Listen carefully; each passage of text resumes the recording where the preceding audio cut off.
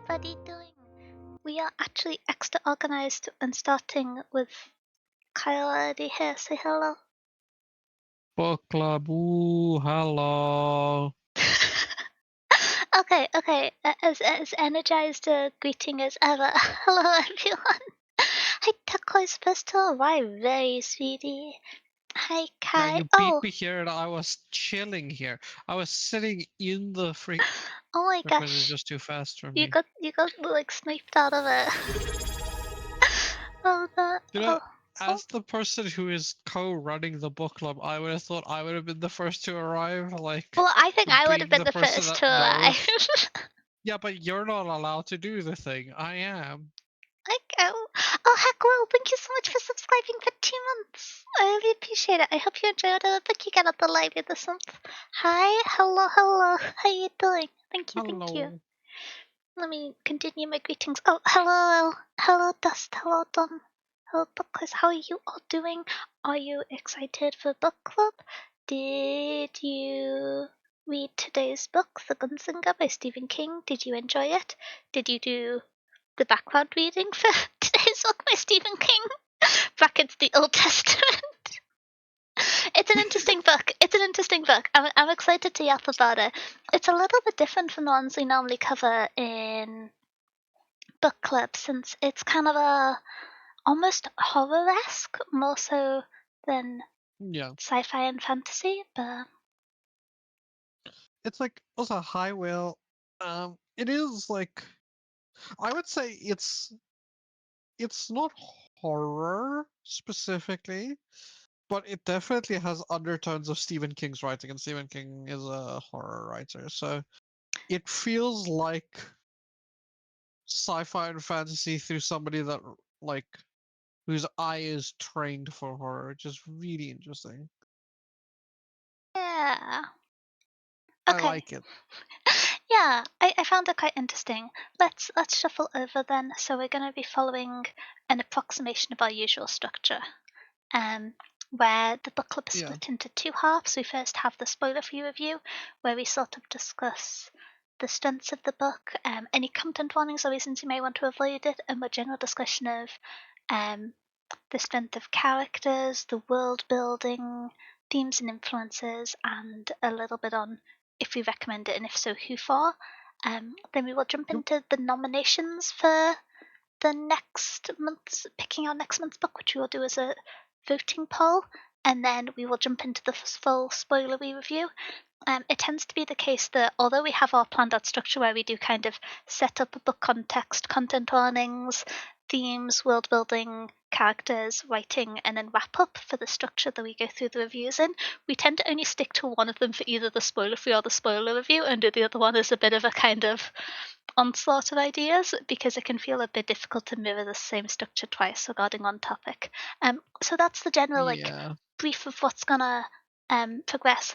As a quick note, for the nominations this book, there was a book nominated that we've done in the past, which was Dune by the author of Dune, whose name I've forgotten.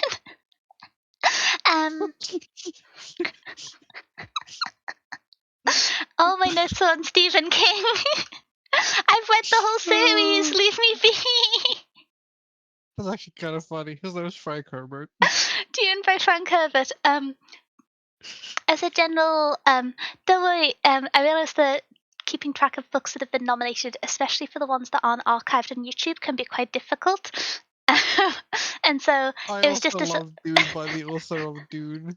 Turquoise. Oh no!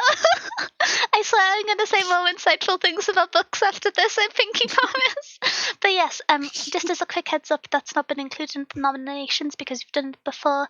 It is one of the ones where it was a book we covered back when we did the book club over Discord rather than on Twitch, so there isn't a VOD of it, which apologies, since I imagine it'd probably be one people are interested in watching. But yeah, I don't currently have a condensed list of books we've done in book club, but I can try and like put that in the book club channel as a pinned list so it can be referred to, if that'd be handy. Because there isn't a unified source. Me and you might have to sit down and like write a list of like all the ones that we did and the ones that were nominated, so that we can just like get stuff down. I think with past Because, like, yeah. yeah, with past nominations, it's fine. There's generally the rule of if a book's nominated twice in a row, it won't be featured the second month, just to make sure we're talking about different books. And so Yeah. the Miss Bond series doesn't get nominated every month by Kai, but but It yeah. can't be nominated because you have to read the. It's like I will never nominate The Way of Kings because you have to read all of them. Mhm. But yeah, if it would be handy to have like a little post or thread or dear goodness, I could attempt to edit and make a short going over the rules of book club and what nominations are. I'm happy to do that. I've kind of just been doing it a bit haphazardly because I kind of aggregate it myself, so I can implement the rules in the final place. But if it would be easier, please let me know, and I can try and set some variation of that information into a more digestible format rather Yeah. than it just existing in my head. Um, Especially some of the older ones that there are no VODs or anything out for. yeah. That we just did as like early book clubs. So Mm-hmm. I don't know no, where. really, you're Oh no, perfectly it's fine. it's completely fine. It's a good book. But yeah, I shouldn't make a list of books that we've done in the past because I could see that being a cause of confusion and Useful. chaos. Yeah. Yeah, it'll be a bit confusing because when we first started book club, we didn't really have the genre split in the way that we do now. Nope. So it's just going to be a list of books across all categories of book club, I'm afraid. But yeah, um, but Yeah, I don't. even think like when we first started, we did 2 fantasy books and we just never did any nonfiction. And then we decided we should read some nonfiction. Yeah. Oh, hi Pesky, how you? Your 100th book. Oh my gosh, hello Pesky, how are you Oh, doing? damn. I hope you're having a good weekend. But yeah, um, I'll try and write that up over the next few days. I should have my notes on all the books, so I should be able to set them up without missing any. I hope. It's going back like 2.5 years now. Whoa, Yep. old mouse. I thought about that too. It's going back 2.5 years. We've done. We ended up having like a 4 month break, but We still. did almost. We're getting close to 50 books for book club that we've read then. If we took like a 4 month break. We I did don't take a think four we're at month break in the 50 middle there. because we've I done think we hit 50. we've done 26 in the current format, soon to be 27 as of the end of today. And then prior to that, we did 8 months in the single book format, so we should be at 32, 33. Oh yeah, true. The first ones were only single book format. I forgot about that. We just happened to only ever pick fantasy books. uh, Yeah. we picked some sci-fi books occasionally. Neuromancer. Eats a book. Bun, spit it out. Give it back. It's mine. Don't eat the book. Bad bun. Oh no. I can't steal them if you eat them. Don't steal them either. It's a library. Well, fantasy and sci-fi is more fun. I Ah, the majority of what I read, and I enjoy that they're the majority of what I read, but I think there is an innate value to reading a breadth of genres. And I yeah. think the kind of pressure to not only read but engage with books from genres outside of the ones I read the most benefits me in my enjoyment, even of just those fantasy and sci-fi books. The Mm, yeah. I I I kind of get where you're coming from with like they're more fun. I feel like they're easier to just read for me. Um, I find them easier to read a lot of the time and to recommend and just like pick up and grab. I will say 2 of my favorite books of last year from book club were non-fantasy books. Probably two of my I top would four argue or three were Piranesi is non-fantasy. fantasy. Yeah, but like I'm Not to thinking just Barbarians know at what the the Gate. books are from. Barbarians at the Gate is like probably my Yeah. second favorite book of last year. Uh, I that felt book was fantastic. an incredible feat of journalism. I agree with saying, oh, that's a. I think it's definitely easier to read fantasy most of the time. I find that I read a lot slower when I'm reading other genres. But Same. talking of other genres, woo, spooky book. Let's start talking about the gunslinger. I think I'm getting better at doing my transitions between topics. You are. You're better at getting past my ADHD too. ADHD brain hits hard. The actual transitions are bad, but the interjecting to start the transitions are getting better. They Okay, are. so the book we're going to be talking about today, Elaine, is The Gunslinger by Stephen King. This is the first book in the Dark Tower series. Yes. As a little bit of setup. Well, Oh, technically the first book. It's weird. okay. Um, so for a little bit of setup, Stephen King is quite a well-established author, primarily in the horror genre. And Yeah. so this book is a little bit outside of his own wheelhouse in a sense, but in part all the more interesting to me for that because I don't particularly read horror. Um, Hmm. so going into this book, have you read anything else by the author or this book before, Kai? No, I don't know who Stephen King is. I've never heard of the man. What does he do? I've only heard of him. He did that The Shining book, right? No, I've read a ton of Stephen King, as I think anybody should read. He is phenomenal. I've actually read the whole Dark Tower series. Okay. So this is actually, yeah, I read the whole Dark Tower. Mhm. So on my Yes, there's technically a prequel. There's technically so it, technically this thank you is for the book hydrate two because turquoise. he wrote a short story and then he expanded the short story into the Dark Tower. But it's technically Dark Tower #1. But also no, it's weird. Yeah, the You know, construction. when they write when an author writes a short story thing and then they later come back and they're like, wait, that was actually a banger idea. Why didn't I do more with this? That was Stephen King. Mhm. Okay, so um, on my end, I have read a few Stephen King books. I haven't finished the Dark Tower series. I read The Gunslinger, I Yeah. think The Long Walk and The Stand around a decade ago, when I was doing my Oh, whole interesting. I should read all the classics or popular books thing. Um, I can't remember a huge amount about them, given the passage of Yeah. time and the fact that I was annihilating 3 books a week in that time period. So Yeah. Pastenia, Pastenia, how and why, both in fear and appreciation. Um, but Yeah, yeah. and it's not like there's 8 in the series as well of the Dark Tower, and they blend in with his other works as well. Specifically stuff like The Stand, Salem's Lot, Black House, The Shining, and Cell. Mhm. All kind of connect to this whole world, plate, vibe. So there's a lot of connections. So yeah, that is gonna. I don't know if I remember most of it, and I haven't read it that long ago. That's fair. Um, Expectations going into the book. So I fear in my expectation. Oh, Oh, can I have a Yap one? Because I want to hear expectation. So I highly recommended this specifically because of the audiobook with Frank Mueller.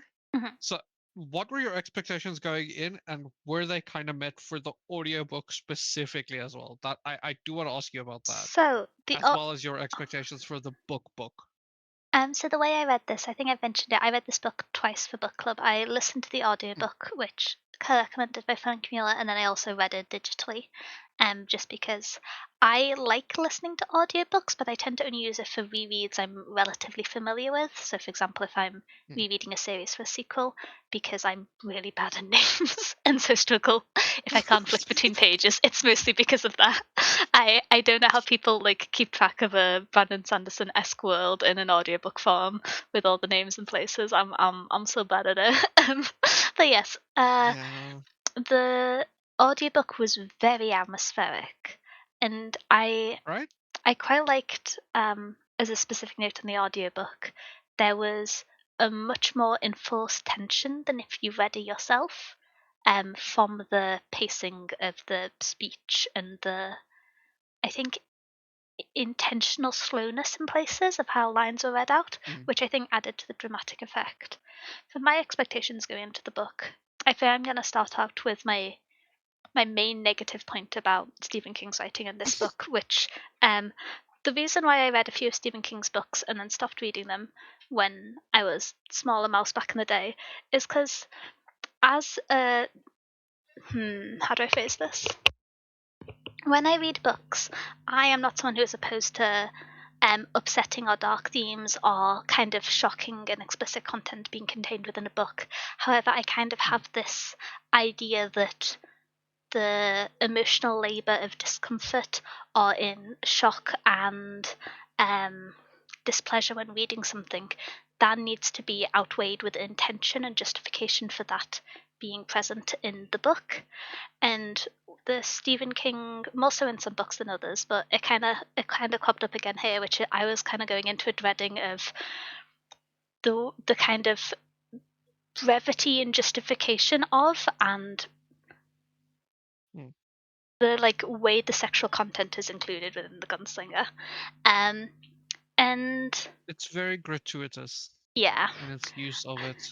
I'm not someone who kind of believes that it's very easy to criticize something like that within a book and it feed into kind of puritanical narratives about shame and that not being present in literature.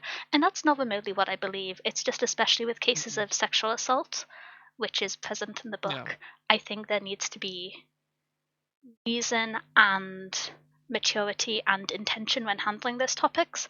And my experience with King's writing in the past is that that's not the case often towards women.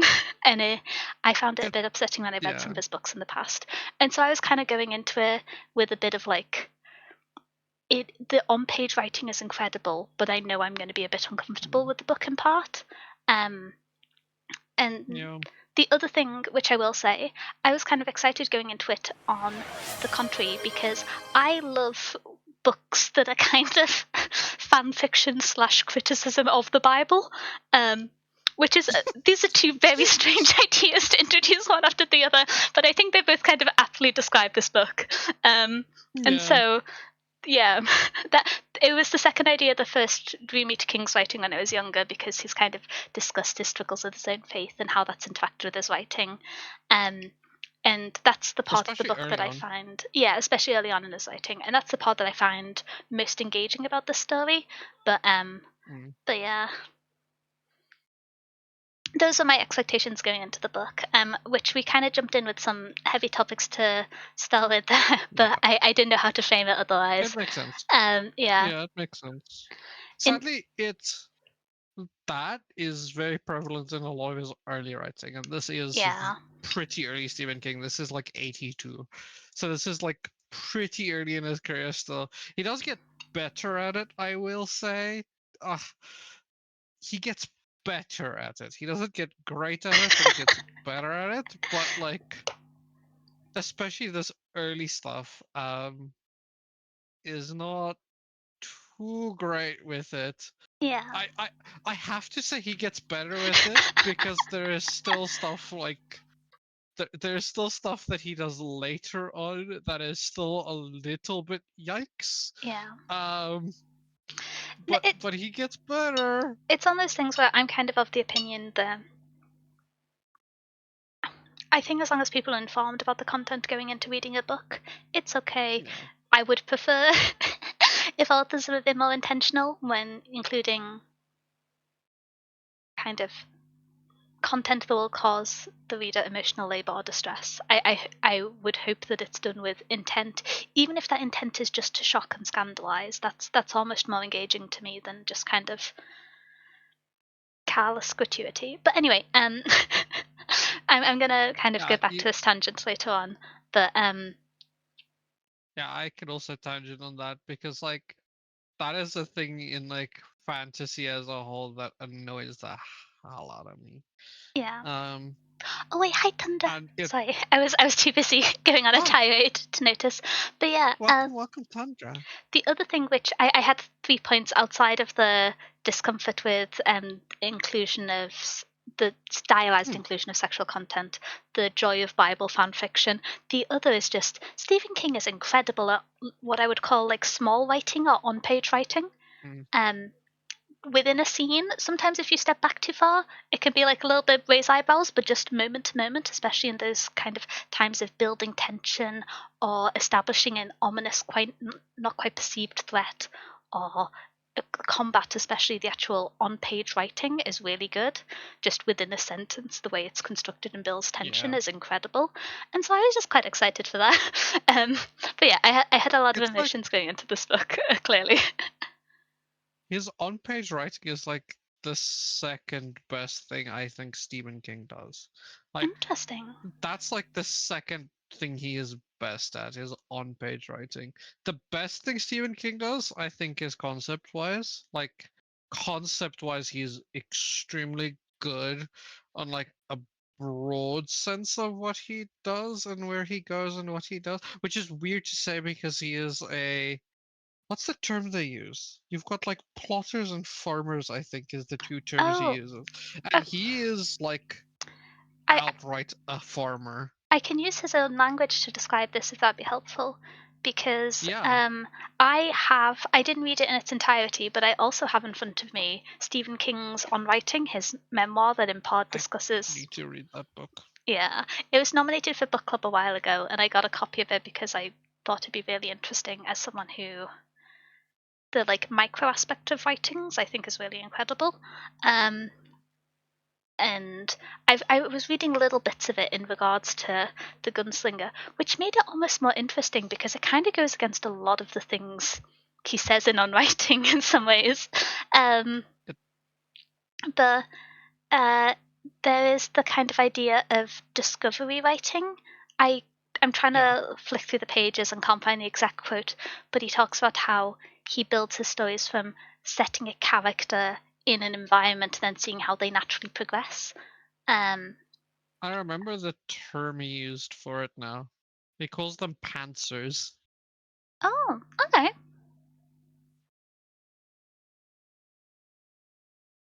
He Interesting. calls them pantser.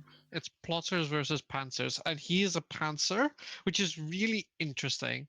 That his like, in my opinion, some of his like most some of the things he does best is like his broad strokes at things. Like if you think about the best Stephen King works, a lot of it is really good on like how the broad idea of a story. Like The Shining as a story, as a broad story, is fantastic. Even if it has like fantastic on-page writing, the broad idea is just fantastic. Mhm. Same with stuff like The Stand, It. You see it in a lot of things that became Pet Cemetery.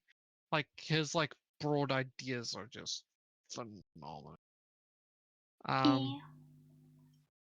for most of it, he does have some bad, but I Oh, think all authors do. I've messed up my Why? stream capture. 1 second. Why do we have a black He does background? have I think the Will said, I think the best thing he does are his characters. He truly understands them and how to make them care about them. It's something that the film versions of his work always seem to get wrong, always fail at. No matter how goofy, silly, or plain bad the story is, his characters are what keep you going. I could see that too, yeah. That's a high Silas. Oh, hey, Silas. I haven't actually, because I'm such a little baby when it comes to scary things, I've never actually seen any of the famous film adaptations of Stephen King's books. Ooh. I've not seen any of them. I don't think I'm cut out for it. I mean, like, okay, I so there's like levels to can you get scared by a movie that old, but the original It is actually awesome. And it has Tim Curry in it, which is always a win. Yeah. Um, It it's adaptation ain't really too good. bad. I'm trying to remember what the last film I got scared by was. And like the OG It adaptation is not bad. The new one is a little bit worse. The new one is actually kind of a little bit scary, but also not that bad. It functions on that it got made in 2017, so our CGI is actually good now instead of just what's his name? Tim Curry and like paint mask. Uh, so Hmm. it's a little bit more scary. Okay. I don't like the new one. I do, but I like it for specifically that like uh what's his name? Bill Skarsgård is in it, and Bill Skarsgård is dude is creepy if he wants to be. Okay. Um, so meandering further forwards, we've kind of touched on this a little bit, but we both read this. I either believe by audiobook, or in my part, I reread it again digitally to try and um I did the same digest it thing. more. Okay, cool, cool. It is a very good audiobook. I will say, It is a very good. yeah. Um, this book isn't translated. It is, however, a revision, which is quite interesting Yes. because we've kind of mentioned it in passing, but the book that became The Gunslinger was written, I believe, first as 3 individual chapters, and then the latter 2 chapters were Yes. written with the intention of it being combined into a singular book. And then Yes. they were published, the first 3 chapters, individually, and then were later Yes. revised to fit more within the Yes. grown out universe of The Dark Tower. Um, Which, if I'm correct, and you read like a published version of Treasure Digital, I don't know which published you read. We actually read both sides of the revision because the Frank Mueller version mhm. is like the pre-revised version. He did an original recording of it. So there, we actually got both sides of the revision. And if anybody else listened to it and read it like that, you also heard both sides of the revision, which That is helps because where I thought I most was going people. insane at a few points because I was just like, I could have sworn this was slightly different. Yeah, so that's the thing most people don't know. That's why you cannot find the Frank Mueller version, is Oh. because technically they revised it and they re-recorded it with another guy because Frank Mueller sadly passed away. Um, like very close to the after like this his like version came out and before the revision got published, he passed away. So that's why you can't really find his work because he technically has like pre-revised edition of the book, Mm. um, which Okay. is really interesting. I actually found it really interesting to read both sides because this is the first time within this short span of time that I read the pre-revised and the revised version, like almost side by side to compare them directly. I had only ever done one or the other when I do a read of this book because I've listened to it twice and I've read it once. So I've only ever done one or the other. I've never done it this close together to see them side by side. Okay. Yeah, I suppose that makes sense unless you're doing it for a kind of intended review format, like a book club. Um, because it's kind of an unusual way to engage with media otherwise. It is a little bit weird. Like we just listened to Andy Weir's like Artemis. It would be weird to go and read the book now after listening to the audiobook. Like literally like 4 days, I five I days did later. enjoy that book, but I feel like I probably wouldn't reread it because I don't know. I wouldn't either. Heist books have to be very good in a very specific way to warrant rereading. Brackets Six of Crows. Ooh, Six of Crows. I I've Um, only I've only reread two heist books, I think, that like stand out in my head, and it's Six of Crows, and technically Mistborn is a heist movie, is a heist book. So I've reread Mistborn as well because technically that's a heist book. okay. Have you guys seen Pacific Rim? I don't think so. I Is, have. is that the one which had Rihanna in it as an actor? Or am No, I Pacific thinking? Rim is the one with the big robots and the kaijus that was done by Guillermo del Toro. I've not seen it, but I like Guillermo del Toro. I also like Guillermo del Toro. It's the one with like the big robots. Idris Elba is in it. That's like the thing everybody knows about it is that Idris Elba is in it and he's like Marshall Stacker Pentaghost or something, and he is. kind of hot. It's like peak 2013 Idris Elba, and he looks Oh, great. on one hand, I'm a big fan of the kind of Nordic-esque crime thrillers that Idris Elba has seemingly dedicated his current career to, but I also remember Yeah, when everyone was talking about the rumours of him being James Bond, and I'm so sad we never got that. I'm so honestly. Okay, I don't know if you saw Hobbs and Shaw, in which he plays like a secret agent, like soldier guy. It just made me want it more because I can see him doing action in that, and I'm like, dude, he's perfect for Bond. Like, he's actually perfect. Never read the original version myself. That's fair. I think it's quite difficult to get hold of. I don't know. I imagine physical printings. I There's probably it as a I have tried to find it and I cannot find an original printing. The only way I've been able to engage with it is through that audiobook. I mhm. have not been able to find an original printing version anywhere. And I've like really Honestly, tried to I find a PDF imagine or some way. like charity shops in the UK and Maybe. locale of US are probably the best places to find it. Because I found a while ago, I didn't get it because I already had a copy of it, but I found there was a small number of revisions, but there was a version of Sabriel that I think had a Ooh, preview chapter of the yeah. next bit that didn't get included in the final one. And I found a version of Hmm. that and I was like, this is really cool, but I just got a copy of this so I can't get it. But Yeah. I can imagine that you might be able to find it there, or I know there was a very, very small run of it, like original editions that you might be able to find.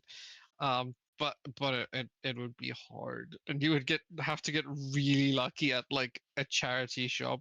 But I couldn't find one online, sadly. I've tried to find one online. I kind of want one. It would that's be fair. interesting to read. Yeah. Okay. Have we finished our introductions? I think we have. Are we ready to jump into what's probably going to be a slightly longer section than usual, which is content warnings? um, Yeah, this book has a lot of concept warnings. Yep. So let me get the list up suggested by Storygraph from community submissions, and then I will add on any that I think are relevant. I should have had that open earlier, but I closed my windows because of whatever was going on with the the capture messing up before. Okay, so oh, I have too many Oh, windows can I? open. hmm While you do that, we usually say pet peeves on like stuff as well. Pet peeve about the setup, and it's gonna be what we just talked about. I hate when revisions are on like so hard to find. Um, it's impossible to find the audiobook legally. You can find it illegally if you want it. I got a link. I would never do piracy in my life. No, no, no. Um, it's impossible to find pre-revisions of this book, and I hate it. It's a pet peeve of mine when they erase pre-revisions and stuff like this. Um, I actually don't like it, especially because this does change a few things. This revision actually does change a few things around a lot, and I just don't like it. I especially with like how good the Frank Mueller version is. Like, dude, just put it out. Like, you're not gonna make Uh, money if you don't want to sell it. Just put it out there. You're not gonna make money on a freaking 40, 50-year-old book at this point, Stephen King. Just put it out there. Like, come on. I'm so tempted to make It annoys something me. say something snippy and satirical about what if they print like a new special edition with sprayed edges, but I'm resisting. Um, content warnings. Okay, that would piss me off more. That would make me more mad if the only version of the unrevised version is a sprayed edge special edition. Oh, sprayed edge special edition hardback. That's like $100.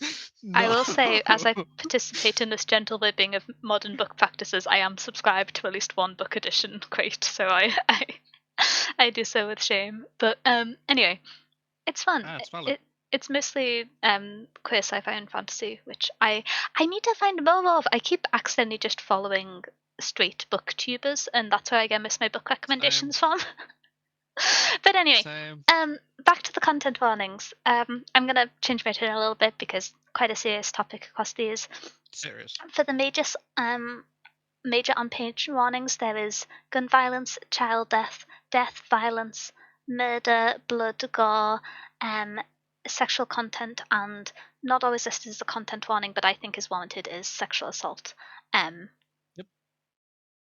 There's also reference to drug use, and moving down to the more moderate or the less direct content warnings, there is, in a sense, reference to and occurrence of abortion, which it's a bit abstract within the book. There's also passing allusions to incest, and I think those are the major ones. There's also some animal death. Yeah. I think that's most of the like big ones. There is an undertone of like addiction and drug use a little bit. Yeah, there's Not allusions to like an unreliable narrator in a way that kind of could be read as some form of psychological disorder that's skewing the perception of reality. Yeah. But it's not really a major theme. Yeah, it's not major. Yeah. The major one that I would say, and Dania actually brought it up as well, is that like it's one that's very underreported for this, and it is very much a major theme. Is there is a sexual assault and like stuff like that on page. Yeah. I hate that it's so underreported, but it does happen. Yeah, it's one of those things where I know going into the book, I didn't particularly remember from when I'd read it, but I knew there was going to be like sexual content in it. But kind of reading it with a more developed prefrontal cortex, I was like, oh, I didn't process within the style of writing and the framing within the book how like violent this is, and so I do wish that was something that was emphasized more. But yeah, so in the way which it's always slightly difficult to move on from those topics. Yeah. Should we talk a little bit about the themes within this book? Because if I say the Old Testament is a theme, am I going to just be very unhelpful? I mean, yes, but it's also true. I don't, because I can turn around and say like 2 or 3 specific stories within the Old Testament and be like, oh, okay, so this chapter was a retelling of this story within the Old Testament, and this chapter is inspired by this within the Old Testament, and this one is inspired by this very famous passage in the Bible, and I don't know if that counts as a spoiler. That's a good question. Because this is the question we have to ask ourselves. Is the Bible that something spoilers? is a reference to one of the oldest books ever written, the Bible, a spoiler?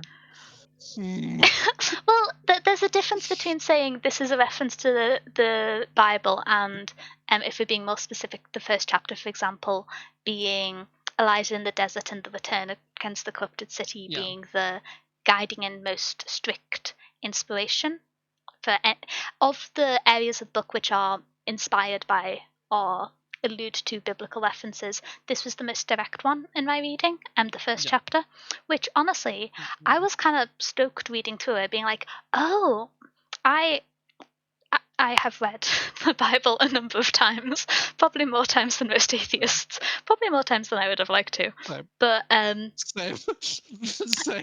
I recognised an amount of it when I read it for the first time when I was younger, but reading it now, I was going through it and I was just like, oh, I didn't realise that each of the chapters were a retelling of a biblical story. That's really interesting.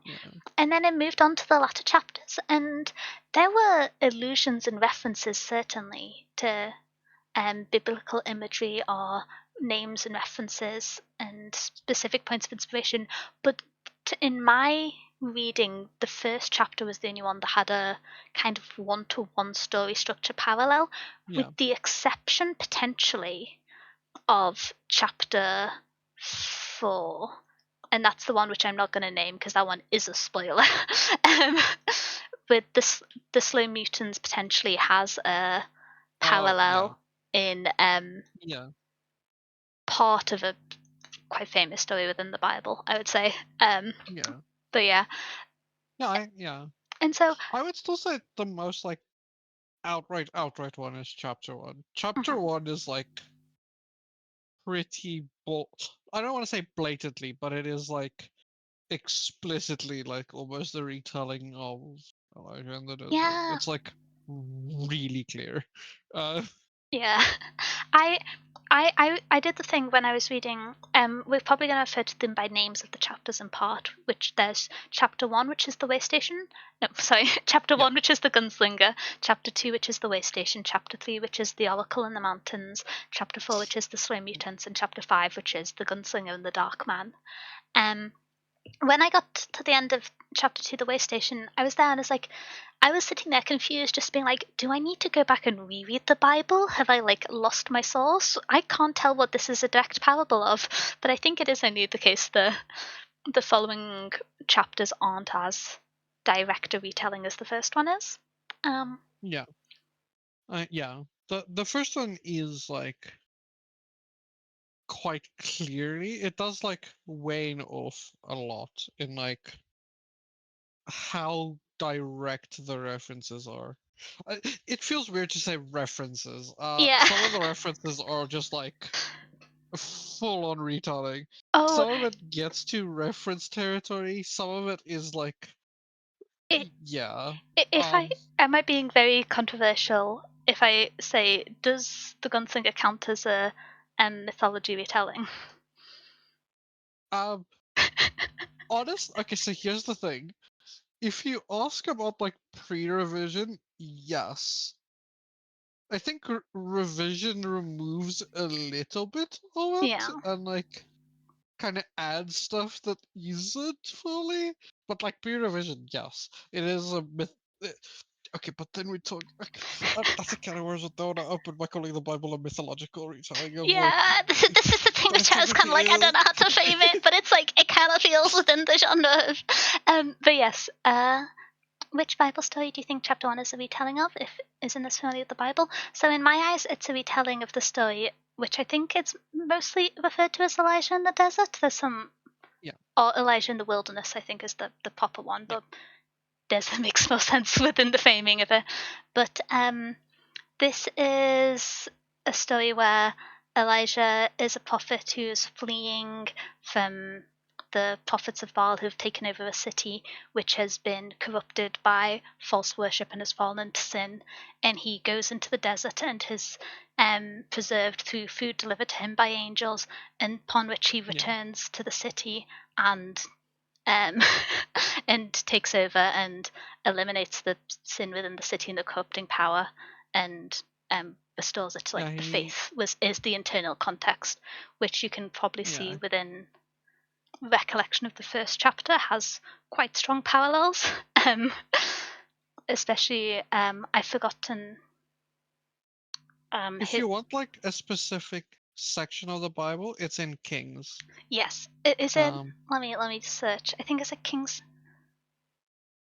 I think it's yeah, like Kings King's, 19, yeah, Kings 19. 20. Oh, I don't have the page number.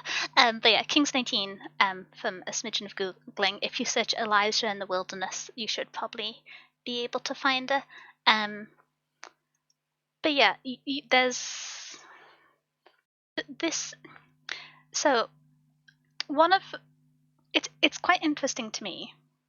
The people would enjoy this book without the biblical references, because to me they were the most interesting part.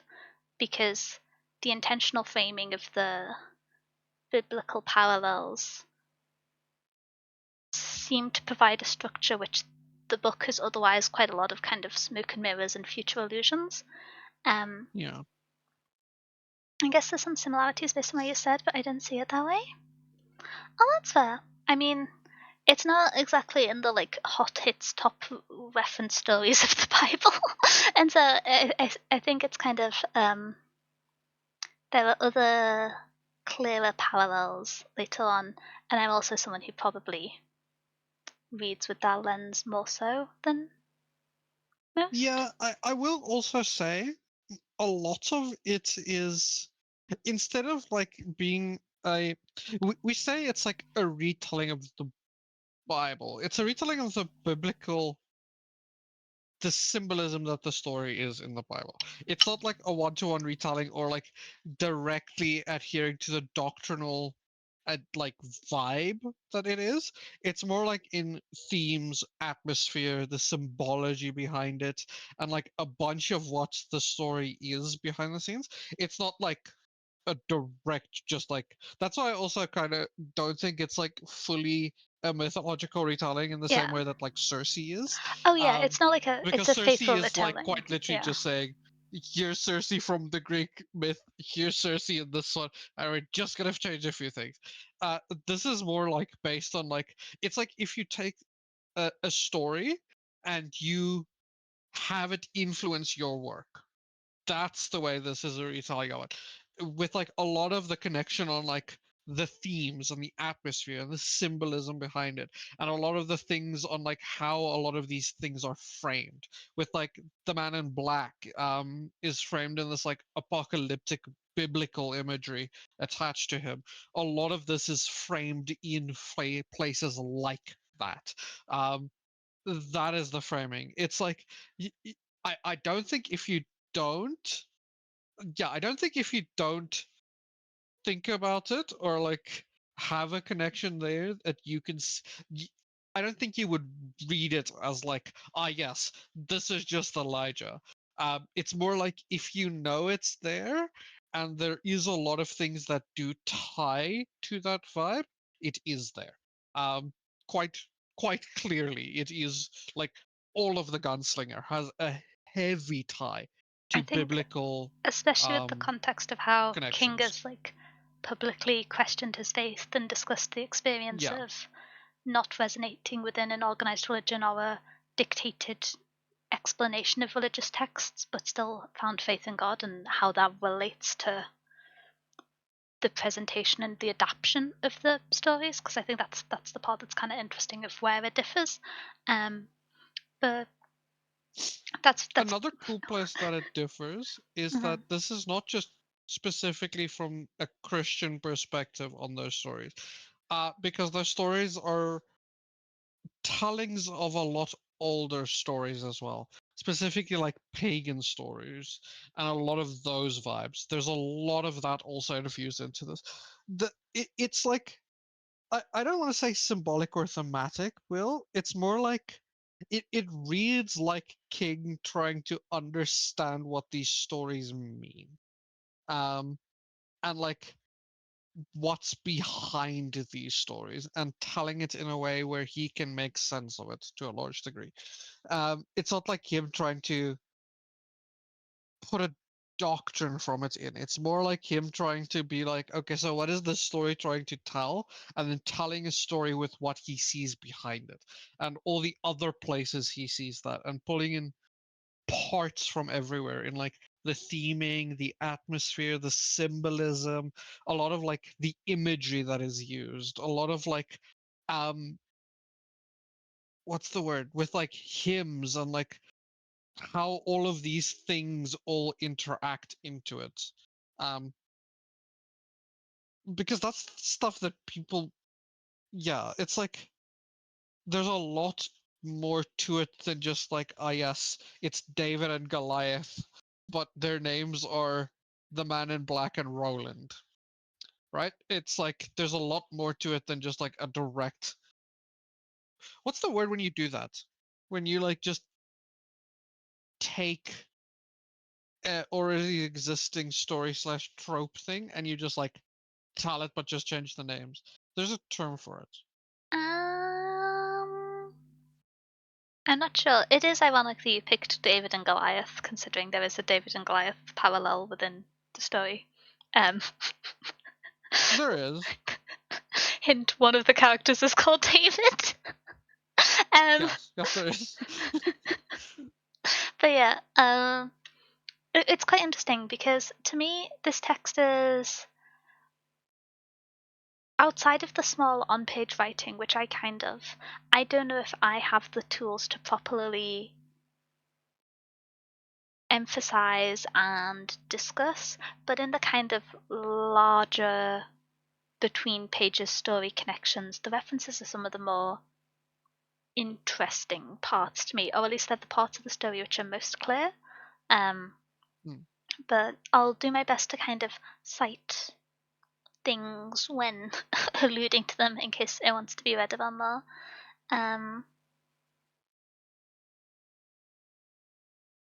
Honestly, reminded me of a scene from the Western Cowboy, nothing specific, but it gave off the same vibe. I found out later that Dark Tower as a whole is heavily inspired by spaghetti westerns, especially the good, the bad, and the ugly. Oh yeah, it's the kind of spaghetti western, the phrasing of it, that genre had a huge influence on it. It's quite interesting. No. Yeah. That's the first time I heard that term, though. Spaghetti western. I enjoy that phrase quite a lot. I like it. I Yeah. kind of love it.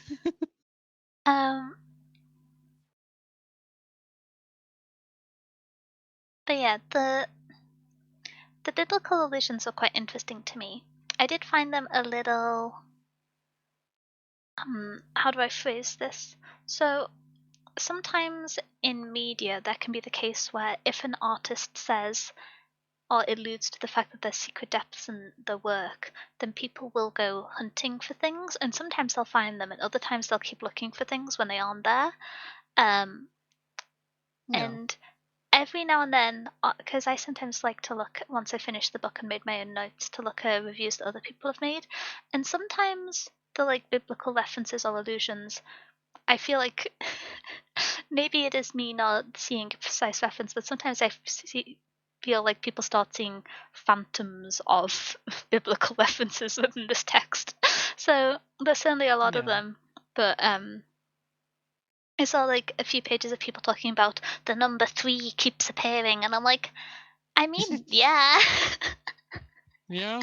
It appears in a few key places, which I won't talk about with the spoiler shenanigans, but I do think there's kind of a tendency when there's a precedent that a author or creator likes to hide references within their works to just keep looking, and it's difficult to know whether or not you found them all, and sometimes it leads to unended studies. Refers to cowboy movies made by Italians. Wait, was that a niche of cowboy movies? Well, was that a big Italian film boom? What is this? Sorry, I have no context on this. I'm Is there bamboozled. like a bunch of them? Yeah, I have no. Also, that's like the good, the bad, and the ugly. That's like one of the most influential cowboy movies of all time. Are they just like the best at cowboy movies? Italy to OP. That's crazy cool. Were they filmed there to try and get the climate? I'm trying to figure out how that happened. Did Italians just like cowboys a lot? Maybe. I don't know. But yeah, the outside of the kind of different biblical themes, which I think sometimes you get parallels between characters and how they refer to biblical stories, and then they don't like sit consistently, if that makes sense. Of No. depending on the chapter or the conversation, you can have characters who have their likeness evoked similar to different um different figures. But yeah, I was going to go into a spoiler tangent, but I have not, and um, look at me being restrained and good. Uh, the other key theme which I saw on this is kind of, it sounds a little bit silly, but focus and ambition, I would say, is the other key theme within this book, specifically single minded, all consuming, disproportionate focus and aspiration. Um, which I think gets established kind of early on, but it gets investigated in some quite interesting ways throughout the story, primarily in the last two chapters. Yeah. But yeah, I think in part because I was largely focusing and reading through with a, especially when I listened to it in the audiobook version, I was listening with a kind of lens of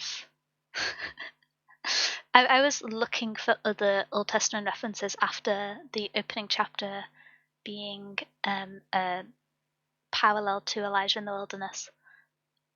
That was my main kind of lens that I read the book through, almost inadvertently. And so if there were themes outside of that, I probably didn't pick up on them in too much depth. Yeah, it's a strange one. But were there any themes there? Oh wait, we've got spaghetti western information. Back in the 1960s and 70s, a bunch of Italian filmmakers made cowboy movies. I don't know why, but I guess the Wild West was just a popular setting back then. They were unlike other cowboy movies made up to the point. Some were good, some were bad, some starkly didn't. Twisted were amazing. Interesting. That's kind of fun. Just a monopoly on cowboy movies, I guess. Oh yeah. I found out something insane about it. Okay. About like why spaghetti westerns took off. It's specifically about one guy. So what happened is like it was in the 1960s, it was low budget, and it was easy to produce in Italy.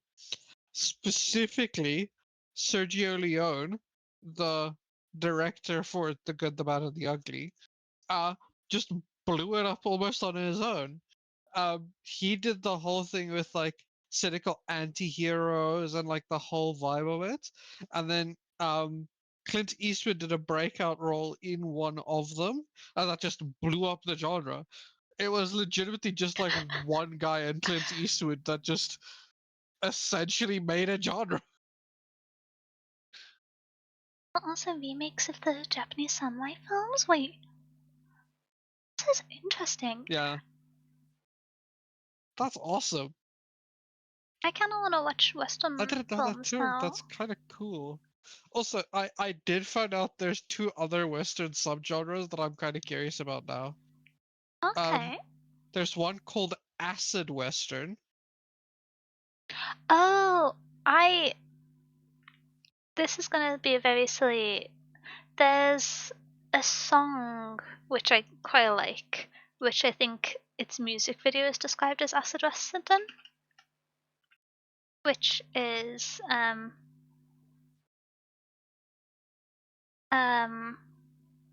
ba ba ba ba ba.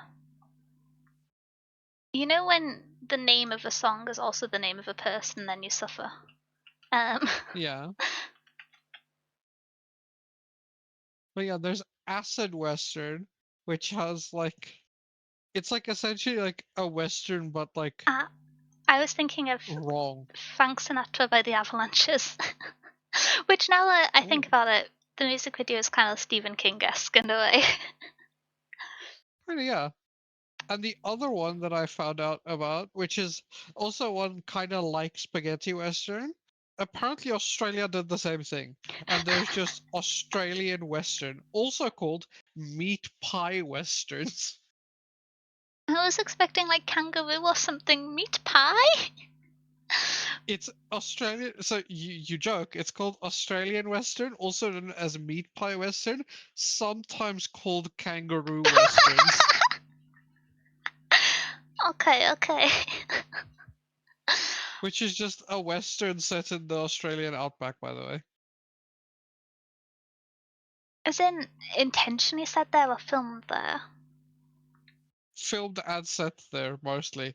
It mostly follows bush rangers instead of like it's a western, but it follows Australian people instead, G'day, mate. which is hilarious. It's hilarious. Also, the term meat pie is specifically made because it was called a spaghetti western, and they just found it funny and just started calling them meat pie westerns instead.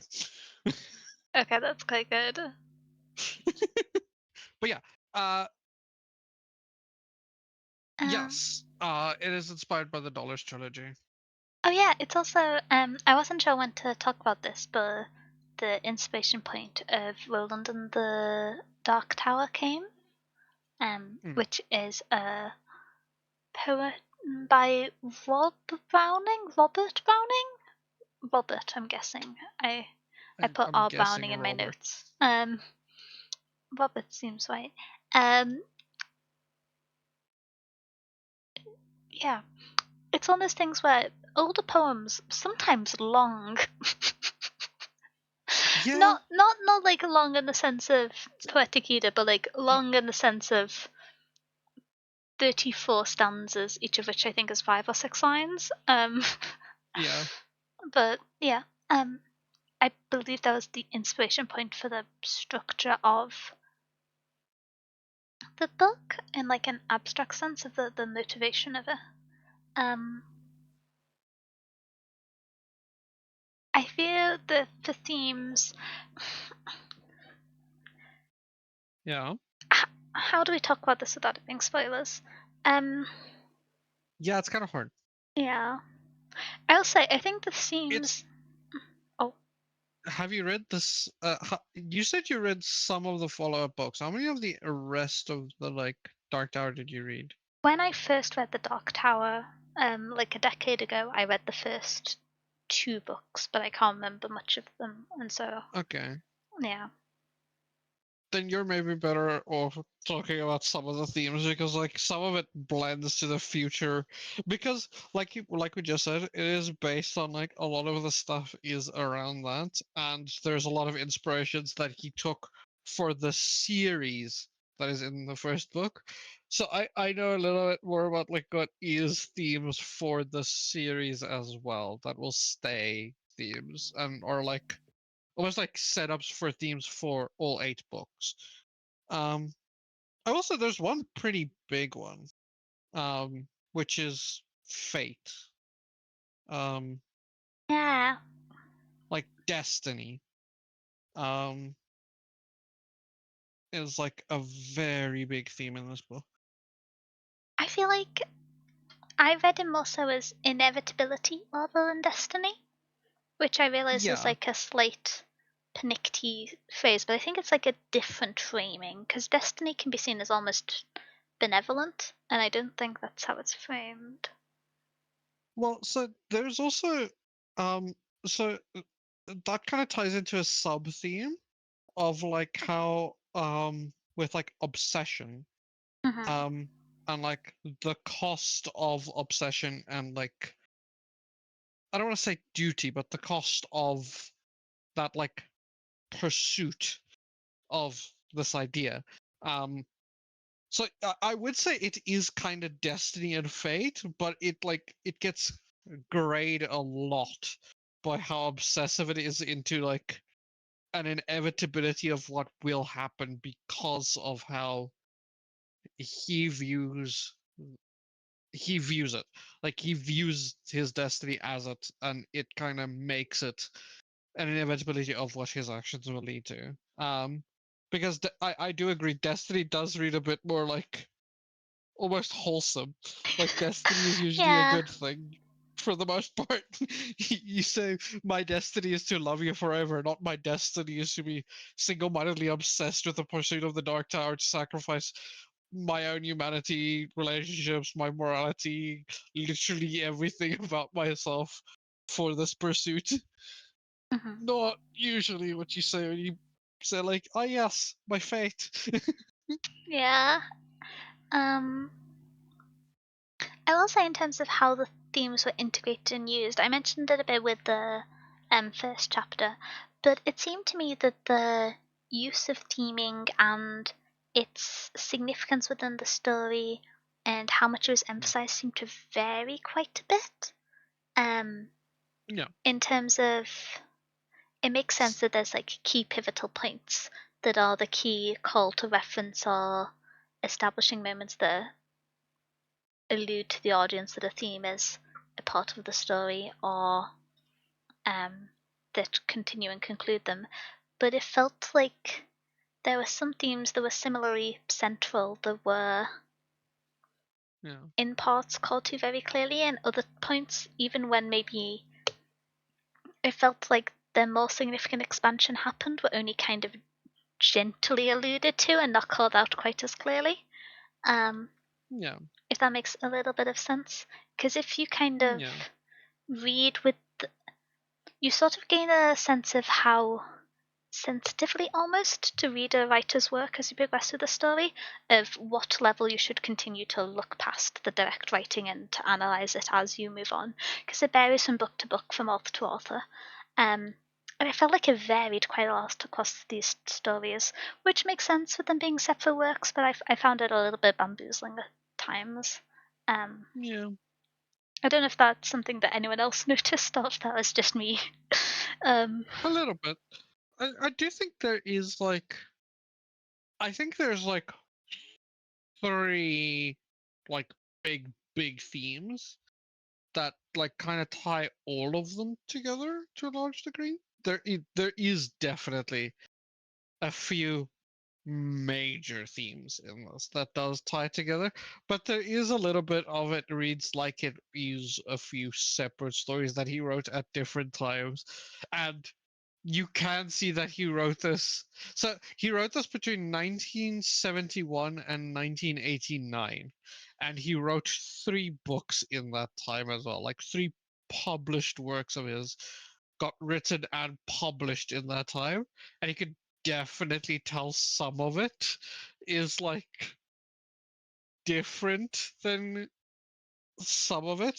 At least I could see some of his own progression as an author at that like very early stage of his career.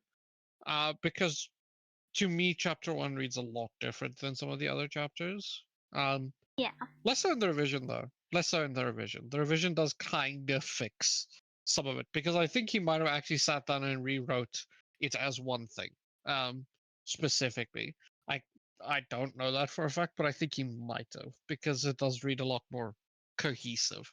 Um, but the pre-revision definitely feels different yeah, chapter by chapter. yeah. Um, That's something I found with the audiobook, I think, in particular.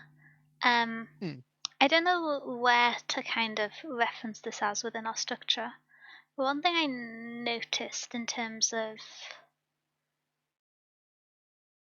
maybe it goes in with themes, but there was a few times when hmm, someone was referenced within the story, and instead of just kind of twisting yeah, the audience to go, oh yeah, that was the character from the last chapter, the reference them would be followed out by their name, their city of birth, and their relation to the gunslinger yeah, every time they were mentioned.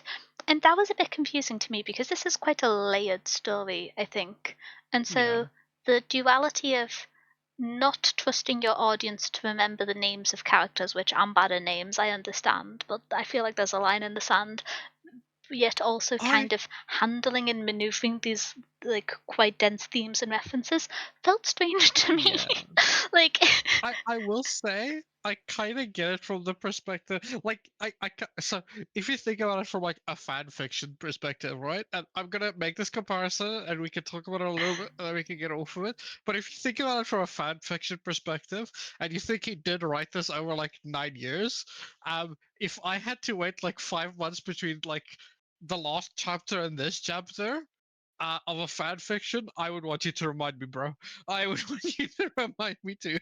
Uh, so I kind of get it from like the perspective that he wrote this so spread out, but it yeah, is definitely weird. And it's weird that it doesn't happen in Stephen King writing specifically. It does not happen in Stephen King's writing ever again because he yeah. doesn't do this again. He just writes a book, so it doesn't, yeah, it doesn't ever happen again. So it's really funny to see. I, It's one of those quirks of this book specifically that's like, oh I yeah, he definitely wrote this as short stories. I did wonder at first. I was just like, oh, is this to show? Because there's a few allusions as kind of like a miniature theme, the like change of self over time, but particularly the loss of self over time. And so I was like, oh, is the fact that as the narrative perspective character, Roland is naming all of the key information he can draw to mind easily and quickly about someone when referenced, an indication of his desperation to hold on to and remember what's happened, in the way that he is forgetting the world that he came from, and that we see other characters, particularly Jake, forget the world that he was a part of and start to drift away from him increasingly. And so I was like, oh, maybe it's that, but it was never framed as that. It was, remember this character from earlier? They were wearing a purple sweater. Yeah, that one who was standing on the right of the screen. It was very, it was. I think that's what he wanted. I would be so for real. It's actually so funny that is probably what was going on. He was just like, I don't know if they will actually remember this character that I introduced at that point. Honestly, with how like spread out these stories were as well, because like I said, it was 71 to 90 to 71 to 79, and the first version of this got published in 81 as like the version that Frank Mueller read, and then a revision in 83. Is the like first revision like big publishing that you can find now. But like, so honestly, probably he did think like they were not gonna remember a character I introduced in a short story in a magazine 9 years ago. They're not gonna remember. Just tell him again. He wore a purple shirt. He was there. Because I could see that. Because absolutely.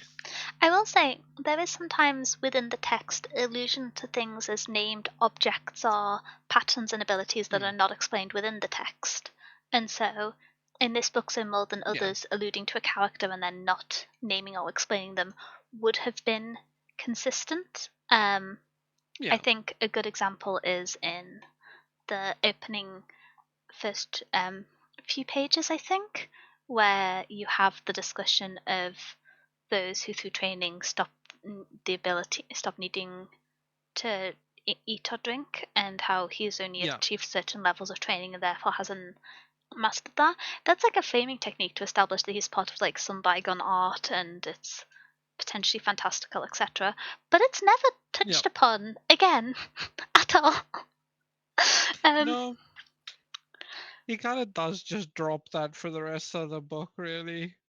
I'm trying to look through now and see if it's in the revised version or if it was only in the audiobook, because no, it's in the Which is revised actually version. kind of fun. He had progressed through the Keth over many years, and he had reached the 5th level. At the 7th or 8th, he would not have been thirsty. He could have watched his own body dehydrate with clinical detached attention, watching its crevices and dark inner hollows only when his logic told him it must be done. Which it's like, that's a cool concept to establish. I was interested to find out more about that. Never did. Sucks for me.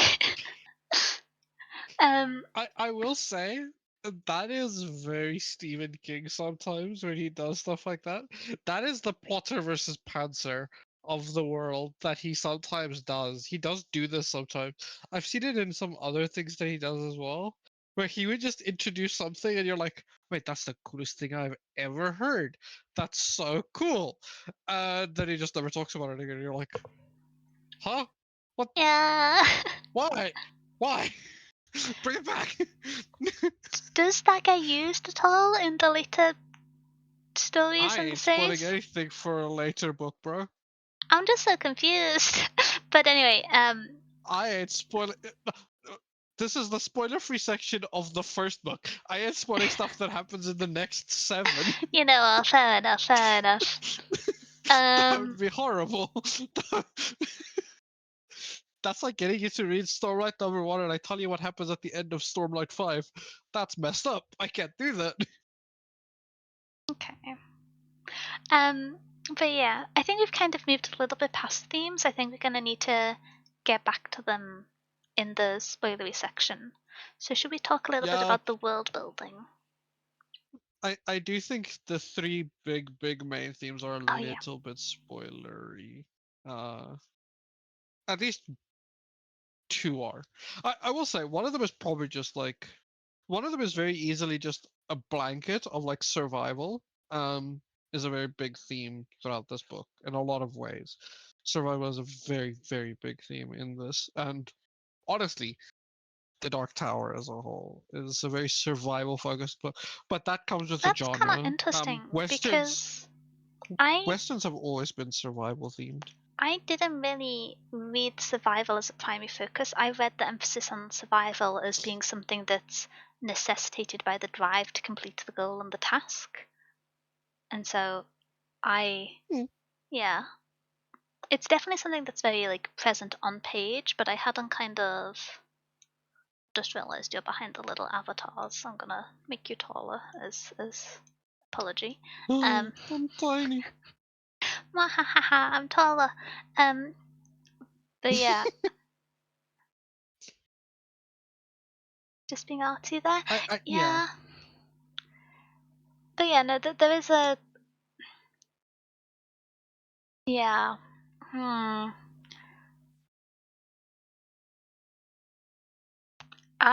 I'm gonna be annoying and pretentious and reference Le Guin to explain one of my points, which is Hmm. in a book which we discussed at the end of last year in The Dispossessed. There's a discussion and reflection that Shevek has in the first chapter regarding the two kinds of death: for you to Hmm. die and leave behind the world and everyone you know, and for you to leave the world you know and to die to everyone you've left behind. Um, and so this story kind of felt like an exploration of the second kind of death, of what it means for you to continue but be dead in the sense that you no longer continue in the context that you exist around, that your world is gone. Um, Yeah. yeah. To a degree, yeah. Also, that also kind of does tie into like the survival theme a lot. It is usually another theme in that as well, with like how, well, one, how you are the one to survive the end of. It's not a spoiler. It's in the first chapter. How you survive the end of the world you knew, and like him being. It's not a spoiler. Like The Last Gunslinger. yeah, Yeah. I wanted to think if that is a spoiler. I don't think it is. It's really not at this point. He says But it yeah, in the first like chapter when he's at the start of he retelling his does. tale. Um, He does. We do usually say like chapter two, but like so so yeah. the end of A lot chapter of 2 it is is 50% the way through this book in terms of page count. The first two yeah, chapters are beefy. yeah, yeah, because um, that was what the story was, and then he just decided to put some more on it.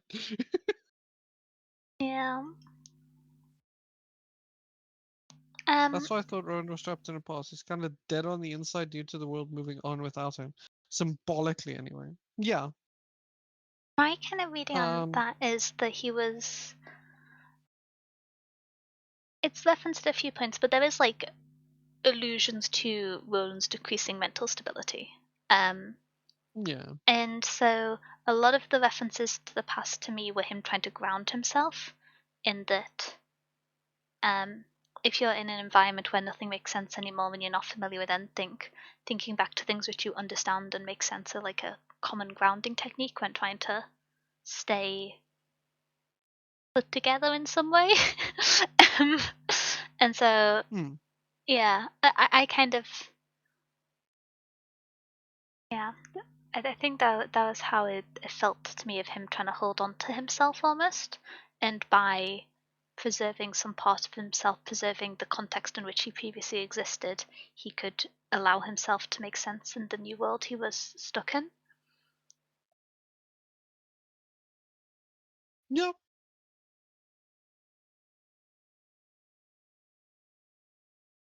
I could see that too. Yeah. But do we want to talk a bit about world building? Or I realized I said that and then I Yeah. think we got distracted. So the world building is vague as all places. Um, It's as vague as Stephen King usually is, yeah. which is very. um,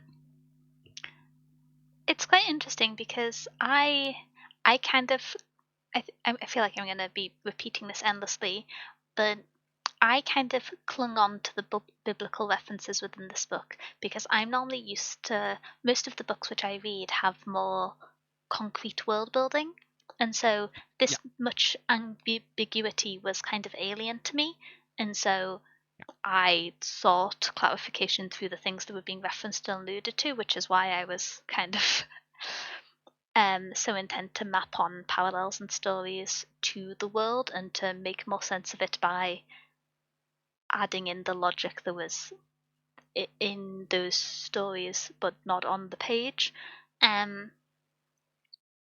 I think it's interesting because I would have been more satisfied with this as a book if it had been more world building. It's just who I am. But I can't really comment on whether or not it's the detriment to the book without reading the sequels and seeing how it continues to be handled.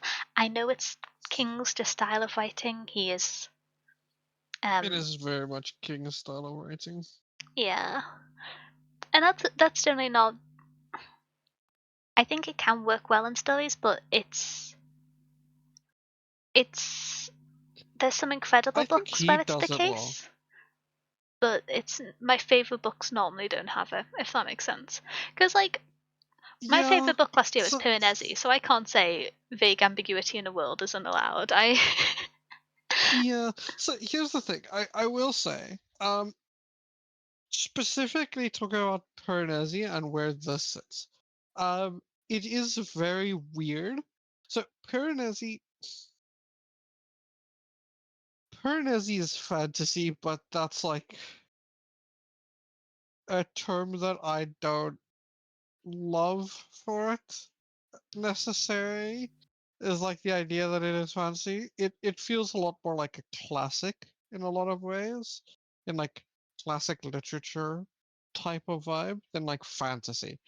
And this being so clearly his work on fantasy and sci-fi for specifically feels so alien because usually those worlds are extremely clearly done. Even in lesser world building novels or ideas in fantasy and sci-fi, they're more than this. In horror, this works phenomenally. For his usual writing in horror, it's yeah. fantastic because in horror you don't want answers. In horror, the less answers you get and the more obscurity you get, the better it is because it works to unsettle you. In fantasy, it works less well. So specifically for this being a fantasy book, it is harder to attach it to. This is just Stephen King's style, though. And he does just write like this. And it doesn't help that he also writes it the way he would write horror. So there is not really that much like you kind of just get thrown in without like heavy exposition or like all of this like world building that you can attach to or any like actual time there. It's more just like you're thrown in there and it's kind of like he kind of puts you in his spot in like how he discovers worlds in that he just throws himself in the center of a place and then goes like, okay, what do I see, what's gonna happen? And that's kind of how this feels. There's not really like, it is very interesting in fantasy but it's also very weird because like even like usually low explanation worlds or like low explanation fantasy is more explained than this. So I I have my little response here because this is something that I made quite a few notes on because I'm someone who Hmm. I love worlds as narrative devices and as framing devices. And so I really enjoy when there is a world that is built with intention within a story.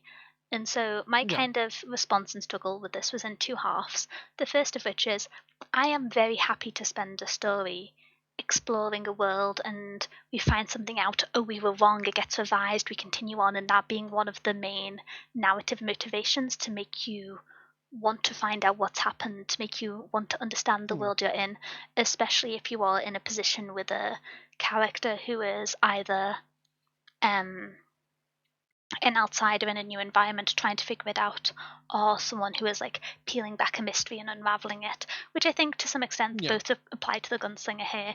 And so that structure, which I think Should agree. Will referenced here to some extent as a hook, the ambiguity of the world, that's something which I find very engaging, but I don't think it's very satisfying as a narrative device if that hook isn't resolved within the book.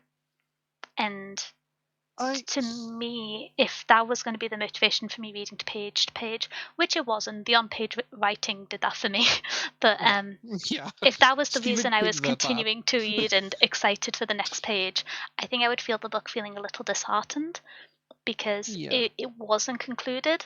And so it's a great build up and hook. And I imagine it might make you turn the first page and then over time you get pulled in by King's writing. But if that's the sole thing you're focusing on, then I imagine it would feel dissatisfying at the end. Um, yeah. oh, hi, Ka. I Uh, I will say I agree with your I so I agree with you mentioned it specifically for two genres. I think it fits with a few more genres than just the two that you mentioned. But you talked about mystery and horror, where this works really, really well. Where you want that like tie in to like dive deeper into the world, that like hook that just drags you deeper into it by not revealing too much, but it like pulls you into the mystery of the world. I will say, usually that doesn't work with fantasy. That's my one pushback on it doing this. It usually doesn't function on fantasy. if I Mostly turn because around fantasy. and say, I second book of Mistborn. Yeah, but that's slightly different because you get a ton of world building in book one. Oh, Um, yeah. you already know you know so much about the world of Mistborn of the Lost Empire already from book one. That book two doing that isn't a betrayal or like you not. So what this does and why I don't like it specifically in fantasy specifically, and this is a very personal like tasting. Some people might not care. The issue is so Mistborn does it in book two. I'm not. It's not a spoiler to say that Mistborn World Two, Book Two isn't as world build heavy. It does kind of have a lot of mystery attached to it on the edges. Uh, what this does is if you do it in a book one, it obscures that you know what is going on, right? So I can't see that he sees what is going on in the world, so I don't know. Brandon Sanderson doing it in book two, I already know he knows this world better than I will ever know this world because he showed it to me in book one. Um, and I already know everything from book one, and I know that world is built. So him obscuring it for me in book two works to pull me in, right? It's why a mystery novel is so good at it because usually with a mystery novel, you kind of know that the author has an end point in goal, an end goal in mind. Like this is the killer. This is how it was done. This is the mystery. So them obscuring it for you can drag you in because you're like, okay, I want to see how you reveal points to me that get me to that end goal. In fantasy, it's not usually like that. In fantasy, you're like pulled into a world and you kind of see an end goal, but you don't know where on that end goal I want to get or how we want to get. Is that actually the end goal? Like, I just know about the Dark Tower, but is that actually the end goal of this book? Um, and you don't have that path that the author can drag you and that you can trust the author to drag you through. So, like, the obscuring doesn't function like it would in a mystery or in a world that is already set up.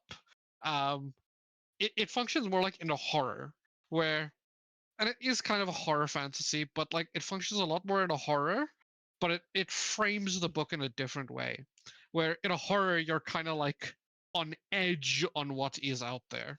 You're not curious about it usually. You're more like, what's the word? Not on edge, but you're more like cautious of what is on the wider world. And usually fantasy in that is like it's a bit of a like it does kind it can work. It's just usually weird. Yeah. So it didn't fully work for me, but for a slightly different reason, which is after fantasy, the genre I read most next is probably mystery, and so I'm quite comfortable with that Yes. structure of world explanation.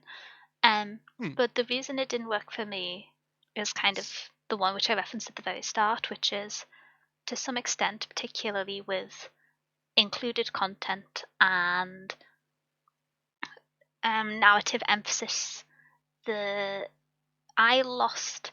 It's going to sound ridiculous, but I lost faith in some of King's writing connecting and working for me because of the Yeah. gratuitous use of sexual content and the kind of passive depiction of sexual assault within the Yeah. structure of the story. And so, because of that, when I had to kind of go, this is ambiguous, but the author will clarify it later, maybe in the next book, and then it will make sense. When you kind of lose trust with an author, that Hmm. kind of ambiguity is much harder to tolerate. Um, Yeah. and so I think I was a little less forgiving of the ambiguity in this book than I would have That's been true. That's fair. if I didn't get kind of um That's fair. yeah. Which I will say, they're very different like writing techniques and contents, but I think well, yeah, to it a degree yeah. they're not. To a degree they're not. Because I think at the base of it, this style of world building and what he does with that are come both down to the same thing, which is trust in an author. Um, when stuff like that is in a book, you trust that it has a place, and when it doesn't, it kind of breaks that trust with an author. Yeah. And in the same way, if you obscure your world this much, it is completely on trust in the author that that is there and that he will show it to you, and that it's not just I am dragging crayons on a page and trying to fill in this thing that you can see, right? Yeah. Or to me, it Um, was more so I've built this world, but I'm not going to engage with it. I've established a thematic concept that could justify the world continuously yeah, changing, or that the yeah, narrator's perspective was unreliable, and so that I do need to be consistent. And because I kind yeah, of, to some extent, I have a trust in the writer in the broader conscious sense of Stephen King is good at writing, but on a more like emotional in page first response level, I it's difficult for me to engage with the world building because with it being so ambiguous, I don't emotionally trust that the story will be resolved in a way that is meaningful to me in a sense. Um yeah. yeah. And that's what it comes down to at the end of the day, and why I don't think it is that different of a base thing. It all does come down to trust, which is why also with like Mistborn, it was way easier to get to it in book two because you had a book to build trust with Brandon Sanderson. Even Mm, if that was your first book you read from Brandon Sanderson, was Mistborn number one, was the I forget what the actual title of that book is. I just call it Mistborn number one. yeah. It won't be so real. It's Mistborn. Uh, the Final Empire. Even if you had only that book to read, that already builds so much trust because one, you see how he handles the world, you see his world building, how he handles the magic system, and his writing. So you already have that base trust built. So when he does it in book two, you're like, okay, but I trust Brandon Sanderson. Book one was great. He did all of this already, so he must have a reason for obscuring this. But Mhm. like, as soon as you break that trust, and that trust can be broken in a ton of ways. Um, Stephen King does it in a very specific way in this book. For you specifically, I Yeah. had a different break of like trust in Oh, his like interesting. world building. Um, I just I can't say it because it's a spoiler for future books. Okay. But Oh, so oh. it's a Okay. spoiler for future in this series, Mhm. specifically. So, but like once that trust is broken, a lot of it falls apart. Specifically, if you are so vague, it falls apart. So that's why with the world building of this, it's harsh. I think it's kind of bad. I think like some ambiguity is great. I like it. I also like discovering worlds with characters. I love mystery. I love heists, and usually heists work on a little bit of ambiguity and like exactly how things are gonna go down. There's a plan, and then the plan gets messed up. Stuff goes wrong, and we don't actually know how we're gonna get to that end goal. And you kind of have to like fall your way into the solution to get to the end goal. Oftentimes in a heist story and book, which is half the fun. So ambiguity is great. I think in this capacity, in how he breaks trust and doesn't reveal enough, it is badly used. I think it's actively bad. And that's weird to say of Stephen King because I think he does it a lot better in a lot of books. In this, I think it's very badly used. I will say. I think it's badly used in The Gunslinger. I'm just going to read from Will's comment because I think this is quite a good way of summarizing how, at least for Hmm. me, I interact with books when I have kind of faith in the world the author's constructed. Because Will said, Yeah. I guess I'm weird in that way, and I kind of like it when there's some level of ambiguity in the world building. It makes me feel I'm discovering things along the characters, you know? And so this is something which, Hmm. for some books, I absolutely get and resonate with because you kind of have I that love it. space of you explore with, and then also sometimes if the book finishes and there's still ambiguity, you can reflect and you I can mean, apply your own understandings and applications onto a story. I feel like I reference it a lot, but it's one of my favorite books. This is something with Piranesi, the although it's be it in a slightly Piranesi. different genre, is something that I love talking about the different interpretations that are not on page. But I think there is, it feels a little bit dramatic to describe in terms of emotional weight, but to be incentivized to explore and reflect on those ideas and the ambiguity left, you need to trust all of the things that the author constructed as being relevant and significant, because otherwise you're Yep. kind of jumping off on unsteady foundations. So that is absolutely something that I enjoy in Worlds. If I'm going to read like 7 books in a series, I would like it to be a little bit concrete by the end, just like a little bit of cement. Um, but especially for standalone books or shorter series or in genres that aren't sci-fi or fantasy, I do really enjoy this, especially with the more like lit fic side of writing. But I do think it's something that Yeah. requires trust in the author to want to participate in a book that way. Um, Yeah. It does. Heavily. That is valid though. Like I said, I think it's harsh to say it in the way that I say it. For me, it's really badly used in The Gunslinger, but I can also see it not bothering some people. Some people just have a lot more trust in an author to reveal stuff, or like to not get stuff revealed and then having to discover it as a series goes on. Like they'll be fine if it only gets revealed in like book 8. I I I I know myself. I'm not like that, especially if I lose trust in an author. Which is crazy to say that I lost trust in Stephen King for one of his series. But yeah, I did. I mean, it's not that crazy. Stephen King has some misses. I get into Controversial Gunslinger. opinion.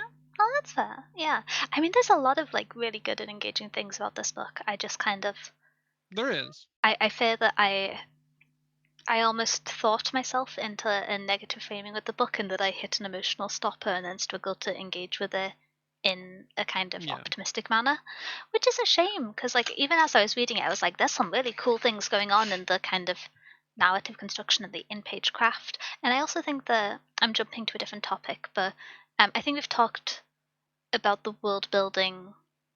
I kind of want to talk a little bit about how the world building relates to biblical stories, but I don't know that we have a little question in our notes, which is how original is the world building?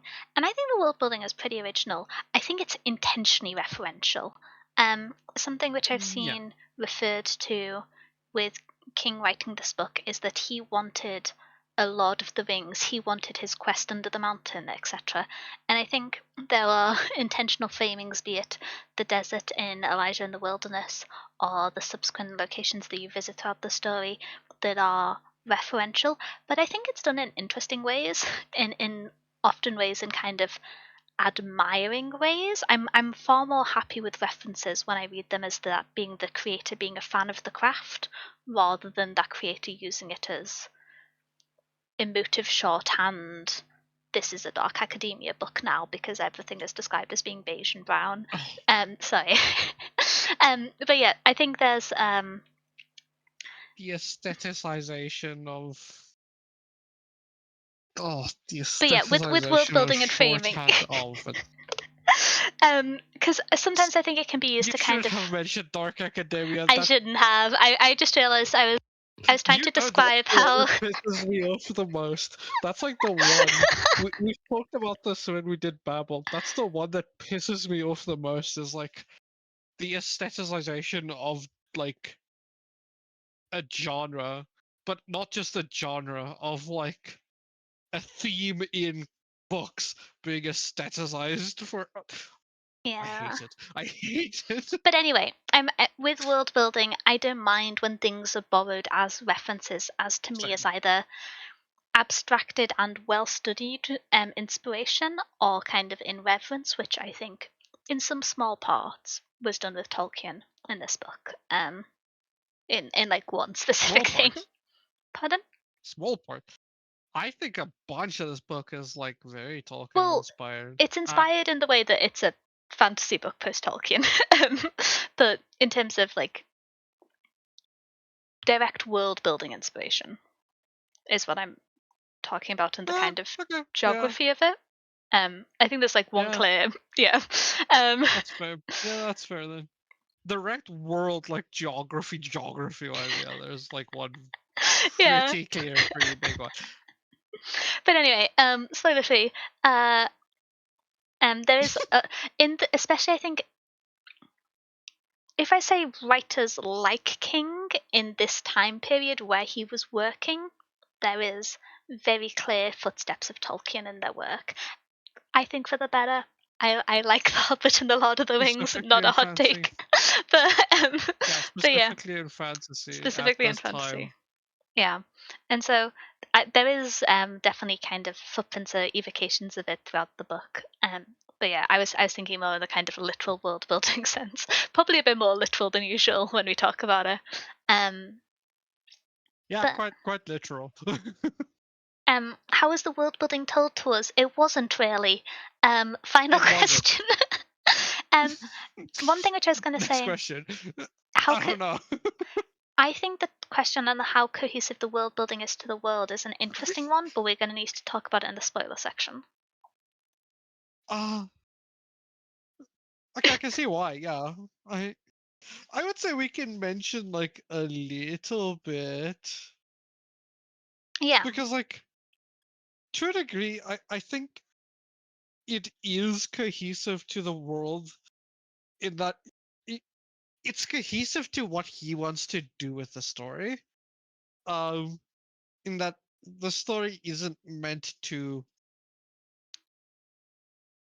It's not meant to be a Brandon Sanderson novel and like give you a detailed explanation of a world and like the whole stuff that's going on and all the things. So in a way, it is cohesive in that this is more about like theming and the character that is in that theme and like where this goes and a lot of that, and in that capacity is very cohesive because it doesn't really do any world building that feels weird or out of place. I will say it is pretty cohesive. It's bare bones as hell, but it's I mean, cohesive in that he doesn't want to reveal anything really. I was going to. This is in reference to the fact that we have characters who have, in a regular setting, what we would assume to be contradictory narratives of the past and the world around them. Yeah. So that's what I was going to talk Yeah. about with cohesive world building, but I think that bit does need to wait for the spoilers. I That think does need to. I think it was well done. I think it was cohesive within the context of how the book is established by the end. Yeah, I agree. And like that's what I meant is like in what he wants to do with this book, it's extremely cohesive. It works for what he wants out of it, If to a I be large degree. petty and say I don't know if it can be said to be extreme when there's so little, but Yeah, yeah, sorry, yeah. There's very little. not to The just to not take your the opinion and be like, oh, wrong, but Yeah, no, you're right. I can't say it's extremely. There's like nothing there really. That's the one thing that's honestly that's the caveat I have to give about all of the stuff I say about his like world building and stuff. Is like, I think it's well done for what he wants to do, but there's also like nothing there really. So like, it's like it's like if you get like 5 points for like putting your name at the top of the test and the passing grade is 5 points. It's like, sure, you No. passed, Okay, it I feel more worked, positively about it but than that. But never mind. Maybe I'm the one who's I'm being nice about the world no, building. I'm being I am being intentionally mean, but it is kind of like it. That's the way I can be intentionally mean about it. It's like, you get 5 points for putting your name on the fucking page, and he put his name on the page, so it's like it kind of works. It gets a point across, right? But it's like there's nothing more. You won't get 99% on this test. You won't get 80% on this test. He got a passing grade on what he wanted to do. He didn't do any more world building. Hmm. There's not extra. Um, he very clearly did not want to reveal too much about this world. Um, and he doesn't. He I doesn't. would I would But hazard to say that it's also not he bad. hadn't established too much about this world. And I I don't haven't think read so. the latter I books, but I don't think it's kind of I don't think so. a master plan of I'm intentionally going to reveal I don't this think so. information in book one, this Mhm, information in book two. I just think he was mhm. like, I'm going to leave this vague because I don't know what I'm doing. Which, I think he wrote. I think he wrote 3 chapters in a book. He found his way there, and he was like, "Ooh, this could be a really good novel." Turned it into a novel, and then went like, "Oh, people like it. I should write more of these." And then discovered his way into more of these. I don't think any of it was planned for later novels. And honestly, I don't know how much he planned for the rest of novel one. I'm gonna be so for real. so But like, I I think there is some world building there. I think it's quite interesting.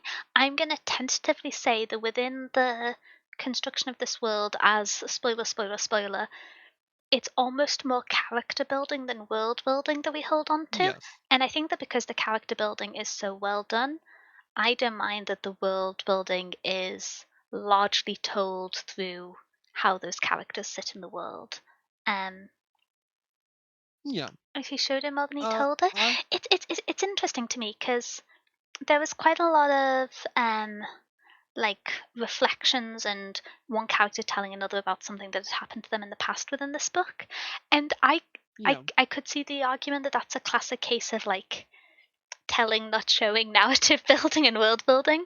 But I think because so much of yeah, the current world is framed by how these characters with the different experiences and from different environments now sit within it and what their task and purpose is, I think yeah. I found it quite engaging. um I yeah. I will say I don't feel like this book ever like told you and didn't show you. Because I consider that showing it through how a character is interacting with the world and what did happen to them is an influence on how the world does go on to a large degree. So like I get what if people would think that. I don't agree really that it is like just him telling you about the world constantly, because I don't think it oh does. yeah, Through his dialogue. I will say, you um, you don't get with Will's characters last like, statement, oh, which one's this? because it does tie into what we were talking about just before this, before we get to characters again. I don't agree with there being nothing there, but I don't think he spent much time planning the world slash creating, crafting the world. Uh, yes and no. So the thing with Stephen King, and we kind of mentioned this at the start, Stephen King is he is a self-described pantser. He does not plan his stories or his worlds. He discovers them. He very clearly talks about how he just runs face first into a book, and what happens and what he finds is what he finds. He is not a planner. He does not plan out worlds often. So I do think he didn't spend enough time there, but I also don't think he spent time thinking about this world in this first book that much. So for in isolation of this first book, I don't think there is a lot there. Because I don't think he thought about it yet, or that this would be a series at that point. I think there isn't much that he discovered with the larger world yet. Uh, I have read all of the Dark Tower, so I do know that there is more stuff that happens in the later books, and I can't talk about it. But at book one, I don't think he discovered it yet, the way he likes to discover his worlds. Uh, so that's what I mean when I say there is nothing there, is that he hasn't really thought of it and put it in a place where he has it as like, this is what is going on. This is where this is. Um, So if this was anybody else like Tolkien, I would be like, hell yeah, he discovered it all and like wrote it down. And there's like 4 manuscripts of just like how this one city of an elven kingdom we will never see works. But it's Stephen King, and he does not write do like you that. want to read an essay Um, about how wheat gets delivered to the Elven yes, Kingdom? yes, I do. Yes, I do. Honestly, there's the whole talk of like there's the barn with all of Tolkien's like unpublished like notes on like random things on like the trade routes between like 2 kingdoms. I would read the book, bro. I would read the book. Give me, honestly, give me the barn. I would spend my life there. I'm gonna kind of dip in, and this is why I was kind of at the end. I was trying to sort of merge the discussion topics of world building and character together, because to me, Yeah. when you have a story, especially if you're establishing that this is a story with an amount of ambiguity that you're going to proceed through, Hmm. you need to have key established pillars that are well defined. In some cases, that is a well defined world and a character who is maybe not explored in much backstory or in much detail and grows over the Full series. In magic others, you system. have fully defined characters who meander through a world which is shown in broad brushstrokes and evocations and the ground under their feet, but not very well defined. Yeah. But you are invested because you have well built characters. Roland is a very well constructed character. Um, Yes. and I think so all the characters in this book are well constructed. I think legitimately the characters are the best thing in this book. there's one character who I thought I wish we had a little more content to justify some of the changes that happened to them over the course of the book. Okay. Yeah. Uh, um, Spoiler section or not spoiler section? spoiler section. Okay. um, Spoiler section. but for Roland and to some extent the gunslinger, and that is only because I think, um, spoiler section. Okay. But yeah, I think Roland as the main character, I say this with kind of fury. There's 2.5 key characters outside of Roland. With a half, I it's getting spoilery. Yeah. Yeah, sorry, I was gonna just complain about Stephen King writing women. Anyway, the No, he's not great at it. Well, he's not great at this point in his career. He gets better yeah. at it. He gets better at it. Some of his like later mystery stuff with like female main characters are pretty good.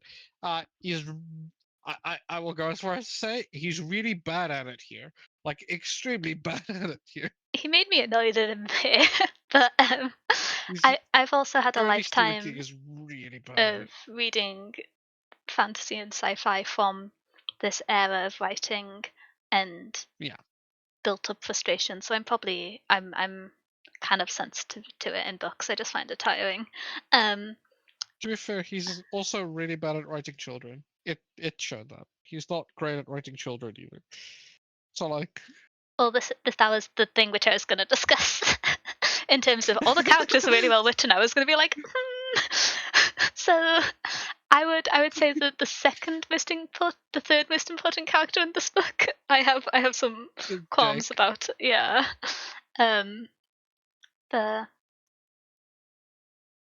um, Jake Chambers. even the things about King's world building is, even though he's inspired by Tolkien, his approach to it is more akin to the Sword and Sorcery, which is more character focused and world building focused.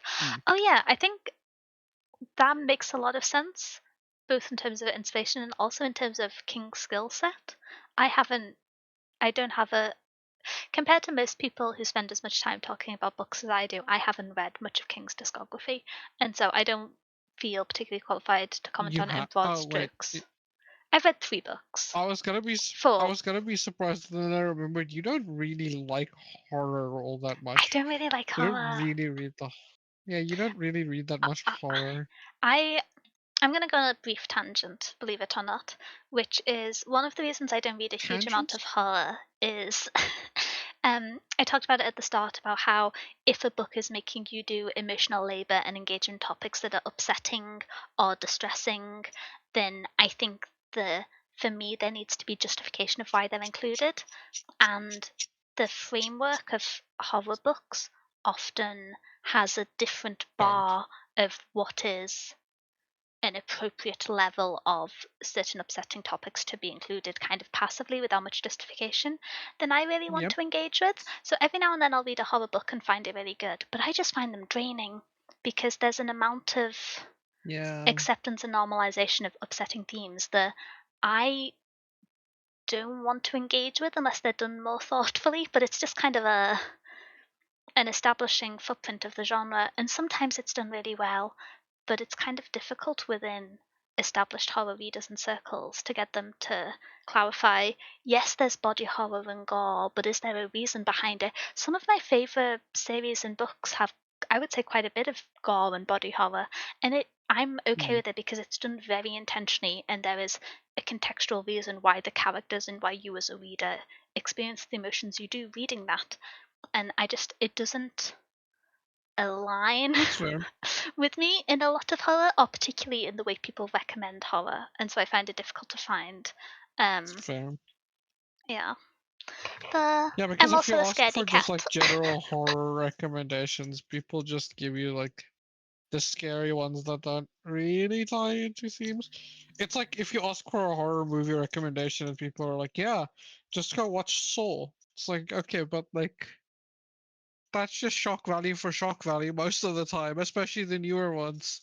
It's like, okay, Oh sure. yeah, I've It's read like quite a if I bit of. ask you Oh, for a fantasy recommendation and you give me Game of Thrones, I'm like, sure, but like half of that is just like shock value to get you into the book for a large capacity, and I'm not horror sure is I really bad at fully it. understand the full part of the point in relation to Game of Thrones, but just responding to what Will said, I have read quite a bit of Junjito. I have a few actually quite Oh, pretty versions of some of the manga he wrote. When I was younger, I used to be a lot more tolerant of reading horror and gore, specifically horror and gore that was evocative of mythology or referenced like legends and temptations in that sense, which a lot of Ito's work ties into.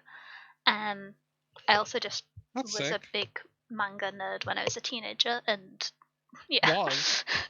I don't read much comics or manga anymore. I think Yeah, but like, like I read yeah, okay, maybe I guess. one or two new series a year, which considering the speed I read traditional print books at is very low, especially if Yeah, you think I used to read maybe I like should get you back into manga. yeah, it's I need yeah. somebody to yap with about my manga addiction. There's some really I'm good manga planning out to there. read very different genre. I'm planning to read Witch Hat Atelier soon. I've been meaning to read it for Yes, a long time. yes, yes, Um, yes. I need more people to read that series. I love that series. I love how magic works in that series. Sorry, you hit on one of my like new favorite series on like how magic works in Witch Hat Atelier. It's so good. It's so good. yeah, Lovecraft is good at this too, but he's a different kind of horror. Yeah, I have read some of Lovecraft's work, but again, quite a long time ago. Um, I th- if I've ever Another one of if the I ever people I have reference, beef with. yeah, I do have I beef with. have beef. But yeah, if Yes. if I ever reference reading any horror writing, unless it's kind of like, I don't know how to describe it other than like queer psychological horror. It's probably when I was quite a bit younger and more tolerant of having media make me feel sad and then casually continuing. Whereas now I'm a bit more careful about it, I think. I need to get back into There's a manga lot of. more. If I need to custom arm and a leg. I have mostly read manga digitally in my lifetime. I read digitally. There's a few series I have physical. I have a full series of Death Note. Shout out Death Note. Very emotionally attached still. I'll never change my mind. Shout out early Death Note. Later Death Note? Oh, I've got the whole series. I've got Beyond Birthday. I've got it all. I've got Elsa's World. Okay, but do you like it all? I like Beyond Birthday, and I thought Elsa's the World was fun and fan servicey, and I enjoyed it. But yeah. Fair. If you say fun and fan servicey, I can't judge you. I have so much stuff that I like because it's fun and fan servicey. One of my favorite series of all time is Quintessential Quintuplets. I'm not allowed to speak. I'm not allowed to speak on like fun and fan servicey. Okay. Just show me the cute girls harem and I'm in. When I said fan servicey, I meant L is on the page. Yeah, mine is Mika's on the page. Yeah. It's my fan service. I like to see her. She's cute. And she's nice. Miku, best girl. She's shy and just wants to talk to you about her like brain rots. Gimme. Reading things on the screen is hard for me, sadly. I can do it further, it hurts my eyes. That's very fair. Yeah. It really irks me how I imagine it's something that will gradually improve, but even with the availability of things like Kobos and the e-reader sphere as an alternative to Kindles, there still isn't much support for web comics and mangas and like traditional comics in e-reader, which I've never had because I felt like I couldn't justify it because it's quite expensive, and then I never wanted to get the Kindle. But I've thought about the Kobo a bit more. But yeah. I just don't like how usually with e-reader specifically, how they're tied so specifically to the parent company that is the one producing it. aka Amazon. You can't see it. I'm holding up 2 middle fingers. Screw you, Amazon. Yeah. So yeah, I've never engaged with it. My main engagement with it in like mobile format is with stuff like, wait, can I say the name? Yeah, it's just an e-reader. It's not technically pointing you to places where you can illegally find it. But it's stuff with like Mihon, which is just like an e-reader that just aggregates sources into like picture reading instead of like word reading. It's just a picture reader. So stuff like that. Sorry, is really that is good a for it. sentence is very funny to me, but yeah. I have to say it like that because if I say any more, it's illegal. But yeah, I a lot of what I want to read, if I'm reading on the go, I often quite like to read articles or essays, or like there's a few academic papers that I have through like online libraries I get access to that I want to read. And most e-readers, even those that don't tie into Amazon's ecosystem, I know we are streaming this on Twitch, but still boo Amazon, where it's closed ecosystem, so you can't just like import a PDF and read it there. Like, yeah, it's irksome, but I understand why the companies that produce e-readers are in a difficult position in terms of justifying why they would enable that as a feature to the market. And yeah. But there is like legitimate use for it. It's hard to justify. There is legitimate use for it. It's hard to justify being. Sorry, you go for it. The delay hit me there twice. Oh, sorry. No, it's one of those things where it could be said that a device that allows you to import books could be used to facilitate pirating books, but there's also legitimate use for the things of reading online articles or reading books that are in the public domain and accessible that way. Or you might just have access to a book outside of their ecosystem and want to import it, be it the Like, for example, I have a subscription to one of the university access portals that lets me read a lot of academic papers because I try and read one a month to make sure I don't forget the degree that drove me insane for a while. And so it's like, that's all legitimate, legal, above board reasons why I would have access to those books and have the Yep. right to have them on this device. And none of the ecosystems currently allow you to access them, and it's so annoying. Some let you like set up via Google Drive, but that's it's just not well implemented. And I understand why it's Yeah. difficult because they're going to get accused of facilitating piracy, but I feel like, yeah, yeah. Yeah. Oh, hi, Silver It Lining. is also You're also happy? if you Of look course, at I'm it talking from about like books. I'm very happy. Oh, yeah, Kai, always sorry. happy. Book talk is always happy. Silver lining. That's always the best time. I thought you Um, said book the talk, the and I was other going to be part. like, that's not how I remember you No, interacting with not that. book talk. No, no, no. Get me away from that place. Get me away from that place. I would start. There's a reason I am not a TikTok content. I don't post on TikTok or like really on Twitter. I would get in beef with so many people. I would be the person to start beef. I think I there I is have. I think there is value to TikTok in that it has facilitated the continued existence of brick and mortar bookstores, which for a long time looked Oh like they were hell going to be yeah. a thing of the past. And I'm really glad that exists. Um, Same. I want to have some strong words with many of the people on there. We did. Same. The internet did not unanimously forge AO3 and create such an incredible structure of communicating the content and the framing of pieces of writing for it to be completely abandoned and then placed in the opening bookshelves of bookstores for teenagers to pick up with no context. I'm gonna Yeah. scream. It really did um, not. It really did not. Um. Also, sometimes the curtains are blue for a reason. Sorry. Yeah, anyway. True. But so getting back to like e-readers, I also understand from a company perspective and boo company, boo Amazon. But like from their perspective, it's like if you lock them down, if you lock a Kindle down to only accept like Amazon products, they have to buy the product from you if they are even gonna get it legally. So like Yeah. I also understand why they do it. It's like Yeah. you kind of force them to buy it from you. You force It's them all to get very it through you monopolistic again. strategies. Yeah. But I So I kind of like get it, but I like also screw Amazon. from a business perspective, I understand that it makes them a lot of money. I don't really like it. So much money. um, So much money. but yeah, if we're listing Ugh. our gripes with Book Talk, honestly, the one which I'm most concerned about is the rejection of analysis that is not positive being a detriment to a creative work.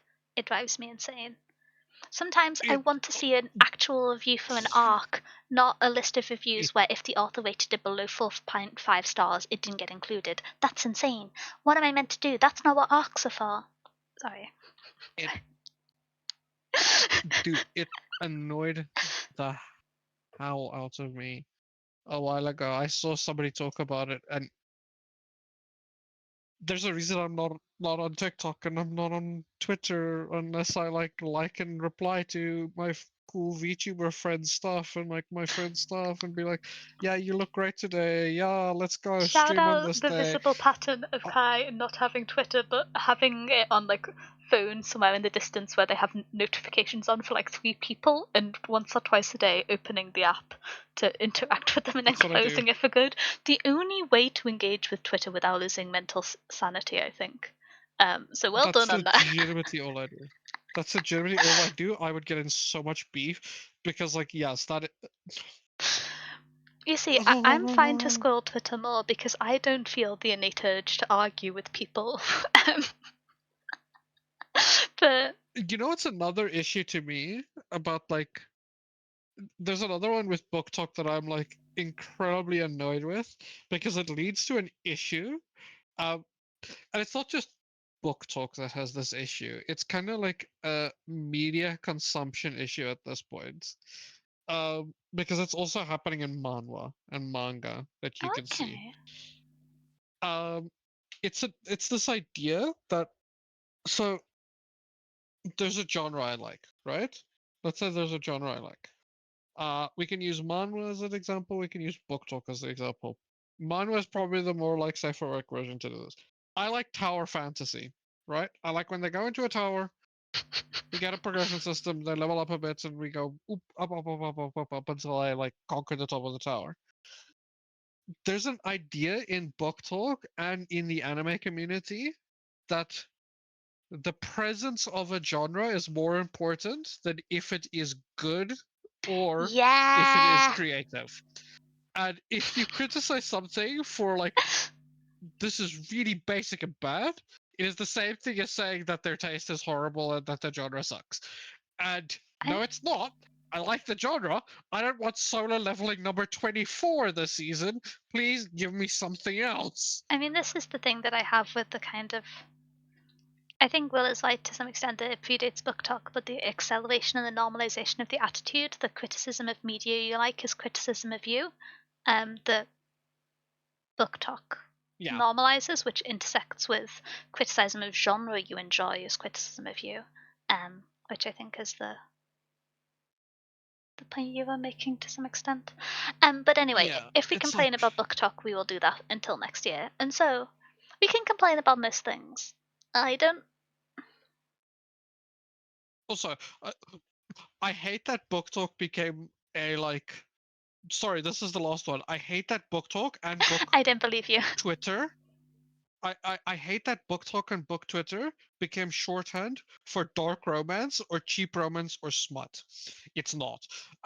If you say I'm on book talk, that is what people think, and I hate that it like just eliminated half of the like, if not no more than half, like 90% of talking about books on those things, because those are the three things that went like I did massive, have a and very that's all that gets surreal discussed. And if you don't interaction discuss that, based people off are like, this in person. where's the romance? I was talking to someone at a it was like a network event after a conference for women developers, and I was there and I was talking to someone and I mentioned how I like reading, and they were like, "Oh, I'm on Book Talk, are you too?" And I'm like, "Oh yeah, a little bit." And they're just like, "Oh yeah, I'm just reading Actor," and I'm like, "Oh, at the time of this conversation, I was reading Barbarians at the Gate," and then there was just a moment of such disconnect. Yeah, And it's like that's a I'm happy to read good romance books in a fantasy setting. romanticy. Brackets Yeah, that's good, honestly, honestly, that but might be my biggest annoyance with book talk, I is don't that know. it just became shorthand for like To me, romanticy, that's and I'm that's like, I'm more concerned. I don't know. The other ones stress me out more. But moving on, characters. Roland is. I'm really bad at names. Wait, what's the best word for me to search to find this?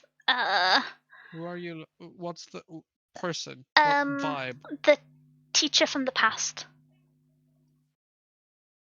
Oh, uh, It's a short word. Um, if I search. Wait, court? is speech spelled like that? I Is it thought court? speech was EACH, not EECH. It's like hurt or it's not Bert. It's like I feel like there's like I a thought. uh, I think it is court, but I think it's CORT. I think it's court. Will might be right that it's court. uh, That sounds right. search.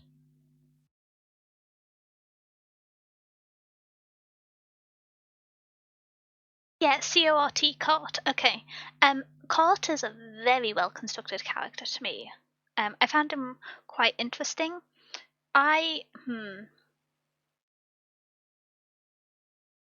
I think Cort is very interesting. I don't think Hmm. it's one of those things where because it's when you have a character who impacts the story through their interaction with other characters, it makes sense for them not to be fully established. But um but there were a few things where I kind of like I wish we got more, but I feel like that's me in general. But I thought the way court existed when framing the story was quite interesting, especially in relation to some of those kind of biblical allusions and metaphors and different readings of it. But yeah, Cole was quite interesting to me as a character. Um, the I will say some of the characters who were present within the story, but I didn't feel much connection or significance to, Yeah. which maybe intentionally was Roland's friends in the past. Yeah. I And think it's very kind of intentionally. yeah, and I was kind of there, and I was like a little bit uncertain of, is this because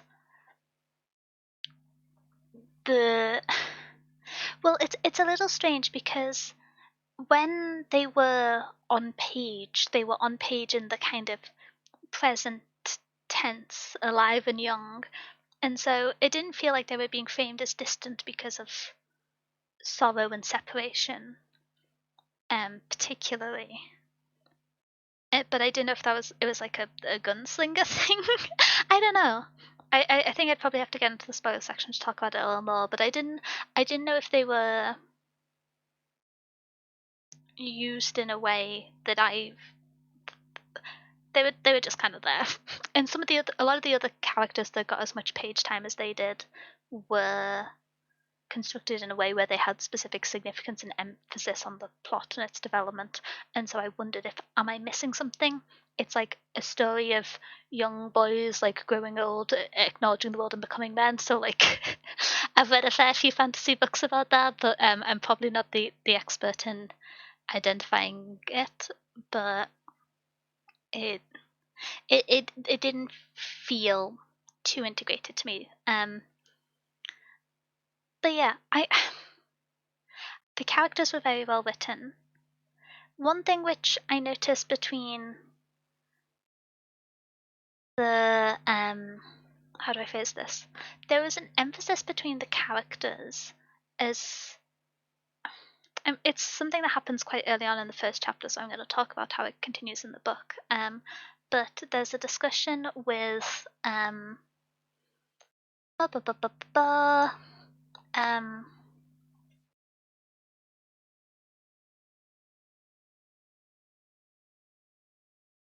my brain's turned to soup. I forgot the name.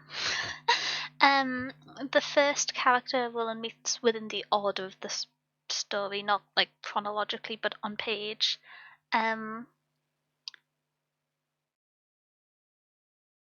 Oh, like I the want to first say person on Zoltan, but that's page the that he meets. bird. Are you talking about the Brown. farmer, Brown, Yeah, the farmer Brown. There's an idea which and Brown his sets up raven? regarding the interactions between people, where Hmm. he mentions when talking to the gunslinger and to the man in black, the Brown normally doesn't speak very much, but he found that in Hmm. the presence of the man in black, he spoke a lot and that disturbed him. And then in Yeah. turn, we see that effect happen with um, the gunslinger and Brown, but in changed positions, and then we see it again later on in a kind of almost cycle between different characters. And I thought that was quite interesting, um, because that to me felt like it was some kind of an intentional. I don't know. It felt reoccurring. I'm gonna have to wait to the spoiler section to like give the examples, but Yeah. it felt like there was a pattern happening there with the fact that most of this book is two people interacting with each other. um, Yeah. it kind of makes sense considering it's In different forms. post-apocalyptic in a broad sense, but most of this book is two Hilariously, people yes. interacting with each other in different forms. Um, Whereas normally you have like a Roland bit more RJ. variety about the scale of conversations. Um, and so this kind Wait, of now that like, you put it out, like it's like 90% of the book. yeah. Roland Brown, Roland Jake, Roland the Man in Black. The only time where it doesn't follow is um I'm gonna be vague and just reference them. The scene at the bar recollecting when the man in black was there and the congregation. Those are the only two times where it isn't one person interacting with another. I will kind of, I think I feel fine with that. And so for the opening conversations with Brown to be discussing and kind of evoking the idea of a change in the conversational norm in some way that indicates involuntary action and control, which I think is a bit of a theme throughout the Man in Black's interaction with the story and the characters, specifically Roland, but everyone in it, was quite interesting to me with the scope of them engaging in conversation outside of the way they normally do. But it's not something that's referenced again, but it just felt like a very visible pattern in my little brain. Zoltan gotta be my favorite character. It's quite. Is it too late in the story to talk about it in this half? Yeah, it is. There's we can talk. There's Zoltan is very, very cool. There's you can talk about Zoltan. You meet him in like chapter 1, so like you can talk about Zoltan. If I say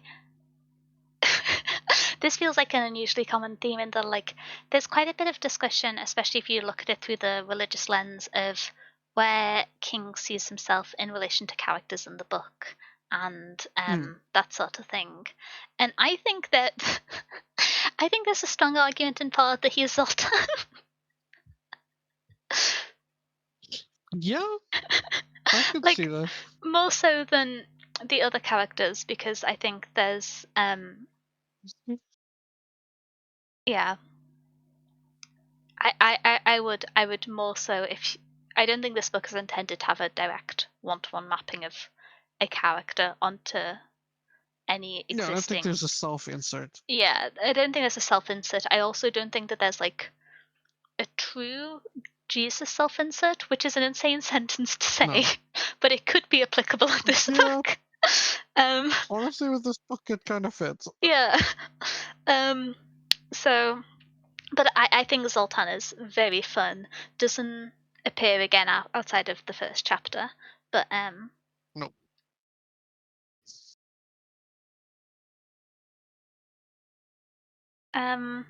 The bird. Yeah, the bird didn't have the best manners, but I'll talk about it here since it's okay. I stand in for it. I stand the bird. Let me find the section. I don't know if I have all the quotes. But there's Zoltan who gets introduced, and Brown says, "That's all he wants to learn, I guess. Tried to teach him the Lord prayers once." His eyes travelled out beyond the hut for a moment, towards the gritty, featureless hard pan. "Guess this ain't Lord Prayer country. You're a gunslinger, right?" And that's how Zoltan is like first framed and introduced. And to me, this could be read as a parallel to King growing up in a religious environment and feeling like the religion no longer applied to the world that he lived in and no longer resonated with it in the way that it was taught and communicated to him. And then later on, you have Zoltan, who has been like doing witty one-liners and like insult comic moments for the next series of moments, and existing kind of in passive noises and not on page. But then you have Zoltan, who in a little succession, in response to the gunslinger saying magical fruit, there is the quote, "Lead us not to temptation," Zoltan said suddenly, apocalyptically, and the gunslinger started as if he had been shot at. And then it kind of continues from there. But that to me was quite interesting, because there's this idea that Zoltan tried to be trained to practice and participate in the religious quotes. And I think that was a specific thing that was told, that it was trying to it was tried to teach him the Lord's Prayer specifically and didn't engage with it. And so the idea of someone who didn't engage with the Lord's Prayer as told to them and in its larger structure, and just engaged with beans, the magical fruit. But then at a time of seriousness, although not in its full context, returned to that religious structure, unquote, felt quite indicative to me of how King's experience of not resonating within the structure of the church that he grew up in, but finding that he still has faith and still has God, just not within the nature of constructed religion and like broadly socialized, externally established churches. It felt like a parallel there, but I might just be going mad because I love when I love the use of kind of animals like Zoltan, where they're able to be given lines without being assumed to have intention. And it's always, whenever you have a creature like that, they're always just primed for metaphor and um being kind of imprinted on in that way.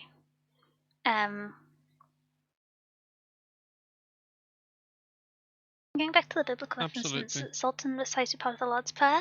Yeah, so this is the bit which I was talking about, where I don't know if it was foreshadowing per se. I kind of read it as, because Brown discussed previously, and I think Brown is intended to be a very insightful character. He certainly reads that way, although makes questionable life choices to be in this desert. But the idea of the Zoltan knowing the Lord's Prayer and just not often saying it, or only saying it in part, kind of felt...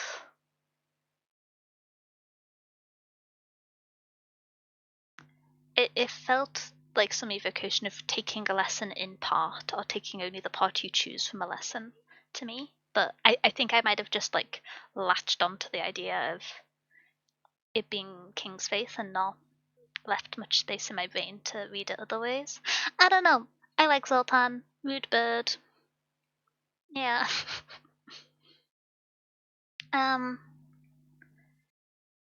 I don't know how to talk about characters without spoilers. One thing which I will say, which I found a little strange, which is a character framing thing, which this might be spoilers. I think it is. No, I'm gonna have to wait to the second part to read it.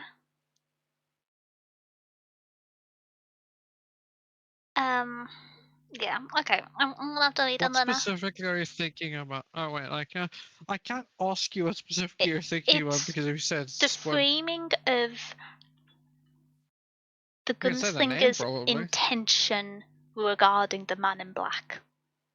I kind of filled in the gaps and then was like, and so yeah, that's my kind of spoiler. Yeah. Yeah. But I had to hear the word of like the name of the character as soon as you said man in black, spoiler. I feel like the scene is trying to impart something important, but I can't for my life put a finger on why. Honestly, I don't know. To me, Brown felt very evocative of a priest. Yeah. And so I mean his name and career reads like Father Brown. Yeah. And so to me that section read like a last confession in a sense. And I thought it was interesting. Like that's a bit spoilery. But I think that's another thing that makes it interesting. The fact that Brown discusses the fact that he spoke to, and if expanding that idea, confessed to the gunslinger. But yeah, because I imagine it was cool. I liked it as a kind of setting piece, but it felt like it didn't conclude within this book, and I don't know if that's because it's not going to be used again, or if it just doesn't happen in book one, and if it happens in book two, I've forgotten about it because it was a long time ago, and I haven't read the others, so I don't really know. not trust. Stephen King never forgets about things. He never just drops something that he mentions at the start of the book and then just never goes back into. Never. He would never do that. I'm raising my eyebrows so far up right now. My eyebrows are about to fall off. Okay, sure, he would never do that. If we kind of continue through the characters to talk a little bit about the dialogue was written, I had a classic issue which I have with many books is there was a child in the story and they didn't speak much like a child. But outside of that, I thought the dialogue was quite well written with the asterisks of that. The, Yeah. the, okay, I feel like I'm just kind of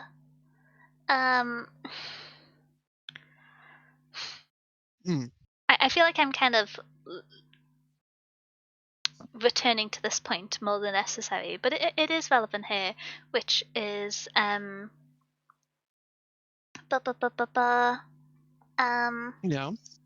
I'm trying to scroll for the name because I've forgotten it. Sorry. Um, Describe them to me and I can give you the name the probably. singular woman in the book that isn't the preacher. The one. The one woman. The singular woman in the The book. woman. Yeah. Uh, Because she's mostly referred to as having a scar on her forehead rather than having a name. She is literally only referred to by yeah. her appearance. I scream a little bit into the books. Yeah, she is. I found It's kind her. of fucking. It's kind of crazy. It's actually kind of I crazy. found her character to be somewhat unjustified in its construction. Ali rings a bell. Yeah. Um, Yeah. I feel like let me try and do like a search.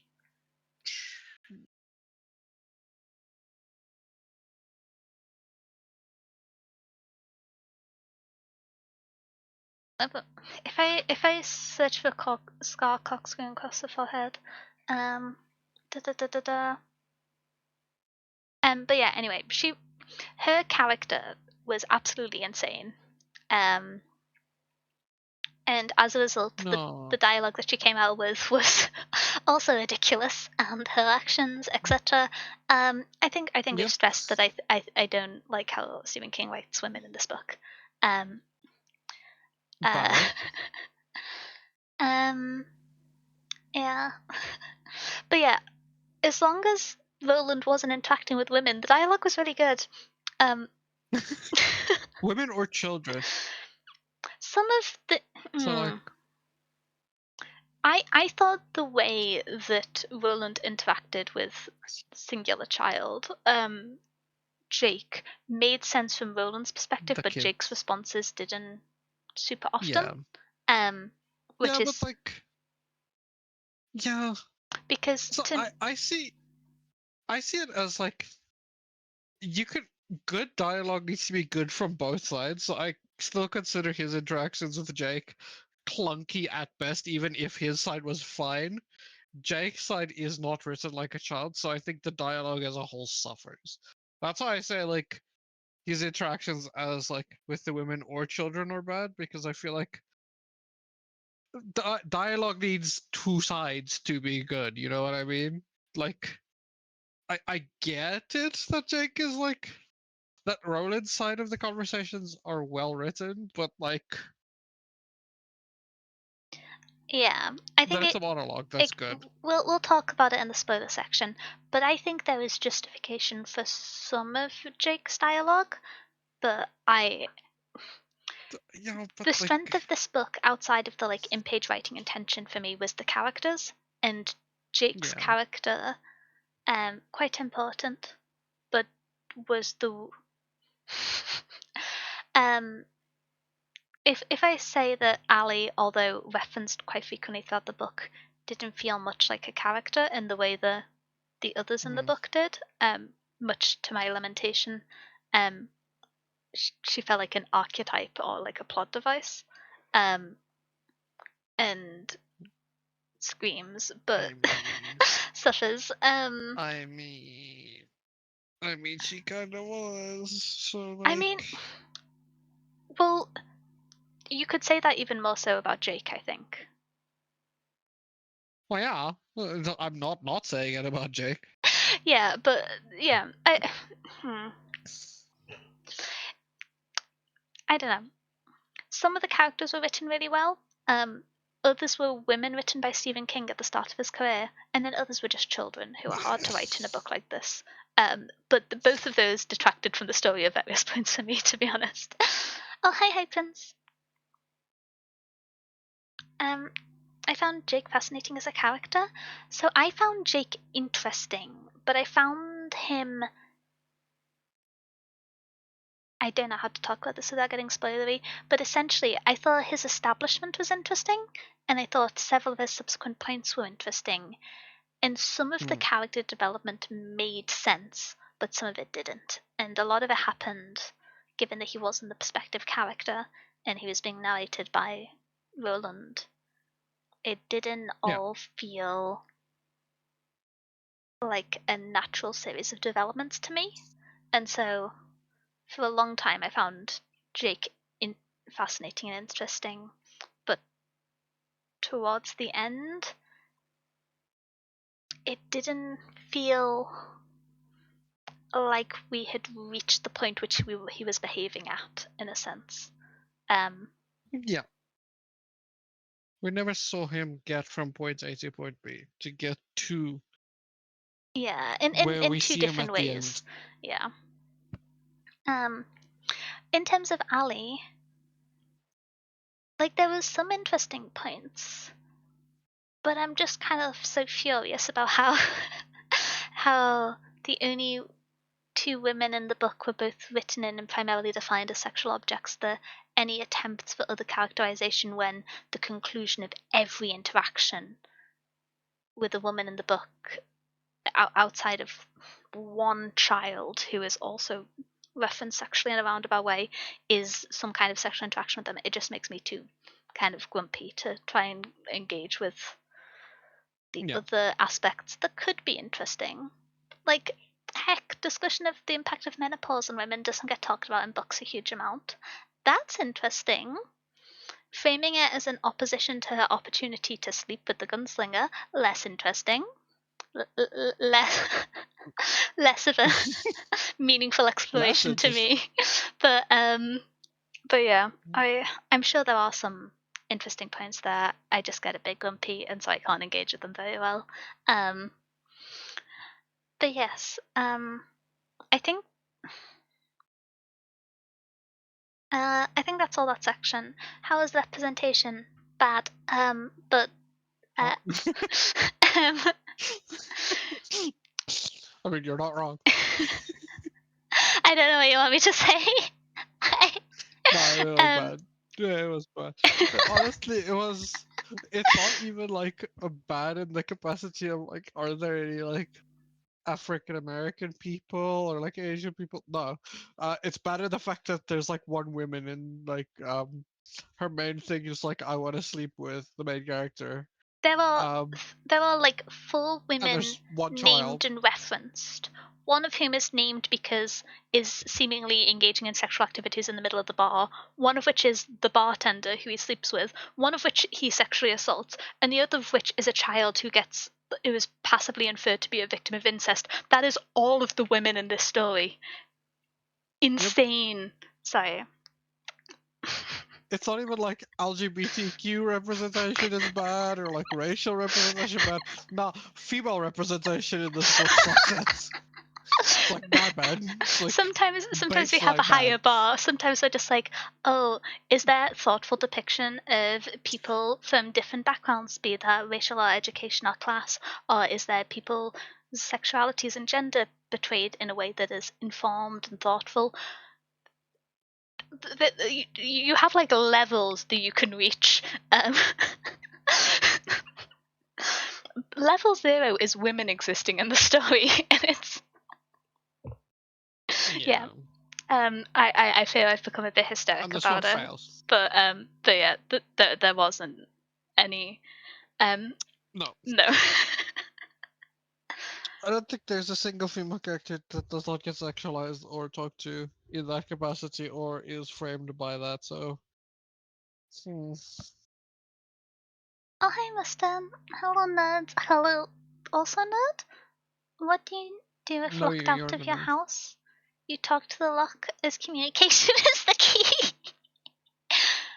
I've not actually got locked out of the library in a few Woo! years. Look at me go. But Woo! Book club was fun. Thanks, Danya. With that pun, I'm gonna see myself out now. I'm gonna go. Bye. Bye. Bye. wait, what? No, I'm joking. I said that like that joke was so bad that I'm gonna leave. I That's the like joke. the dad joke. Disapproval. I love I'm things not a like that. big I love dad joke puns. person. Nah. I'm not a big dad If I joke was more person. capable of participating in humour in a timely manner, I would make so many puns. I'm just really bad at it.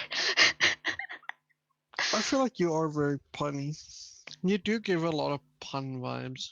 Um, You honestly do give dad joke vibes. Like you would tell good dad jokes. I'm not very good at them, but I enjoy them. um but yes. Pet peeves. Uh Pet peeves for characters. I've complained enough about the existence of women in this world. Um Roland's mum Yeah, do you want us exists. to spend 20 more minutes talking about like the pet peeves that we have because we can list them out? There's a lot of them. There's a Oh, bunch. I was gonna say Roland's mum exists and doesn't exist solely as a sexual object, but never mind. Oh Yeah, no. no, she does. Oh no. Okay, so there's 5 women in this book. No, there's 6. There's the off-page referenced past love. I realize I'm mentioning these when their existence is to some extent spoiler adjacent, but the flippant way in which I'm Yeah, discussing them should communicate. No, it's not. I mean, yeah, there's not much there. Yeah. Anyway, um, let us continue. Uh, moving on I from am pretty sure the characters. only 3 characters we can actually have spoiler conversations about is Roland the Man in Black and Jake, because all the other characters, especially the women, are like nothing characters. So like, we're kind of chill. Honestly, we could Baby discuss all of the Court? female characters in depth, and we would probably still be chill. Baby Court? Might also be Maybe spoilers. Court.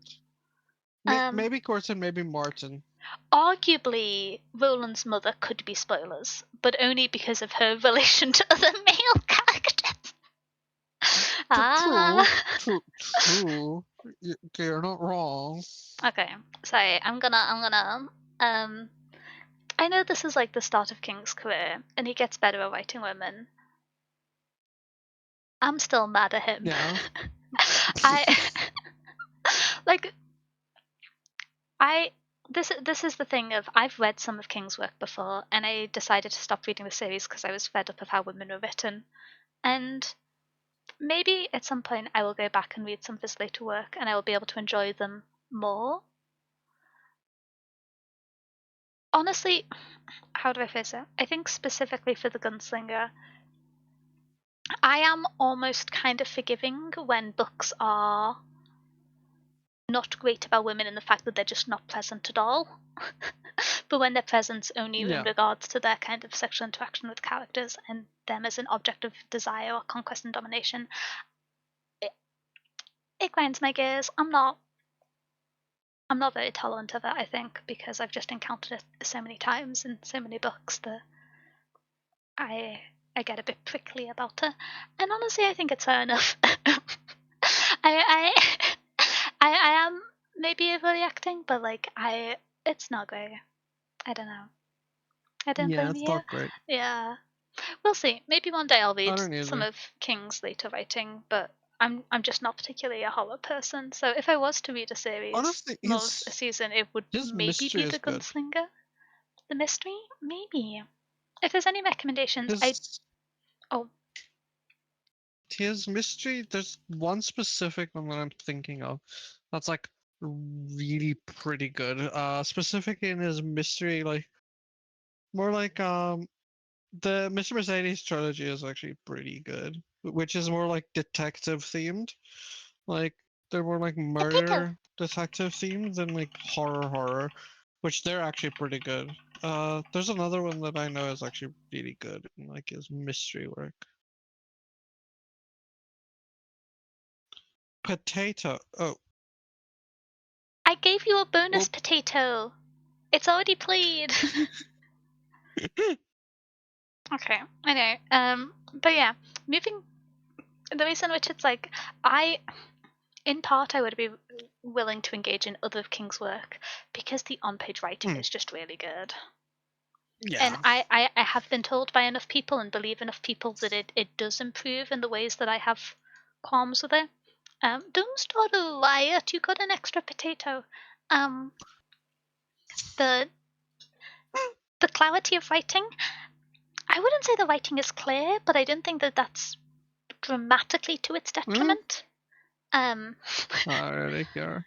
I think something which, again, I'm not someone who has read King's work very broadly, but the this book seems to be, from his other works that I've read and from his memoir and writing, this seems to be a style of writing that he doesn't continue too often. Like, this is quite flowery and referential and abstract in places, and then that is not the case for his latter writing, and he in fact comments negatively about that style of writing, but that's very much the case in The Gunslinger, which I think is quite interesting. Yeah, he does kind of grow out. I don't want to say grow out of it, but grow out of it. He does kind of move away from that in his later writing, which Yeah. is really interesting. Yeah, I liked the on-page writing of this book. I did too. Would I have appreciated it being a little bit clearer? Probably, yeah. But I've never had a problem with it in terms of clarity personally. That's fair. I think for me, how do I phrase this? The issues I had with clarity are kind of spoilerish. But there's a few cases where things were described in broad strokes and you were left to fill in the details, which can be good, especially when establishing a world and is engaging to do as a reader. But then when you later encountered them, they were framed kind of naturally as if the idea was being presented for the first time. And in quite a few cases, it didn't match the image that I had painted in my mind. And the kind of change from that without comment, if you set up the illusion of think about this idea and have it be prevalent in your mind as you're reading this book that this is something that may happen in the future is significant, and then you get to that point and the context of it is just established plainly without any kind of reference to the fact that you have potentially built up your own idea and it may be different, feels a bit weird to me. I'm being very vague because spoiler free section, but yeah. The clarity of writing is difficult for me to talk about because to me, so much of this book is its biblical references and parallels, and what I found engaging and interesting to talk about and think about, and what I kind of established as context within the book when reading it. And I don't know how the clarity of writing would be to someone who reads this and is just like, what's going on with with all these kind of strange things that happen, and they do relate to the progression of the story, but they all seem kind of random. What's going on? These are strange details. And so I don't know if it's just that because I note them, that they feel intentional and more significant, whereas if you were reading this book without the context, it wouldn't be a confusing point, it would just be another line that you read past. But wait, Bun, did you time the jump to win the jump catch game? Impressive. Rigged. The mod's still rigged. Yes! Holy moly. Oh. I can't believe you would rig it, Bun. But yeah. But yeah, in terms of clarity. Sorry, I have to torture my grandchildren. I'm not just here to torture you. I have to torture my I grandchildren too. think, is Bun your child, not your grandchild? Oh, true. Bun's a child. Oh, so I should torture you more. I should have a soft spot for my grandchildren, but torture my children more. Then I Um, just sign you up for more torture, bud. for clarification here, this is in the hierarchy of generations of mods joining my stream. Kai was the Yeah. first to help out, and then a few people joined at once, one of which Bun was, and then some others joined a few months ago. And I appreciate, because otherwise I can't stream because I'm I bad at was the doing things. I like Bun's version more. Bun was the first generation of prisoners. Prisoners? What do you mean You're trapped here prisoners? now. You're trapped here. If anything, I'm prisoner to the mods. They keep trying to make me play You games are that I'm bad at. you, you They are made me play prisoner to the mods CSGO and League of Legends now. and League of I think it's Legends! I think it's current to give you another league after another mod code got you to play the Don't first one. don't mention. I've been trying to get everyone to forget. No, Oh, because you're playing I'm League. too outnumbered now. It was fine when it was just me versus 6 or 7 mods, but now that there's... No, I said the numbers! Ah! It Anyway. was honestly the golden edge on it was just me. It was just me torturing you. That was the golden age where you were vibing, and then you got the first generation in, and it became a little bit worse but still manageable. And now with Thank you the for the pretzel. outnumber, it's over. It's No! Joel. No, Prince, why? Why?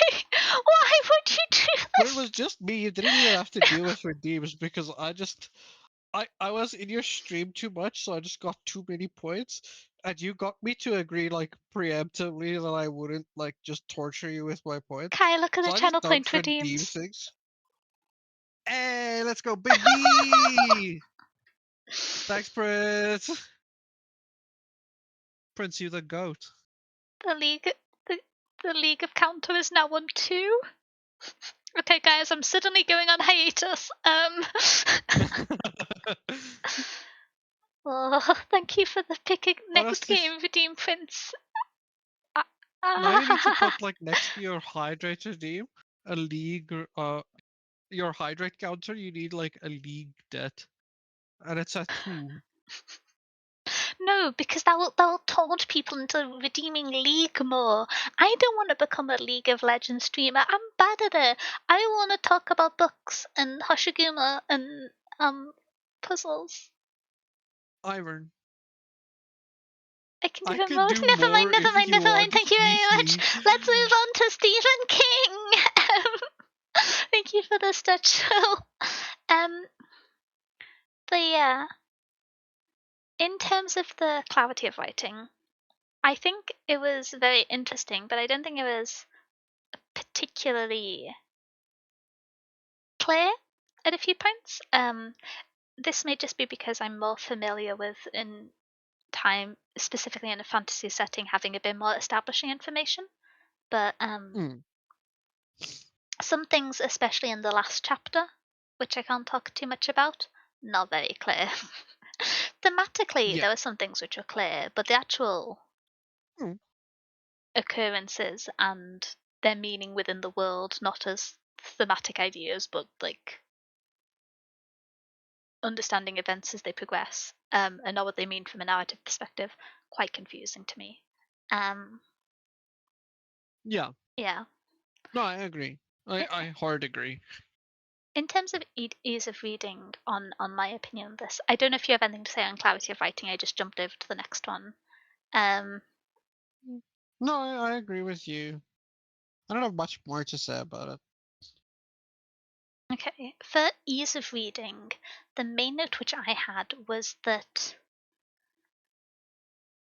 there is a kind of cadence and tension to King's writing that I Yes. found made me read quickly and quicker than I wanted to for some of the kind of Mm, nested information that I wanted to digest, which feels like a silly thing. yeah.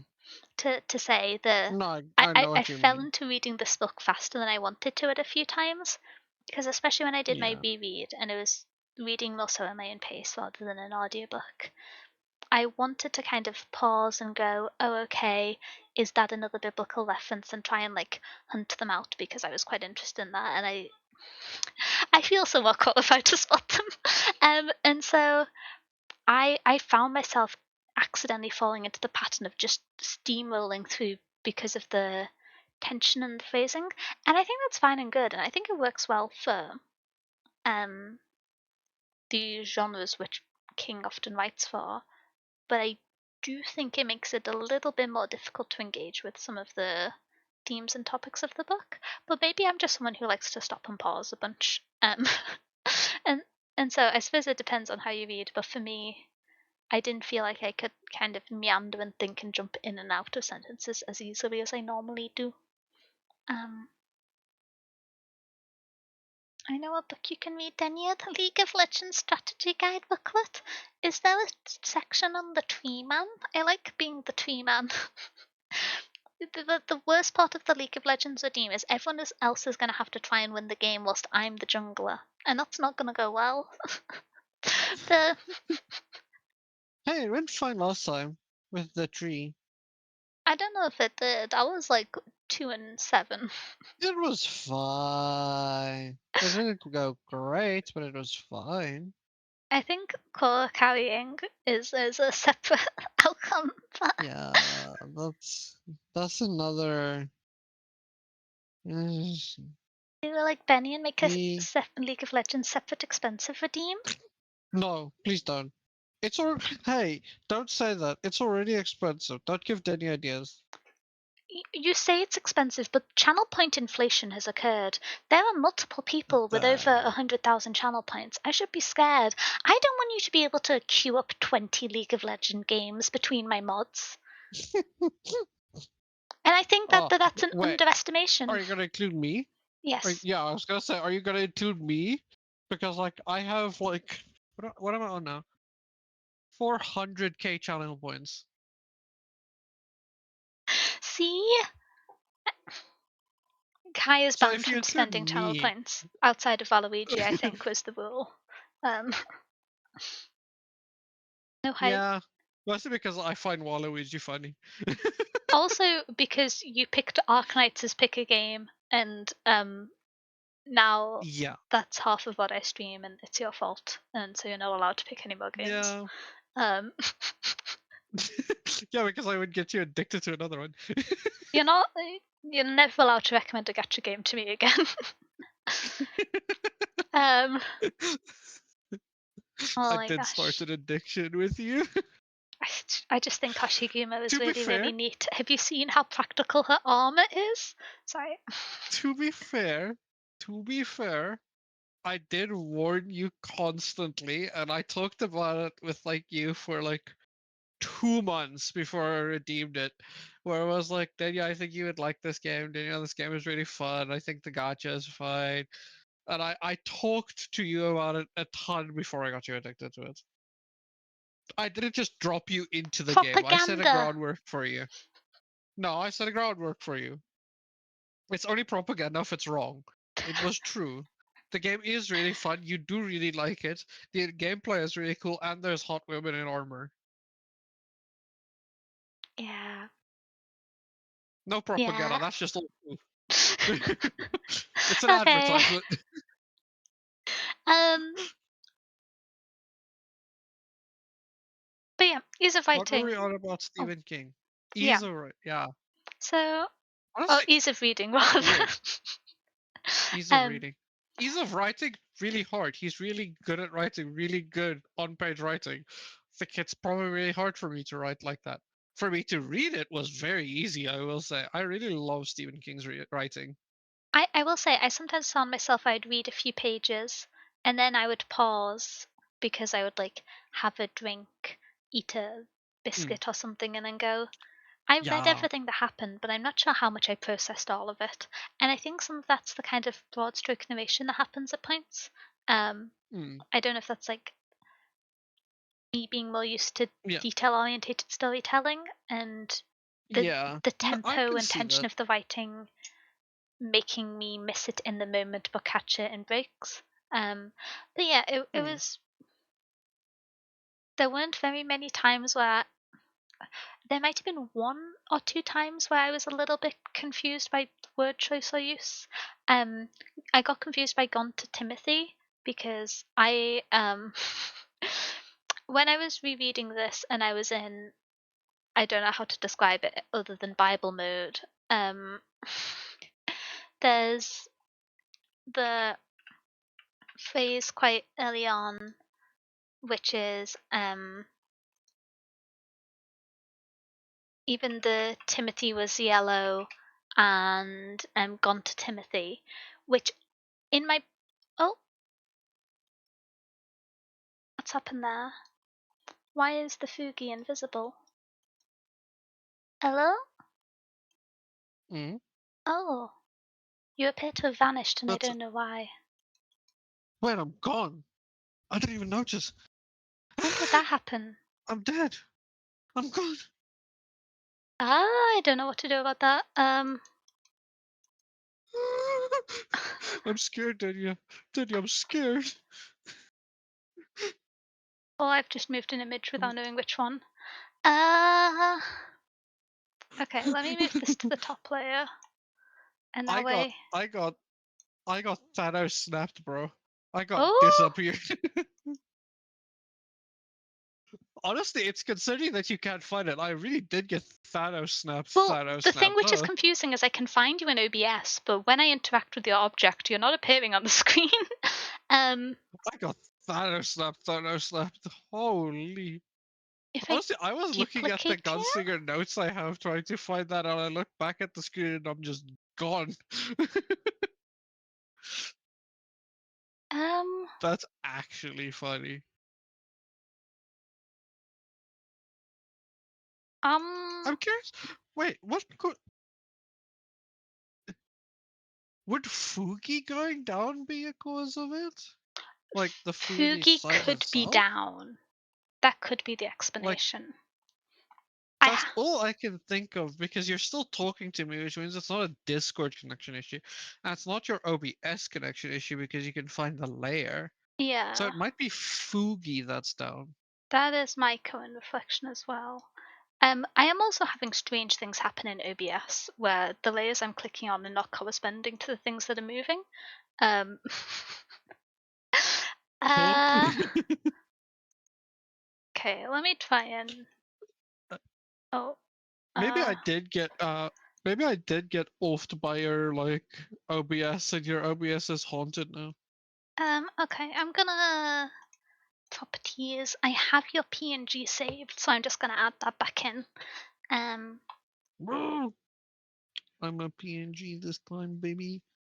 that was static. I'm no longer I'm Okay. static Kai. I'm gonna run for 1 second just to check sure my internet connection's okay, because I'm getting flickering Hmm, Ethernet cable. So if you could yap, that would be great. sure. I can yeah. He's a ghost. No, he got isekai. Ooh, ooh, I would love to get no, I was gonna say I would love to get isekai, but like no I wouldn't. Because 90% of isekai would actually not be great to be in. I think like there's certain isekais that would be fun. Mushoku Tensei would be a great isekai to be in, bro. That would actually, but then I wouldn't be. Well, I would. Yeah, Mushoku Tensei would be a great isekai to get into. That or like what's the other one? There's another one that would be good. There's some isekai I would like to get isekai into. Isekai inside a PC by life exploring the web. Yeah, I don't know about that one. I don't know if I would want to get stuck in a PC. That actually does not sound as good. I'm gonna be real. I, if I do get isekai, I would want to get isekai into a fantasy world with like magic. Oh, you know what actually would be? Do you know what would actually be a banger isekai to go to? Now that I think about it, the one from What's the series name? The one with Sid Kagano with like Prince, you like it. It's like your brain rot isekai that you love. With like Shadow Garden and all this stuff.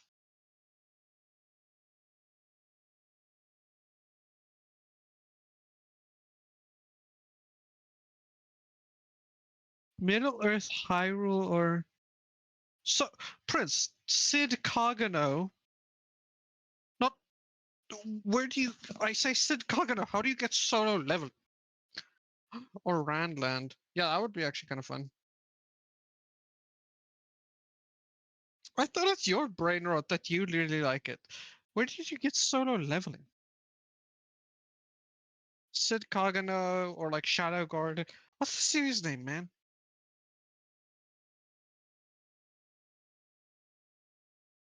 We are Shadow Garden. We live in the shadows to hunt the shadows.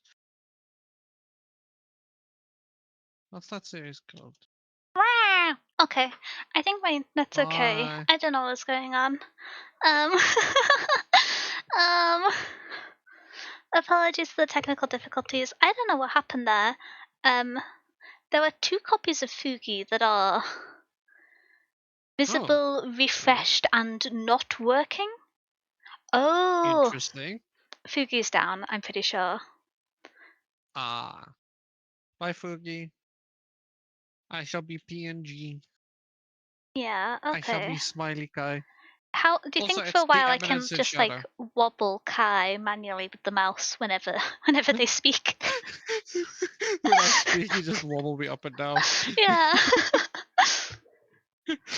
um That would actually be funny. I would keep it up for about 30 seconds for a bit and then immediately miss Yeah, it it when would we talk become over each really other. annoying. Uh, It would become really annoying, and it would also be like you just trying to focus on when I speak so that it's happening at the right time. He's just standing there menacingly. I am just standing there menacingly. okay. Well, We talked about like getting isekai, and I was like, what isekai would be fun? Um, I want to be Honestly, I like in. I put all my stats into defense so I don't get hurt because then I could just like Bofuri. hopefully be a cute girl, go on cute girl adventures. Life is good. Bofuri. Well, would okay, so but that's a different like perspective, right? Because like I suppose it's if I not get to like be an the main isekai really. character in the isekai, that Hmm. changes the answer. Because if you want to be like the main character in Bofuri, okay, yeah, that's a banger. I agree, that's a banger one because she's really cute and I get to go on cool adventures and stuff. But like, but that opens like cool things. Like if that is Mushoku Tensei, that bangs. Mushoku Tensei bangs if I get to be Rudius Grey Rat Also because remember literally the that universe loves him. I've seen like 4 isekais. I've seen like Slime, arguably before, and that Slime. it's one of the like you go into an internet alternative world and it has some of the evocative tropes of isekai, but it's not quite. Um, yeah, Ah, the VR isekais. yeah. Anyway, talking about I've watched too much isekai. you have Wait, I have you seen ReZero? yes, but like a decade ago. Okay, okay, cool. I don't care when you saw it. I just hope that you saw it because that, like, if you said you watched like another isekai except Slime and like Bofuri and like one more, you didn't see ReZero, I would be like, please watch ReZero. That's like an isekai done right. It's actually isekai done well. It's like one of 2 examples of good isekai. And the other 2 are Slime 1 and Slime 2. Um, Fair, fair. Anyway, Stephen King, very, very well. So, what did you think in Yeah. terms of ease of reading? Because it's quite strange because I'll read a sentence and I'll know what every word in the sentence means, but sometimes I'll read a sentence and I'll be like, I understood that, but I'm not sure what it was trying to communicate. Um, Hmm. Especially with some of the points kind of later on in the story that I'm being vague about. Yeah. Regarding like prophecies and dreams, I could. Hmm. It was a relatively simple series of sentences to read, but I would pause there and be like, so in relation to the story and this character, what does that mean? And then I would be confused. Yeah. Um, So I think there's two sides to Stephen King's on-page writing and the ease of that on-page writing. I think in general, I find his writing very easy to read. Um, Personally, I like reading Stephen King writing. I think he's very good at it. His on-page writing is very, very good. So I find it easy to read.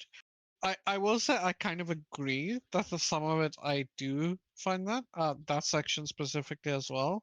It's like the prophecy stuff. I also had that like vibe, but in general, I would say that's more like an outlier than in like on average. On average, I actually find Stephen King very easy to read personally. yeah, Um, but I have heard some people actually do find him a little bit hard to read. So, oh, but I interesting. personally find him pretty easy to read. Yeah, like I found them easy to read, but sometimes I felt like I wasn't fully understanding his meaning, but I think that's just because the meaning was to be Hmm. continued later, and not because I was being silly. I may have been Yeah, being or there's like silly. I'm quite silly, some of but it also just some of it also just has a layer below it that you can look into that he puts underneath it. So like some of it you do need to like think about what he is trying to mean and what he is trying to say, and like some of it even has like I found in some Stephen King writing he also sometimes does stuff that like means things on different levels of understanding of where this is and where this is going, but also on like what you can find in his writing. He sometimes does stuff like that. So I do think he has writing you should think about. In general, I find it easy to read, but like there are levels to some of his writing and like what is he trying to get across with this message? Well, not message, but what is he trying to get across by saying it in this way? Often also happens, which is why I got like stuck as well on the like prophecy side, because you can get to a point where you can ask yourself like, okay, but why is he saying like this, and like what is he trying to mean by it in this capacity and things? Because like yes, most of it is easy to read and you're going to be like, okay, I know what all the words mean and I know what the words mean in a row, but like what's underneath is like yeah. often with Stephen King. But he's not like, it's not like, I'm trying to think of like, it's not like Patrick Rothfuss, which is like heavy prose that is actually hard to read. Oh You need yeah, to focus to read it. Like yeah. it's work to read the actual work. It's very Stephen engaging King has never writing, been but that. it's quite simple sentence structure. It's like it's Mm. easy to digest. There's also what's it That's a called? good way to put it. He It's easily digestible. You can read and like understand more about it, but it's very easy digestible. That's a very good way of putting it. I like that term. um there was there's a thing which was in On Writing by Stephen King, which Hmm. I'm still so I sad you read some of that and I didn't yet. you also have it because I think we got it at the same time. But I do also have it. I just need to read, but I I don't. I wanted to finish it for this, but then I got distracted reading the Old Testament and Sister Outsider, and so Yeah, but yeah, he my has beef with adverbs and passive constructions, which yeah, it's weird. yeah, my I've understanding is heard that he about it has in more beef with interviews. adverbs as he goes on, because like there was some in here, it wasn't completely Yeah, devoid of them. um, I've heard about it in interviews. I haven't read his like own writing on it, but I've heard about it in interviews that he has beef with it. I'm like, it's how do you have beef? Huh? it's very funny to me for someone to have beef with adverbs, but It is really funny. It's like really weird. wait, when you say same will, do you mean you also have beef with adverbs? Can you Wait, explain what that yeah, means? what do you mean you have beef with adverbs? Oh, was that from a same to a previous sentence? I'm choosing to believe you have beef with adverbs because it's more interesting, but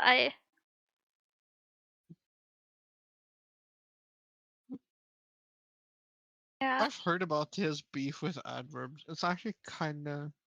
I was Well, agreeing no, with I was something agreeing with Kai something said. Kai said. Oh, okay. Hoggers. Hoggers, please don't have beef with adverbs. They're useful. Sometimes. To be Adverbs are fair, sometimes good. one of the things that can annoy me most, something that can make me DNF a book, is the pile of adverbs you get. Um, Yeah, because I will agree. sometimes you just get an onslaught of adverbs in place of framing. Um, Yeah. but they still have a lot of merit. They should just be used in moderation, you know? Um, Yeah, adverbs is one of those like writing things that like if you don't notice if it's there, but if it's badly used, it's all you notice. Like it could actually ruin yeah. like otherwise really good writing. Uh, like some things you can like have kind of like verbs. I often find like you can have like mediocre verb use and the writing still be fine or like good. But if the adverbs are used badly, it just ruins all of the writing, even if the rest of the writing is like incredible. Like adverbs being misused can ruin a piece of writing. Um, that it's that like one of those where it's like, yeah. I feel like, and this might be an oversimplification, but I feel like it's an extension of show don't tell in the why people hmm, have beef with adverbs. Because if you like look at an example for like she played the piano beautifully versus she played the piano and the room stopped to listen, they like communicate the same information, but hmm, one is more of a framing tool than the other and is less direct. And so like yeah, I kind of get it, but I also think that sometimes also adverbs of for like frequency, they're just needed. yeah, they really are. Like I, I don't know. yeah, I feel like time I can't related imagine. adverbs are hard to Dude, work around. I could understand the like using framing techniques to like hide, I don't know. It's weird. It's yeah, definitely a thing amongst older writers, which I agree with Will on. yeah. But It is definitely an older writer thing. The like battle against adverbs. Hemingway, legendary dislike for adverbs. Then Yeah, again, his writing is I've just heard of that too. yeah, I've heard of interesting. that too. That Hemingway was like a like legendary hater. He like hated adverbs, which it's so funny when you hear something like that from like a very decorated author that they hate like adverbs, and you're like, how? How? Huh? Just don't like. How do you hate them? Just like don't use them or like use them sparingly. I don't understand the hate, bro. I I get where the like implication comes in of like he just doesn't like how they are used often and like how it becomes like a shortcut to stuff. But also like how do you hate adverbs, bro? How? Like I kind of get it, but like, also I don't. Also, I don't get the like we talked about it a little bit with like show don't tell. I don't get like the full like how it's like. So I get what you mean when you're like, okay, it kind of gets to a point of like being telling instead of showing when you're like she plays it beautifully instead of like actually describing it and like putting you in that space. But for some of them, I also just don't get it. Like for some adverbs, it just I don't. You kind of need the adverb, bro. Like, just use the adverb. It's like there's a reason it exists. It's Yeah. like not putting an A in front of a sentence and just be like, nah, it's fine. It's a proper noun. It would work. No, no, no. Just say it's a gun. Like, come on, it's fine. You can say it. We know.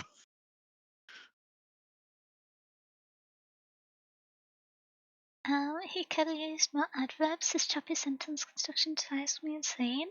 It's been a long time since I've read any Hemingway.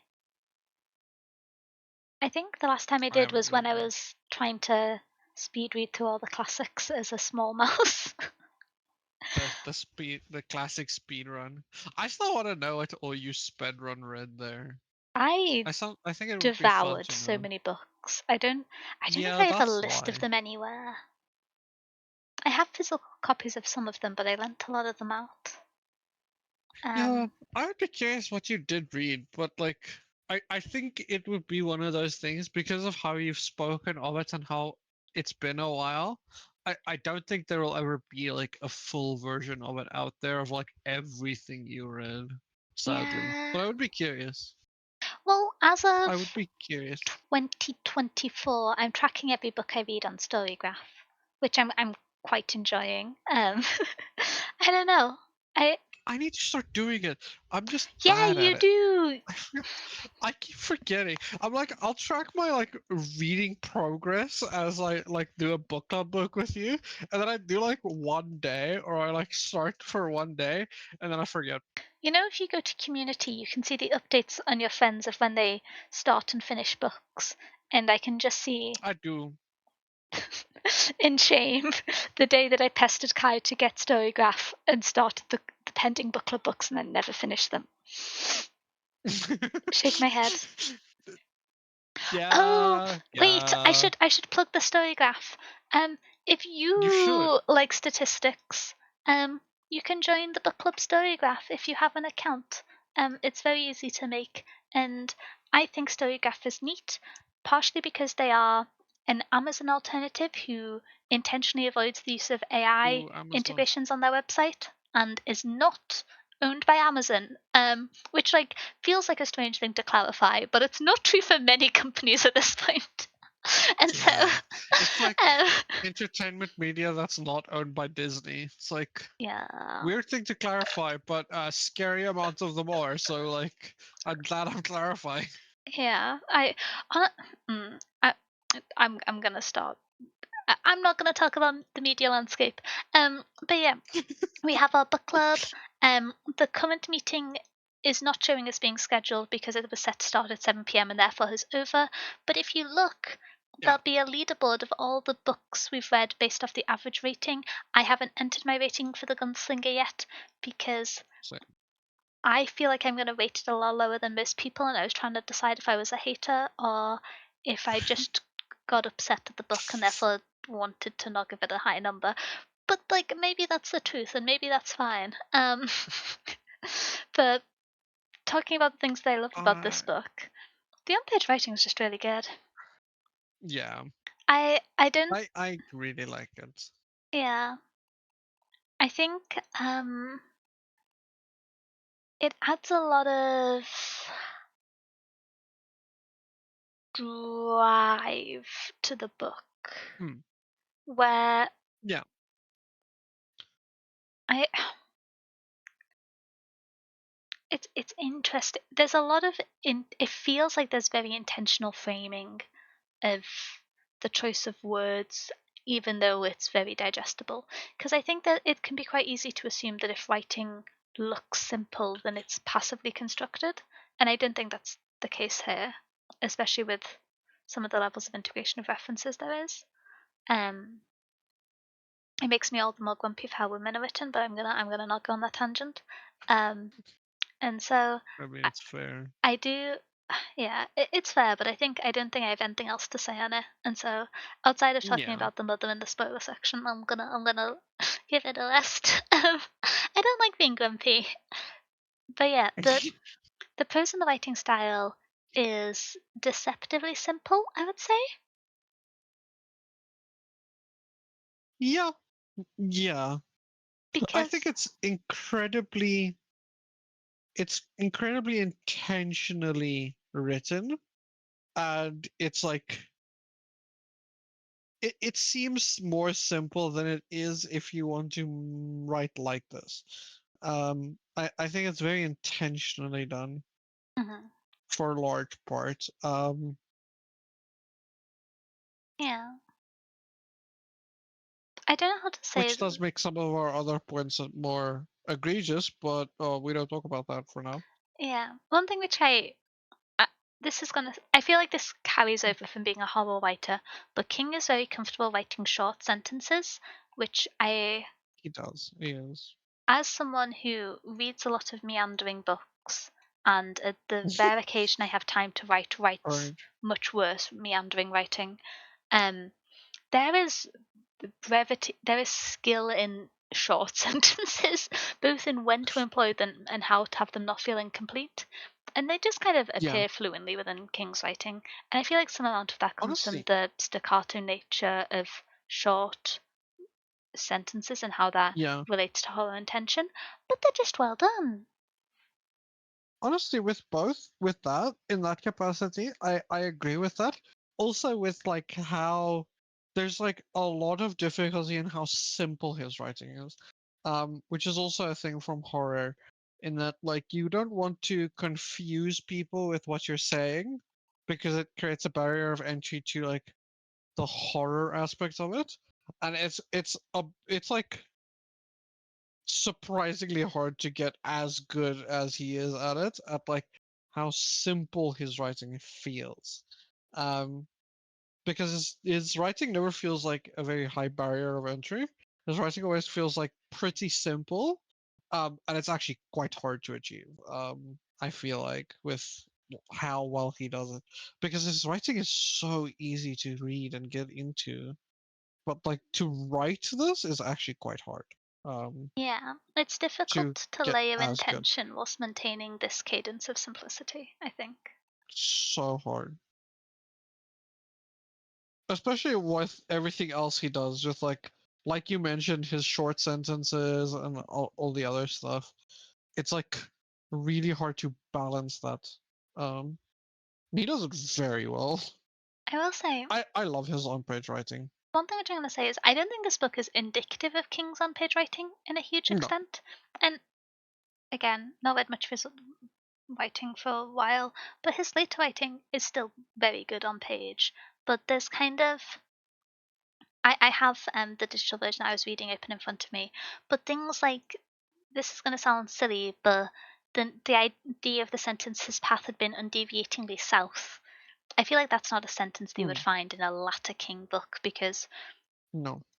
undeviatingly, although not like an inaccessible word, um, in the kind of like sense of we were reading Oscar Wilde recently for book club, which had some more less commonly encountered vocabulary. Old English. Yeah, That was I, some old English. I it's it's a step out of the Old usual confused. brevity of Yeah. speech within the book, both in kind of characters speaking plainly and use of kind of like quite short and commonly encountered words. And I feel like Yeah. in some times within this book, it deviates a bit away from it, which is my understanding isn't the general pattern. That's more so from reading on writing than any of his later work, that over the course of his Yeah. career, he preferred to utilize briefer, commonly used vocabulary to communicate his points. And so I don't know if the way that I'm praising this book's writing is indicative of all of King's writing, but I liked the detail that was given in places from the slightly more flowery language on his scale of writing. Um, Yeah. it was I agree. well, yeah. I agree with that. It's I will say he does do, I don't know how to describe it. He does do like the using weird words sometimes for the sake of using weird words, like less commonly used words. It's He my does sometimes do it, and something which I it's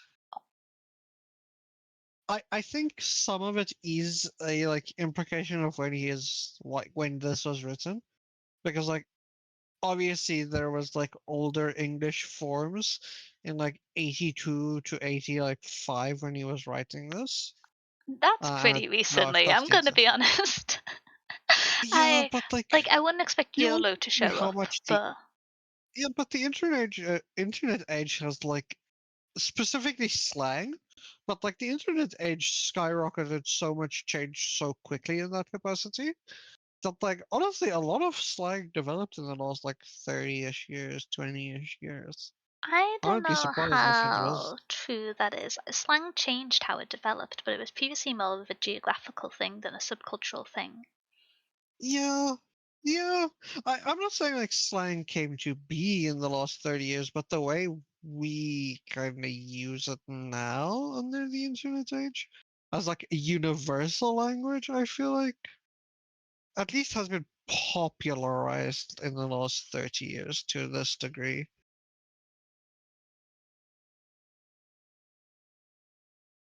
I don't fully know about I that. don't even know if I agree with that statement fully. It's hard to say exact. Mm, I'm glad you clarified that, Will. I was going to have to disagree with you quite outright there. But yeah, language is certainly constantly evolving. But yeah.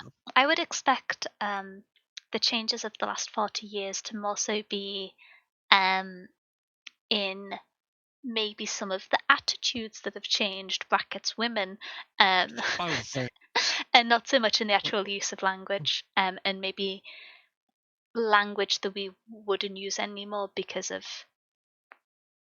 growth and personal development culturally, rather than like historic change of like ye olde English-esque language would be my assumption.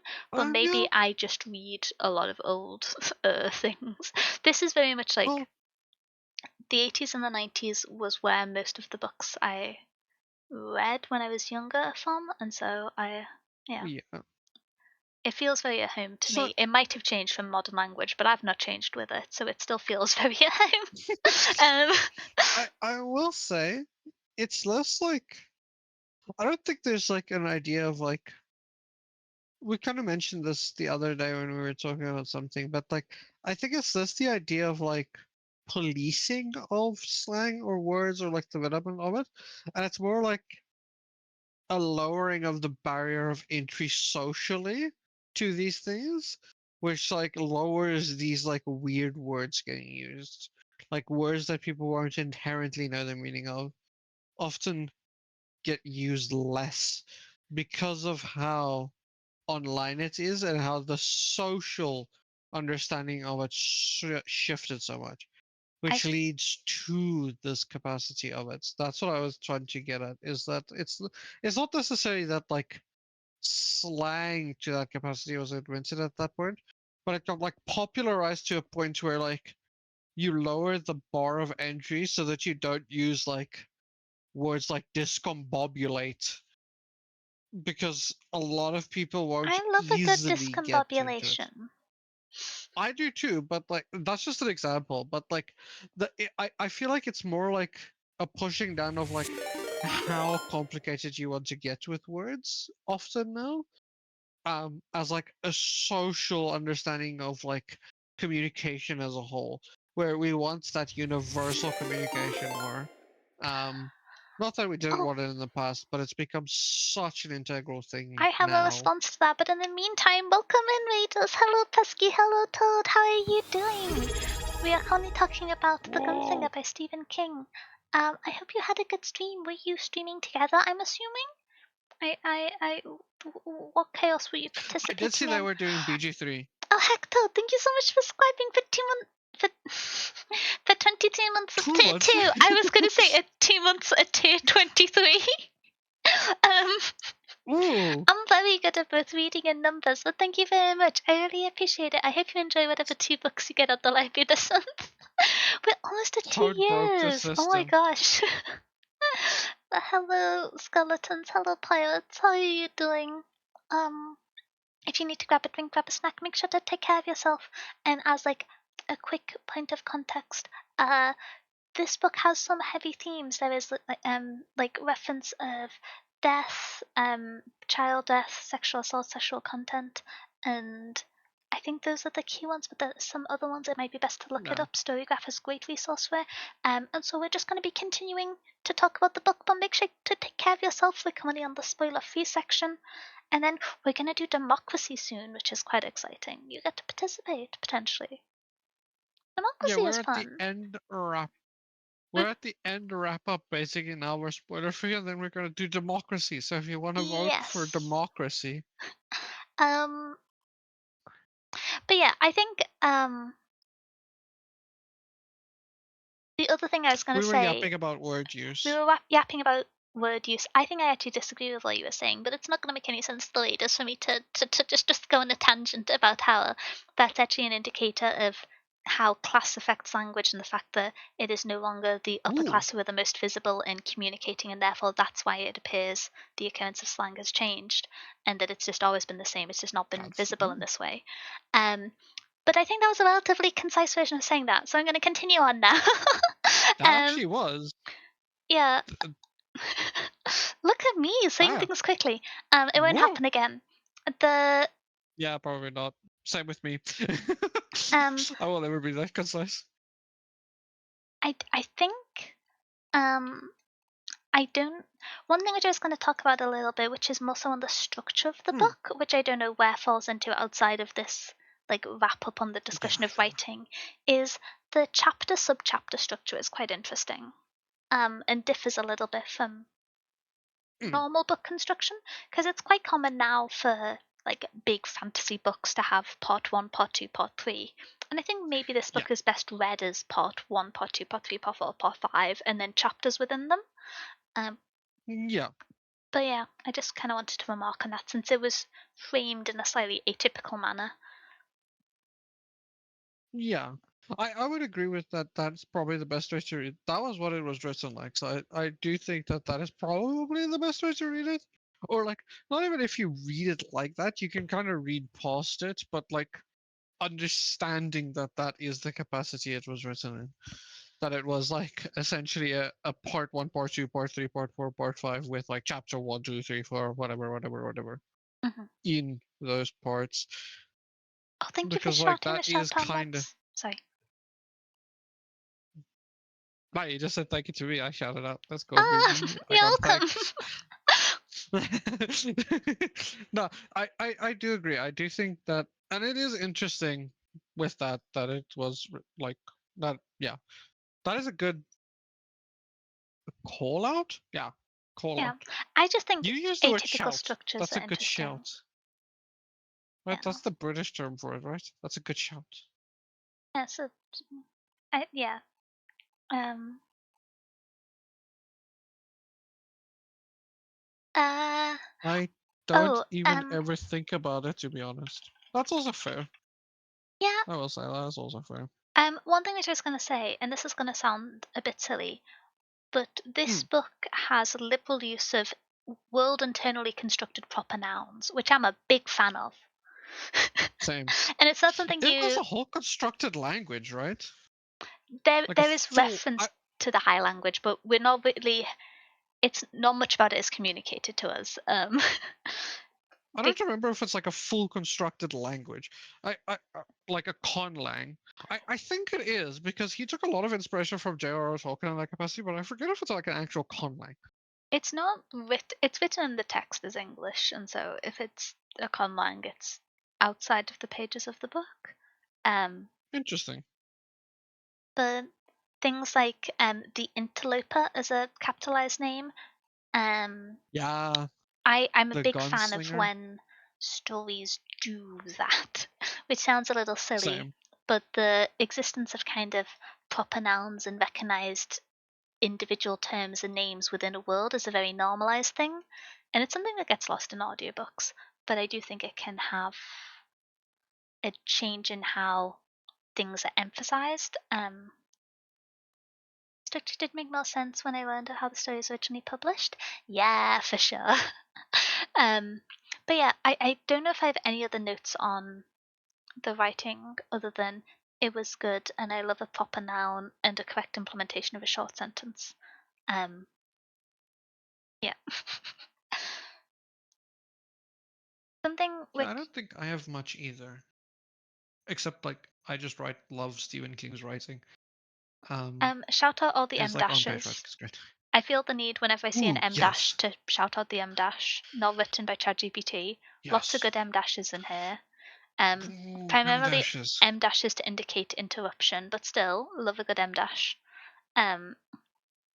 Yeah.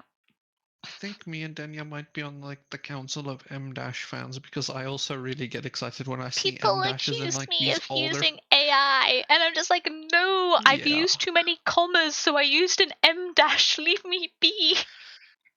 yeah. I think we might be on the board of like the M dash fans because like I also get like excited inside when I see an M dash and I'm like, ah, it's not AI. I I know this one feel was not AI. It's like a natural M dash baby. This is like a pure natural one. organic corn-fed M dash.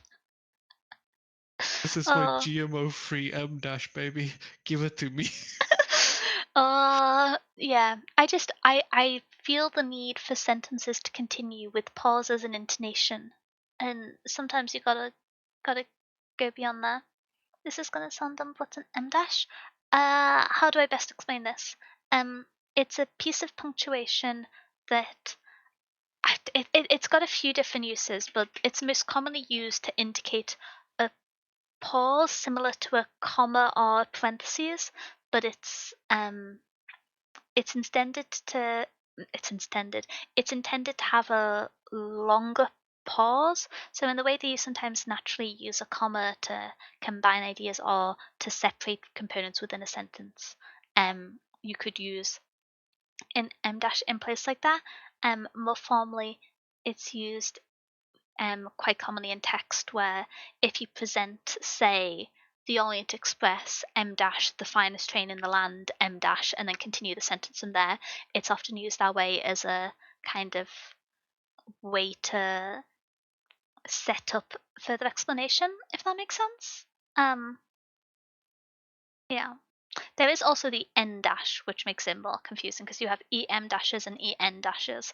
And N dashes are cool, but I'm not the biggest fan. M dashes, though. Shout out additional information and pauses and sentences. I hope I've got that description right. I've not done formal English in over a decade. I'm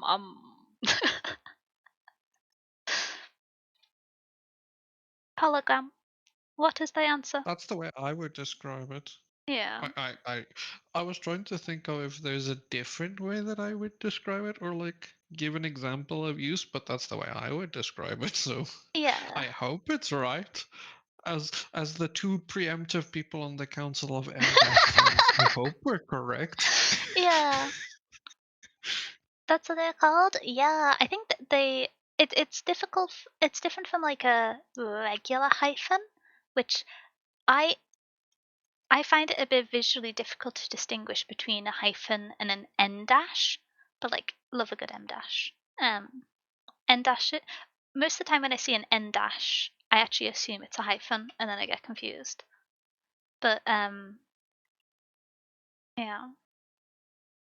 I think Yeah, I N also can't dashes tell is the only difference used for between an N compound dash. phrases, isn't it? It's only used for like Yeah, if you were to hyphen, if you were to connect like book club. That's a bad example. Um, the yeah. That's when you would use an N dash. But I also find I can't distinguish between an N dash and a hyphen. I also cannot really.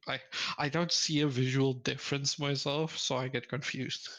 my brain's turning to soup. Um, because I was going to say hyphens can be used to connect words and have it be valid as well, but what's the criteria for when you use a hyphen versus an en dash to connect pairs of words? Is it the en dashes are You know, specifically for numbers? you're asking me a question I don't actually know the answer to. I'm going to have to search that. I. This is why I say I can't talk in detail about on page writing. But yeah, English punctuation, why are you so confusing? I love the history of English punctuation. English punctuation was intended as musical notation. Um, This is a very interesting story. There's a really good video essay on it, but most English punctuation came about in response to the idea that biblical verses should be given out so that the town or village speaker could recount them to the community. And so, to indicate moments of attention and deference and tension, punctuation was established to help communicate when to pause dramatically, when to speak with reverence, in the same way that you have notation in music to indicate a staccato note, or the use of pedals to change the tone of a note. And so that is, I believe, one of the commonly accepted, like, broader sources of modern Yep. common written English punctuation. But then over time, the need for it to be standardized occurred, and it intersected with punctuation as used more sparingly in the upper classes. And then a lot of the kind of layers of um, punctuation that kind of does the same thing comes from the fact that there was the two divergent uses for written English between the more educated upper class and its adoption from other languages, who were generally the social circle which was occurring in, and its Yep. use for communicating the intonation with which to read the Bible to the villagers. My Yep. understanding, there's some really great resources on it out there. I realize that probably was an abstract question, but I like the anecdote behind it. But yes, I like the writing. Learning moment. Yeah, mouse with anecdote. Do you have I also really like the writing. any other notes or pet peeves on it? Hmm. No, not that I can think of now. That's fair. I don't think I do either. Um, Brackets women, but um, Yeah, continuing brackets, on. brackets, women, brackets, children. I'm gonna Separating talk. We're children gonna like start the spoiler adults. section by talking about children. Insane sentence. Um,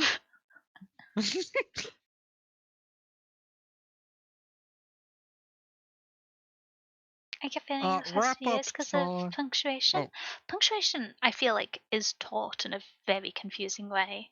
I yeah, I I struggled to understand punctuation when it was taught in the classroom, and I learnt it best from analyzing existing writing and not trying to use it myself. And then once I'd yeah, kind of read and encountered them, and especially when reading poetry, which I don't do much anymore, but you do when in like standard central education, and there was like a discussion of the minutiae of the punctuation there. The very dramatic and intentional use of it helped build context for me. But it's something which I still have a very kind of like evocative rather than precise understanding of, and so I always feel a bit silly when describing it. But it's definitely something which is, it's something that's evolved and yet is spoken of as it's a like classical strict hierarchy, and it really isn't the case. And I yeah, think that incorrect framing makes it difficult to digest. Um, yeah. And it doesn't help with how it's taught. yeah, yeah, for sure, for sure. It's like, yeah, but I've got beef with how things are taught as well sometimes because, like, I feel like a lot of things, specifically reading and writing wise, is like taught in a way where it's harder. So people have like this association with it that is like that it's not taught well, and that makes you like feel. It, I've got beef with some school stuff. Yeah, I feel like you could teach things in such a. Honestly, one of them is something that me and you both love, which is math.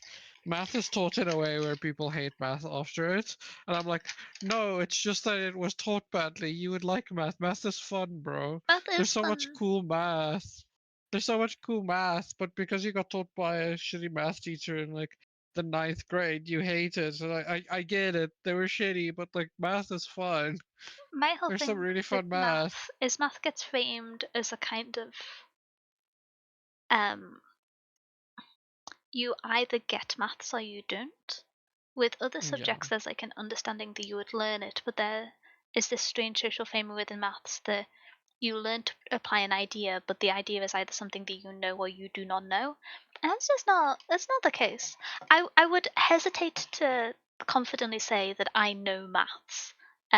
Context, Hmm. I have a master's degree in maths. I don't think I know You maths. might know some But math. I would hesitate to say I am someone with familiarity with maths. But the way that it's presented is kind of this understanding of it's an idea, and the moment you see it, you either get it or you don't. And it's very much seen as a kind of innate, like, whiz kid thing. And that's just not the Hmm. case. That's just not the case. The more complicated the maths get, the longer you Mhm. spend staring at it, the more tools you use to understand the idea. It's. Uh, There are learning Yeah, disabilities that make teaching math and English, for that matter, hard for some people. Oh, I mean, absolutely. I'm mm, dyslexic. I don't know if I've talked about this anecdote very much. I've said it before, but I don't know if I've said it for a while. The reason I fell in love with maths is because it was the only class I was allowed to write on square paper, and I couldn't write out answers to questions unless I had square paper for a long time. Um, I had a very surreal experience when I was doing my GCSEs, like first big exams in the UK, where I had to spend more time practicing my handwriting than I did studying for subjects because my that's teachers were really crazy. worried that if my papers got submitted as I currently wrote, there's an option for markers to say illegible non-marked 0 for questions, and they were Yeah, that's genuinely insane. concerned that I'd just get zeros on all my papers, even with like consideration. And so I very much have a kind of atypical understanding, but I have been within the system of That how it fails you. I went from like yeah yeah. That to me, by the way, is such an insane concept. Like, yeah dude, it was like what the hell? the options were like Just tell me you don't. the school Sorry, can just tell me you don't actually want to teach a subject. You just want to like I mean make them memorize it and like because like dude, well I like I don't think that was the issue in my situation. It was more so it was legitimately very difficult to read my writing. It still is. And sure, but like it was mostly the like financial situation of for me to get a transcriber or for me to get the accommodation to have a complete exams somewhat digitally. A bunch of funding things would need to be applied for, which my school didn't have the fair, resources to do, and so it's more of a like economic fair. thing of um, we can try and apply for this, but it'll need time and probably delay. Um, the That's fair. but Yeah, I don't know. I get in your situation, but so often in situations like that, it is just like a failure on the system for those students. Often that does is the issue, and I hate that in like education because like it's in the name. You're supposed to educate people and like help them learn how to do it instead of just being like, I yeah, I have a lot of sympathy for teachers, and my general attitude is very true. there's an issue with um how do I phrase this in outcome and priority misalignment with Yeah, what is asked for of teachers and what they are evaluated on, and what the best outcome for a student is, and how that relates to yeah, performance and examination. So things like Ofsted, although Hermes hate Ofsted, Ofsted is the regulatory and examination board that looks at teachers and makes them sad. I don't know how else to explain it. Um, Absolutely asinine criteria a lot of the time. Um, mm, but yeah, I could rant about the structure of education for hours. It certainly does fail a lot of people who have learning disabilities, or, for example, um, people who are. Um, I used to tutor maths. So, for as an example, someone who I tutored a few years back was a young Ukrainian girl who moved to the UK and wasn't fluent in English at the time she moved. And maths was one of the subjects which she was stronger in because it's a lot more transferable than, say, English literature or geography. And so there's so many cases where the system just isn't put in place to support people, and it doesn't make me feel positive. But I don't know. It's one of the reasons why I am so adamant about how wonderful a resource the internet is and as an opportunity to continue to educate yourself, even if it's not in the kind of structured examination manner that you go through in school. I I feel like there's so much value to it, but I'm gonna continue. Um, Yeah, is it what I expected going into this book? Kind of. it's a good question for you. Um, You didn't reread it for a while, so I wonder if your expectations still the same? Did it I meet those expectations that you had from like knowing about it in the past and reading this in the past? I expected the on-page writing to be good. I expected there to be Hmm. biblical references. I didn't appreciate the full detail of some of them, or didn't remember them, and I was Yeah. pleasantly surprised by that. I expected it to not be great about women, but I didn't kind of anticipate the violence within that. Um, and I anticipated ending the book being like kind of confused and being like, I guess I've got to read the next book for it to be a finished story, um, which was still the case. No, And no, no. so, That's a slippery slope. Slippery slope. You're gonna get 8 books in. There's 8 of them. Slippery slope. Slippery slope. and so, Run while you can. it was kind of what I expected going in, both in the positive and the That's negative good at least. aspects. Yeah. Um, what about you? You've read this book quite recently, I believe. Hmm. I read this quite recently. So for me, this was less like a battle between like Frodo and like yeah, you know what I mean? Like this was less about.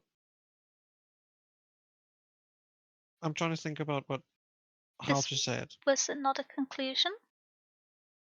Yeah, this is not for me about like the series as a whole. Reading it for this one book was my intention with this reread because like I don't think I'm rereading all of them again. Outside of book club, like I just don't have the energy to read 8 books in this series in this capacity. So this was a fun look at where this came from for me at this point. Like the start of the Dark Tower. Um, because this is the start of the Dark Tower. The essay specifically were the start of the Dark Tower. So knowing where this goes, this was a fun like look back for me. And in that capacity, was actually what I was expecting. I remember a lot about the start. Um, That's fair. well, Um, abstract well, question. Oh, abstract question. Ooh, how much did you I like like the abstract question. book? How much did I like the book? Yeah, because I'm kind of conflicted. Because I am extremely conflicted. there's some parts of the book that I really like, but there's some parts of the book that I can't really forgive, and so Same. There's some parts that I don't like. Even if it's like not I am morally against how women are portrayed in this book. I just straight up don't like the world building and how it was utilized in this book in the capacity that it was, and I wish yeah, even if he wanted to keep it a little bit more vague, I wish he did more of it so that I I'm could get some trust in the author in I that capacity. I'm kind of like I would be happy with the world building if I still had trust in the author, but I don't know if I do. But there's also some parts of this book that are so incredible, and Yeah, it leaves me conflicted because if you were to like go through and say like writing, I would like hands down give it 5 stars. If you were to like yeah, look at the characters and we just exclude pretend women don't exist, then I would maybe not 4 full five for stars me. because I don't writing of children, etc. But there's so many Yeah, things in this book that are so well done. I think the themes are well integrated. I think the on page writing is fantastic. I think the structure of it is reverent in a way that I appreciate. But I yeah, just lost a lot of faith in the author from the existence of women as sexual objects within the story. And so I, yeah. I, I, I f- I don't know No, what it yeah. averages out to. I'm at that Because, same point where I'm like, I think so much of this book is fantastic. So much of like the start of this all is fantastic. But then there's also so much that I'm like, not even like that I'm just straight up against. But like I don't know where in the middle I meet on that. Like because I don't think this book is a 3 out of 5 stars. But I cannot say this is a 5 star or a 4 star. Like I cannot say that's where I would place it because like there is stuff that I like morally object to, like I think quite hard. so. Um, when I don't know if I talked about this, but when I reread the book, not as an audiobook, but as a like on Book. page book, digital book, Hmm. I did my best to, and this is going to sound silly, but I just like skipped and fade to black and moved on to the next interaction when there was that Yeah. kind of like sexual content within the book, be it the relationship with Ali or the more questionable and violent aspects. And so, the, I don't know. I feel like if that wasn't the case, this would be like a 4.75 star book for me. But I don't think it can be with that in it. Hmm. And that makes me kind of I don't sad. think so either. um, because like Stephen King has the ability to write layered and good characters, and I just like Yeah. it I mean, yeah 3 of them are that. He just didn't do it for like the female characters at all. At yeah. all. And it's like sometimes you have a story, and for structural reasons there aren't many women present, and that's okay. If that's every book Yeah. that an author writes, maybe that's a few side eyes, but like that's okay. That can happen. The fact that There are specifically women that in this book. when they're present, they're only present as sexual objects or with regard to sexual contest, exhausting. And so I'm left kind Like, of conflicted of how I rate it numerically because I don't know how to yeah. reconcile the quality of most of the content with the book with the parts that That's make me uncomfortable and the parts that I don't that's think should be praised. yeah. Honestly, so I think we can talk about the section after this as well, skipping the sequel part. But like that's the same thing I run into with would I recommend it to people? I'm stuck on that same point of like I think this book without that context and without that in it, if I just ignore women exist at all, this book is fantastic and I would. Yeah, I think this book is like a 4.7 stars. This book is really good in a lot of capacities. But then also I have issues that make me go the opposite way where I'm like, no, you should know. Like the women are horribly written in this and are like literal objects. I'm Like I'm it's kind of like of the insane. attitude, and this is going to sound a little bit silly, but I feel like I could recommend this book to people with proper content warnings. Um, Yeah, and I could like see that. But then like if you just because like I think the yeah. the struct how do I phrase it? If I don't believe the books shouldn't be recommended and discussed because they can contain uncomfortable topics, and I don't think you do either. But I think there is a kind Yeah. of un, how do I phrase My this? issue is, right, that like when I recommend a book to somebody, when I say I think you should read this book, it's not necessarily on like I will recommend you a book that has that topic with proper like caution on it and telling you about it and with the knowledge going in, and I would be like, okay, this is what's going on. I feel like in this capacity, in how it does it here and what it does here, it's a detriment to the quality of the book. Um, that's where I get down to that. It's not just that it's like sexual assault as a topic, it's that how it is handled in the book and how the women are written is a detriment to how good this book is. Like, I actively think that drags this book down to like this is hyperbole. This is probably not what I rated, but it pulls it down to like a 2 star book for me in like how bad it is for the quality of what this book has. Like I probably don't rate it a 2 star because I think this book is actually really good outside of that. But like you know what I mean. It like it gets it to a point in my head where I feel like that detriments the book so much that on a quality basis I wouldn't recommend it. Not on like a what is in the book I wouldn't recommend it. It's on a quality basis of like Yeah. it betrays my feelings on these things so much that I cannot morally recommend it because I feel like it would be like me recommending a 1-star book. Like on my own, like I don't I want you to read hmm, trash. I don't get to that point. You know what I mean? I'm Like I, that's the feeling I get, and I don't think it's a 1-star book, but like I it think betrays my feelings. I understand where you're coming from. I think I'm a bit softer on it in that I'm of Yeah, the attitude, specifically as an older book from an impactful author, that yeah, there is an argument to read as like a significant historical writing. And maybe yeah, not the biggest of Stephen King's work, but unquestionably an influential author. And I think that although the things it fails are uncomfortable, are also indicative of the time period to some extent, with the kind of yeah, I don't know how to describe it without going onto a tirade, but with some of the attitudes and the yeah. normalized patterns of negative Mm, description of women and no depiction of any other groups within stories at the time, within kind of fantasy, sci-fi, and horror to some extent. And so I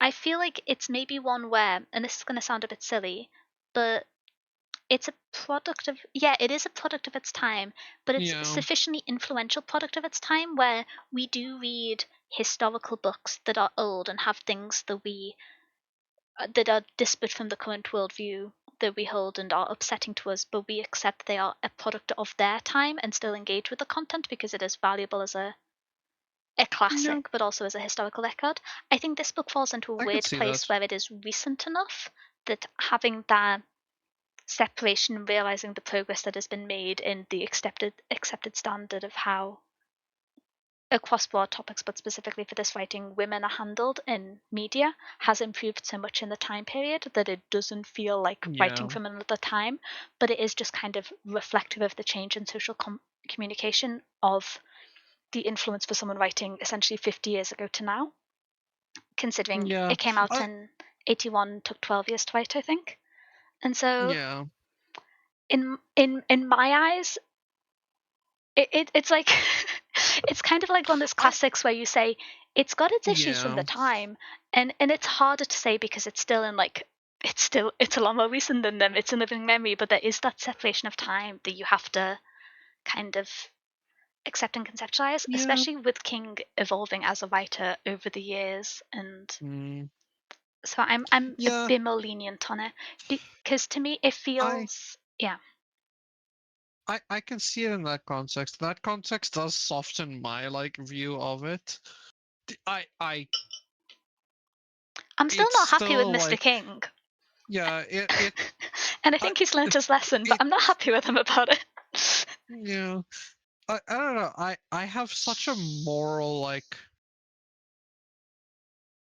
and maybe it is like a time thing. Maybe you are correct. I think you might be that it's like Stephen King is still publishing books. He Mhm. is literally a living author still publishing books. That it becomes this thing of like I'm almost still it feels too recent, Yeah. but yeah, it is. But I could see it in that I mean, capacity it's, because like yeah. yes, this book is incredibly influential, and Stephen King is an incredibly influential author, and even in fantasy, this book is incredibly influential. Mhm. So in that capacity, I can see it as like almost reading it like you would a classic. Yeah, it's like In like some of my favorite classics, like um, Jane Austen is an author that I read when I read a bad romantasy recommendation, and then I'm like, no, I want yeah, yearning. And I read those books knowing that there is like classism and racism throughout, and that I find uncomfortable, but it is context of the time, and you read it with that knowledge. mm, To me, that's like the lens which I think I'll engage with King's books when I do. I think there is a strong argument that you potentially deprioritize your reading on the fact that there are other good books that don't have those drawbacks. But I think that yeah, there are still people who I would recommend this book to. Um, yeah, yeah, Yeah, Oh, I could see that. Yeah, it's I got agree. so many good things going for it, and then It's a outside of it, it's it makes me kind of mad. Like the book was so good, close to being dude, incredible, and then it made if me I could just angry in eliminate chapter 1, and I was reading if it angry. Um, if I could just eliminate like all the female characters in the book, just take them out. Honestly, we don't even need to like upgrade their writing. Just remove them. Don't mention them. Like legitimately, just scratch them out of the book and just like age Jack up a few years so that it's not a horrible child writing because it's really bad child writing for a child character. If it's like a like older teen, like 18, maybe we can pass it. This book might legitimately be a 5-star book. It's actually so good. It's like a 4.75 5-star. This book is honestly, really good. yeah. But then like 2 points just like To tank me, it. I feel like because it's difficult to kind of quantitate moral discomfort on a numerical scale. Yeah. um, That's where both of these issues come in for me. It's like I cannot quantify the moral implications and the moral I have against this. Like can I is it a minus 2 points? Do I subtract 2 points for not perfect female? It's hard to quantify because like yeah, but I like I go back and forth because I think if you look at it yeah as like a classic, if you go to the illusionary space and pretend this book was written 150 years ago as opposed to 50 years ago, um, then I think that would change how we're both reading and discussing this. And I think this is a book yes that's still going to be talked about in another 50 years' time, and they will maybe more objectively be able to more look than at it in that. that way. But I, it's one of those things where when I pause to think, there are other books which I've engaged with recently. So, for example, um, I'm forgetting the names of things that I've read in the last 2 weeks. Um, if if Maybe we read too much if you maybe I don't read too remember what you much. read in the last Well, two. no, I remember what I read in the last 2 weeks. I'm just trying to remember what numbers I rated them because that was the thing I was going to reference. Ah, okay. But like Okay, good, the good. picture of Dorian Gray, which I read recently, I rated that Hmm. I think 4 stars, Hmm. which or 3.75. I can't remember. I've not actually found it yet, and I think that is in part due to the fact that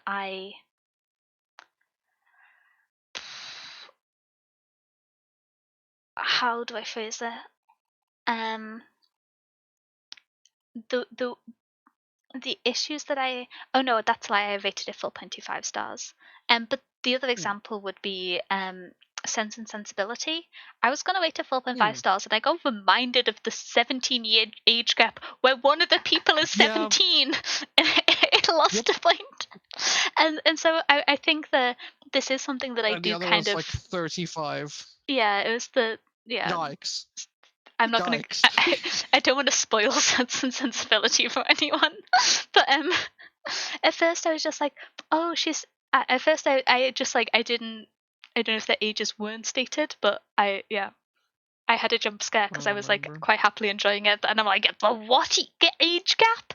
Anyway, um, but yeah, and so it is something which when I'm looking at older books is still relevant to me, and I think depending on Hmm. how present in the book is how much it impacts it because and maybe this is like failing on me in some part but if it's not at the front of the story the like issues of the time that now cause discomfort and aren't framed appropriately um by our current standards you would Hmm. be able to just like read past it um and it would be like concerning, but it would be like a throwaway line, maybe a rude comment made about a servant or something, and it's still unpleasant. Yeah. And depending on how kind of like Yeah. close to home it is, can varyingly impact how much it takes out the story or various effects.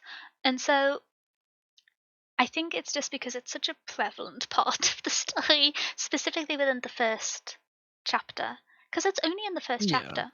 The latter four Yeah. chapters in isolation don't seem like you could read it as just being normal women in the latter 4 chapters. There's not a lot of them, but there's not a lot of the characters. It makes sense, maybe. It's fine. There's not that many characters in this book. It's not that many. My comfort is how many Euclids per minute. What about one really? Depends on sections.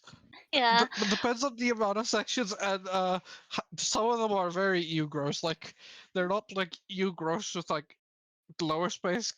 They're like gross with like capitals and like 7 exclamation points. There's like the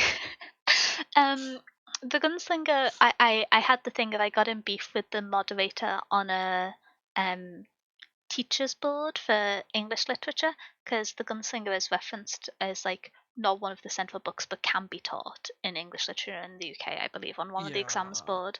And I got in beef with one of the moderators on this exam board because it's just like, hi, just saw the content warnings listed here for when discussing with classes. I think it should be updated to include sexual assault.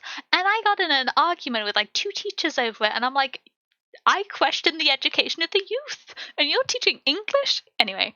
Yeah. But Yikes. yeah, Firstly, yikes. like I, it's not very It's the curtains are blue, it's but quite explicit. yeah, It's quite it's quite explicit. bad. It's quite bad. It's quite bad. But yeah, I don't know how to quantify it. I think I'm I don't gonna either. I'm gonna try and give it a number at the end. I am okay. This is gonna sound silly. I am leaning to 3.75 stars because I think Wait. Yeah, that's sort of. I was wi- gonna say I lean to like 3.5, 3.75. in my heart of hearts it would be a 4 or 4.25 book, but I also know that I have friends who have me on Storygraph who look at the books I rate above 4 stars and use that for recommendations. And I feel like there's some kind of mark of Yeah. caliber that being the 4 to 5 star is. And I know for other people it's 5 stars, but I'm harsh. I want my perfect books to be perfect. And some of y'all rate a book 5 stars and then says, oh yeah, it has these issues. No. Um, sorry, that was too vitriolic. Yeah. The, the, Yeah. the grade like inflation is real in the book community. Um, but Yeah. I don't want to give it that kind of. To me, a book that's 4 stars or higher is a great book, and this is a great book. Mm. But I wouldn't blanket recommend it, and I think I wouldn't blanket recommend it beyond the content warnings because it can be.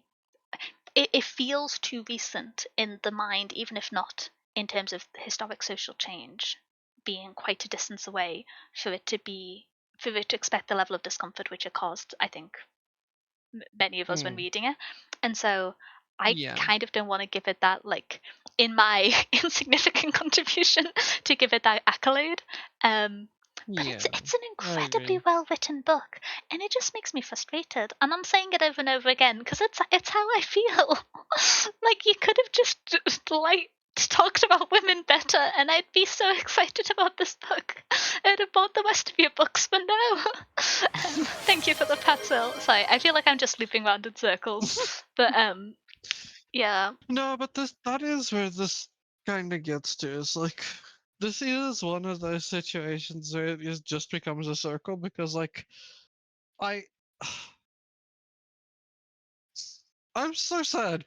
I would have happily rated. You said you probably get to like a 4.25 after this reread and with the like I forgot his name. I think if you John? remove the scenes with the women, or if you Mm. even if you just add context, I like Yeah, just add some context. even That also even works. if this isn't a spoiler because it's entirely speculation, but even if it was something of the gunslingers are like meta-human in some profound way, and the reason why women are just throwing themselves at the gunslinger asterisks is because it's so difficult to survive in the desert, and there is some kind of social assumption that with their perceived godhood they may absorb it through this contact with them. Even if there's reverence for the gunslinger Mm. that justifies this kind of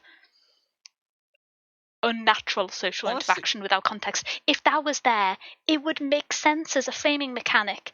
It like there's just no I justification would for be it. so for real. Honestly, I would be so for real. You could go like I, a little bit hyperbole, right? You could full on romanticize it and like be like the gunslinger has like pheromones, and honestly, there being just an explanation and being some sort of characterization behind it Don't might make the honestly gunslinger help it. ABO. What are you doing? Honestly, it might help it. The way it is now is incredibly toxic, and honestly, screw it. Give the gunslinger pheromones. I don't care anymore. Just give me something. Like, honestly, give me something. And it might honestly, like, you get to like a 4.25. I would, without that, with Without some it would be context, or 4.75 for without it me. in the book, If I might honestly give this book a 5 star. I'm not even joking. I might give this book a 5 star if that was not there. I think I would have to read the rest of the series, figure out how many of my questions got answered before the 4.75 to 5-star thing. But I very rarely give books 5-star the moment I finish them. Yeah. That's kind of a lie. But how Yeah, do I you phrase gave it? Piranesi a 5 star, but I gave that's Piranesi a also 5-star valid. the moment I read it. I gave That's Dillman the also Forest valid. in a 5-star with like 50 pages left. Yeah, you get that one was a pre 5 star. you you didn't even know if the like ending stuck it. You I was to be fair, so it did. destroyed by that book, and it's nominated this week, and I'm gonna have to be very calm about it. Yes, it is. But my Yes, it other 5-star is. book last year were Barbarians at the Gate and Yeah, The Raven Scholar, both of yeah, which I like waited a few weeks to give a 5-star review to. Because I was trying to yeah. figure out, was The Raven Scholar just fun to read? But I was like, it's a book. It's really fun to read. It's a good book. It's a good book. Anyway, but yeah, It is a good book. I don't know. It really is a good book. This would be a very good book for me if it respected women. Yeah. So I yeah, honestly might just land on like a 3.75. that's what I'm leaning towards. I think it's a real shame. I also think that something to emphasize, which I tend to look at the content warnings before I read books. But Yeah, I really wish more places talked about the fact that it's not just sexual content, but it is sexual assault within the book, because I was yeah, not expecting that. It could have just been yep, an abstraction. It could have just like stole the sacrament wine and bread from the church, and that could have been the interaction. Like, why did it have to be there? yeah, Yeah. yeah. Honestly, So yeah, anyway, man. Yeah, this book gets so close to like peak. It's so sad. It gets so close. yeah. Well, Screw you, Stephen King. Screw you. You did it with it, and I can do it again. I also love when a I hate you. person writes Bible fan fiction. It's got to be one of my favorite genres of writing. I you know I love when he writes Bible fan fiction, makes it incredible, and then screws it, and then screws it. Okay, who would I I recommend hate this him. to? I don't know That's how to hard. say it quickly because I think someone, some, I, some readers, and this is like a difficult thing to frame and talk about because it's in a Hmm. conversation that relates to like values on a moral perspective, and so Yeah. there are some people who are less upset by content that goes against moral values in the content they read than others. And that's not like Yeah. as a reflection on their values. It's just it has different impacts on people in terms of the emotional impact. And Yeah.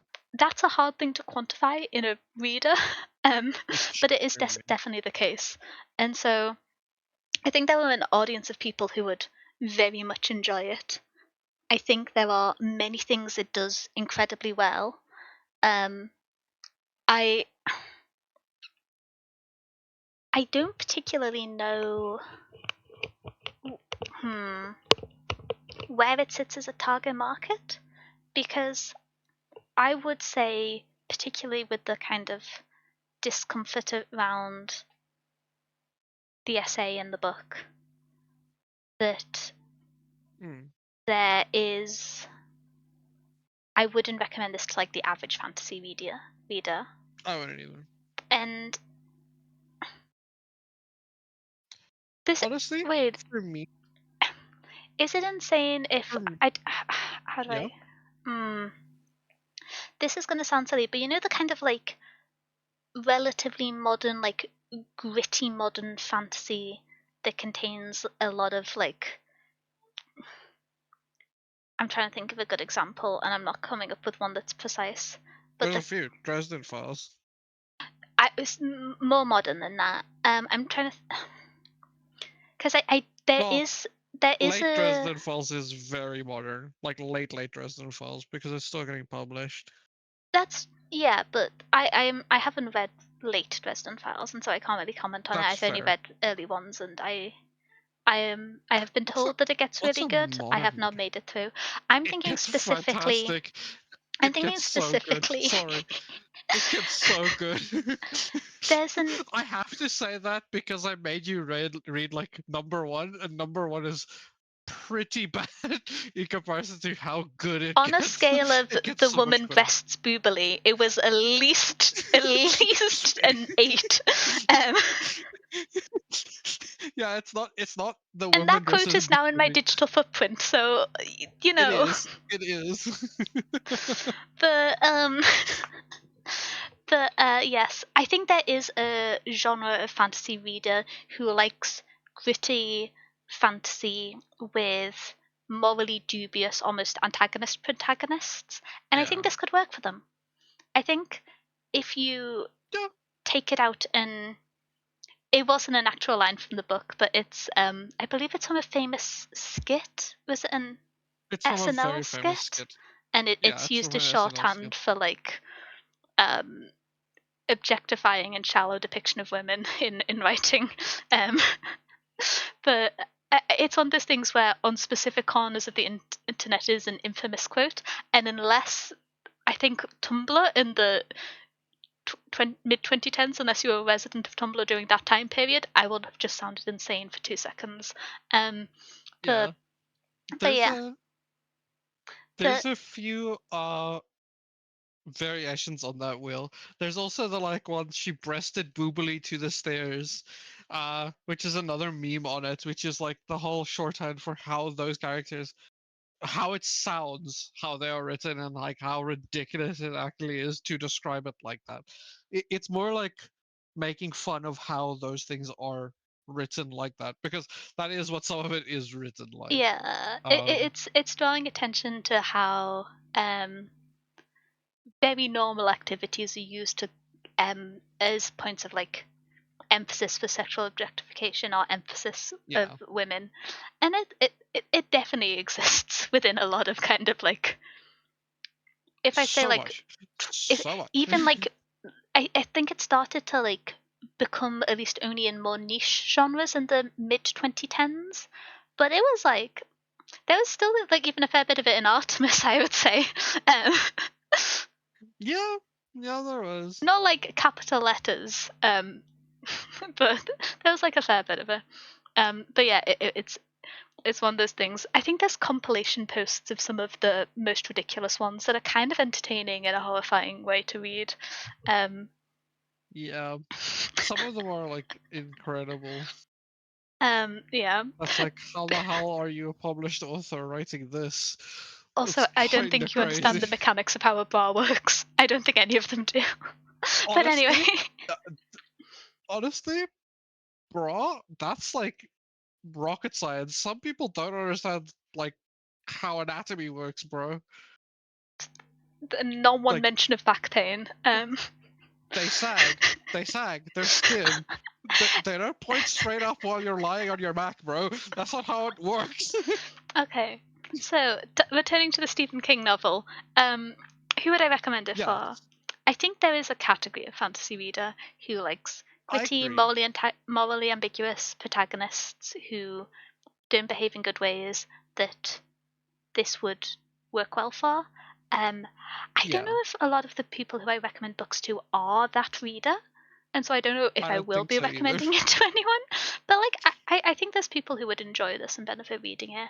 I'm, I'm, I yeah, I'm glad I read it. I have one more category. I have one Okay. more category, but it's like it's like with heavy caveats, like going over the content warnings and getting to a point where you understand what is going to be in the book. It's for people that actually do want to know more about like the influences in fantasy and where fantasy came from and how it developed and like big touchstones in the genre, because I do think this is a very influential book in fantasy and like Oh yeah, through our understanding of it. there is an argument to read this for What? just studying the craft, I think. Yeah, But I would say I that's almost more of a that's study than a read. Um, yeah, and I will say it is with like so many caveats on it that it's not a book. It becomes almost less of a recommendation and more of a suggestion if you are asking about the history of it, if you understand what I mean. Like if I know you're interested in it and you're asking me like what is a book that I can look at to see more about fantasy, this would be one of them. But it's not like I would go out and say like, yeah, you should read this book specifically. There's a lot else I would suggest for that, but if I, yeah, you know what I mean? It's not like, yeah. I do think there is some like gritty fantasy fans that would like this. mhm. I'm still I trying to don't know think of a anybody good like that shorthand though. for it. Would like, I don't know, because most of Game them of are. Thrones fans. Yeah, yeah, Game of Thrones fans. yeah. Not Actually, movie, not show fans. Game of Thrones book fans. The people that still believe George R. R. Martin is publishing the next one. I love the interview that Stephen King and George R. R. Martin did so much. It's I so haven't good. read all of the Game of Thrones books, which I know is always controversial for me as a book mouse. Oh, But I don't care. when George is just like, how do you write so many books? And It's Stephen my King just job, goes, George. it's my job, George. Or is it, it's our job, George? And it's just, Yeah, he it's just our looks job, at him with George. such a dismay. Oh, It's our job, George. just like the knowledge this is getting posted on Reddit. Oh, Yeah, it's our job, George. I love that interview so much. His face when he says it to him is so funny. It's our job. Like, oh, that interview is really funny. But yeah, that's probably who I would recommend it to. mhm. Which is really funny. They're kind of close to like their inspirations and vibe. Two kind of different ways, but yeah. Yeah.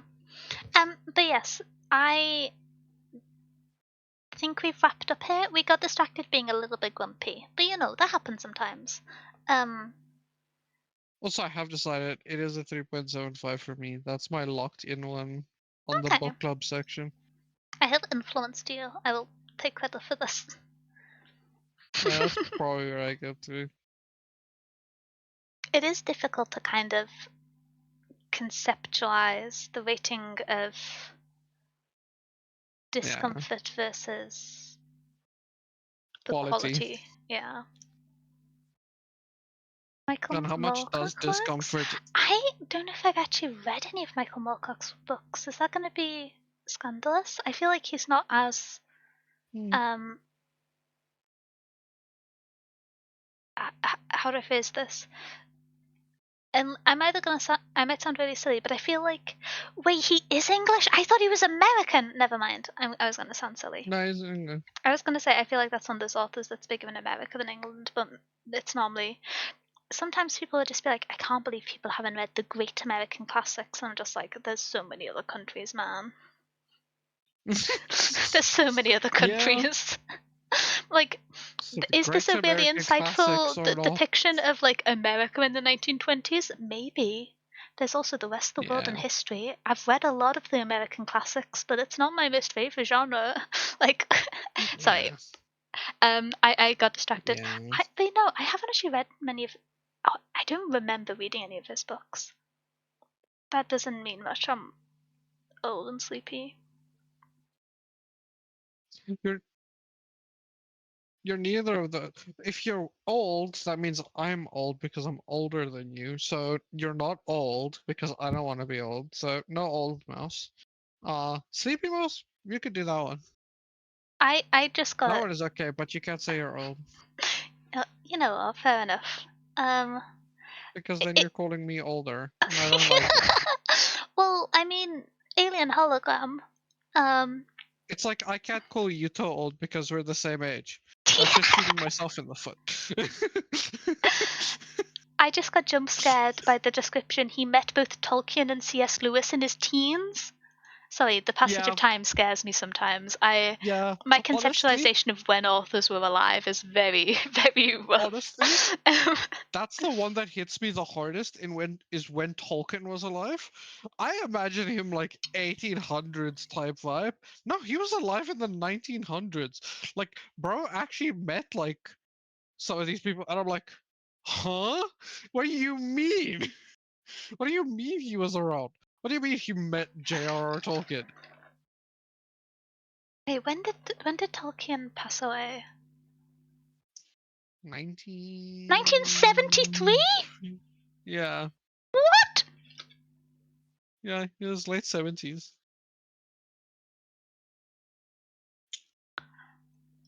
I'm gonna be so for Yeah, real. I thought he passed in like 1920. I. right? Right?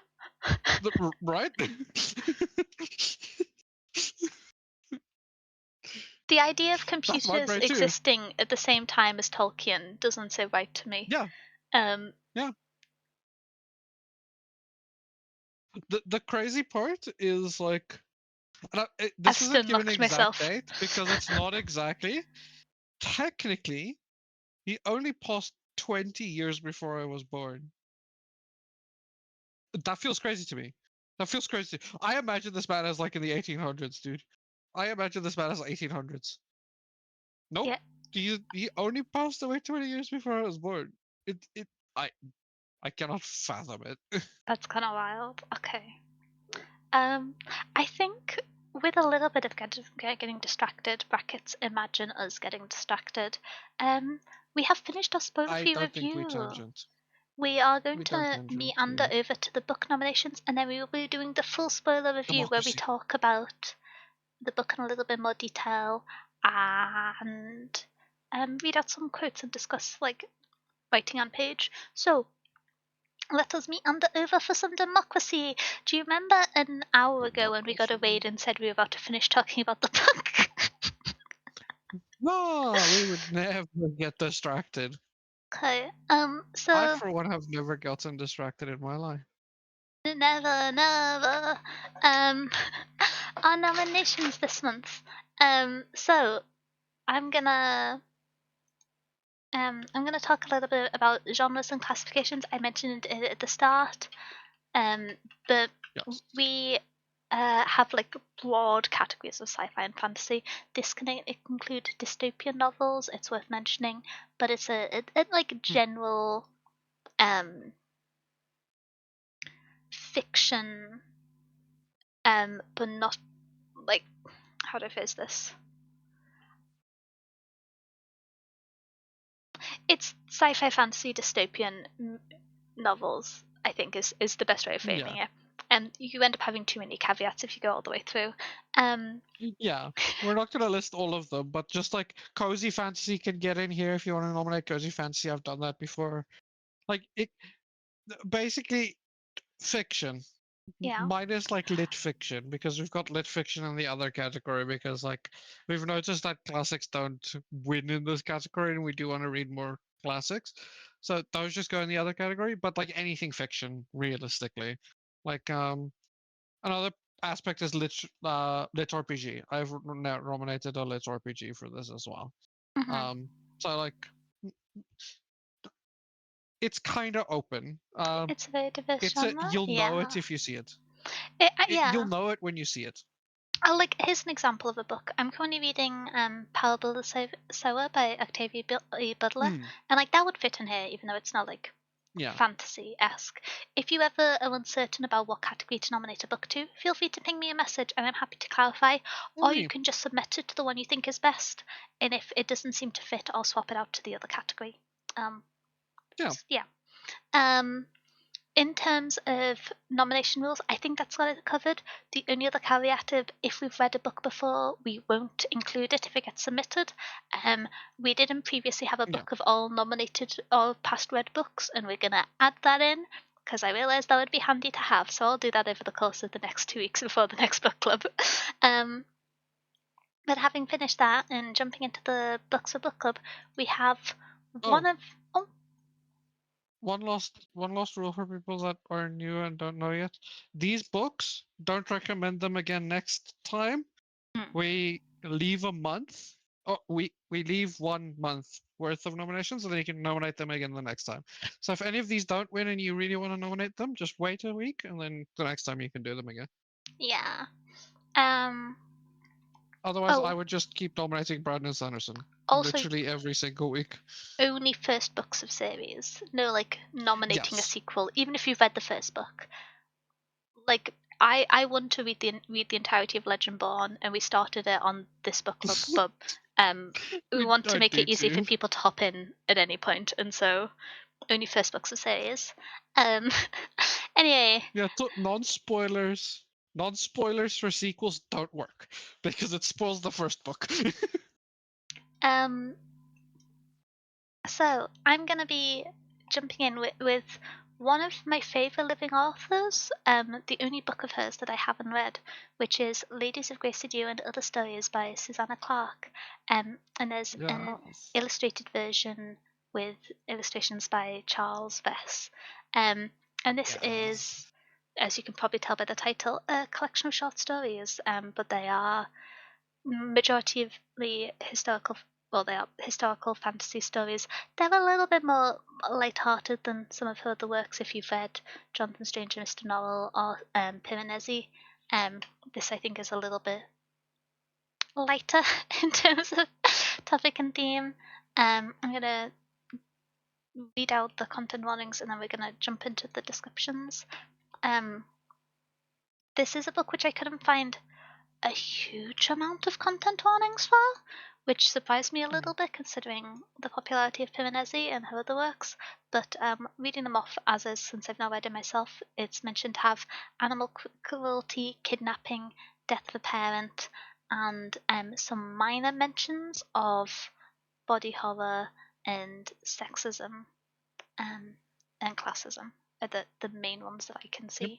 But it's one of the cases where not many people have added tags, and so that could either mean that most of the people who read this book are not the type of people who are inclined to add content warnings to it, or it could just mean that there are many content warnings and the potentially that they're like very gently appearing, and that's why not many people have thought to include them. So it's a little bit difficult to gauge when there's less tags on a story.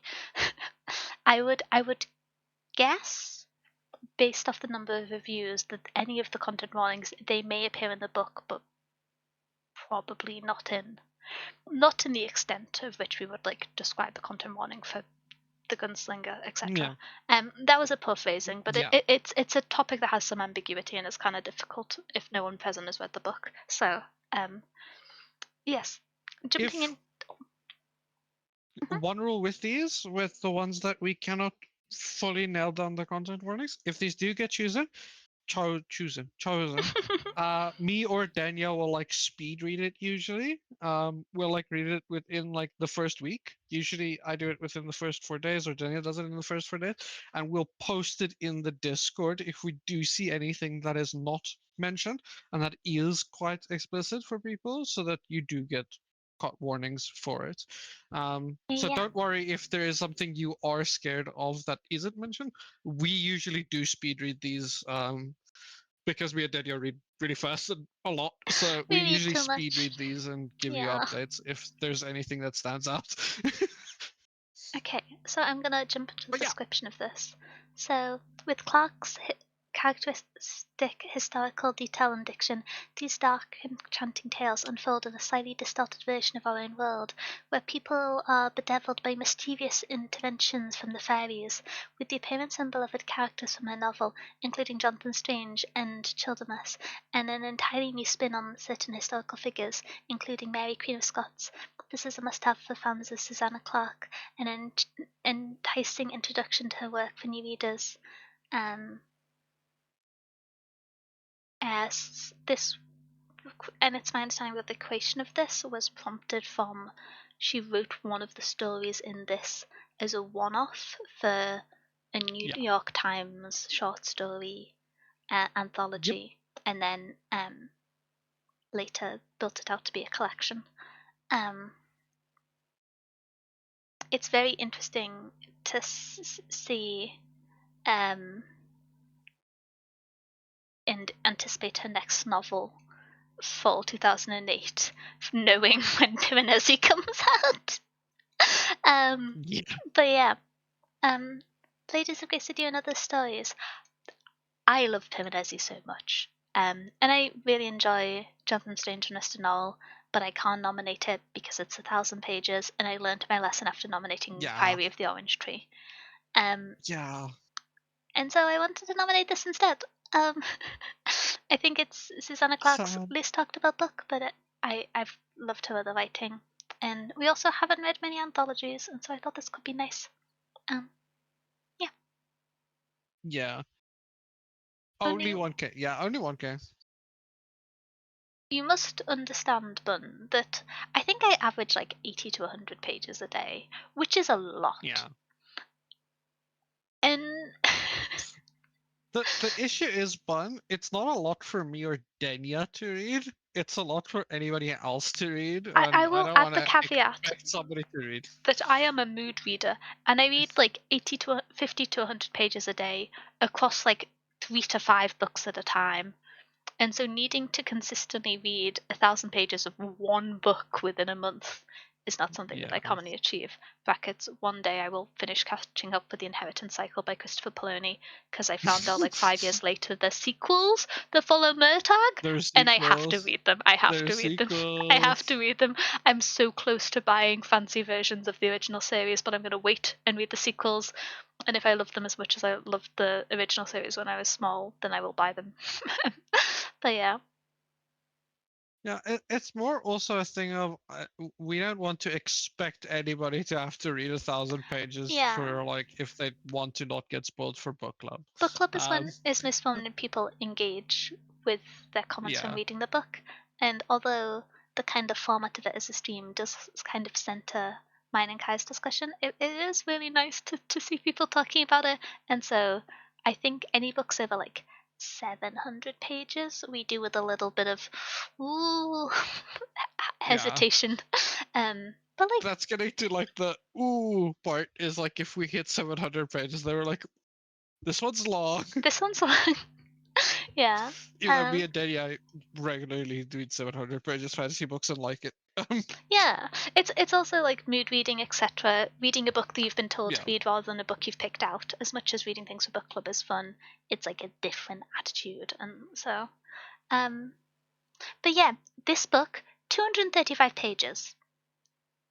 Yeah, it's pretty chill. Delightfully brief, I suppose.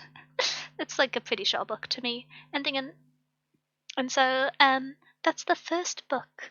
Up next is one that I've heard a lot about but haven't actually picked up myself, is Iron Widow by Zhen Ye Zhao, who is I actually encountered as a YouTuber when this book was getting ready to come out. I think she had like a viral YouTube video, and so I've been wanting to read this book for quite a while. It is 394 pages. It is like primarily fantasy but some science fiction element YA book that I believe heavily features LGBTQ characters. Yes. And I'm gonna. It's like. Oh. Yeah, it's like a YA sci-fi fantasy, like LGBTQI plus one. It's actually kind of sick. I recommended this because this has been on my TBR for jump ages. into the content warnings first, if that's okay. Oh yeah, I have them in front of me. Oh, okay, perfect. Unless you want to read them off. No, it's But okay. yeah, I've not read this, so I'm not. I would just go from Storygraph. yeah. So some big ones is there's a lot of misogyny attached to it, sexism. There's a war. There's a ongoing war. So a lot of violence, war, torture, death, murder, um, physical abuse, and stuff like that. There's also some like PTSD stuff attached to it, so suicidal thoughts, as well as there is a pretty abusive relationship and substance abuse subplots with like addiction, alcohol specifically addiction, and a little bit of like emotional abuse, suicidal thoughts. There is on page child abuse that I know of, and I think I don't remember exactly how much of it there is, but there is sexual assault also. I don't think it's that explicit from what I remember, but I will speed read this and let y'all know if this does get chosen. But from what I remember, it's not like explicit, and it has a place in the story. But it's mostly like a war story. So anything you would expect from like a war story. So like all of that stuff is in this. The big description for this book is that it is like Pacific Rim meets Handmaid's Tale. Um, it's a mecha sci-fi fantasy. Um, Basically how it works is there are the boys of Haushia dream of pairing up with girls to pilot chrysalis, which are giant robots that can battle mecha aliens, right? Um, that are like lurking just beyond the Great Wall that are separating them. Um, the strain on the female pilots are a lot more, and they often die. Um, and there is our main character, Zetian, who offers herself up as like a pilot concubine. Um, but the whole underlying of it is to assassinate the ace male pilot in the army for her sister's death. And she is on this quest of vengeance in this whole like war arc with like the pilots getting psychically linked and like all of this like maneuvering around it and all of this stuff, and it is this like story of revenge but also like war and how that affects people and the strain we put on people and like how they are almost used as weapons and all of this like fun stuff. But yeah, it's like Pacific Rim meets like Handmaid's Tale with a lot of like really fun fantasy and sci-fi vibes, and extremely Chinese Southeast Asian inspired specifically. But yeah, I've read this once and I've had it on my TBR for a reread for so long. Ooh. Um, and I know Denya also had it on her TBR, I so I decided to believe recommend it this month. it's a series. Is the series finished It yet? I is. know the second book is out, but I don't know I if it's a duology or if it's a. I second book is out. There's two of them out. I don't remember if she said there's going to be a book three. I think there might be. I think she talked about that it's going to It's a be a duology. It's trilogy. finished, I think. Oh, I, I, cool. I, Awesome. I might be falsely trusting the AI overview. Um. Oh, well, the book was originally signed as a two-book deal. Um. Okay. Yeah. Then I think she might have planned it for a duology, which means it is done. There is a second book out, but yeah. Brackets. I want the sequel to Raven Scholar so badly. At least once a week, I pause and I think, is it too early to start rereading Raven Scholar for the sequel? um. Yes. So seeing as it's not even close to out yet. But also, is it ever too early to reread a book that you're excited for like the sequel to? No, probably not. But yeah, with Iron Widow, it's really cool, and also because the author Shiran J Zhao is a YouTuber. She started on YouTube specifically with book YouTube. So she does a lot of reviews and talking about books and stuff. And a lot of this is actually cataloged on her channel. So if you are ever interested in author thoughts or want to look more into it, it's all on her channel. So you can also just go look at her own talk about it and a lot of the things around it as well, which is always fun. I think I haven't seen a huge amount of their content, and so I might be wrong just because I was looking at the article, but I believe the author might use they them pronouns. That's As my a bet. Yeah. quick interjection, I haven't. I saw like one viral video a few years ago, so I might be getting that wrong. But Wikipedia doesn't normally use neutral pronouns, so I'm assuming that's the case. Yeah. But yeah, they are a YouTuber, which is kind of cool. I've watched a few of their videos where they talked about this a little bit. I don't want to get too deeply into it because I haven't read the second book, and I do want to reread the first book before I read the second book specifically. Mostly because I'm like, I read this I read this like right around the release, so 2021. So I haven't read it in like 4 years, and the new book came out 2 years ago, I think 2024. Okay, I think I yeah. don't remember. Yeah, so I do want to reread it. It just seems kind of cool. But yeah, We don't read a huge amount of like sci-fi, and so we don't. mecha cool, big robot cool. Mecha Big robot sci-fi. cool. Profound sentences. Continuing onwards. Up next we have Emily Wilde's Encyclopedia for Fairies by Heather Fawcett. Oh, So, such a great show. this is a book that I've heard a lot of like positive excitement Mm-hmm. about. It's not like true cozy fantasy, but it is quite a like light-hearted fantasy story. I think would be an apt way to describe Yeah. it.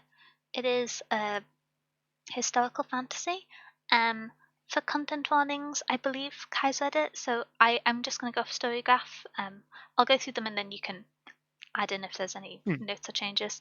But the ones tagged here are injury, kidnapping, blood, violence, and then tagged as like more minor ones or less frequently mentioned is death, animal death, and like alcohol consumption, but not necessarily alcohol Mm. abuse. Are the main ones. There's some other ones that are tagged in small numbers, but I think those are the main ones, just gauging by Yeah. how often they're added in. I would say those are the like main big ones. Yeah. That sounds about like the main big ones. There's a little bit of like body horror vibes, but nothing like explicit. It's like, yeah, like very low key, but like that's the main ones that you would look out for. Okay, jumping into the description. A curmudgeony professor journeys to a small town in the far north to study fairy folklore and discovers dark fey magic, friendship, and love. In his heart-warming and enchanting fantasy, Cambridge professor Emily Wilde is good at many things. She is the foremost expert on the study of fairies. She's a genius scholar and a meticulous researcher who is writing the world's first encyclopedia of fairy lore, but Emily Wilde is not good at people. She can never make small talk at a party or even get invited to one, and she prefers the company of her books, her dog Shadow, and the fair folk to other people. So when she arrives in the hardscrabble village of Hafnvik, Nordic name, struggling mouse, Emily has no intention of befriending the gruff townsfolk, nor does she care to spend time with another new arrival, her dashing and insufferably handsome academic rival, Wendell Bamberley, who manages to charm the townsfolk and get in the middle of Emily's research and utterly confound and frustrate her. But as Emily gets closer and closer to uncovering the secret of the hidden ones, the most elusive of all fairies, lurking in the shadowy forest outside the town, she also finds herself on the trail of another mystery. Who is Wendell Bamberley, and what does he really want? To find the answer, she'll have to unlock the greatest mystery of all, her own heart. Da da da. Yeah. Yeah. I know a little bit more about the story than is given in the description. Um, but yeah, I just think it sounds like quite a nice, fun, light read. um, It is a very fun light read. Like you said, it's not explicitly cozy fantasy. Like it kind of The stakes are higher than it cozy fantasy, is my understanding. yeah. There's like cozy fantasy has like no stakes. Usually this has some stakes, but it is cozy. Let's put it that way. It's cozy and it's fantasy. So like if yeah, there is a lot of cozy vibes. It's like the best way I can describe it, it feels like a Denya stream where like Denya like gives cozy vibes, right? For people that are here, you would understand. Denya gives cozy vibes, but there's still some chaos and some fun and like some gaming stuff and like stuff. That's kind of what this is like. It's like cozy. There's like an underbelly of cozy with some fun vibes and stakes and like fun stuff that happens and like a lot more other things that happen, but it's still extremely cozy, even if it's not cozy fantasy. Um, it's really good. I really like this book. This book is one of the like original things that got me into cozy fantasy. By the way, I don't know if you Yeah. know. But this is the Yeah, this thing of is what cozy fantasy's been nominated a few times but not won. And from my understanding, this is a book that's often seen as like a stepping stone in a establishing the gateway. popularity of that subgenre or a gateway for people. And so Yeah, I thought this might be a fun one in terms of it tends to be kind of grander, maybe older fantasy and sci-fi books that skew more towards the popular vote. And so I thought this might be like a little compromise. And I've also just heard very good things. Um, I'm also reading a bunch of sad books at once, and so I'd quite like a light-hearted story. But this is what I get. I can just start another book anyway. As long as yeah. I'm not reading five. Wait, how many books? Let me double check how many books I'm reading before I say that. As long as I'm not reading 6 books at once, it's fine. Um, okay. Moving on to the next book. Is Pawn of Prophecy by David Eddings, and I'm gonna find the tab which I have open for this one. Um, Hmm. so this is book one in the Belgrade series. It is. Oh, I didn't say the length of it. Emily White's Encyclopedia. Is It's like 317 300. pages. Yeah, like just over 300 pages. So Pawn of Prophecy is a YA fantasy book, and it doesn't have any other key genre tags, so I'm going to quickly go through the content warnings.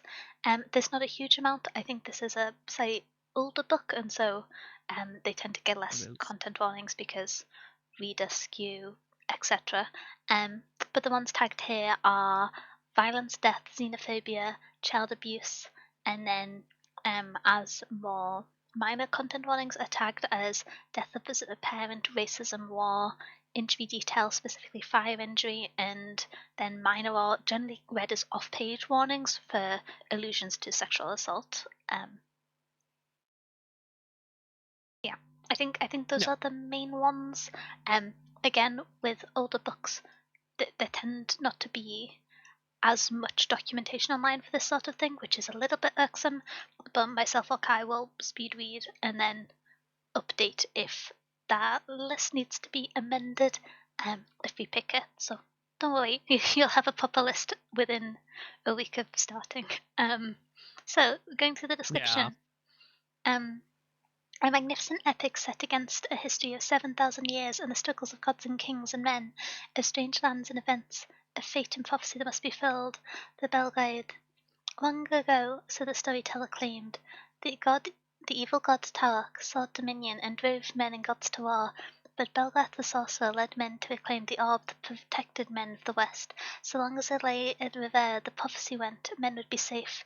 But that was only a story, and Garion did not believe in magical dooms, even though the dark man without a shadow had haunted him for years.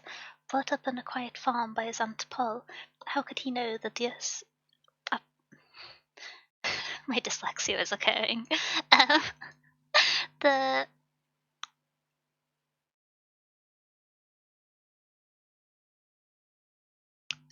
Yeah.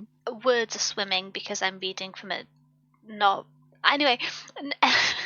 anyway, the man following him planned to wake the dread Tarek, or that he would be led to a quest of unparalleled magic, endangered by those he loved, but did not know. For a while his dreams of innocence were safe, untroubled by knowledge of his heritage. For a little while, this book one at Felograd begins. Please forgive me losing my line because there was an M dash at the start of a No. line and my brain broke a little bit. But yes, Yeah.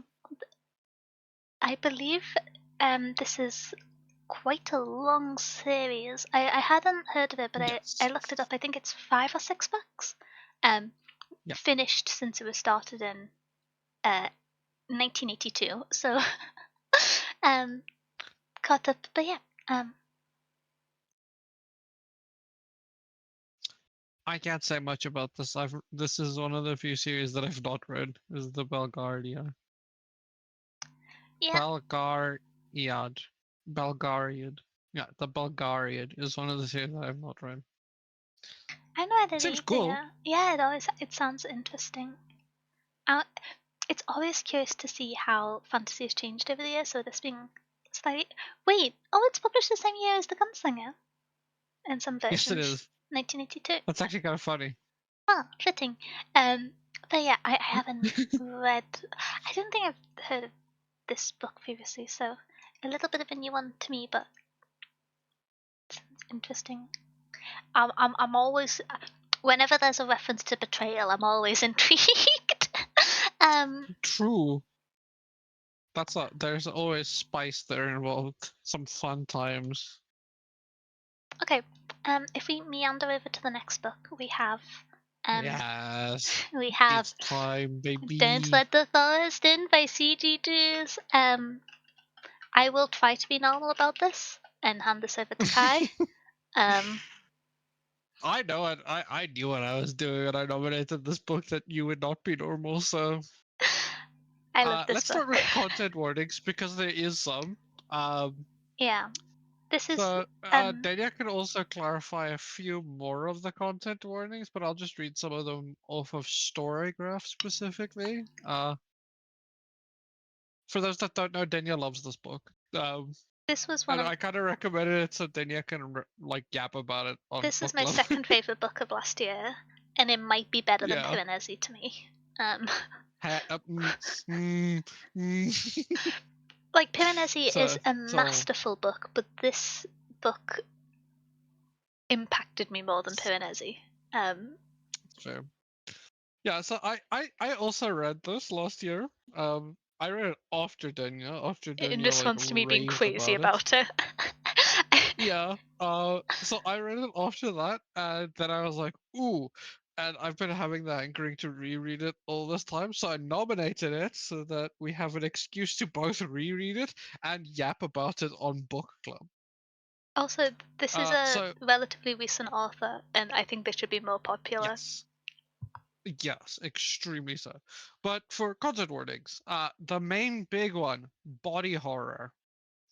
And then you've got some gore, death, eating disorder, blood, panic attacks slash disorders, uh, bullying, mental illness, violence, self harm, grief, injury slash injury detail.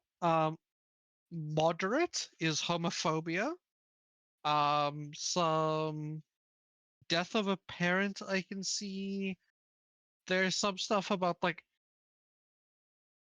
I don't know what asophobia is Uh, or arophobia. I don't actually know what that is, but there's some moderate amounts of that. And then there's a mild death of a parent, child abuse, oh, stuff like that. I can specify that. That is specifically uh, prejudice regarding ARO or ACE people. It's specific sexuality, I Ah, believe. I had a moment of dyslexia where I was like, is that agoraphobia? Is that fear of spiders? It's not. Um, but that's yes, what I also thought. I was like, hmm? But yeah, asophobia or arophobia. yeah. And then there's a bit of like mental health stuff that I also remember Yes. throughout this. There's a lot of mental health stuff. I It doesn't get tagged very heavily, but I would add in that um there is themes of mental health issues, Hmm. specifically um potentially unreliable narration due to mental health. Yes. Um and uncertainty,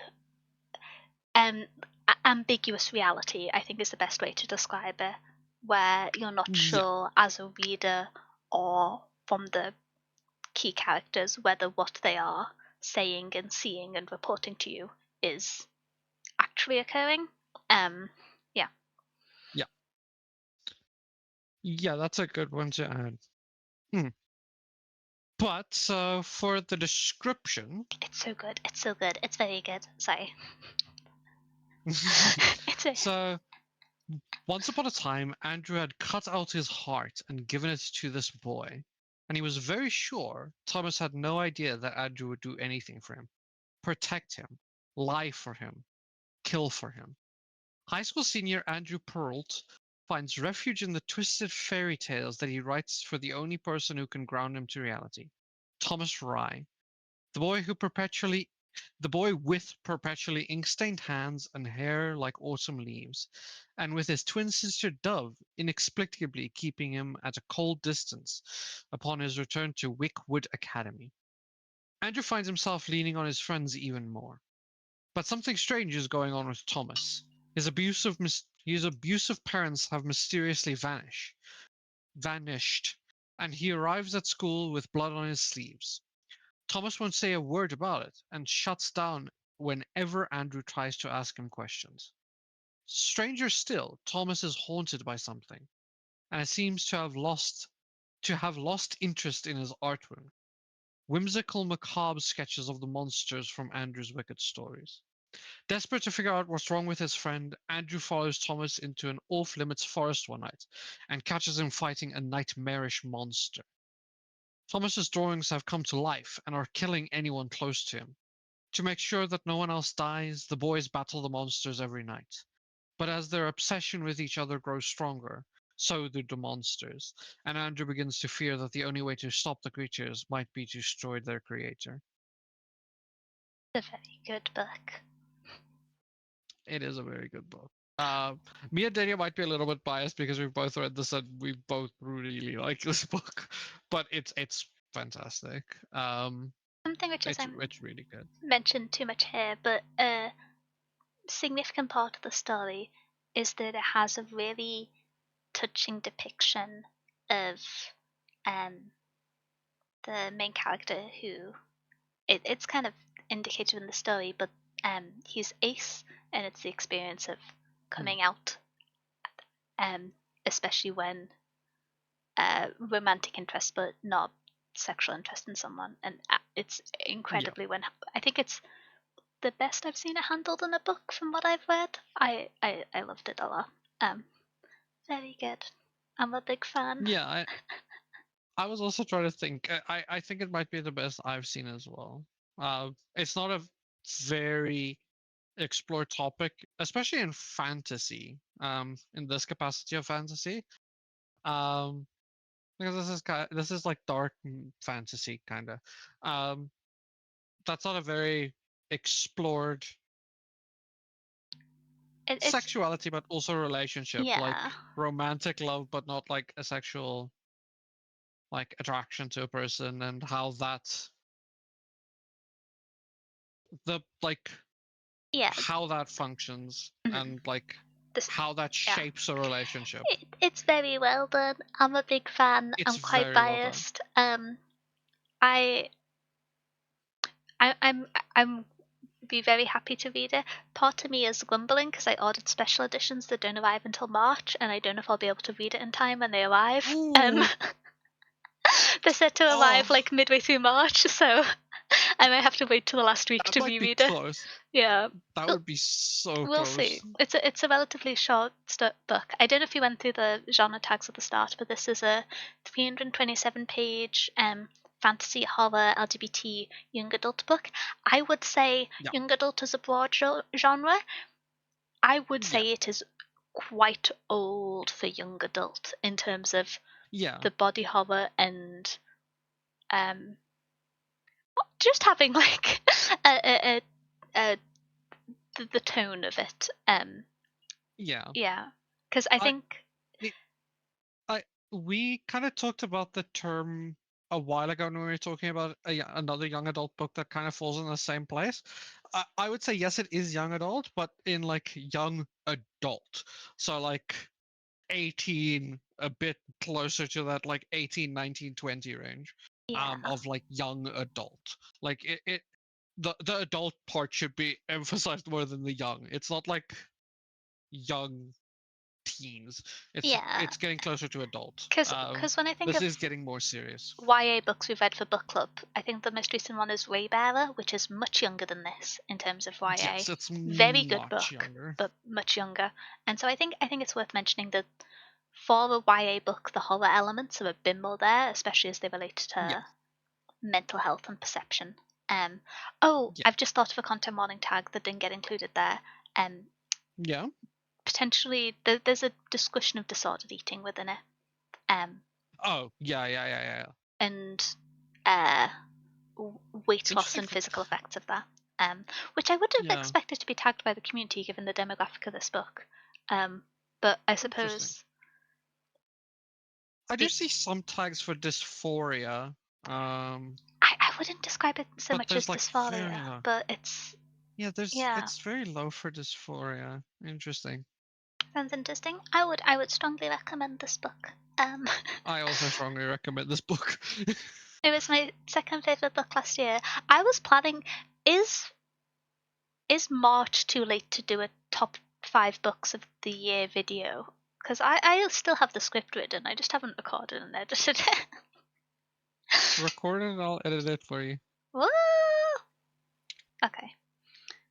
This is where Kai has to edit down 3 hours of me talking about the Raven Scholar. Yeah, the Raven Scholar, Don't Let the Forest, and Barbarians at the Gate. Pernazia. And then, Oh, and Pernazia. Okay, I'm gonna get a lot of footage to edit through. yeah, I was actually kind of I'm not complaining. conflicted on, because my top 4 books of last year were so clear, and then the fifth one was like much harder to decide, which I feel like sounds a little bit Yeah. silly, but um, Honestly, that's where I got with like my top 5 last year as well. My top 4 was like set, and then that fifth spot was kind of hard to set. It's like, yeah, I I I went back and forth. I can't actually remember what I decided for. I was going back and forth between The Dispossessed, um, mm, by Ursula K. Le Guin, The Year of Magical Thinking by Joan Didion, and I was considering Gideon the Ninth by Tasman Mear, but I didn't know how much of that would just be me going, woman with sword, woman with sword and skeletons. Rings the LGBT bell, woman with woman with sword and sword. skeleton, Lesbians who gay can't woman with communicate, sword, rings the bell. lesbians with sword, lesbians with swords and magic. Um, I am a very nuanced reader, and cannot be appealed to by meager tropes. Brackets. Anyway, moving on. um, Up next is I think probably the most well-known book on this list, which is This Is How You Lose the Um, Time. Oh, Before you do that, just shrink me down so that I can actually see the author's oh, last name, oops. because I realize my head is over the author's last name. I forgot I made you giant. Okay. I am big holographic. Fuki still seems to be down. That's a little strange. Okay. But yes, up See? next we have This Is How You Lose the Timer by Amal Amota and Max Gladstone. So, this is quite a well-known book. I don't know if Very it's well known. I feel like it's incredibly well known with that throughout BookTube, which is the main way Yeah. that I engage with books online outside of book club. Um, the I would say even outside of that, it's pretty well known. Yeah. So, jumping into the description of this is a shorter book at 198 pages, and it is a science fiction LGBTQ romance book, with some mysterious elements. Um, and so, for content warnings, It's been a long time since I read this book. I read it when it came out. It was one of the last books I read before I stopped reading because my reading needed for my degree was demolishing me. um, and so I have Valid. a very vague memory of this book, but the key content warnings are death, war, violence, blood, murder, body horror, gore, and then as some more kind of like moderately present ones, there's mentions of torture and I can't remember if I've said body horror on that. And then the ones that are, I think, more minor off page from the notes on here are suicidal ideation, a suicide attempt, confinement, and I think those are the main ones. This is a very popular book, so there's a lot of tags where many of them only have like 1 to 5 record and others have hundreds, and so I think those are the main ones. I think, have you read this more recently, Kai, to have any notes on if those are the full package? I have not read this more recently. I read this last two when it came out, and I've reread it once after, but that sounds right. I Yeah. can't think of much else It's been a off the top of long my head. time since I've read this, and nothing else is jumping out to me. Um, but this is a 200-page book, so one of us will read it in the next few days if it gets Yeah, picked. so I will be so for real. I love this book. This book will be devoured in like 2 days, 3 days. I speed read this book. I love this book. I've been meaning to read this. I haven't got the chance yet. Yeah, it's it. I think it's one of those books where it became so. It was like the booktube darling for a while, and then Mm, because it was so popular, it got backlash because that happens whenever anything's popular. But yeah. yeah. Oh, hi, Sans. Cheese? I haven't had any. Have I had cheese today? Yeah, there was cheese on my burrito. Cheese. Love cheese. If you're having a good day. Okay, so description. From the award-winning authors Amal Mota and Max Gladstone comes an enthralling romantic novel spanning time, space, around two time-traveling rivals who fall in love and must change the past to ensure their future. Among the ashes of a dying world, an agent of the commandment finds a letter. It reads, "Burn before reading." Thus begins an unlikely correspondence between two rival agents hell-bent on securing the best possible future for their warring factions. Now, what began as a taunt, battle for your boast becomes something more, something epic, something romantic, something that could change the past and the future. Except the discovery of their bond would mean the death of each of them, and there's still war going on after all, and someone has to win. That's how war works, right?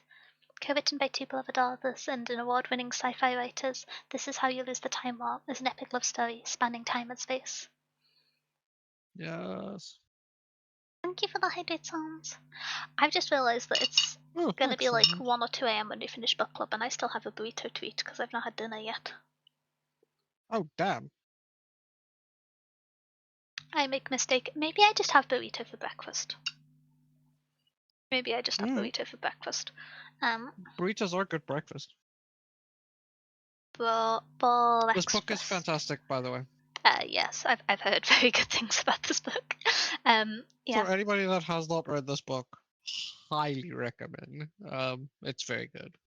This is I don't know how to describe it, but I think this is one of those books where um if you look at the distribution of ratings, it tends to be quite a polarizing book. So there's a significant number of people who give it 5 stars, and then there's like a number of people who give it 2 or 1 stars. But there's so many people love this book. Yeah, I I don't know if I have anything else to say. Um, it's just a cool book. We also don't Yeah, it's really good. have a huge amount of romance. I realize we have This two book and we a have a lot of half romance. I looked. romances. We have technically. Okay, so technically more Okay, because like because Don't Let the Forest In is arguably romance. and Yeah, this is how he in moves the a time way. more is So romance. Iron Iron Widow is romance, but like kind of romance. Dawn of the Forest it is kind of romance. So I would say like that counts as one. How You Use the Time War is definitely romance, and These Violent Delights is also a romance. Yeah. And Emily Wilde's is kinda. There's like a little There's bit like of an like romance in evocation it. of yeah. Yeah, it's like there's a hint. There's for fun a hint of romance. It's more cozy than like romance, but there is some romance. I haven't actually read These Violet Lights, so I didn't realize that those are became a It's part of it. wow. Okay, so These Violent Delights. Let's go to Okay, that one moving on to because our last this is what nominated book. this one is I recommended. So welcome to the one that I recommended. It's let's do tags, page counts, and then we'll do like content warnings, and then we'll get to like the description. This is a fantasy book, historical fantasy with romance, and it's young adult, but it's kind of like again, it's like I would say it's a little bit younger than the one we talked about for Down at the Forest Inn. It's like 17 years, 16, 17 years. You'll understand why in a second after I tell you about like the premise and what it is. For content warnings, graphic ones, you have gun violence and violence. You have death, blood, gore, murder, a little bit of body horror, some injury stuff, death of a parent, and then you have a suite of like colonization, racism, xenophobia, stuff like that. And then you have a little bit of like grief stuff. So like alcoholism, suicidal ideation, self-harm, stuff like that. And a little bit of classism and stuff like that. Basically what this is a period piece in 1920 Shanghai. So set in 1920s Shanghai in 1926, and it is a magical retelling of Romeo and Juliet through the guise of two competing Asian um, factions around the Hangpu River in Shanghai, with all of this in 1926 Shanghai instead. So like very fun like vibes of that and like mobsters, but there's also like a little bit of like madness and contagion and like guns and like stuff like that all thrown in just for some fun vibes on like Romeo and Juliet as well. Um so yeah, that's where a lot of the stuff comes in and a lot of the stuff around it. But it's a romance like fun vibe. I've heard really good things about this. I've not read this myself, but I've heard a lot of really good things, and I've been in the mood for a romance, and a little bit. I'll be explicitly clear. You just really want It's me to read Shakespeare. so you saw right through me. This is a way for Denga to read Romeo and Juliet without reading Romeo and Juliet. Because it's Romeo and Juliet. It's not a rom com.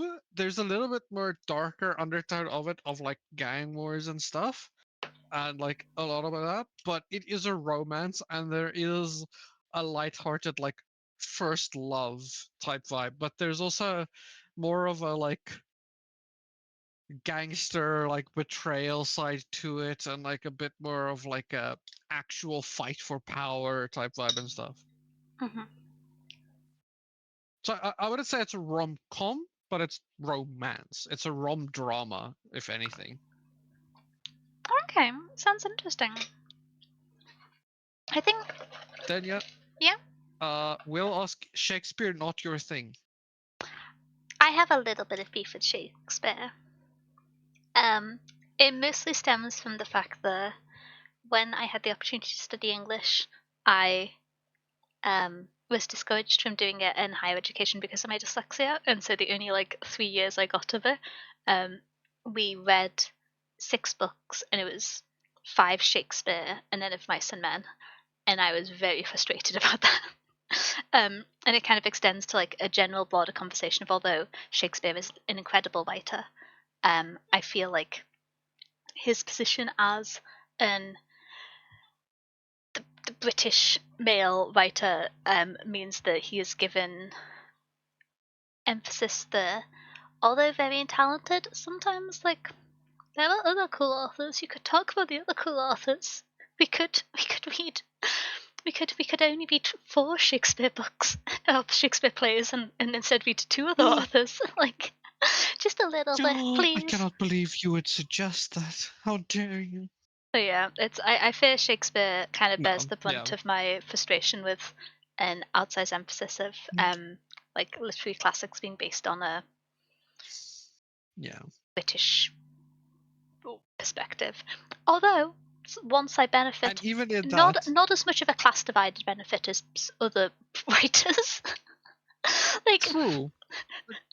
Even in that, yeah, there's also other options. Oscar Wilde exists, yeah. for example. You could read some Oscar Wilde. But yeah, I'm there's a lot I'm of kind of authors bitter you about could read. Shakespeare. I've not read any of his work since finishing school, so yeah, I'm So just kind of it's not grumpy. like I really okay. How often do you get it's not like a year 11 who desperately wants to read a book, and then they get told, no, you're reading Shakespeare again. Oh, next term, no, you're reading Shakespeare again. I was grumpy. yeah. I was grumpy. So and I've talked to Denya a bit about it more. It's less like Denya hates like Shakespeare as an author, and like is like he shit. It's more just like, can I read something other than Shakespeare for once in my life, please?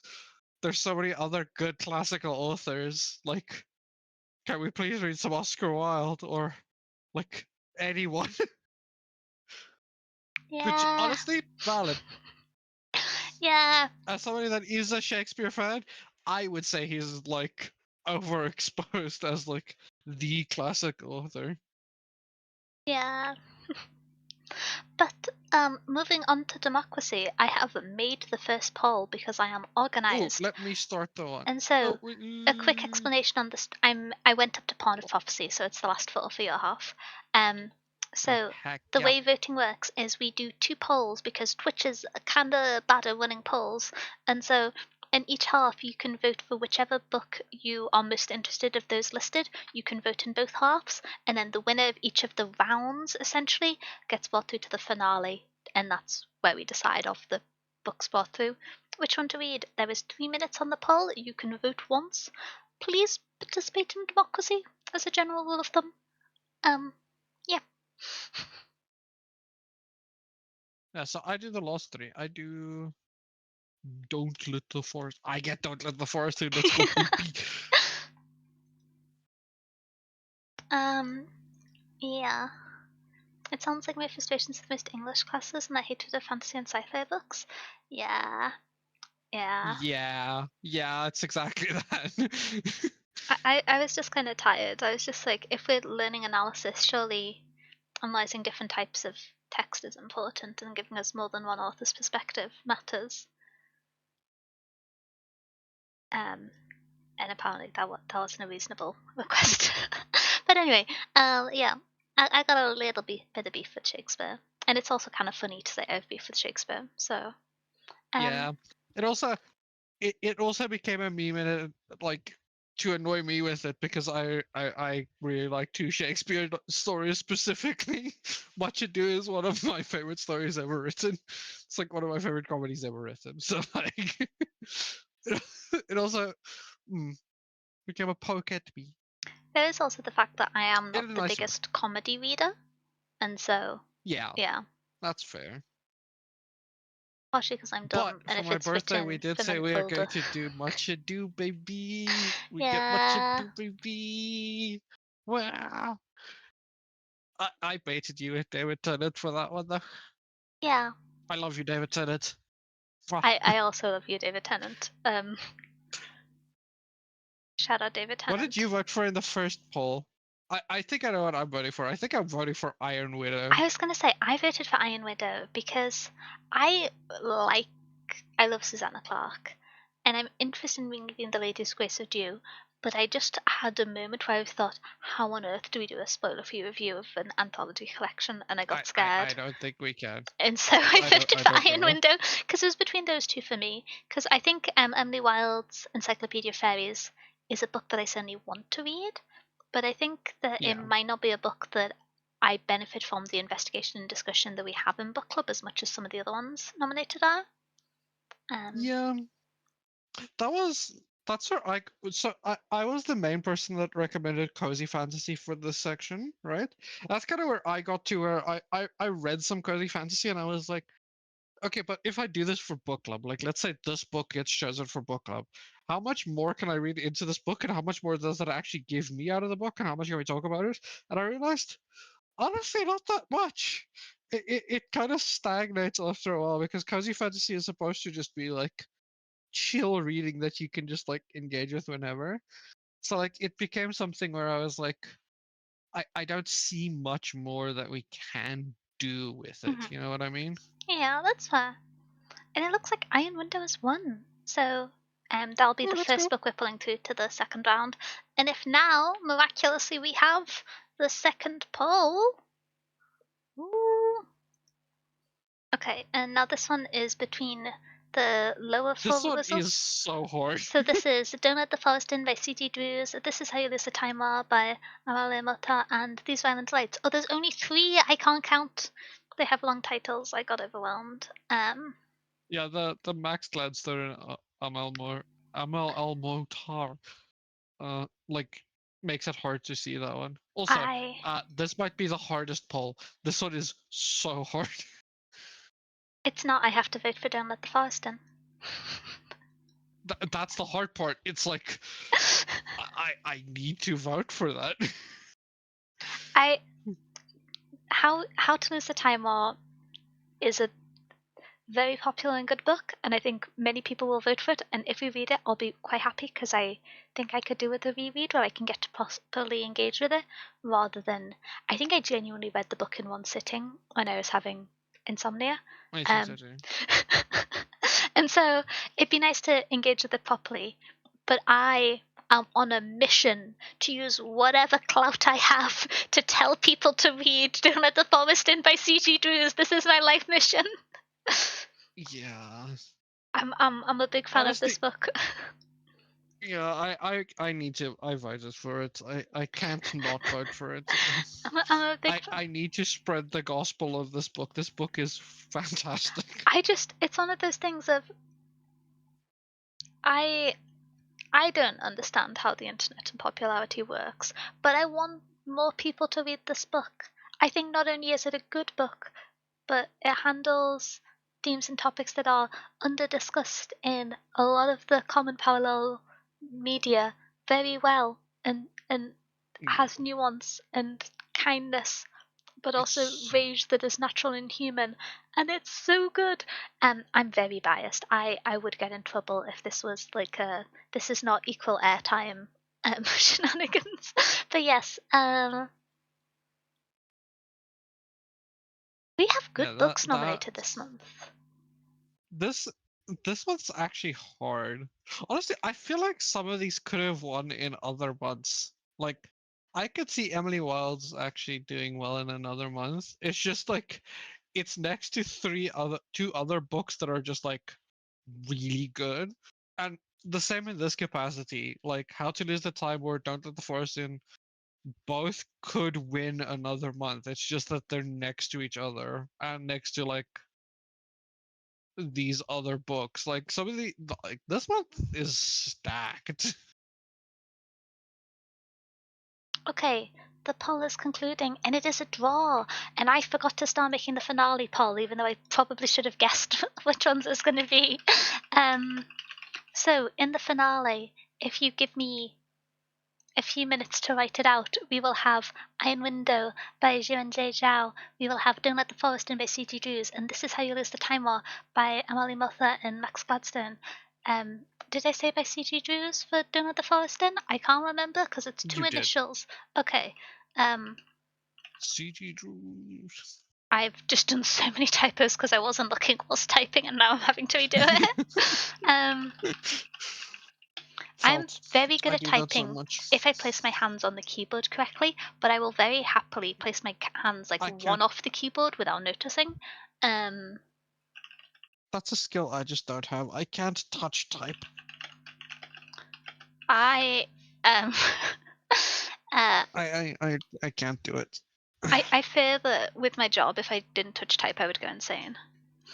It's a Yeah. very surreal thing working in like it's some of my previous jobs. In one of them I had a manager who was older but still like programmed, still wrote primarily in SQL at work, and it was insane watching him type because he would regularly be doing the like the single finger on each hand typing, and I'm just like, I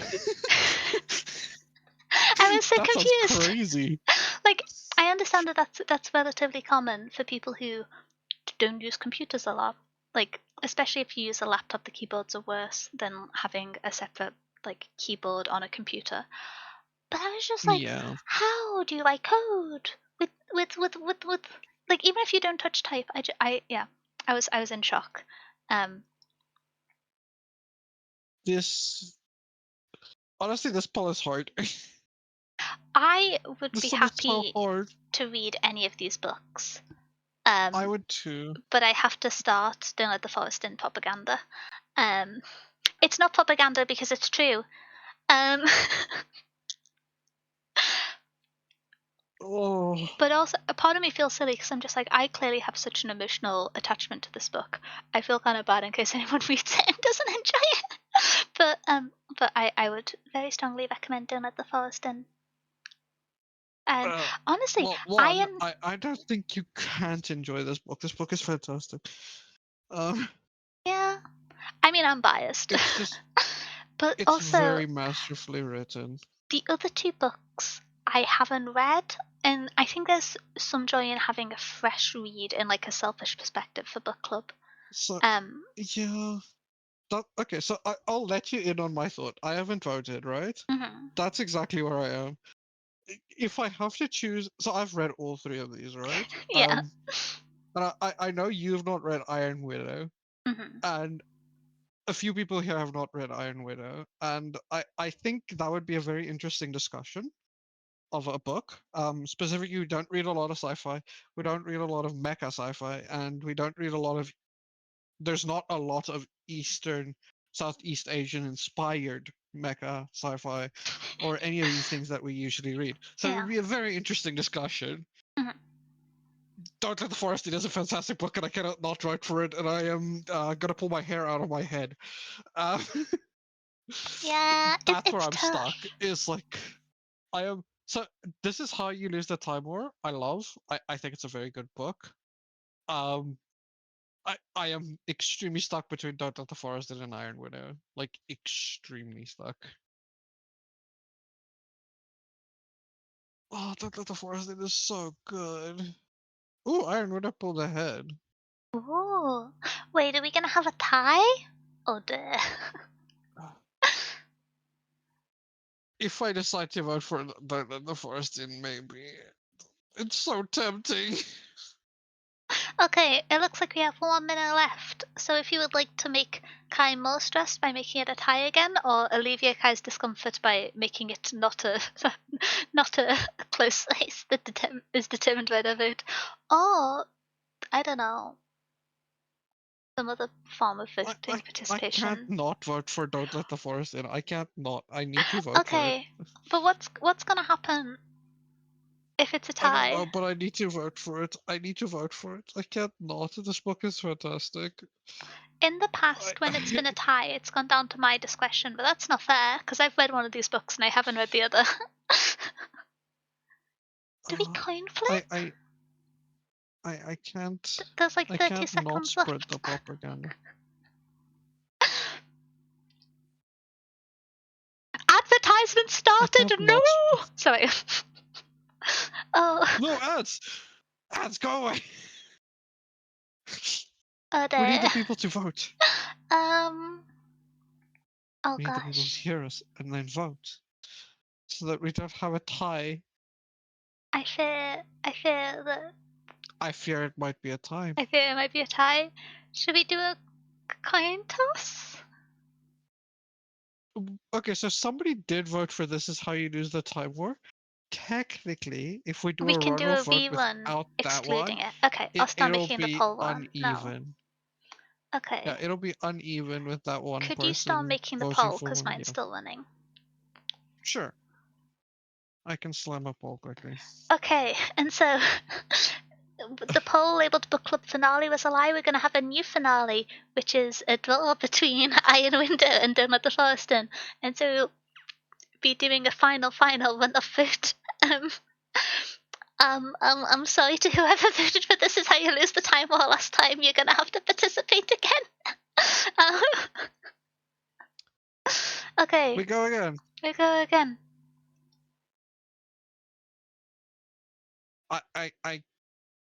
I need to. I can't not vote for Don't Let the Forest In. I need to. I love that it's gonna come down to one person's vote. That's for this is how you lose the time voter. You get to decide. Honestly, I would not be mad at either. I would be real. I would not be mad at either of these books. I think both these books are very interesting to discuss. Yeah, same. Selfishly, Don't Let the Forest In, I want to yap with you and you yap with me. Yeah. Because we read them so far apart that we kind of like If I remember disconnected our correctly, yapping about. I read the book and then the day I finished the book was just like, Kai, you've read every book. Have you read Don't Let the Forest In? Read Don't Let the Forest In. What are you doing? Yeah, And then like 2 yeah. weeks, 2 or 3 weeks later, you came back and was just like, I've read the book. I read the book. I did it. I did it. It's yeah. We just disconnected our timelines for reading that, so we didn't actually get to yap about it. Yeah. But Oh, it we could looks yap like about it Iron another Window has time. drawn ahead. Widow has drawn ahead. It I seems keep like wanting to we're say good. window instead of widow, but this is kind of I exciting. did. This book has been on my Yeah, TBR good for book. so long, and I feel like I have quite aptly um, promoted Don't Let the Forest In.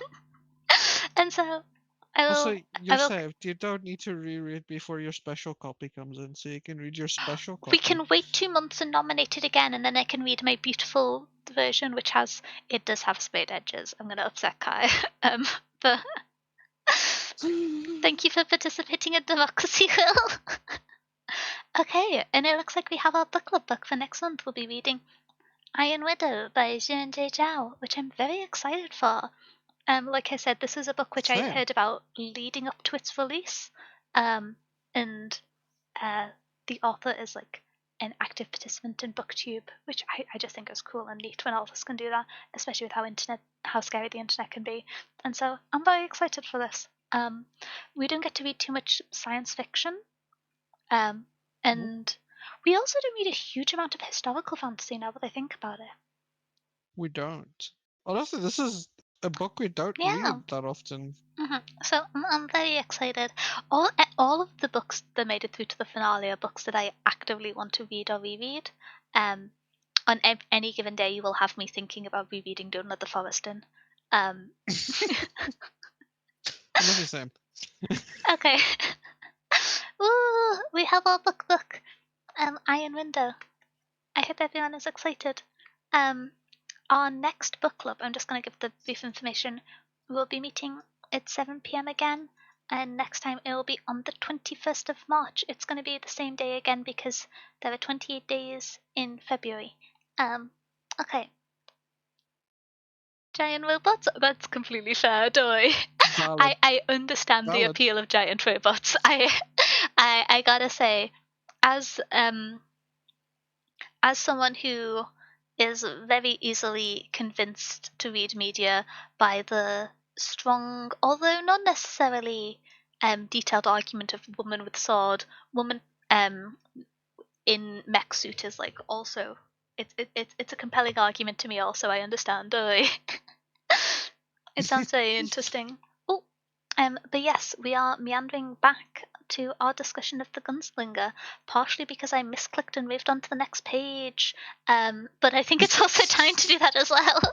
There you get a hosting. And we are going to be entering in our spoiler section. So we are going to be talking about the story in detail, a little bit of analysis of it, but also reflections that would cover full story, plot spoilers, and analysis. So if you haven't read the book and you would like to read it without spoilers, maybe now is a good time to leave. I don't know how to say that without sounding slightly rude, but maybe it would not benefit you to stay. So, are you Yar. ready to rumble? Yar. Okay. Yas. No, I'm joking. Yes, I'm extremely excited. So, I wrote a few notes of topics we said we wanted to come back to. I think Yes. it would make sense for us to follow the structured approach we looked at in the first half for the spoiler-free section, but also the main note that we had down is you want to talk about Jake's characterization. And so I'm going to Yes. suggest that we go through, but talking about, if we go character, world building, themes, and then being excited about writing as the structure approach. How does that sound? Yeah, I'm done. Okay. I'm going to make a note of what I just said so I don't forget it. Could be a good idea. We do tend to yap and then get distracted and yap about something else. So Yeah, it's been known to happen. it will. Shake my head. No, Then we you're would never chasing away yap. her No, community. I changed my mind. I value going into books without spoilers, and so I try and do the Yeah, kind thing. I don't want to spoil anybody. But I also, would feel some of y'all bad. don't return your library books. I forgot another toggle that makes me look scary. But yeah, so let us jump into the discussion. Starting with character, I think in a way, Roland is the main character to discuss because he is naturally far more fleshed out than the other characters. Yeah. That being said, the character who I have the most notes about, in an abstract sense, is oh. Okay, I'm going to start with a hot take that is related to both themes and character, which is, to me, sorry, I'm gonna just say Yeah. an insane statement, and everyone's gonna have to deal with it. The To me, Cort, the Gunslinger, and James are kind of the Holy Spirit, the Father, and the Son. how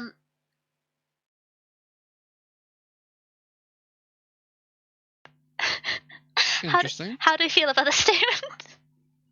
I think there is also an argument of the Holy Spirit not necessarily being Cort and instead being another character, but to me that was the kind of most likely and particularly Old Testament-esque Holy Spirit adjacency. But I think there is the intended symbolism parallel specifically between James and Roland of well there's two kinds because I'm talking about themes again. So in the way that I referenced the first chapter, the Gunslinger being the journey being Elijah in the wilderness, to me the slow mutants is can be read as Jesus' walk with the carrying the cross, and how the heckling from the slow mutants and then stopping to be assisted carrying when you no longer can, and then you kind of get the transfer of perspective where for the good of mankind, for the good of the world, for the good of the mission, God sacrifices his son James for the sake of humanity. Roland leaves James behind to pursue the man in black. I mean Jake, not James. I do mean Jake, not James. I'm sorry about that. In my head, Oh yeah, yeah, I was. He's been the boy in my head because that's what Roland refers to him to as most of the time. Sorry. yeah, Oh hi Mio. But yeah. So I was kind of reading that of this is in a way, and I think in a way that's like built upon in a lot of Jake's shaping that he Roland does to some extent see him kind of as like a son. He sees him as the next gunslinger who could inherit in the way that he did, that he wouldn't be the last gunslinger. There's references to how he would teach him and continue. Um, but the urgency of the matter means that that's not the case and he must sacrifice him. And so I feel like that's an arc with some parallels there. But the thing that gets to me about Jake, now that I've looped back and just got my framing device out the way, is I feel like it makes sense for Jake to be kind of callous towards the end in the way that Roland has become, because Roland is shaping him in the way that he was shaped, in the way that Cart shaped Roland, Roland shapes Jake, and he becomes cold and detached in the way that it's inferred, because we don't see many of them, but in the way that we would assume gunslingers to behave based off the style and speech of how Roland describes them. But yeah, the the times at which Jake is cold and detached don't fully make sense to me. And I know there's the kind of description of he has inadvertently learned to speak in a very professional way from the fact that he is from a wealthy family and raised by employees, essentially. That is, I think, important to justify the fact that he talks like an adult most of the time. Um, but I don't yeah, know if that fully rings true. And then in the cases where he does kind of have those moments of hysteria in the Slow Mutants and in, well, it's really all within the Slow Mutants, where he breaks down and he realizes the gunslinger will sacrifice him after the man in black has spoken to them from the cliff top, and he tries to convince the gunslinger to go back, or he tries to betray him and say, you can't follow here, stay there. I feel like it might have been more helpful to see a little bit of Jake's perspective following yeah, the Man in Black speech, because we kind of see the Man in Black speech see Roland become more callous that he will have to sacrifice Jake, and that he has known this all along, but he tried to convince himself that he could find another path, and he's now accepting this.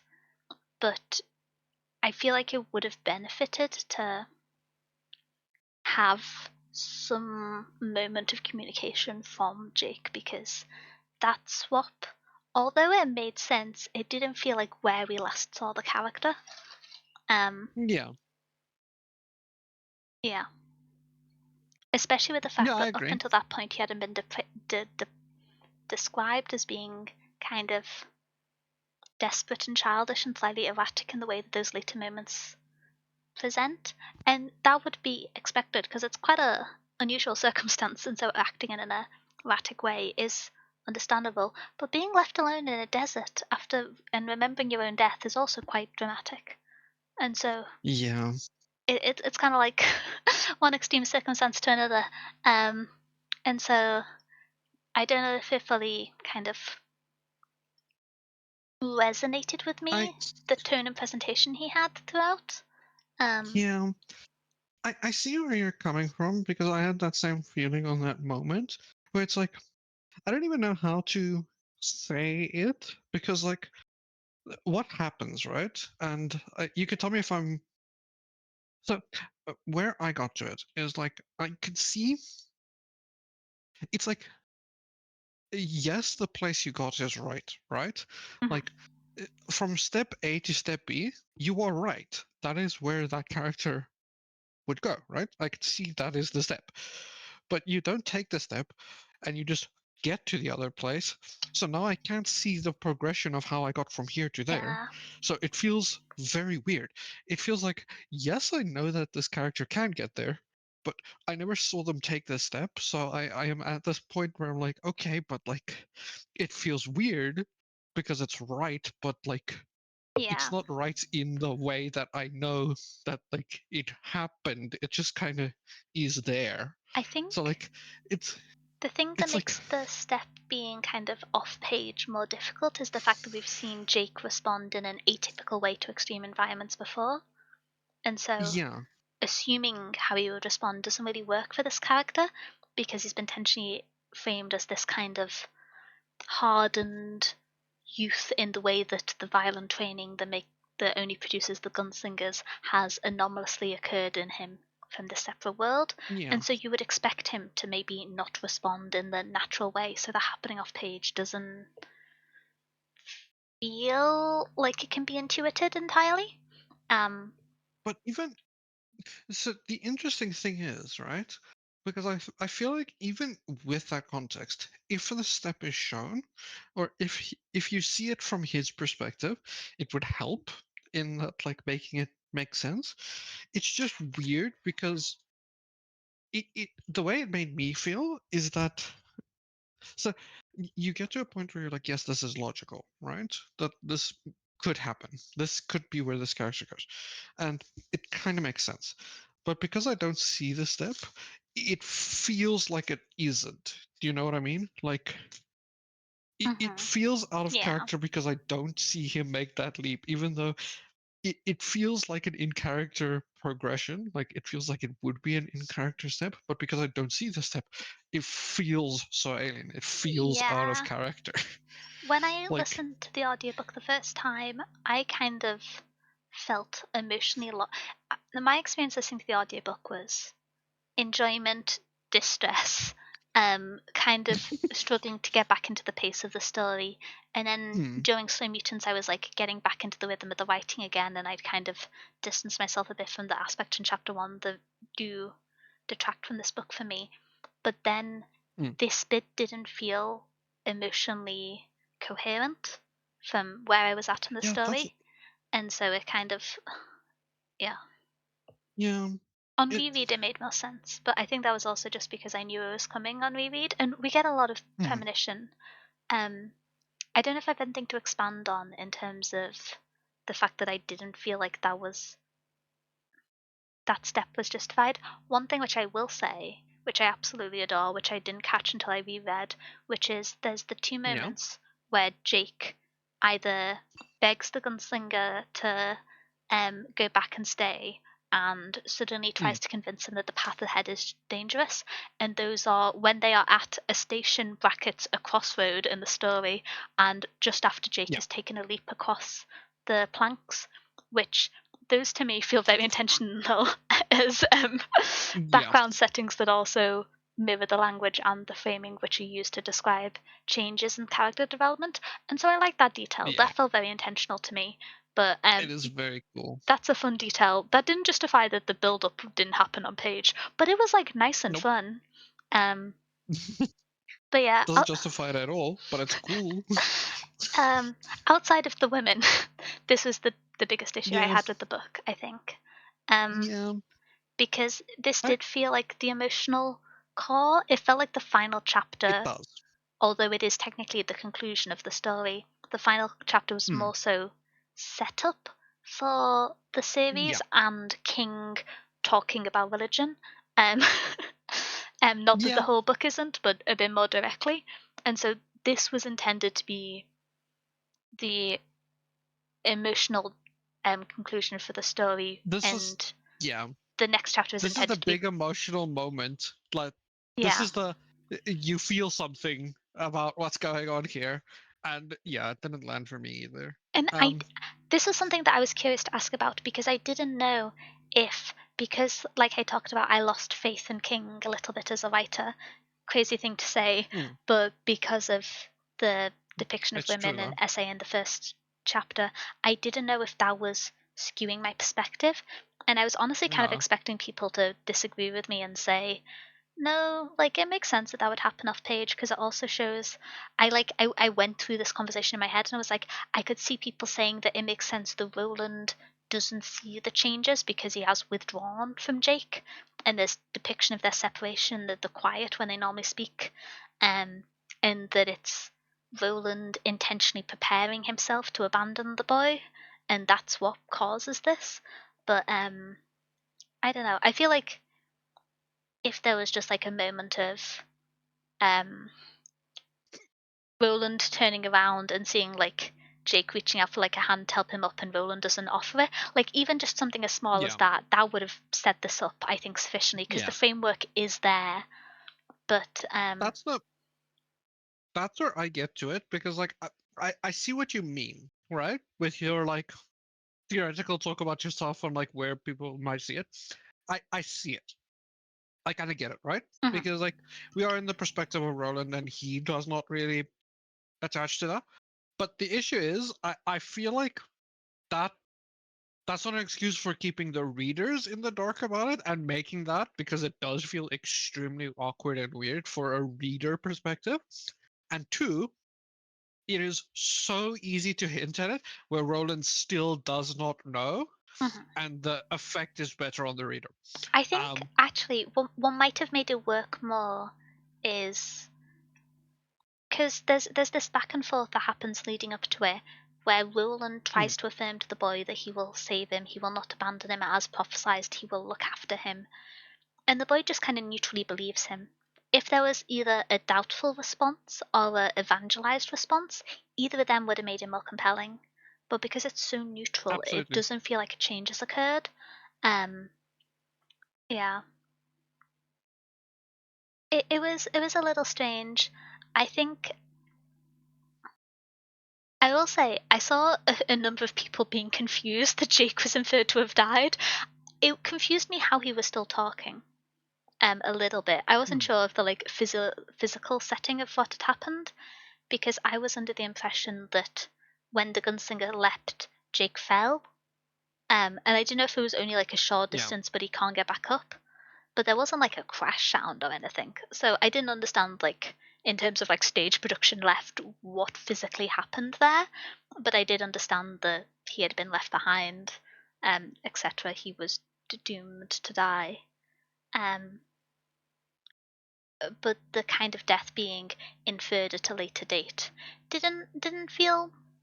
I think it also made it like not cohesive in a way, because if it had been a like tidy single moment, that could have reduced the ambiguity, and seeing this character, who is probably the most likable character in the story, die on page would have given an emotional impact that might have taken away from the confusion of his previous actions.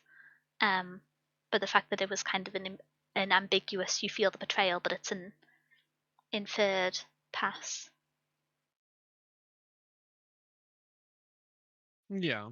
I take that as Jake trying to hold on to some semblance of hope that Roland wouldn't sacrifice him. It's natural for him to save him, if that makes sense. Yeah, I think in my mind, Jake, if I had to guess his perspective, he emotionally felt like Roland would save him, like he has before, like in the minecart. But he kind of knew in his heart of heart that he would leave him behind, and it was the war of those emotions that led to his like erratic actions at the station and then jumping ahead. Because we see in the mine, is the mine cart the best way to describe it? The hand pump cart, where Jake has to move the rocks, that when Roland pulls him back into the cart, I think, I don't have the verbatim line in my head, but it's like, I thought you would leave me or something. If I search the word rocks, how many rocks are there?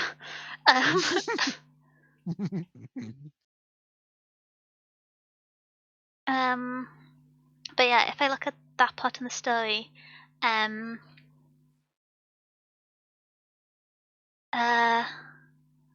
yeah,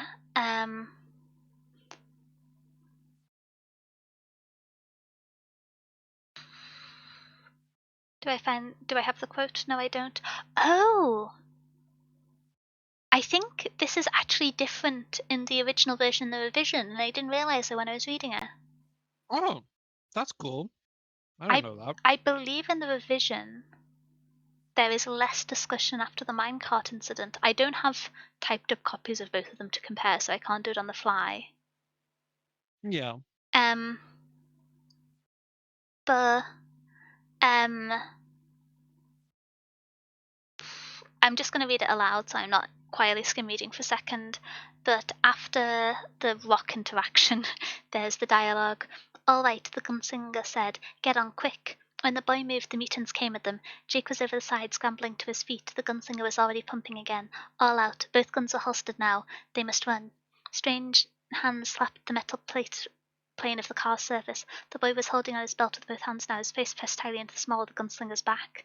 A group of them ran onto the tracks, their faces full of mindless, casual anticipation. The gunslinger was pumped full of adrenaline. The car was flying along the tracks. They struck the 4 or 5 pitiful hooks full force. They flew like rotten bananas struck from the stem. That's different to the original version, which is the one that had stuck with me. Because I don't have That it is different. verbatim in the original version, but the essence of it is when the gunslinger says get on quick, and then after that it is different. After that, Jake tries to get in, but one of the slow mutants holds on to him, and there's a moment after Roland shoots the slow mutant where its grip tightens in kind of very rapid rigor mortis as it looks as if it's going to pull Jake away to be left and, I don't know, turned into a mutant. I don't know how they work logistically, but Roland is strong when he pulls him on. And after that, I believe Jake says something along the lines of, I thought you were going to leave me. And then there's a few moments of silence until it resumes again, where the boy says, they're gone. The boy said, suddenly fearing an end to the tracks in the darkness. The rounding crashes, they jumped the rails and plunged twisted ruins. And then from there, it looks like the same again. But yeah, that bit's different. In the original version, there's a moment where the Yeah. gunslinger saves Jake when he thought he was going to be left behind, and voices that. Which, if anything, Yeah. this makes the new revised version even worse for this. That does. I didn't realize that, but that's substantially worse. That's kind of mad, because that makes Yeah, because Jake's I desire fully to remember trick like the the save. gunslinger, but I and fully yeah. I fully remember the save. Like this is so much worse. Okay, Let me check this what makes printing I'm Jake's reading in character even case. worse though, right? Yeah, Because like I I'll am probably cut it for reading. pacing reasons. Yeah, but so without that, and then without like the setup for the like lost part of it, that makes that whole like leap in character even worse. Because like now there isn't even that backing of he will save him because he's done it before. So now it becomes like a thing of like he makes that leap without the understanding there. It actually makes it a lot worse. Yeah, because I think there's yeah. Maybe this is done to make it seem more natural that Roland would abandon him. Because when you get into the moment, Maybe. Roland is pretty callous. Like, there's a Yeah, but pause, but he never really considers saving the boy. the issue with it is, right, and I kind of get the idea behind it, right? That like, okay, yeah, this makes Roland's choice It more makes like, Roland's choice make more sense, but it makes Jake's psychological perspective but worse, is my take on the change. yeah, but also it doesn't set. So the implication, the good part you can get for this for Roland's character is like a hinting at that, but it's not an active choice because the situation doesn't come up, right? He never actively chooses not to. So it doesn't even work on that level because there is no like rejection of it, you know what I mean? Mm-hmm. Like he doesn't have to make the choice. So it doesn't even hint forward at it. So it doesn't even really promote Roland's version of it because like if he was starting to fall and Roland chose and then he just fell on his knees instead and didn't fall off and didn't get hurt. Like that might be interesting for it. But like Yeah. that's not what happens. It's just like it doesn't happen. So like that feels so weird. Yeah, I That think makes there's that makes this that last leap so weird. there's even a moment in the original version where Roland like reflects that he thought this was going to be the moment where he had to sacrifice the boy, which kind of frames it as he's saving every moment he can have, but he's accepted he's going to lose him, which again makes more sense for Roland.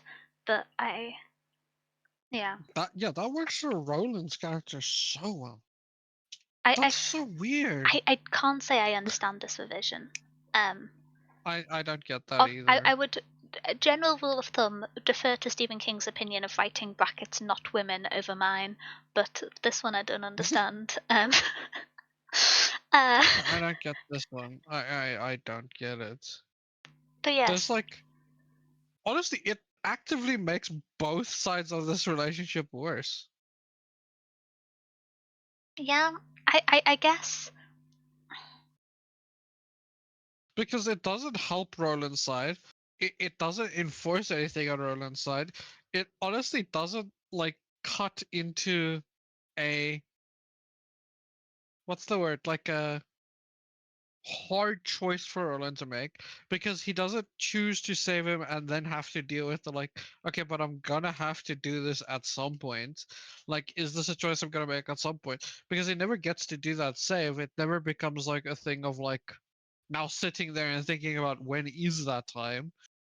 And it like nukes Jake's character. It like nukes his character for like I how hard that leap is. I will say It's kind of it crazy. does make one part of Jake's character more believable because going Yeah. within like I think less than 3 pages from that to Jake making the jump and telling Roland that he has to go back and he can't follow him. That bit was very sudden as a change from the stunned, silent euphoria of "you saved me, I thought you were going to leave me" to "you can't follow, it'll break, you have to go back." Scared, panicked, shouting. That bit feels more natural without Jake's like euphoric revelation here that Roland will save him. But Yeah, that is true. That is true. oh, That hey, does Westmore, feel. how you doing? Hey, it's Restmore. Hi, Restmore. Welcome, welcome. That's true. I could see that. I do. That is a good point, and I do see that. That like that does help Jake's character, but like An earlier excerpt does consider leaving the quest to take years to train Jake. Oh yeah, I thought that bit made sense, and I think that bit also kind of helped to justify Roland's attachment because Roland comes across as quite a callous yeah, character, and so the way he kind of sees the um, future of the gunslingers potentially in his own legacy and that in Jake is like quite touching. The first portion of their interaction, although questionable child age style of yeah. writing, did feel like very touching and real. But to me, the part of The that excerpt that is most impactful is Jake going, and I don't have a verbatim because the only version I have is in audio form. hmm, The "I thought you were going to leave me," and the yeah, non verbatim, but the quote of assuming that he was going to be left behind in the shock that he's been saved. That's the part that's most significant because that's the only yeah, time we really see Jake, outside of those 2 moments of panic, reflect on his position in the prophecy that he now knows of. Because Roland knew this prophecy before Jake. Roland knew it since seeing the oracle in chapter 3. Is it chapter 2 or chapter 3? I think it's chapter 3. Um, I feel like I should be able to remember that. There's only 5 chapters. But anyway, since seeing the Oracle, Roland's been aware of that, whereas Jake, that becomes like common knowledge within the party in chapter 4 when the man in black says it to them, essentially. Um, yes, it's chapter 3, the Oracle in the Mountains, where Roland becomes aware that beyond his assumption that the boy has been left by the man in black and therefore must doom him in some way, that this is something he must abandon. Yeah. The Gunslinger, I haven't read it. Well, we're in the spoiler section. This is Be spoiler careful, section, listener. Restmore, if you want to read it. I This is the wish I spoiler saw section. that earlier. Sorry, we are spoiler time. I think. Hopefully that was clear. Oh dear, I hope you. Okay. No worries if you need to run off.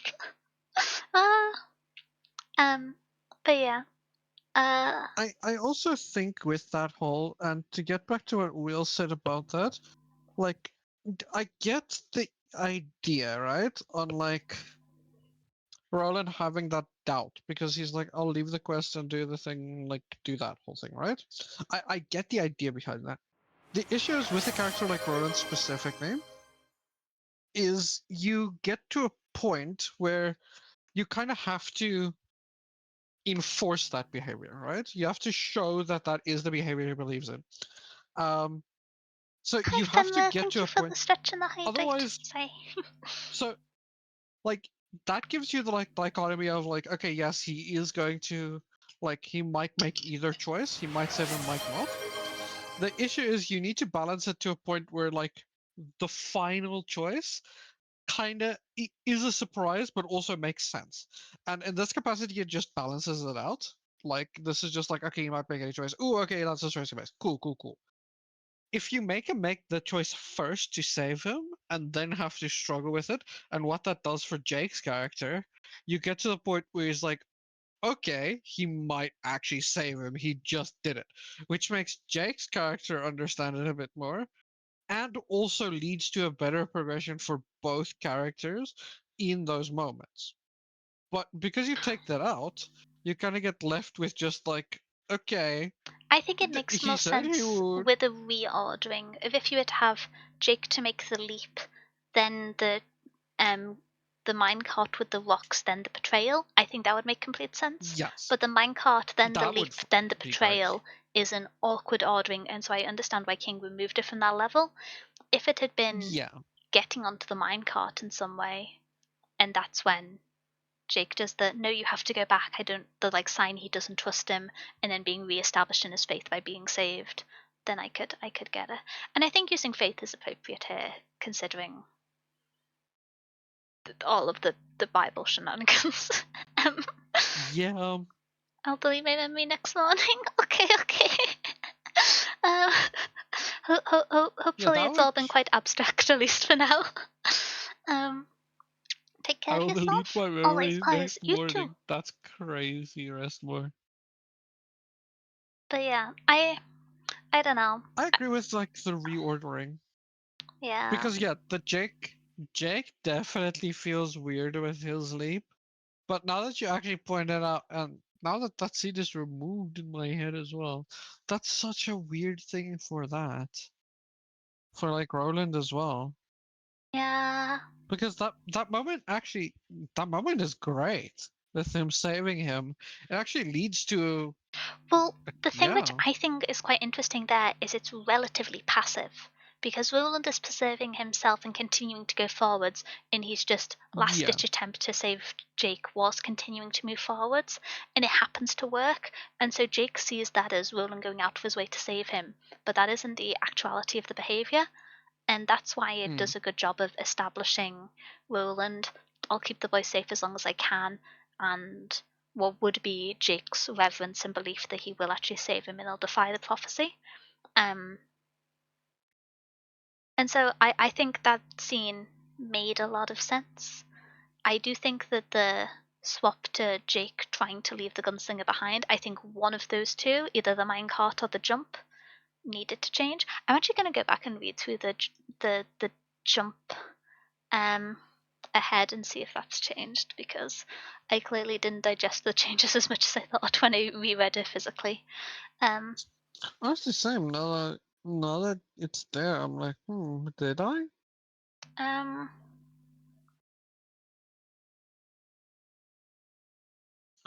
honestly, that's such a weird change. I get when you explain it and when Will explains it, I get why he probably did it, right? The pacing does it does help with pacing, right? And it does help with not repeating yourself, and it does help with all of these things. It just feels so weird. It leaves like what's the best way to say it? It leaves a gap in a place where there was already a gap, if you understand what I mean. Like it creates another gap in a storyline that already has like a leap with Jake, that it's Yeah. such a weird, interesting choice. That like Because it's evidently been thought about because it was revised in part. And yeah. yeah, I've just found It was there. He just removed it.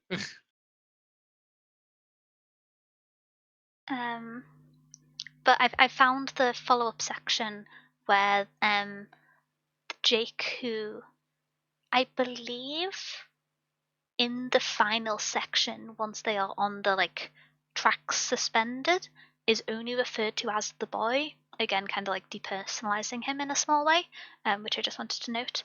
But the line to me is, it seems identical between the current version and the final version, or the one I'm reading was was printed in 1994, I think, but I think it's like the final version. Um, I don't know if there's been like a subsequent variation. I also think that despite the Roland hesitation, his decision to ultimately let Jake die, well, I think it shows just how obsessed he is with finding the tower, sacrificing his humanity for the singular, overwhelming desire. Yeah, so yeah. this is one of the things which I find quite interesting, because to me, this feels like one of the parts of the book that is most explicitly, well, potentially depending on how you read part of chapter 5, this is the part of the book that could most easily be read as a condemnation of some of Christian faith, because this Yeah. feels like a negative framing of the sacrifice. I said before how there is the parallel of Roland as the father god within the God baby. yeah. I never know how to communicate without like launching into Roman Catholic language, and so I'm trying to make it as general as possible. The the father and then the son is Jake, and I think there's like a lot of parallels to the story. Be that Yeah. when they are traveling along doing the physical task, pushing and pulling something together, when they reach the station and there are multiple languages of directions written down, when it was noted that multiple different languages describing the crime were inscribed, leading up to it, when there is the carrying the attack, etc. Lots of parallels. And so to me, as I kind of mentioned previously, Jake's death was paralleled as within the Bible, God sacrificing his son for mankind, and so the way Mm. that you as an audience feel, I would say that you feel a kind of, it doesn't feel justified, not in the sense that the setup isn't there, but in the sense of how can this obsession with the tower, which is alluded to but not named in its like motivation, you just know the Roland desperately wants to do this, you don't know why. And so I think that there's like a sense of disapproval from the audience when it happens. Mm. It was kind of like an inevitable disapproval on my part. Um, Yeah. but in my eyes, that reads as a negative depiction of the fact that Jesus was sacrificed for mankind's sins.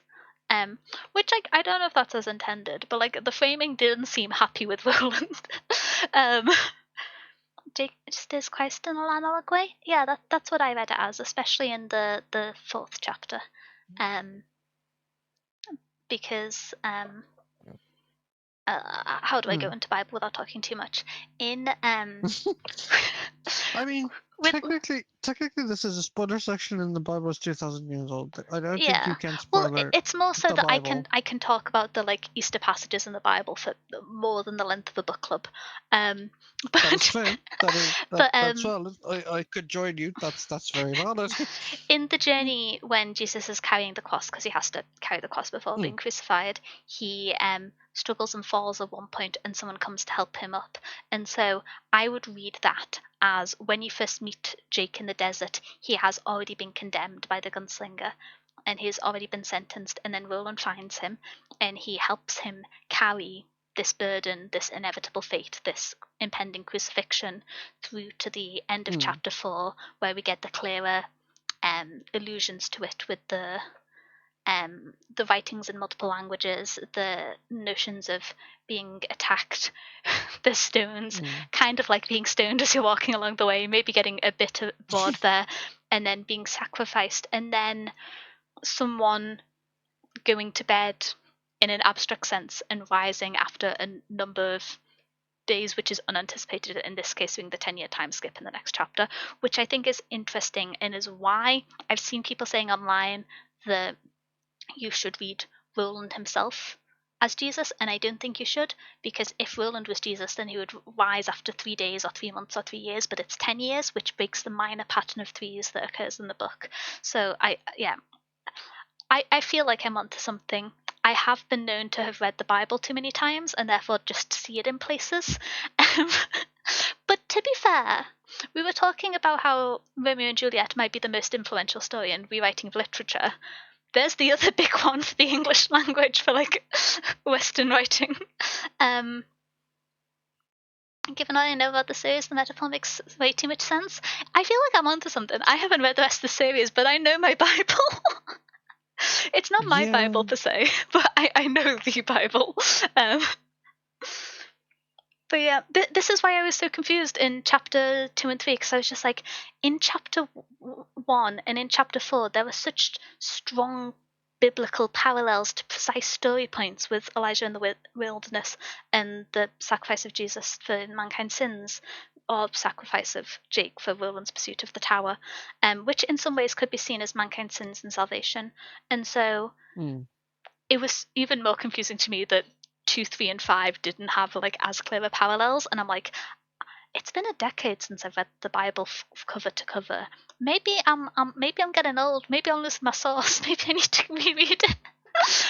But I cannot bring myself to do that. So, you know, more than I do. That's a shot. That's fair. That's fair. I've attended my fair share of Sunday services and Monday services and Tuesday services and Wednesday services and Thursday services, etc. But yeah, that's my big Bible tangent out of the way. But I do think the fact that the sacrifice of Jake to me is framed negatively, not just from like the disjointed build-up, but the emotional feeling that the reader gets of, because you don't have much world building, it's hard to say whether the gunslinger is being proportionate with his obsessive pursuit of the tower. But like sacrificing the only character he's cared about, the only character who is said to have loved in the whole story, even in the reflections of his like first love, his parents, his friends, the crow that saves him, Cole who taught him, the boy is the only person on page ever described as someone he loves, and so to sacrifice him for the pursuit of the tower. Yeah. Okay, other notes on characters. I think Cole is very interesting. I think Cole feels important in the broader structure of the series, which I haven't got to yet, and so I can't comment on. But I feel like there is time spent setting him up that doesn't fully pay off in like a strict sense within the book, and so I assume that continues on.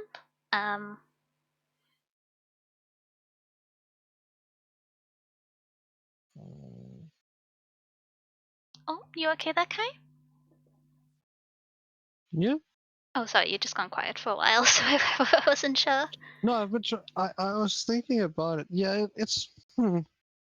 I'm gonna quickly run to grab a drink because my voice got sore whilst I was talking about the Bible. If you want to start on a tangent, I'll just mute myself and then join in Bible when I get back up. yapping, baby. Okay. I want to see what restaurant.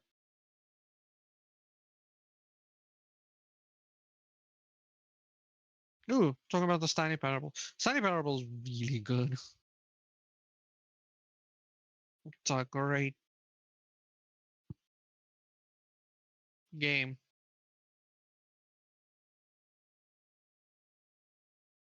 Um, Why would Jake's final words be the multiverse exists? Yeah, that's also a choice. I don't know.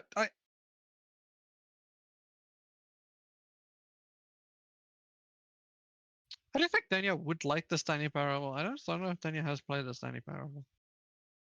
I don't know. Hmm. Jake. So wait, Will, do you still think that it was like a leap? Do you, or do you think it, but you don't really mind the like step A Wa-da-da-da-da. to step B? Hello, sorry I returned. I was just I think his texting that I final connected my words would be microphone again. No, I would also think his final words would be Agreed. um, Also, Restor asked if you like the Stanley Parable. Stanley Parable. Oh, I haven't played it, but I've watched playthroughs of it before, so I say Oh, I see, am in like an yeah, awkward see, position. you get the thing. You get. Man, that's so sad. It would have been a fun one to watch you get. Yeah, it's because it was very popular in the like earlyish 2010s when I didn't have a computer that could play Yeah, it. it really was. So it'd be the Yeah. thing of like my StarCraft and my Hearthstone streamers would play a game that isn't StarCraft or Hearthstone for once, and it was often It's the the Stanley Parable. variety. So The that was like, variety streaming. yeah, that was the like occasional variety game. Pain. Thank you for calling us old. I okay. To me, that doesn't to me, that doesn't make you old. Wait, but yeah, no, that would not make us old. That would make Like, me old because I was like, yeah, it's like a recent game, but it was most popular about 10 years ago. That's just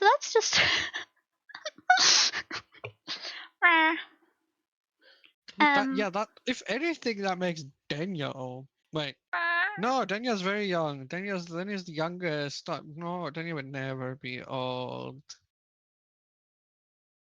Um, If you're old, that means I'm older. but yeah, the boy's final words are "Go then, there are other worlds than these." Um, Hmm. I it feels a bit strange from the boy because the boy is aware he's from a different world, but his mind is also Yes. muddled, and so I don't know how he would have that information to say that. Um, if it was in like a broader sense, of like go then there are other futures than this, meaning the future between himself and Roland is like his like metaphorical metaphorical is the wrong word, his like stand-in son, his legacy, his heir. Yeah. That would make sense, but I don't know how he's supposed to know about this. um, and so that was a bit confusing, but I was more emotionally perturbed that I didn't get to um Yeah. yeah. Hmm. Yeah, I mean, I get what he Yeah. I'm said not. in the grand scheme of things after reading the series as I have, but it seems weird. Yeah.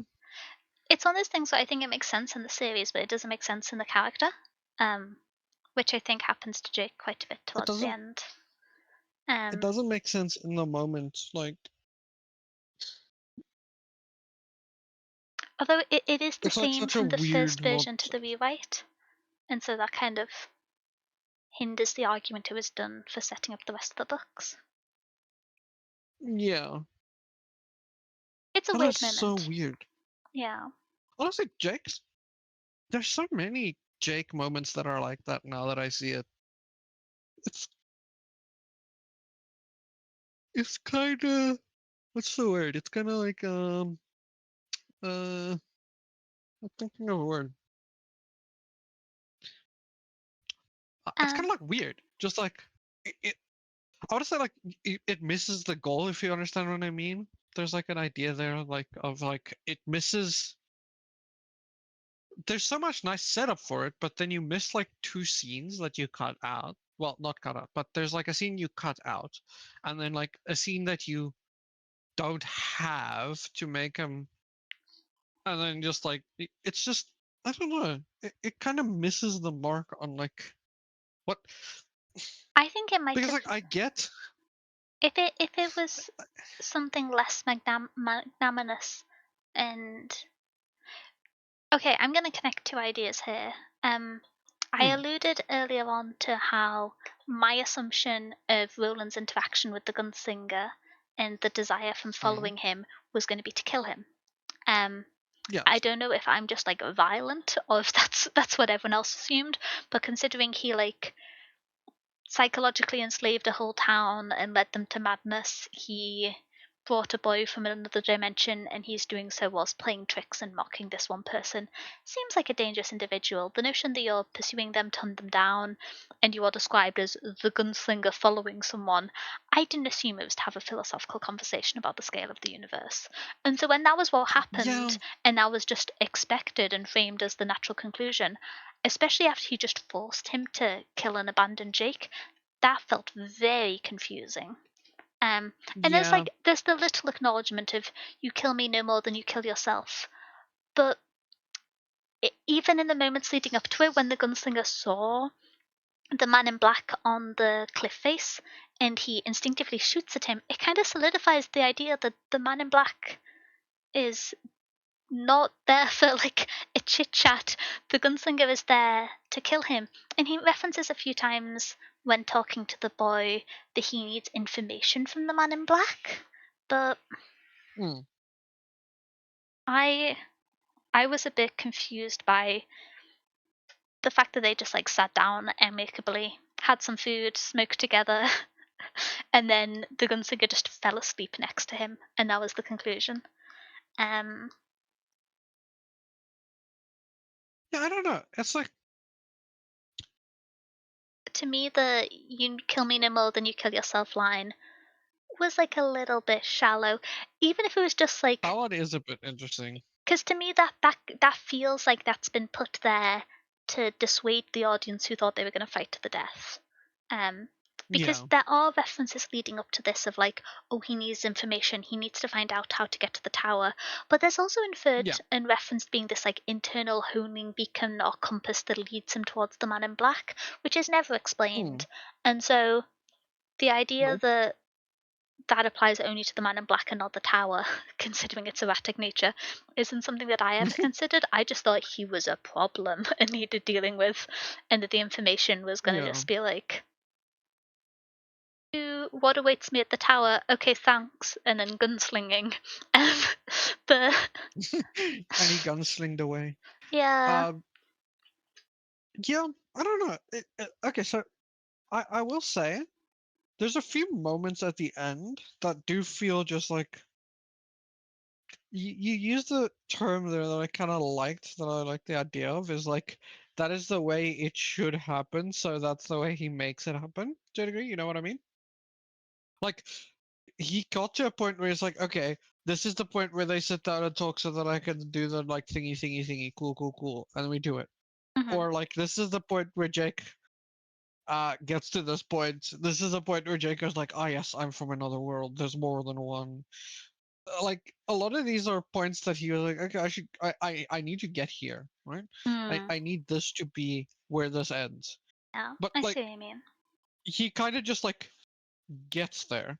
He doesn't like show you how he gets there or why they get there. He just gets you there, right? He just like puts you there, and he's like, okay, I needed you to be here, so there you go, drop you right on that spot. There's where you are now, I think and it feels weird.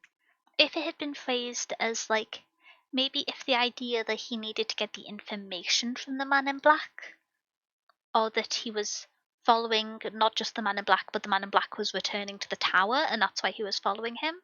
Um, but Yep. I do think that there is kind of an idea which I think Will mentioned in passing, which is I don't think that Roland was capable of killing the man in black. Within his skill set. Like he fumbles it twice on page. Um, Yeah. and so the fact that the man in black seemingly speaks to Roland and then his mission is complete and so he lies there and wastes away is interesting. It kind of speaks of devotion, similar to that of Roland's in a way, which I think is an intended parallel, that he is devoted to the tower in the way that Roland is devoted in talking to the tower. Can't say destroying anymore, because clearly I assumed that incorrectly last time. But yeah, reinforces the idea that Jake's some incarnation of Jesus, something or other Jesus, gaining omnipotence in the moments of death, and that's something. Maybe, yeah. Or Maybe. I read it kind of as, with the people that the man in black has affected, they sometimes exist as themselves for a while and then are kind of activated, for want of a better word, to then act erratically in his will, and that was potentially the gunslinger speaking, and the man in black speaking to Roland. Because I was okay. Should we start talking about chapter 5? Because when I say this book confused me, I mean chapter 5. Yeah. Like, the man in black no longer makes sense to me. Whose side is he on? Has his mind been spoken into by one of, not the master of the Dark Tower, but the person who recruited him to the Dark Tower, who in turn has a master? Or is he just a guy from, was it England in the past? And then there's the whole, you will meet my master and you must kill him, or you must try, which is almost phrased as if he is on Roland's side in this endeavor, despite making his life quite difficult up until now. And then he does the whole thing of talking about the cosmic scale of the multiple universes, which in my mind was done to alleviate any conflict Roland is experiencing over the fact that he sacrificed Jake, and affirming that this is one boy in the face of colliding worlds. And so I'm just very confused by his motivations. And like, being mysterious and cool and distant worked up until this point, but he's now on page. And it's confusing. And yeah. Yeah. It is confusing. Yeah. Yeah. Because if he's so devoted to the tower and his master that he would sit there and waste away, or if he is so controlled by them that he would sit there and waste away, why would he give Roland comments on defeating him? Because it felt briefly like the man in black was trying to recruit him. That was my first interpretation of it. To a degree, yeah. It does feel like that, to a degree. I will say, sorry, I realized I was talking about the biblical references before. The most concrete one is that this happens at Golgotha, which sounds cool. It's it's the Aramaic phrase for place of the skull, which is in the Bible upon many of the earlier translations written as the place where Jesus was buried. And so, like, if you thought I was reaching earlier when I was talking about that being a parallel, the fact that it concludes a Golgotha is like pretty pretty concrete to me. Sorry, I was scrolling through the text to find the conversation and saw the word Golgotha and just wanted to drop Bible trivia.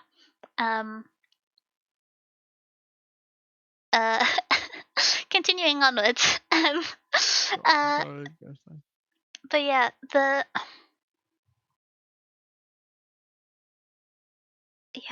oh, I'm going to be reductive for a second. Part of me, in my sleep-deprived delusion, was just like, well, the gunslinger's sleeping with anyone. Is he going to go with the man in black? And then he didn't.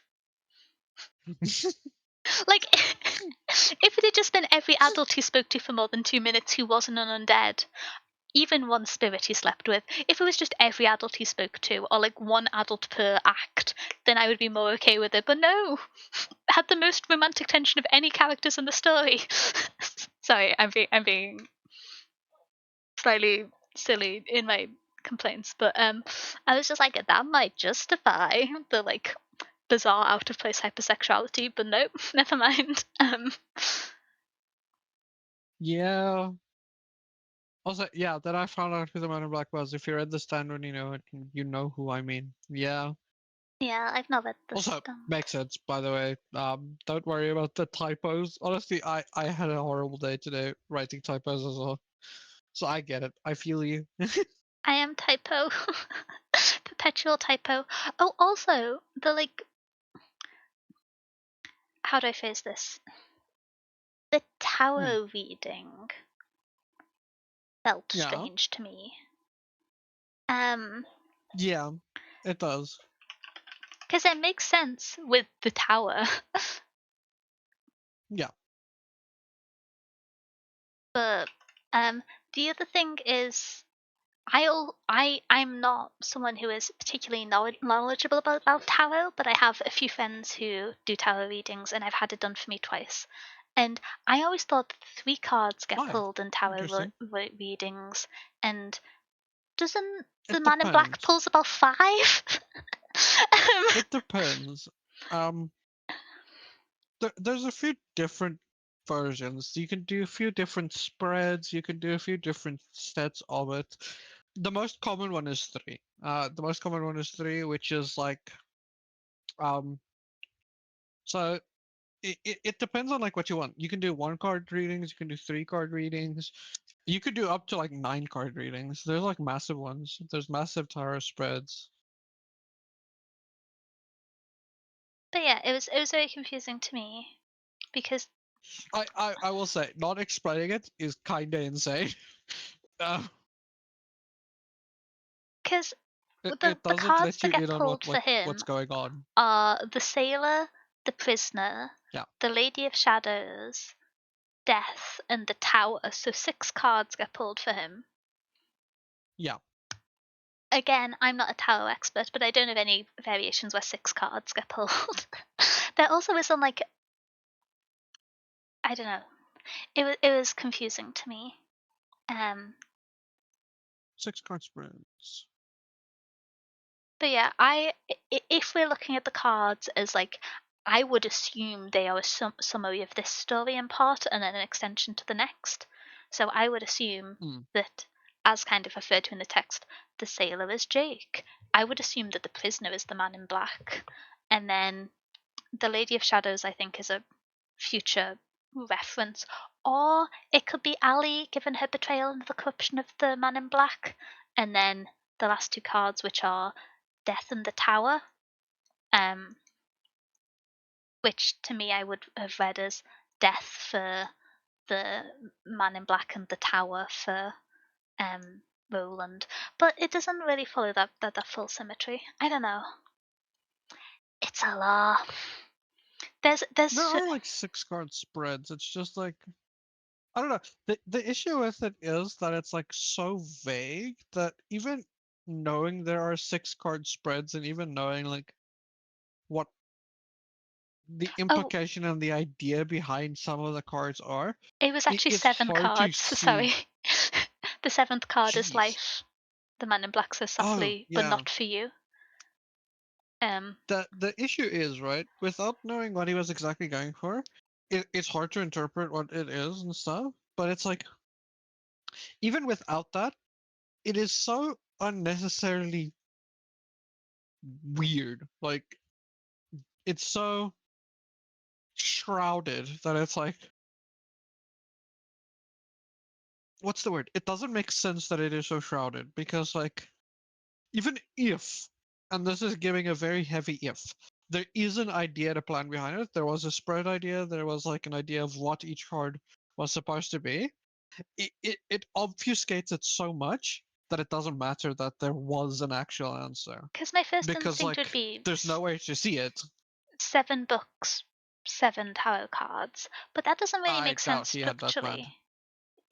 I doubt he had that plan at I'm that point. I used to would be so for I'm real. used to reading books by people who plot not garden, because that is how I am Yeah, when I come to anything in life, really. Um, and so same. sometimes I read about Stephen King's process when writing and I get scared. Um, but yeah, it's also kind of,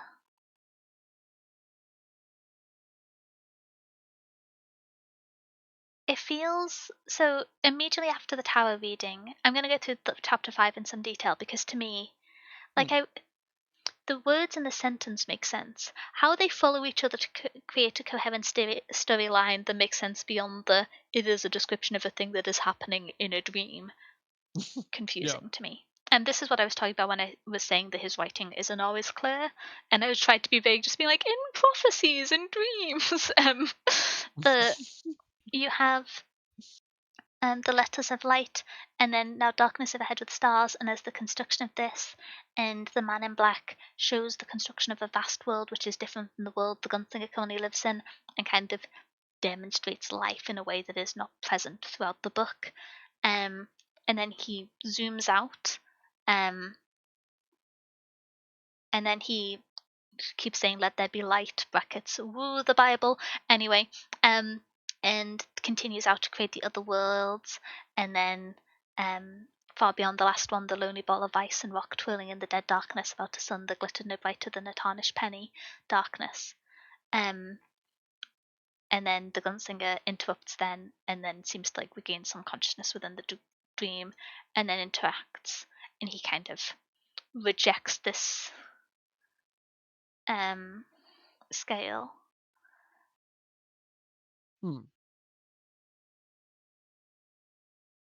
Yeah. And the man in black says, "Then Reneg, cast away all your thoughts at the tower, go your way, gunslinger, and save your soul."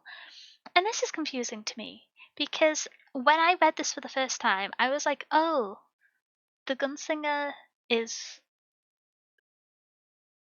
maybe going to cause the destruction of the universe, because I didn't know how else to read that, because the framing of that is, if the gunslinger reaches the tower, then the whole universe drawing around him. It's so strange, because it seems like the gunslinger being overwhelmed and rejecting this abundance of light and worlds, which could either be read as his fear of the collision of worlds, or just kind of he's having a psychedelic dream and he didn't do LSD this time, so he's very overwhelmed. There's like a lot of ways you could be having a bad time in this situation. I don't think it's especially clear. Yeah. And so for him to be like, no, no more, please, the stars themselves, and then the stars themselves began to shrink, whole nebula drew together, became mindless smudges, the whole universe seemed to be drawing around him. This to me seems like the man in black is trying to center and indicate his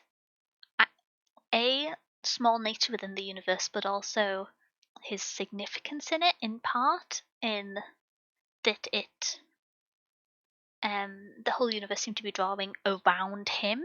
Not just as drawing as in like this huge scale he's being exposed to, but it's how he resolves around his actions.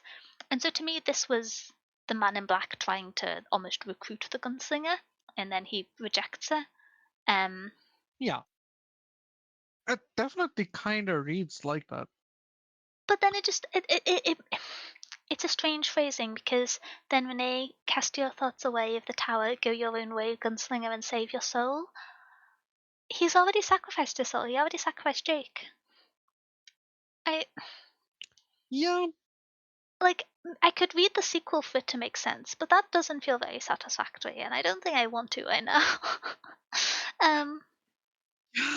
I don't know. That. But yeah, and then it continues, and he like refuses, and then let there be light again. And then there's the moment where he fled the insanity, the knowledge that implied, so he came back to himself. And this kind of frames the tower and the man in black as being more aware of the universe and its potential issues and existence than the gunslinger is. And there's the little bit next where there's the whole back and forth, and the man in black is like, no, I don't actually know the answer to the universe and everything. But it feels strange narratively, especially when you have a morally ambiguous main character framed at, within the book's context, their worst moment. And so to kind of establish the person he's been pursuing, who has met his violence with like twee silly comments and like hop, skip, and a jumps, and is like generally not been shown to be hostile. If you abstract away the destruction of the town and the death of Jake, because that depended on both of them in a sense. And you instead look at the moral alignments of the two of them by their direct actions. To me, this would frame the gunslinger as in the wrong. I don't know. It kind of does. Like, rejecting the light and the vastness of the universe? How else do you engage with that? Are you still awake? Kenya, how are you still awake? Easy, I've got another hour of yapping in me. I'm gonna be so real. I have so many notes. You're gonna stream longer than my shift to work? I've done that before. Do it again, BB. I discovered how to do a silly evil laugh. You don't understand. Book Yap fuels us. It doesn't drain us. I think the current book club record is 10 hours, or it might be 11. I think it was 11. It was 11 with like the 2 book still, where we did 2 books in one meeting. It was the joint book where one of them was on writing, I think. Yes, one of them was on writing, and we. I think it was. I'm looking through the VODs now. Piranesi was 8 hours with Algo Speak. Piranesi we slammed. Murakami and Ingrid's Sister Scribe was only 7 hours. Midwood Spindle Manor and How to Kill a Witch were short. That was only 5 hours. Yeah, but that kind of makes sense because, like, I feel like with Spindle Manor, the issue became like it's a murder mystery, so we can't really talk about it in a non-spoiler way because any talk we do spoils the mystery aspect of it. So I remember that one. We got stuck because we were like, okay, this character is cool, but I can't tell you anything about them because if I do, I'd give you spoilers for if they're the like the killer or not, or like what's going on. So I can't talk about them, but no, they're cool. I'm scrolling back. All original book clubs that had 2 books were often 3 hours. That's insane. I have more than 3 hours to say about Babel. What were we doing back then? I have more than... Sorry. But it looks like we were not correct. The longest book club was Legendborn by Tracy Dion. Damn. I didn't expect that. I also wouldn't. I guess if you say Selwyn Kane's full name every time you mention him, it really adds up the word count. Yeah. And you did say it every single time you talked about it. You were very respectful. I don't know why. Sometimes characters are their full names. I called him my baby boy. I think it may also be caused by the fact that I know someone called Sel in real life, and they are not very Selwyn Kane adjacent. And so, yeah. There'll be a point where I rage bait you with 6-7 memes. I won't notice. I have said the number 6 or 7 by accident multiple times today. The moments when a violent approach is the only option left. There are other times when justification is for hindered motives.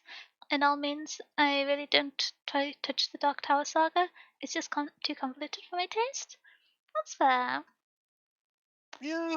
Blueberry Baby Boy. Oh, this is from one of the past books we read for book club, which was Legendborn by Tracy Dion.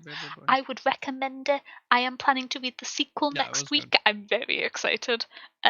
It's like it's like recommend. Good YA fantasy that also is like a really, I don't know if it's like an investigation, but it depicts the experience of being black in like a majority white and racist environment in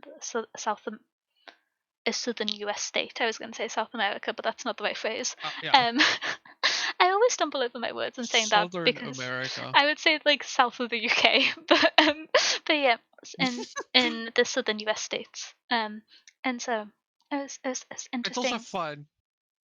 It's also fun. There's like 2 magic system. One is based on like root magics and like earth magics and stuff with like an African flair, and then there's one based on Arthurian legend, which is also really fun and cool. Yeah. You also have like petty one-liners, and you've got a few characters who just like really good insulting each other. It's good. It's good. You have my baby boy.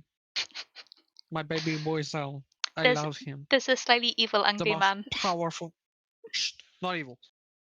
He's a baby. Baby can hurt no one. The most Doesn't he have powerful like full Merlin of sleeve his tattoos? generation will never.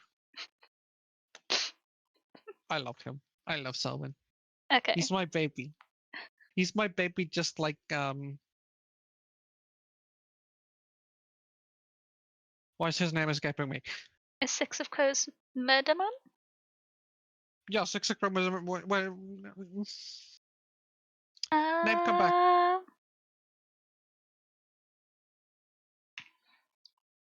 My brain's so smooth. I can't remember anyone's name. It is 2 a.m. for me. I just Kaz. spelled the Kaz. number Kaz 6 Bricker. wrong. Kaz Bricker. I Kaz just spelled Bricker. the My number baby 6 wrong. I didn't even spell it the funny way wrong. I just mistyped and wrote Dix and then was really confused when it didn't. Daniel's going to recover from the lack of sleeping by sleeping 20 minutes. I'm going to recover by the fact that I'm going to a farmer's market tomorrow and I'm going to get fresh food and I'm so excited. But yeah, back on the gunslinger, I'm just confused about chapter 10, chapter 5, man. Like, it makes me feel stupid, but I just think it's kind of convoluted. It is. It is convoluted. I will say it is very convoluted. Um,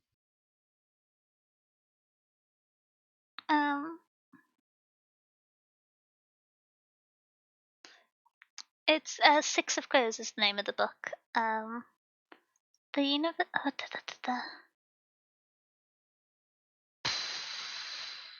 Yeah, the book's name is Six of Crows. We have a book club out about it. We both liked it a lot. And I like my baby boy, Kaz Brecker. He's my baby boy. Oh, okay. So the interaction regarding the tower and the man in black does change from the original printing to the current one a little bit. And it makes the man in black less helpful. The version in the revised one is, "You want the tower?" the man in black said. It seemed to be a question. "Yes, but you shan't have it," the man in black said and smiled with bright cruelty. "I have an idea on how close to the edge that last pushed you.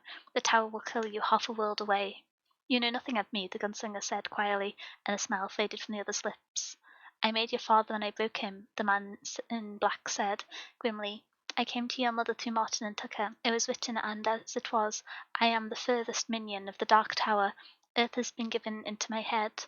"What did I see?" the gunslinger said. "At end, what was it?" "What did it seem?" And then it kind of reverts into the conversation about the Great White. But my memory from the original version, which was the combination of the 3 stories, with like I wasn't aware that there was this many differences in chapter 4 and 5, but I thought within this bit there was more comments on like my master's master and my master's master's master levels of people in the tower, and then admonishment of you must go there and kill him, etc. But I didn't think it was. Yeah, I don't know.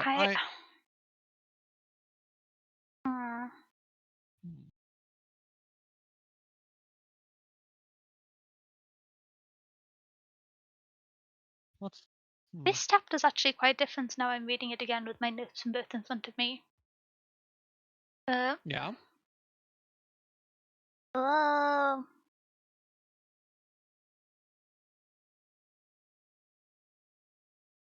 It's actually good.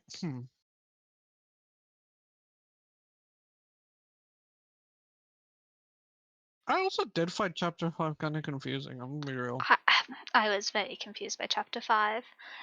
It's why when I first read the book, I think I messaged you, and I was kind of like, I don't feel great about it, because I'd had the like disquieting of the first chapter, the feeling not fully justified attempts to push back and turn around, and expectation of betrayal from Jake, and then the sacrifice, and then they didn't kill each other. And so to me, the last like 2 points didn't really hit home.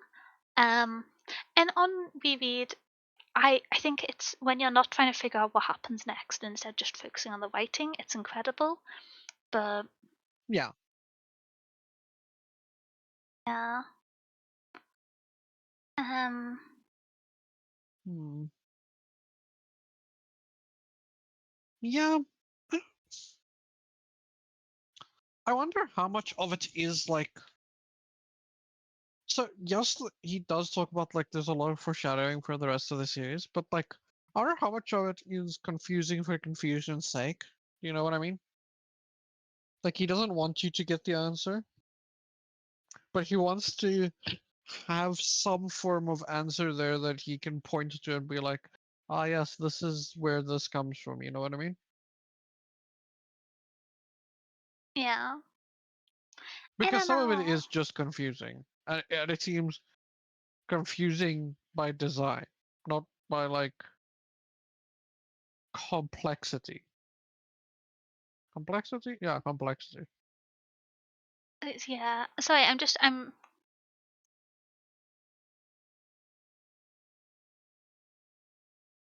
this is the I've just speed read the entire interaction with them. Um I Yeah. can read quickly when I want to, it just gives me a headache.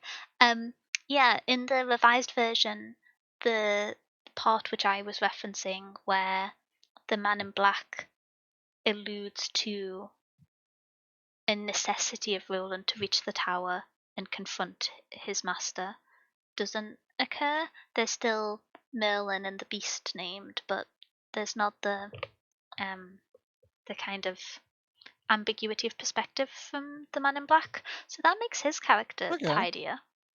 Um That does. because that just makes him utterly devoted um to the tower. But Yeah, that makes his character way cleaner. um And like, hmm, uh, um um I'm confused by the last chapter. I'm too. Um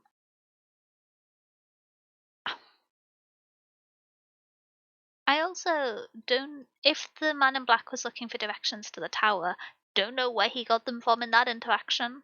Um, it Wait, reminds me of true. Lovecraft again. I keep mentioning his work because this section very much has the trapping of cosmic horror and the same ambiguity. Yeah, that's over. It is definitely Yeah. the least um digestible aspect of it.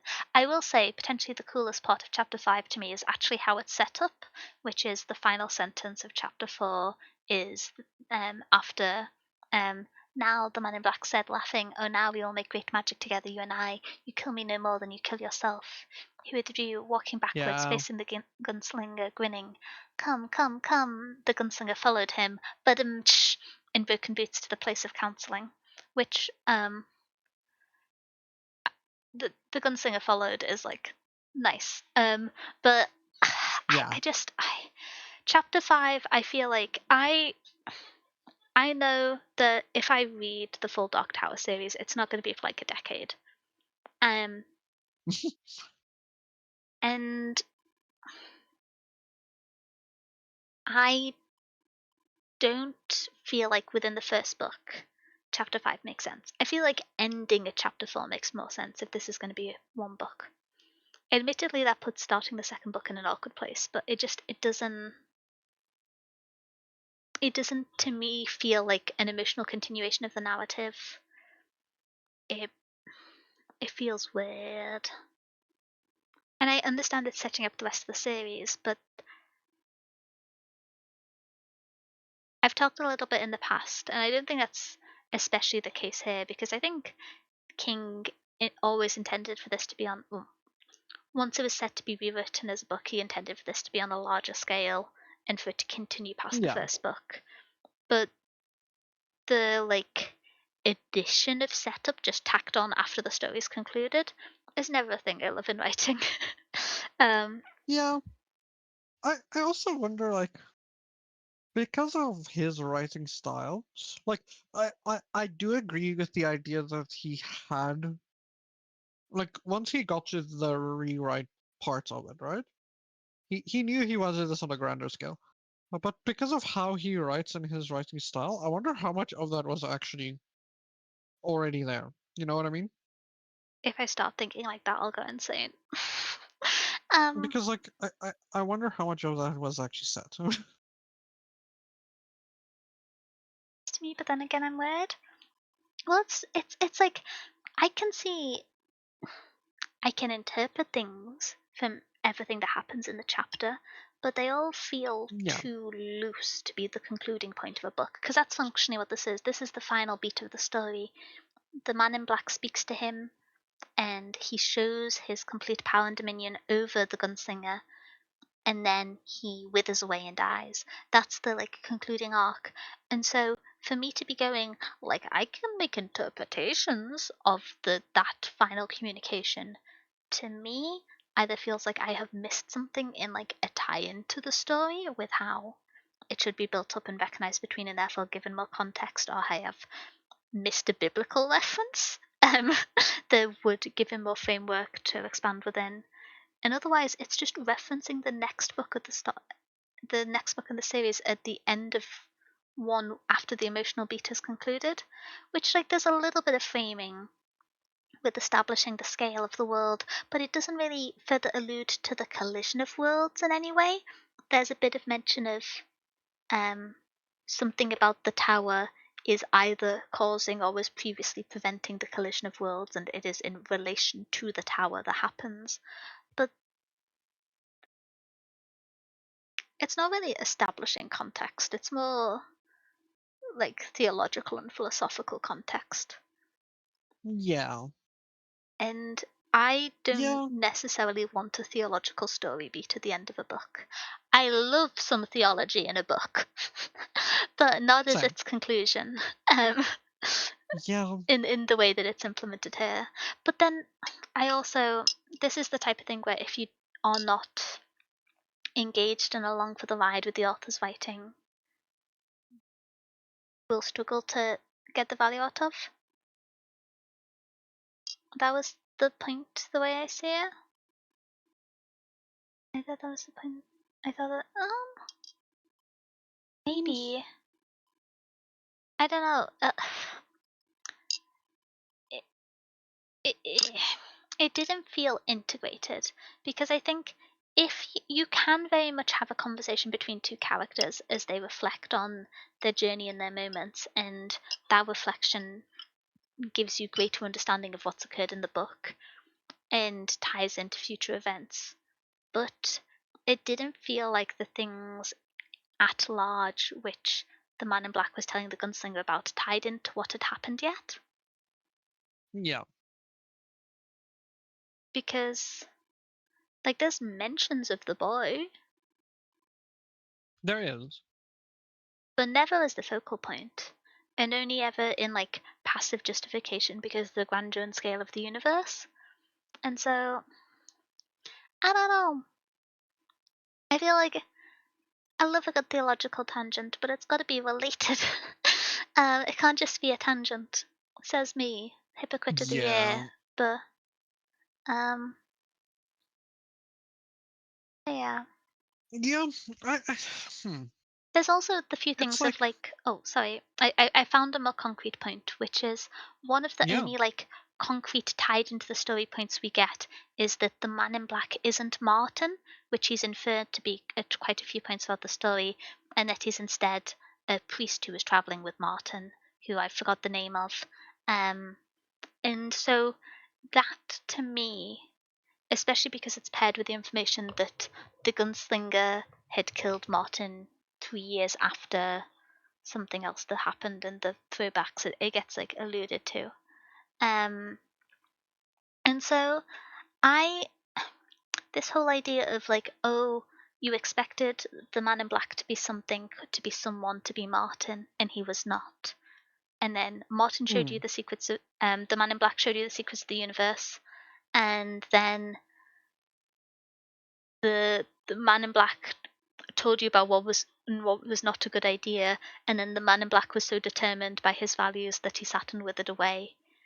and his master was so strong that he stretched out the passage of time of one evening and then collapsed it into 10 years. That doesn't that doesn't frame, like, I don't know. If anything, it just made me think, like, oh, like maybe the gunslinger's in the wrong. That's the only thing I took away from this chapter. And some amount of that was me being fed up with Stephen King. Yeah, that is fair. Because I just framed him as uninformed, really. It does. Uninformed and I will say. determined. I know some of it is for the future, right? Some of it is a lot of foreshadowing for the future and setup for the future. It doesn't change the fact that, like, for this chapter and this book as a book, it is confusing and it is weird and it doesn't. It's yeah. So like, I get what you're saying, Will. That it's like it's setting up threads for the future, but if anything, that's a negative in my book because it leaves now confusing for setup for later. Um, and also it's kind of clunkily confusing. It's not like Like, I like when there's motivation for a sequel. I like when there's unconcluded thread. I don't like yeah, when the like thread is chopped in half in front of you at the end of the book. um, yeah. I don't know. I'm It's being like too harsh there, but yeah, I really did not. I think maybe I wanted more answers out of chapter 5, and then when I didn't get them and I instead got more confusion, and also just like, what does this have to do with anything? I was eh, yeah, I don't know. yeah, yeah. It's Goes so many directions, and sometimes he wants to play with cosmic stuffs. Yeah, so one thing which I thought about and did make sense to me is that this conversation is there, and the first dream kind of does that well, which reframes this as not a quest of the gunslinger crossing the desert, which is what most of this story contains, if you count the mountain as part of the desert. Also, this is what I meant when I said it geographically mirrored Tolkien, because you have the quest under the mountain. But yeah, yeah. the The Misty Mountain, baby. Let's yeah, go. um, but in my eyes, the kind of this reestablishes it as not a scale of the desert, but in the scale of the worlds, and it gives weight to the like gravitas that was alluded to but not confirmed, in that how the worlds are potentially being harmed in their collision and combination. Doesn't really talk about the collision or combination much at all. Would have preferred if it mentioned that, even like once, but you know. And so I think the re-establishing of scale makes sense because it goes from being a spaghetti western, in fact, to being a battle for cosmic survival. And so this does reframe Yeah, that. But you also had Jake from a it does. multiverse appear in chapter 2, which I also think frames that. So Yeah, yeah, yeah.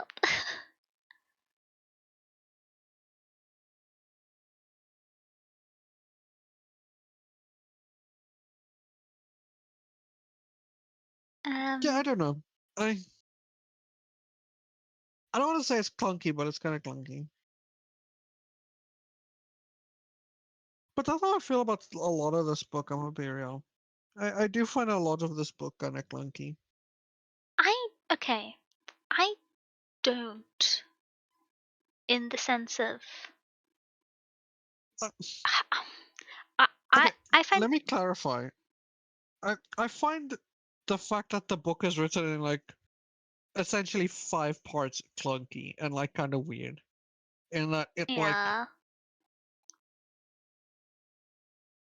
it really does feel like 5 books, if you know what I mean.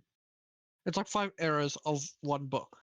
And like yes, the rewrite helps, but the rewrite also kind of removes context in favor of unity, which doesn't help. You know what I mean?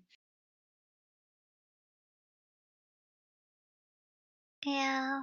I'm still surprised that I didn't clock that, but that scene being removed from like Jake and I feel like I told you that. Oh, I've noticed that, and I've just derailed your mind for the next book club, just for the. well, I can't be. It's such a good scene for the setup for the rest of the thing. I don't know why he removed it. It does make Jake's jump make more sense, but oh, also, Sure. what the heck did the man in black mean when he said perhaps afraid of accounting? Like, I don't like tax season either, but what does that have to do with anything? Um, You're not allowed to say you don't like tax season. You're the most tax forward VTuber in the group. just because I don't actively commit tax fraud. Yeah, you're the most anti-tax fraud VTuber here. So I, like, I, I'm very happy to pay my taxes. I wish it was a little bit easier, but like, Ah. it's also I will say it doesn't help that sometimes with like how Twitch does stuff as well. Tax season is Oh even worse gosh, because like it's annoying. yeah. It's freaking annoying to be paid like through Twitch, and then you have like technically you're paid by an American company, and that becomes really confusing and weird. Um, the Accountability. account. Oh, did I do a dyslexia? Let me try and find the page. Um, oh, accounting in the sense of a word Oh, oh, accounting. like Okay. yeah, like taking accountment for it, like you're accounting for the action. Yeah, I've not seen that word used in that way a bunch, That's but still kind of weird, though. That's still kind of weird, though. I also don't see that word used like that. Culpa wants to know your address. I pay my tax correctly.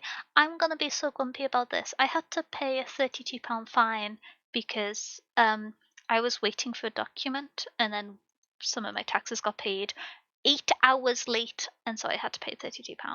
And I'm a little bit grumpy, but you know. That is a bit grumpy inducing. That's Yeah. messed up. I emailed them like a week in advance, just being like, "Hi, I've requested this document. Um, all the other information is ready. I can file a correction." And they were just like, "We're experiencing more mail than usual. We'll get back to you at a later date." And then they didn't. And then they got back to me after I'd already been given a fine. I'm like one of 10 VTubers who files their taxes correctly, and I don't even do it for VTubing. I do it for like when I used to tutor. That's I'm not making tax money off Steam, and I'm here to talk about books. But I'm just like, don't fine me. How am I going to convince people to pay their taxes like this? But to be fair, I did start filing like halfway through January. That's my bad. Um, it's different in A the UK. tax. In the UK, you have a tax-free threshold that if you earn below a certain amount, you don't have to file taxes for that area of work. Which is Hmm. what I do to handle Twitch because I'm under that. And filing for technically international earnings, because Twitch is a US company, a nightmare. And so It's a I'm nightmare. just like, thank goodness. Imagine the paperwork I would have to do if I was like, I I was. I've seen some people talk about it, and I talked to somebody that had to file it. Um, all I'll say is no, thank you, not for me. It's not too bad if you're a US Sounds annoying. if you're filing taxes in the US as someone on Yeah. Twitch. But if you're filing not in the US, Twitch barely provides documentation needed to file taxes in the US, let Yep. alone internationally. Like they don't give me a Yep. P40. What am I meant to do? Sorry. But yeah, Yeah. you Yeah. would file it as It's insane. additional personal income. But yeah, it's Yeah. shenanigan. Annoying Twitch being annoying. This is not tax advice. I got a fine, evidently Yeah. not tax advice. None of But this is yeah, legal advice. None of this is tax advice. None of this don't I don't do know do one nothing. person who went through the absolute pain and suffering of filing their Twitch taxes only to get a letter from HMRC just being like, "Thank you for trying to do your self-assessment, but this is actually below the threshold for like of earnings for separate areas, and so yeah, suffer. Laughing in Latino law void. I don't know what goes on in the Latino law void, and I'm scared to ask. I don't either. I'm afraid. Okay. What more? What? Stephen King? What spoiler? What spoiler? World What more building. spoiler talk? I don't know if I have anything to say about the world building that I isn't, have nothing because to like, say about what the can we world talk building. about with spoilers? Because it's not really there. I think the concept of worlds colliding is interesting. When I first was reading about it Yeah. and I was like zeroed in on the religious themes, I wondered if each of the worlds that were described were going to be like faiths in a sense, and that there would be different practices of religion as like Earth's religions under each of the collisions, because Yeah. I don't know.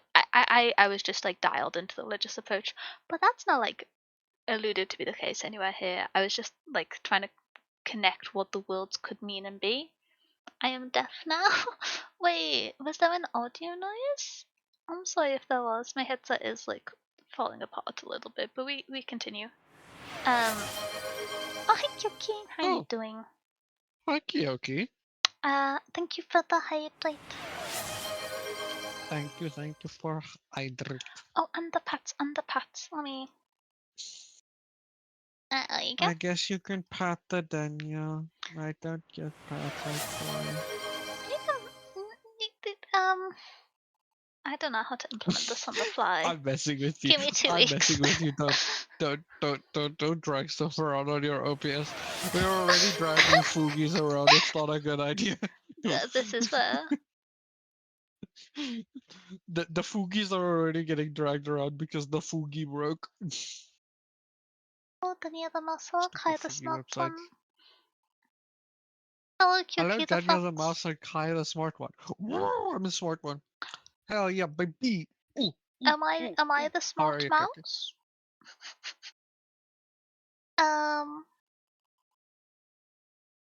But yeah, it's Walter was the name of the person that the man in black Ah, yeah, appeared Walter. as. But I don't know. Walterian. Both the smart one Walter. at school.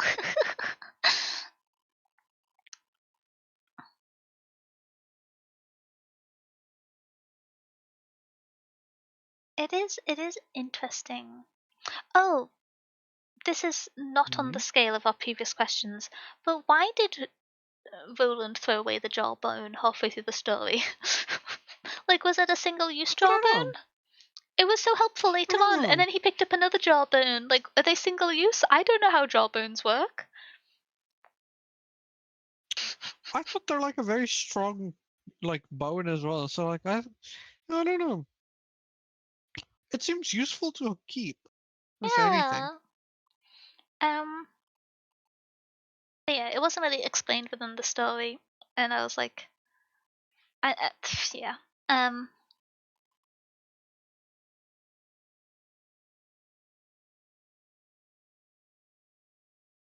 But yeah, I'm trying to not just like sit on the part where I feel like the last chapter frames the gunslinger as having made a mistake.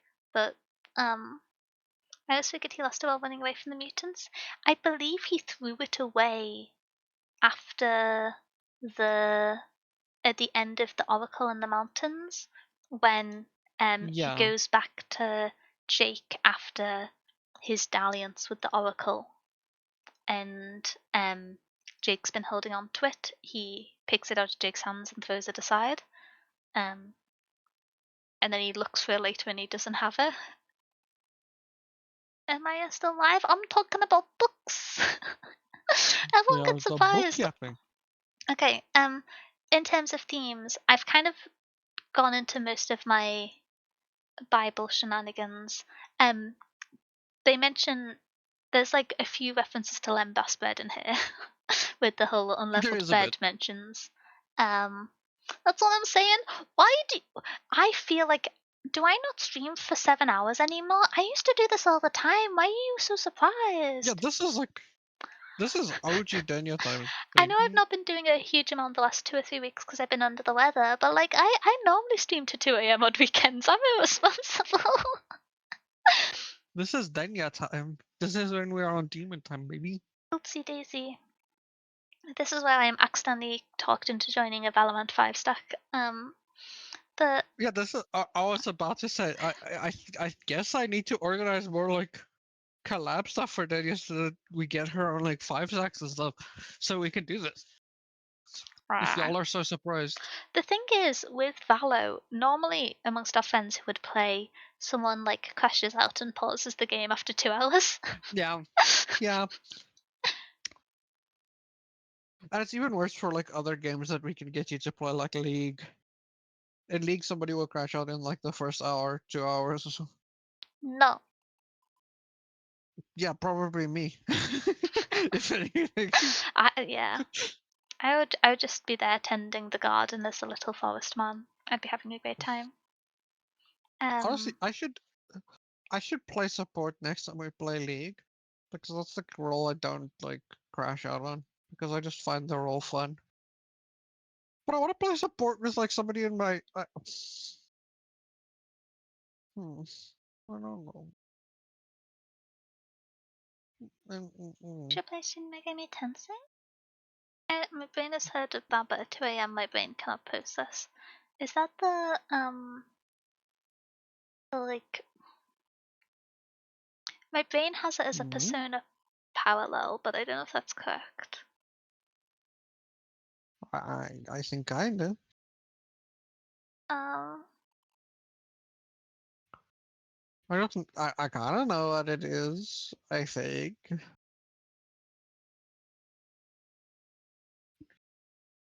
nope, I'm too sleepy to be doing Googling. I've got to talk about books. Oh, Persona is a spin off from Book. it. Oh, then I should do it. I've spent many hours playing Persona. Um, You know, oopsie. it's a game I don't. Have you played Danganronpa? Yes. Oh, okay, cool. In the sense that I played through them with some friends at uni where we just like sat and alternated who was using the controller. Um, Ooh, a banger. I thought I played Dangan. but yeah, I also Merlin being the name for the big bad. When I first read it, I was grumpy with Stephen King, and so in my notes just put knockoff Merlin name, which maybe was unfair. Um, It's a little bit unfair. I mean, it's true, but it's unfair. You know what I mean? yeah, It's like, yes, it does actually sound like knockoff Merlin, but also it sounds cool. yeah, but um, but yeah, I'm gonna start talking about character parallels now, and I'm gonna descend into madness. Um, It's so time. uh, It's spiraling time. Jake the boy versus James the crow, which is why I got the names the wrong way around before. Um, I think have a Yeah. parallel. Um, no, Okay. to David and the crow. Who is James? Is there a I don't know James? who this. I don't know. I assume so because you keep bringing him up. I Your don't think there's a brain must know James. somebody that's like a James that's in this. I don't remember it, James. I'm going mad. Okay, Jake and David. I think there's a parallel there. Um, Okay, because I'm listening. you have Hit it. Carl, who was the owner and the master Mm, of David, and yeah. the man in black, who was the creator, who was the summoner of Jake. Mm, And then you have the gunslinger who needs to progress and needs to progress urgently in this moment and sacrifices the life of David and Jake to be able to progress forwards, be that leaving the city to go west, or be that being able to follow the man in black. yeah. Yeah. And I think this kind of adds to the idea of framing Jake as the possibility where he doesn't follow the man in black and Jake becomes the next gunslinger. Because there's reference to, I think, David. It might be another bird where David is referred to as, or crows, I think, referred to as the gunslingers of the gods, or the raven is God's gunslinger as a phrase. And then you kind of have the parallel between David, who I'm trying to remember, is David a falcon or not a raven? I'm getting my birds confused, but you have the parallel between David and Jake, which adds to the idea of Jake being or having had the potential to be a gunslinger in his own right if Roland hadn't followed the man in black. Also, what was going on with the donkey dying?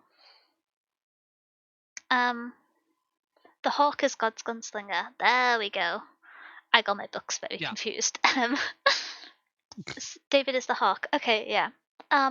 So I'm jumping to another topic again, unless anyone has any comments on my nonsense sentences, which is why was a mule introduced in the first chapter to die off page after just having inferred to exist? Was it so the Zoltan could poke out his eyes? That seems a bit gratuitous. I feel like there's got to be some metaphor there. Like, is there a biblical reference? I don't know. Maybe. I would need to think of the biblical reference, but maybe. What would the biblical reference even be? I don't know.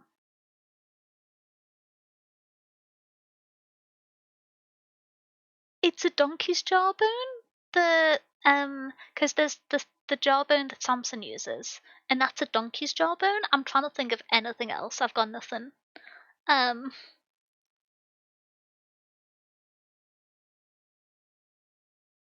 Yeah, I can't think of anything else.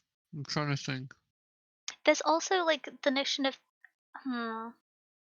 again in Kings, which would make sense for the first chapter, considering that's where we have Elijah in the wilderness. In I think it's Kings 13. Oh yeah. Kings 13. You have the disobedient prophet, and it specifies the lion doesn't eat the prophet or kill his donkey. And so maybe there's some framing there of the gunslinger in a negative light, that the prophet is killed by the lion, but his donkey and his son survive. But in this sense, both the donkey and Jake die, but the prophet, quote unquote, in Roland survives. I don't know if that feels like a bit of a stretch, but there is like a son and a donkey.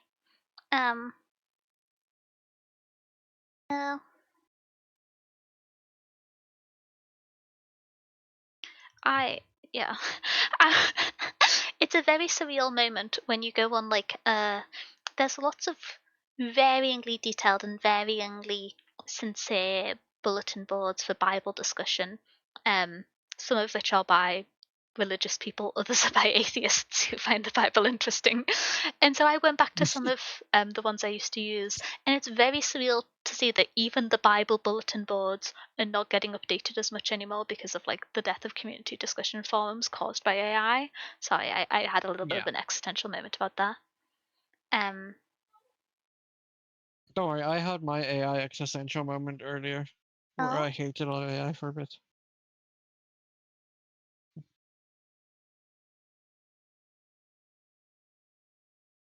A boy name, he'd had a mule.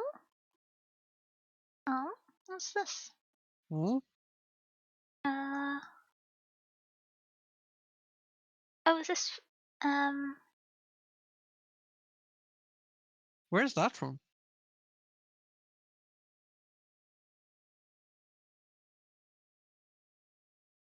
Is it from one of the later books? I don't recognize it. Is it from the original Dark Tower poem? I didn't read that in full. I meant to. I got too busy reading the Old Testament. The book? Oh. Did you see Bon's response, by the way? What was Bun's response? I'm late for the I'm late, response, but I heard we're doing no, about our stuff. not today. I have to go to the farmer's market at 10 a.m. Like, it makes sense logistically for the mule to not survive. It does make sense logistically. But it felt weird for the mule to be established and then killed. Like, I suppose it sets up the interaction of him talking to one of the villagers. It's in the Gunslinger early on? Is it? I'm just searching for the word mule now, because I was...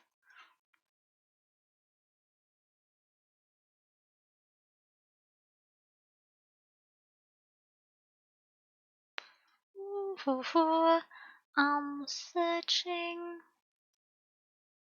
I'm searching in the rain. Just searching in the rain. What a glorious feeling.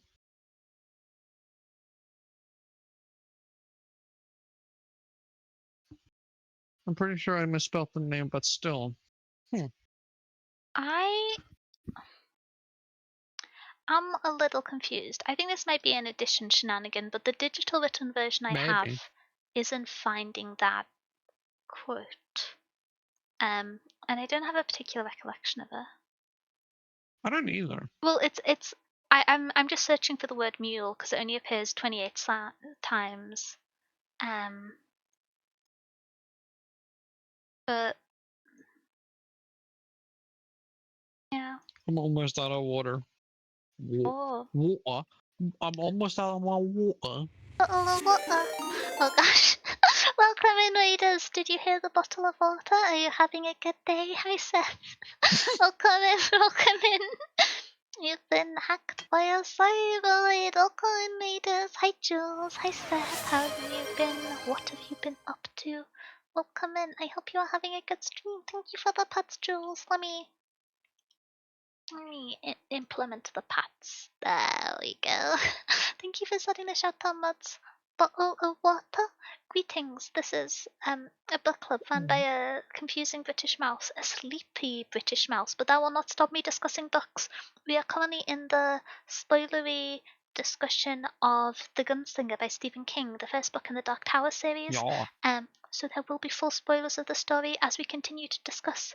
So if you are interested in reading this book at a later date and would like to avoid spoilers, then I very much appreciate you stopping by, but it may be best to meander off and maybe eat a piece of fruit. Eating fruit is always a good pastime. But welcome in. I've been streaming Claire Obscura. I've heard so many good things about this game, and I do want to play it. I had a blast since my stream lasted for 12 hours. Holy moly!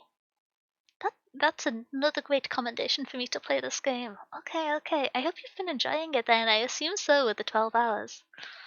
But yeah, if you that is a long stream. If you need to run off, grab a drink, grab a snack, take a break, make sure to take care of yourself. And thank you so much for stopping by. Big recommend. Oh, maybe I'll play it after I catch up with Arknights. Everyone laugh at me, assuming I'll ever catch up with Arknights. Yeah, I'll never catch up with Arknights. I might catch up with Arknights. Good luck with that one. I hope your PC can run it. I have a moderately beefy computer. I will hope that it can. Dania says that Dania has a crazy good PC. Yeah. Yeah. I guess a PC comparable to like Leo says, by the way. Just for comparison. I went kind of crazy with the computer. Which valid. Yeah. It's a vibe. I just checked the bio. This is a very, very good PC. Yeah, it's a thing about like I never want to flex it because I feel so weird to like be like, nah, I got this when computers are so inaccessible now. But in terms of pricing, but yeah. You run very well the game. I'm excited. It's so nice to be able to see games in pretty graphics now. my old computer, which I used to stream on, was an i3 570, I think. No. Yeah. Yeah. I remember that thing. The RAM that's almost as expensive as the graphics card. I'm gonna be honest, I'm so grumpy. The one thing that's like something that I considered replacing or changing in my computer in the next like 5 years. I got my new PC 2 years ago. 2 years ago, the passage of time, horrifying. And when I got it, I was just like, I crazy. might need to replace the CPU in like 6 or 7 years, but everything else should be fine. I can just grab some more RAM in a few years. No. Nope. No. But the RAM, the kind of RAM demand goes in sine waves. It'll go down again at some point. They'll overcompensate again. Probably. I have faith. Especially if the microprocessor like factories start opening up, they'll like start overproducing again, and then the prices will like Absolute worst tank. case scenario, I can take apart my old computer, which I'm just using as a server for my silly coding projects, and take the 16 RAM out of that and put it in. I've got 16 RAM spare. That's true. Yeah, but 32 is quite good for a few years. Oh yeah, for sure. Every now and then I get a small amount of screen tear when streaming, but I do also have a sinful number of tabs open when streaming. So I've got no other way to describe it. Dang your sins.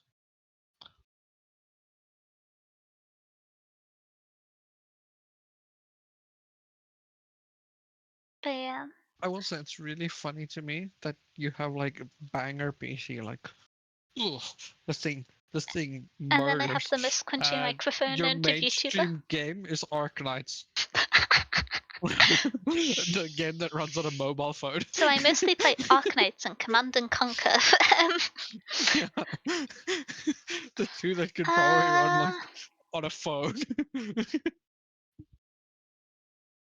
You should probably either consider a browser other than Chrome or reorganize your tab habits.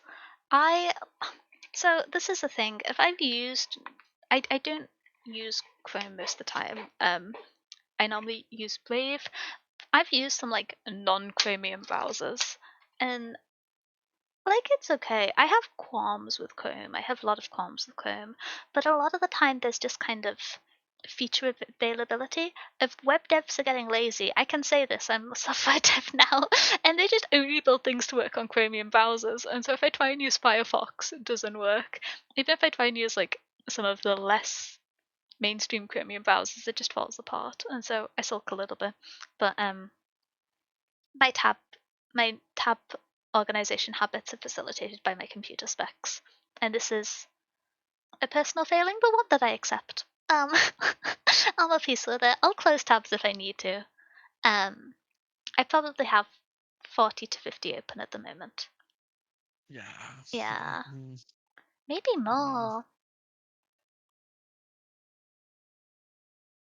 I use Opera GX. The You know browser why? for gamers. Sorry. Because I'm a gamer, baby. Let's go.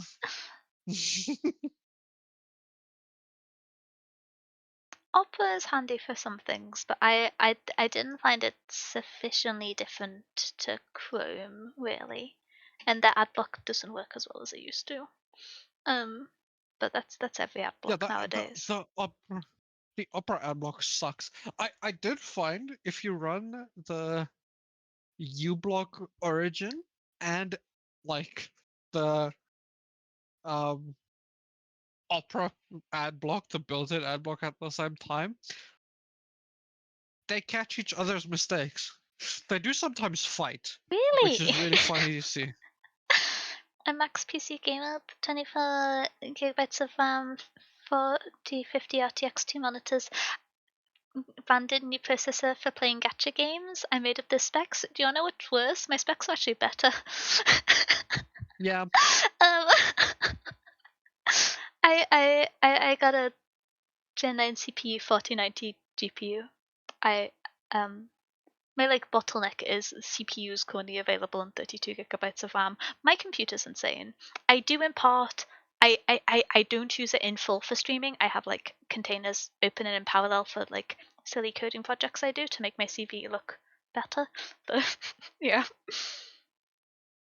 I don't know.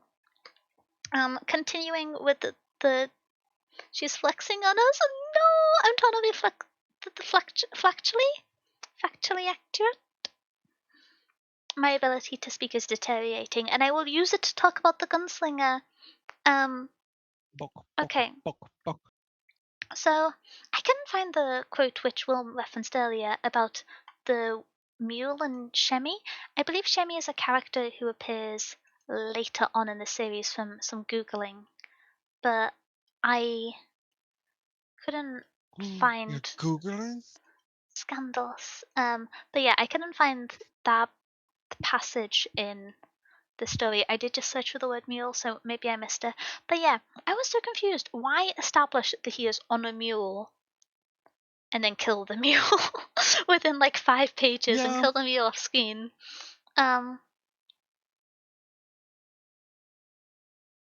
Yeah, it is an interesting idea.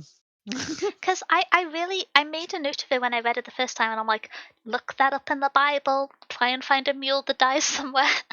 It's probably related. But then I really couldn't find anything on it that seemed like a true parallel. So yeah, I got a bit confused by that. My next point, just looking through questions I had, is once again, why did he throw away the jawbone? But I talked about that without looking at my notes.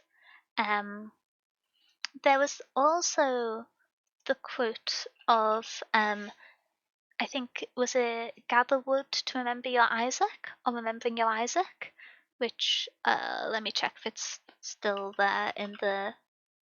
Can I spell the name Isaac? You can gather wood to remember your Isaac. This is a bit confusing to me.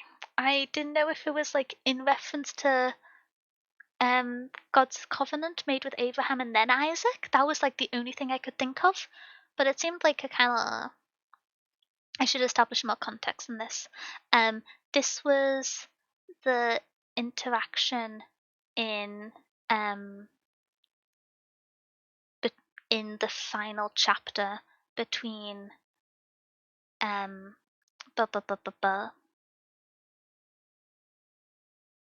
gunslinger and the man in black of the last chapter called The Gunslinger and the Man in Black that I know is a mythical reference, with Isaac in this context being Jake. Yeah, this was, to me, I was just like, my interpretation of it was gather wood to remember your Isaac, and then it is like in reference to God's enduring covenant with mankind, first made with, like, as mentioned before, from Genesis, etc. And then the idea that he had betrayed that covenant in betraying Jake, and so that was like the remembering of it.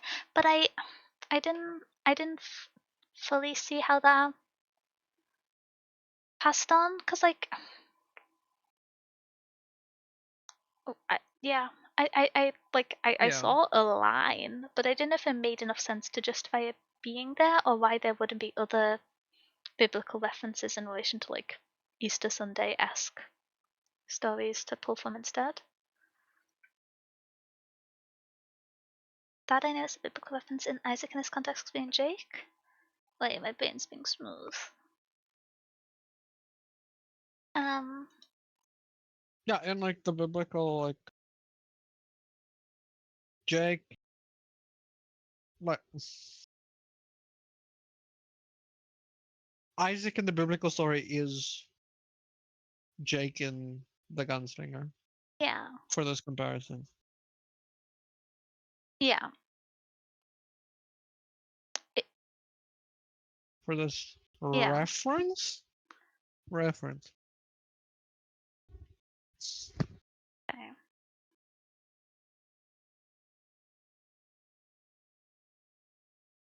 Oh, hi Seth, welcome back. Also, isn't Golgotha the site where Jesus came back to life? Yeah, Golgotha is the site where Jesus was laid to rest and then came back to life, yeah. Yes. Which I went on this tangent a little bit earlier when it was like, I'm definitely right about the whole Jake is Jesus thing. Daniel was cooking. Well, I intended it more as Jake is Jesus because this is the resting place of Jesus, and this is where Jake fell. Yeah. Because they had reached Golgotha. But then there's also the kind of parallel of they fall into an unnatural sleep and then wake after several days, brackets, it's 10 years has passed. Feels like a evocation of he died and then rose again. Because you don't normally think of like sleeping 10 years and then waking up again as just being like a chill little occurrence. Yeah. And so I don't know. The fact that it was 10 years was confusing to me. Yeah, I don't know Because why. Why is yeah, there a 10-year time skip? I I don't It's an interesting know. question. I don't know if it makes sense with the subsequent books more so maybe. But the one thing which I maybe thought was Roland talked a little bit at the time where as he grew up and as he became a man, he didn't notice it happening in a moment and he only saw it once time had passed. And that the time skip happened because this conversation with the man in black had set him up in the way that was needed for him to continue and for him to venture on and reach the Dark Tower, but that he needed to progress forwards in time to realize those things. And so he needed the time to see what he had now become from this interaction. Because that's like a common that's like quite a fleshed out topic of communication between Roland and Jake. Um Hmm. Wanted to say, for getting injured by the doggo, she'll take my rest. It's 4 a.m. Oh gosh, yeah, absolutely, Seth. Good night, good night. And I hope the doggo is having a good day as well. Thank you for stopping by. I hope you had a good day. Um, Bye, Stinky Seth. the ending as well and being born again? I suppose, yeah. To me, hmm. It Maybe. I could maybe see I'm that. maybe I'm being basic, but if Roland is getting Hmm. resurrected and born again, why not make it 3 years? Because I'm not questioning the fact that he slept and then rose again, but it's just like why 10? Because Yeah. there's um I don't know. Let me search my 10 is such a notes. weird number. Because I think I looked up this a little bit. Um, but a lot of numbers in the Bible have biblical meaning. Yeah. And there's but the appearance of 10 in the Bible doesn't really relate in a way that would apply here because the two clear ones are the 10 commandments and the 10 plagues, which Yeah. um yeah, but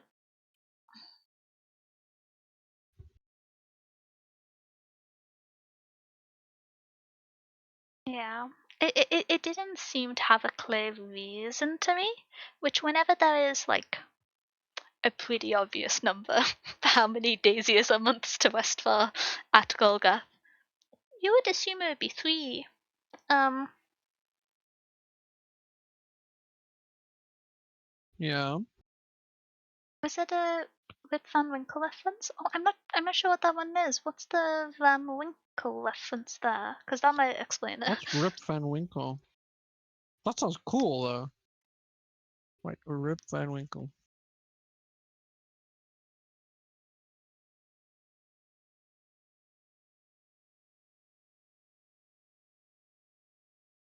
But yeah, I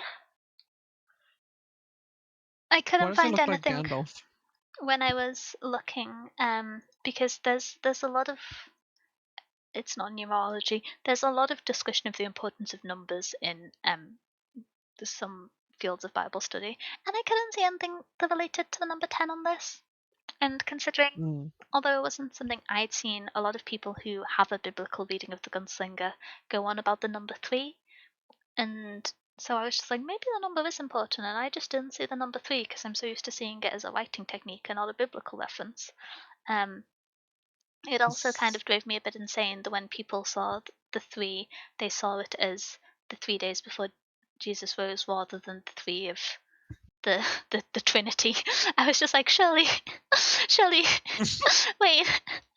I understand given Golgoth, etc. But like, I was just like, I don't know if that's the main one. I don't know. I don't know. It's a story about a man who parties with a bunch of mythical creatures, falls asleep, and then wakes up 10 years later. He went to sleep a young man and then woke up as an old man. Oh, interesting. That's interesting. Hmm. I could like see that as a reference potentially. I don't know enough about the context of the story to know if there's any other parallels, but like that seems more apt than anything I would find in the Bible, which I would expect it to be in the Bible from the rest of the scene. But like, I don't know. Symbolism go burr. Symbolism go Symbolism do go burr. burr. Symbolism go burr. I'm sorry. Looking through my notes. It's an old American folklore story, and it's things from America. Oh, interesting. That makes sense why Kind of I might cool. not know it. Brackets, bottle of water. I don't know why I need to clarify that I'm British. I had someone assume that I had like, you know, when like transatlantic accents, or when I think it's quite often when Nordic people learn to speak English and they just kind of sound like the Queen. Like they just sound really Yeah. posh. It's something about those accents learning English that makes them sound Yeah. dead fancy. But because I speak in kind of I don't speak using a local dialect very much, or at least not compared to my youth Normal local British. dialect. I don't know. People sometimes think that I don't know how obvious it is, so I just gotta say bottle of water every now and then to clarify. Um, Wait, but if I say bottle, what does that make me British? My bottle of water was more British than that. Um, Bottle of water? Getting close. Um, oh, I should perfect my bottle of water because then I can be British like you. do you want to be? I know Greg's is good, but like, one thing I was going to I'm talk down. about a Mm. theme is the best thing to me that chapter 5 did is it kind Yeah. of infers to Roland the information that we as an audience had, which is that he is not Yeah. following the man in black, he is being led. Because I feel like whether Roland processed that or not, it was kind of told to him in this chapter. Um, Yeah, 100%. but yeah. It is a cool. It. I said it is a cool. It is cool that it does that.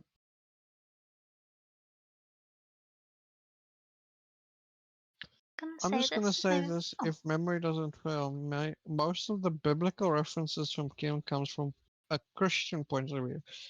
If they only knew, if they only know how hard Catholics can go, of those references, search for the blasphemous game. It is definitely very Christian centric, and it's his own denomination of Christian centric. But it also makes sense. It's what he grew up with. Yeah. And we kind of talked about it at the start of this book. Some of this book does read like him exploring his own like faith and finding faith and where that all lays and like how he will what's the word like justify it. You know what I mean? Yeah. Because that's the hardest part is justifying why you want to make these comparisons. So like, and I think he does a great job. He uses a bit of pagan as well, which I kind of like. Um, it's cool. I don't mind it that much. I'm trying to remember what denomination King grew up as now. Which what? What denomination did King grow up as? My brain's forgotten. Stephen King. Yeah. He was. I know it. Let me I see if I know can it. search. Um, I've spelled the word denomination wrong.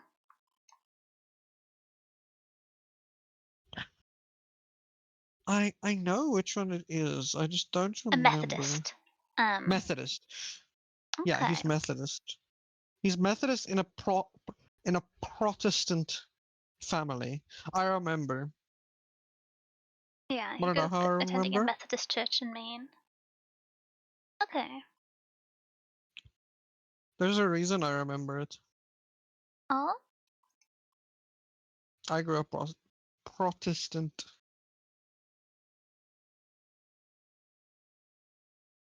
I went to a Protestant church school, Okay. but it was a vibe. Was not. I I Roman Catholic. But well, I passed Ooh. Roman Catholic, but yeah, Roman Catholic to you? yeah. Having read several Bibles, I think I don't know if I've read specifically a Methodist Bible. I've read one or two Protestant Bibles. Mm. I don't think I read a message. But yeah, Methodist Bible. Yeah, I know what you mean. Roman Catholic. I could see that now that you point that out. I can see it. Yeah, which point are you referring to? I'm very sleepy. that is What time Methodist. is it over there? It's 3 a.m. Last time I checked, it was 2 a.m. That's alarming. I was gonna say it's 2 a.m., but it's not anymore. Um,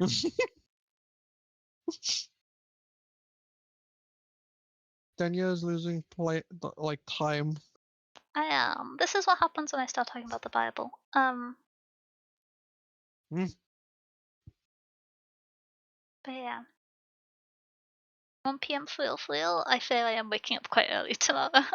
but but yes, regardless. Going back to my notes. Looks and Yes. notes. Um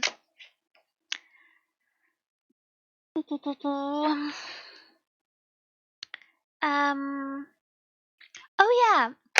What the heck is going on with his mother and Martin? Like obviously they're a thing. Mm. But like why the sentence that infers there is a love triangle between your father, Martin, and your mother, and then placing yourself as a fourth spoke on that triangle, which is something that, It's that kind of weird. Roland does, is kind of crazy. Yeah, um, that goes wild. That's wild. I just wanted to remark on that in kind of horror before yeah. I don't think a dedicated Methodist Bible exists. Or maybe. It's not one I'm particularly knowledgeable about. Kai is suffering at your side. That is true friendship. I'm not suffering. I'm having fun talking about books. I think I am somehow a positive impact on Kai's sleep schedule. Don't ask me how. Yeah, probably. Um, but yeah, Probably. I Can't get much worse. oh, yeah. Wait, I keep closing my book of notes because I sleep. But yeah, the what was going on with the mother? Because she is in some way influenced by Martin, who is in turn influenced by the man in black, who is influenced by the tower. Hmm. So, Hmm. also, what's going on with high speech? Is it like it's treated as Yeah. if it is a kind of I'm going to reference another book I'm reading because I'm sleepy and I don't want to explain the idea organically. It's treated how Elvish is in the inheritance cycle, where it's a language where Hmm. only the truth can be spoken, or it has some kind of like strict magic and social connotation of requiring the truth and formality. Hmm. And so don't know what's going on there. There's something inferred to be happening with it. It's not a regular language. Um, Most of my notes are me grumbling about chapter 5 from here on out, I'm going to be honest. Um, um, I wrote you can tell with I think 11 L's that this is gardened and not planned, which I think counts as me being shady. That is some Denya shade. having an affair, a very, very toxic affair. Yeah, that was my interpretation of it. I kind of It is a very toxic thing. Yeah. What else do I have comments on? Does this book count as being like I don't know how to talk about this on stream. It's either very like it the way it discusses what on earth do I search for this?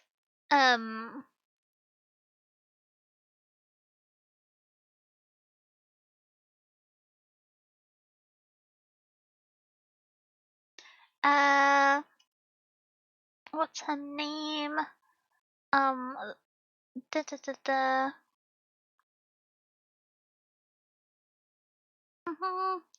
My brain is very smooth.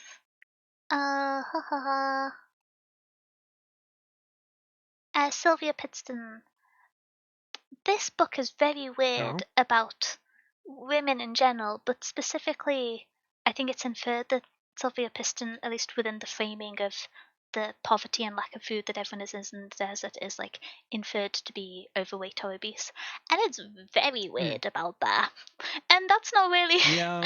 I like. There's so many weird things going on with how the story interacts with her character. I don't particularly want to get into it, which is maybe just like a brief response, but it all made me so uncomfortable.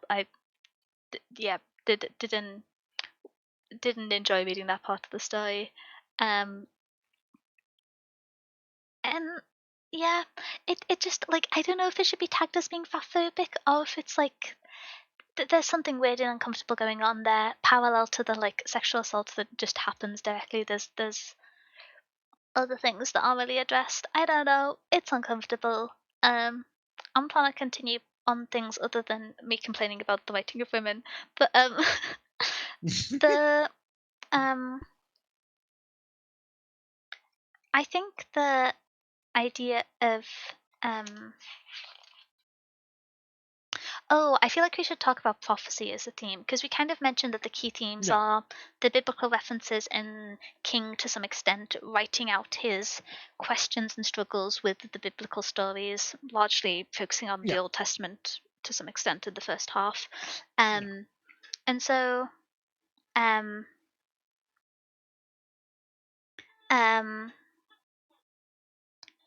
but the how do I phrase it? Yeah. The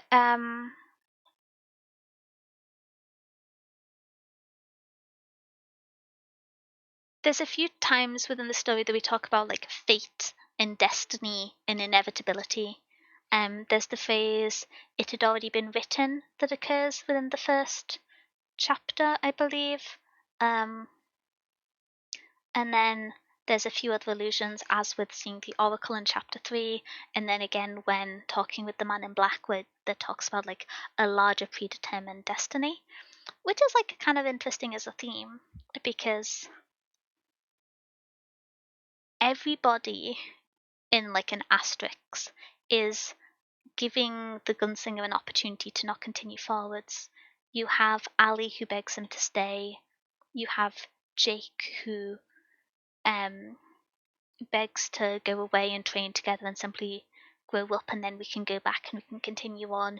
You have the man in black who tries to convince him to change his ways, and you have all these things from, I think, the three key non perspective characters in the story, and they're all trying to get Roland to change his mind whilst the book is telling you about a destined fate, which I think is kind of interesting.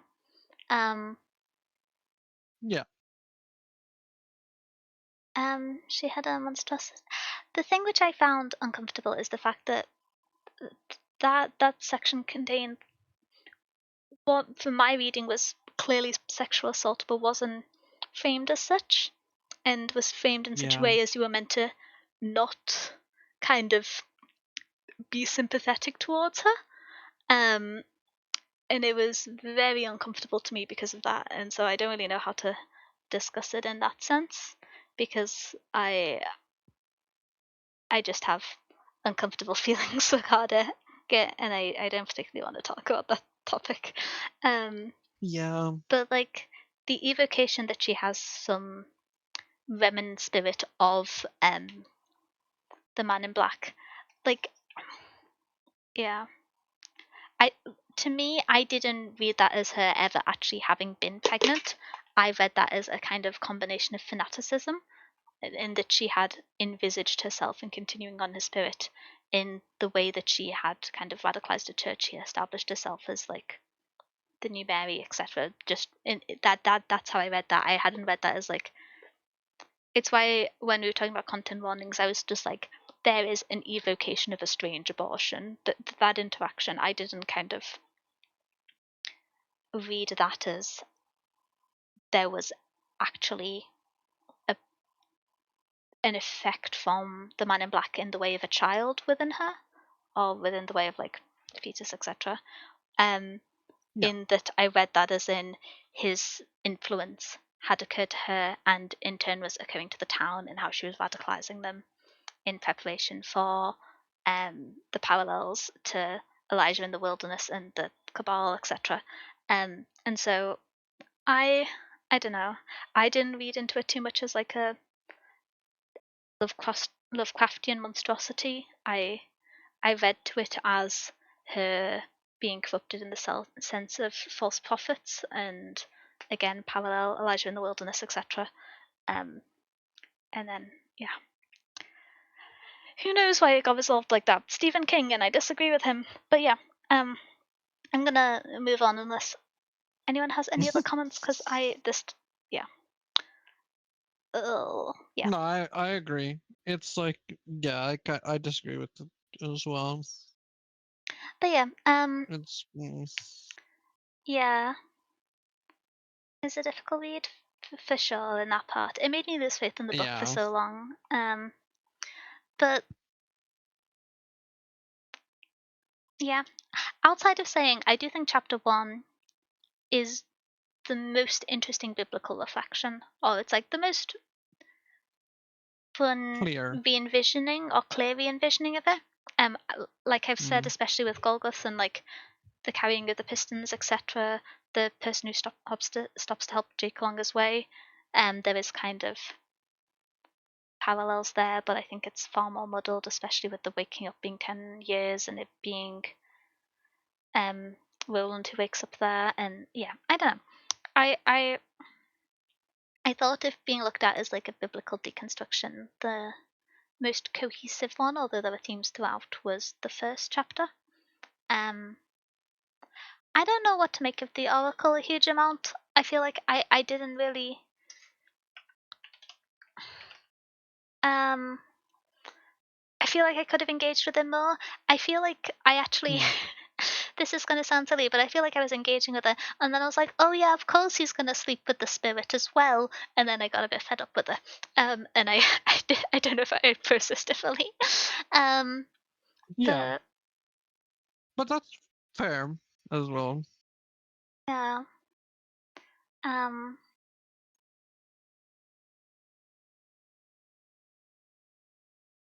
I'm trying to find the quote. Mm. For the prophecy, just so I can talk about it a little bit, because I do think Oh yeah. the prophecy is interesting. Um. Uh.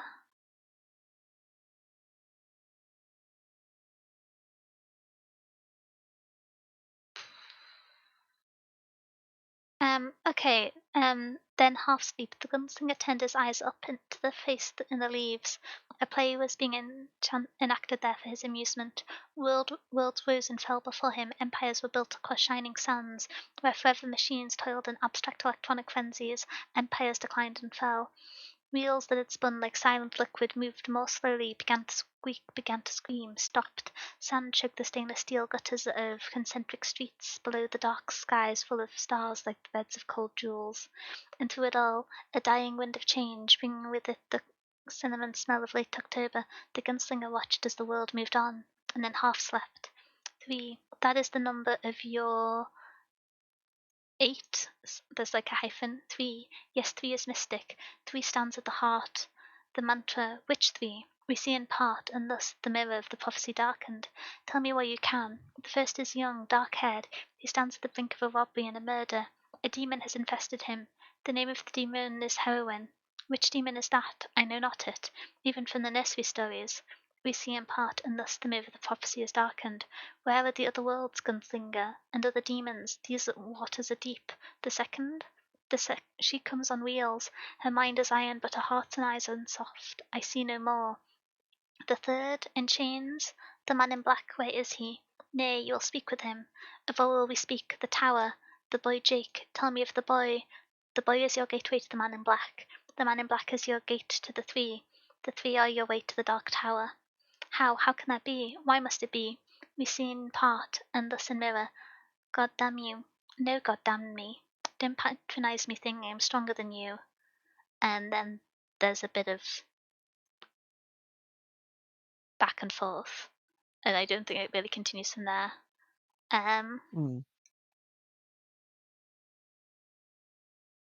Yeah, it's just them going back to having sex with every woman in the story. So I can't believe there was a love triangle with his mother and he added himself to it. That was the one character in the story which I said wasn't Crazy. framed in a sexual light, specifically as a sexual partner of Roland. Because there's the argument she was framed in that light because her significance was her as a the conquest within the framing of the story of Martin. And yeah, I'm gonna be driven insane by that. But to me, this maybe relates to the tarot cards in the last chapter because you have specifically she comes unwheeled, her mind's designed, but her heart and eyes are soft. To me, that feels reminiscent of the woman who is described in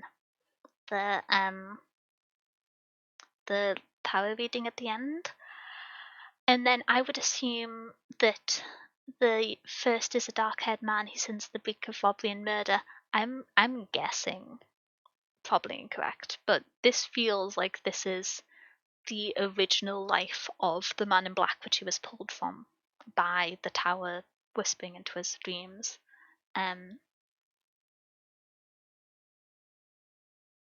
Yeah, I'm not sure. Yeah. I mean, there's also how do I jump into this topic?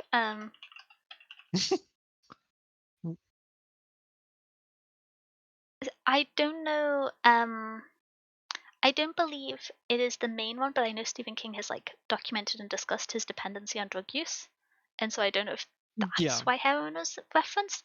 I was under the impression, although not something I am particularly knowledgeable about, to me King is kind of known for using and to some extent abusing alcohol and cocaine primarily, and so I wouldn't have been like, Yeah. Heroin, that's the person. um, but yeah, Yeah, I I wouldn't didn't really know either. what that related to because in the version which I'm reading, it is all capital letters heroin, um, and so I was a smidgen Interesting. confused. I was a smidgen confused. Um, yeah, partially. Okay, but yeah, I didn't know what that would be. Um,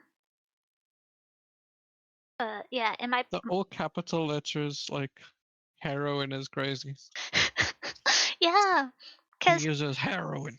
I could see it being like 3 a.m. brain. I'm gonna say it the wrong way around. Like proper noun heroin. I could see it being that way because it's not something known in the world of the gunslinger. But all caps is crazy. Yeah, all caps is insane. But yeah, I don't feel like this prophecy exists and is resolved fully within this story. I feel like it relates to the Oh, later hell no. books. And so I don't know how to talk about it because we then get another prophecy later on. And maybe I am just weak in my susceptibility to prophecies, but I feel like you should wrap up one prophecy before you start the next. That just seems like a path for confusion if you've got multiple ongoing prophecies. Because I don't know how else to describe the interactions and the musings of the man in black in chapter 5 outside of prophetic are Yeah. attempts at prophetic recruitment. Yeah. Convincing him to a degree. It is interesting. Yeah, especially because when we talk about Martin being influenced by the Man in Black through being sent visions, and the Man in Black being influenced through receiving visions himself from his master. Is that Mm. Merlin? No, Merlin? Or is it the Beast? I'm forgetting the structure of them. Also, there's three higher powers are there in the anyway, yeah, sorry. Just when people, yeah, this is the thing that made me go, is 3 the big reference to the days before there was risen? I feel like it's not. I don't know. But yeah, there's the reference of how the vision was used to corrupt Martin, and then in turn was used to corrupt the Man in Black originally. So I'm assuming this Yeah. was the vision, although it was foreshadowing, I suppose. He was aware the vision was starting. That was intended to corrupt and recruit the gunslinger for the course of the tower. And we know that, like, this might sound silly, but I don't know if the vision is intended to recruit in the traditional sense, and the like, we want you to agree at the end, or if it's Interesting. simply there to influence. Because the man in the Man in Black shows in this vision of the broader and broader universe, which Roland then in turn rejects. But he's clearly emotionally impacted by this and left with this question about the universe and the value and what was it, etc. And like this grasping of this idea that was so beyond his consciousness previously. And so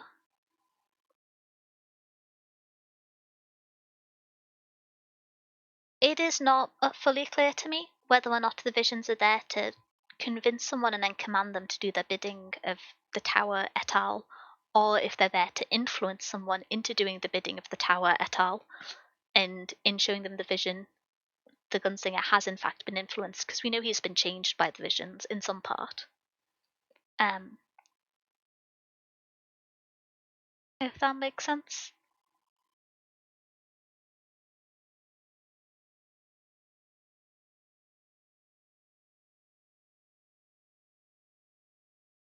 Can I get a yay, nay? Are you yapping at 4 a.m.? It's 3:30 for me. Oh dear.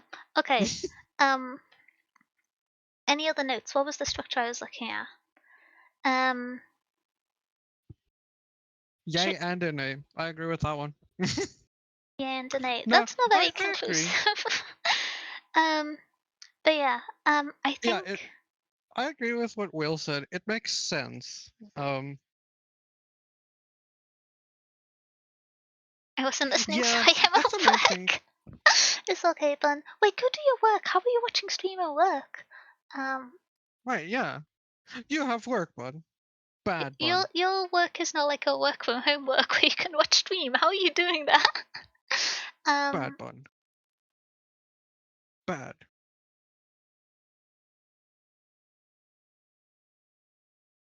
office work? Office work. Oh, fair enough. Wild new Bad bun bun. job. Ah, I exist in a realm of having Northern Lion on my spare monitor if I'm not Same. doing intense work. Otherwise, my brain turns to soup. Um, I don't want to spoiler. Yeah, then we probably can't include those topics then. Should we go Yeah. through a little bit of some of the quotes? Um, We can end up with quotes and yeah. final thoughts. Um,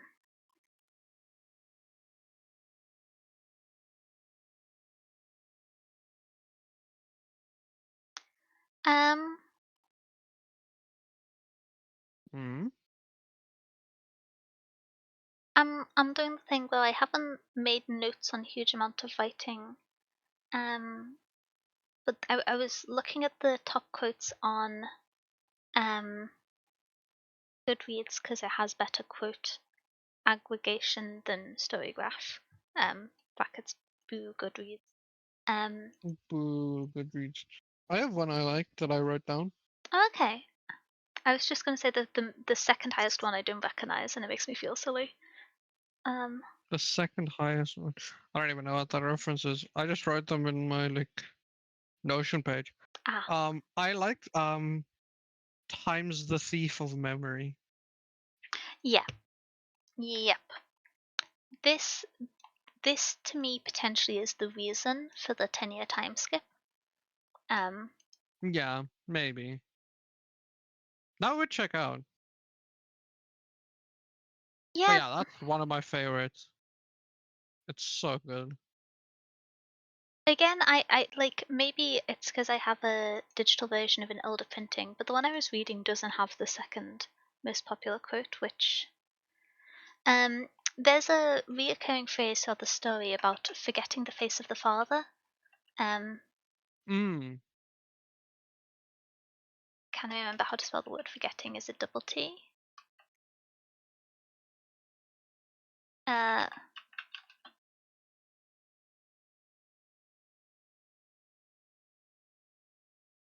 but when I search it, I don't find it. I'm too sleepy to be typing things out.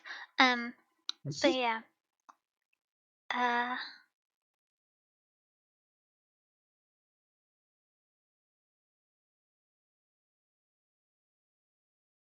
I wrote down so many long ones. um,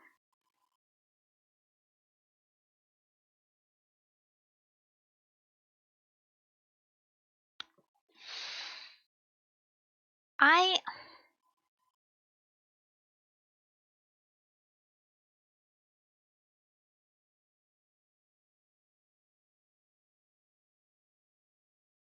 yeah.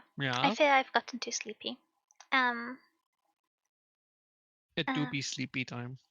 oh, I like the quote that "Y is a crooked Hmm? letter that can't be made straight."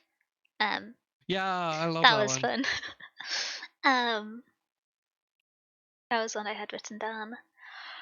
Most of the quotes I had written down were they references to things or like wanting to discuss them because of confusion and not quote because word good, because I planned to do that on my secondary read and I did not. Not a quote in the cool quote sense, but I was very confused by Hmm. the Timothy references at the start. Um, Hmm. because I think this is a regional thing, but there's a few points where the phrase "gone to Timothy" or even the "Timothy was yellow" is used, and this was confusing to me because when I was just like, okay, this is chapter one, this is the like densest biblical analogy. Maybe there's I don't remember there being Timothy and Elijah in the wilderness, but let me have a look. Couldn't find anything. The closest I could like see in a biblical context was the recipient of the New Testaments, and so it was like maybe that's something. I don't know. But apparently Timothy is like a regional name for some grassy shrub plant that occurs in the desert, which I think is far more likely. But I was very confused by that. Interesting. Um, but I also thought that maybe there was something there because this is King in his like slightly more eccentric way of writing. And I would say the Gone to Timothy, maybe this is a regional thing, maybe in places where you have desert and grass in America. I don't understand America's climate. Um, I don't then either. then this is like a reasonably common phrase. Maybe that's the case in Maine, but it's not something I was familiar with. And so I was just like, oh, okay, is this a case where it's a, a joint word and I don't know. I was like, is there something there with this first chapter being a close reference to an Old Testament story and that the world surrounding it has gone to Timothy, the recipients of the New Testament? It was, I don't know. I didn't get the Timothy lines either. Yeah, I felt like there had to be a reference because they were just confusing.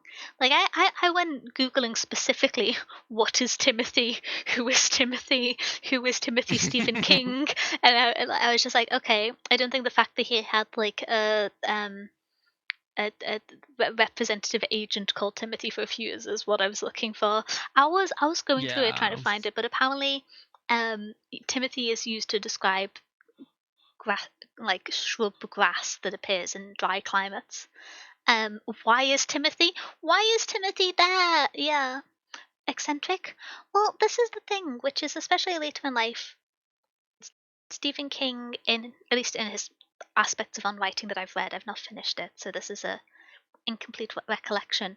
But he describes a lot about the priority of efficiency of writing and the ease of communication and using language that people will easily understand and grasp, because otherwise if they're Yeah. pausing to understand what's going on, then you lose the tension, whereas if they can read easily and quickly, it will build up more. And admittedly this is more like flowery and eccentric writing than his later work, but it's, yeah, it felt like a weird thing to have tumbleweeds. Let me search what Timothy plant is again. It's Timothy is a species of perennial grass native to Europe. This makes less sense now. But yeah, the other thing which I was confused about is, if I was under the impression from the kind of desperation of the climate that is described in the first chapter that you have this mysterious grass that drives people insane, that Sheb eats, and then you have the beans which people grow and the grain which people grow. And so the idea of there being a fourth plant of Timothy that is going yellow but is growing around them felt like a kind of important factor in resources for the book that then wasn't referenced again. So I was very Yeah. confused by the Timothy. If anyone knows who or what Timothy is, if it is the New Please Testament let me know. Timothy, can someone explain why that's the case? If you have a name that is kind of like Timothy James John-esque, I will be able to find a person in the Bible and give you some context about them, but I don't know why that would be the case. I'm just kind of confused. Yeah. Yeah. Yeah, the Um, Timothy is an interesting one. yeah. Like, who the heck is Timothy? Or what the heck is Timothy? Why is Timothy? Yeah, Rasper is right. Why is Timothy? Why is Timothy? Oh, this is a quote I like. The boy survived his refusal to believe, which is mm, a fun one. Um, I love that one. That is a very good quote. Probably a reference to something old that no one remembers anymore? Maybe. Was there a Timothy in a spaghetti western? I don't know. um, Maybe. but yeah, I feel like I'm running out of references and Oh, quotes. Oh, do any men grow up or do they only come of age? yes. That was one of the ones I had written down actually. um That one is great.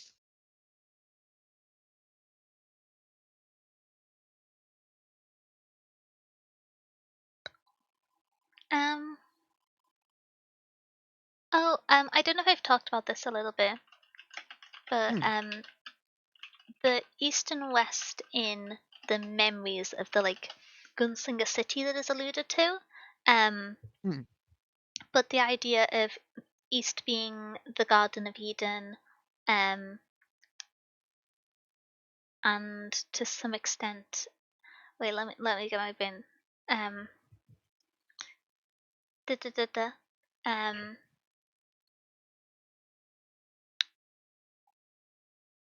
my brain is being smooth, and I am back on Open Bible. I'm gonna start getting pop-ups about Jesus again. Sorry. I thought I'd escaped that time in my life. Um,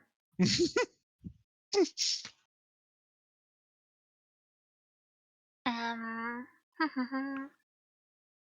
have a cool quote. oh, okay. Yeah. Few, if any, seem to have grasped the truest principle of reality. New knowledge leads always to yet more awesome mysteries.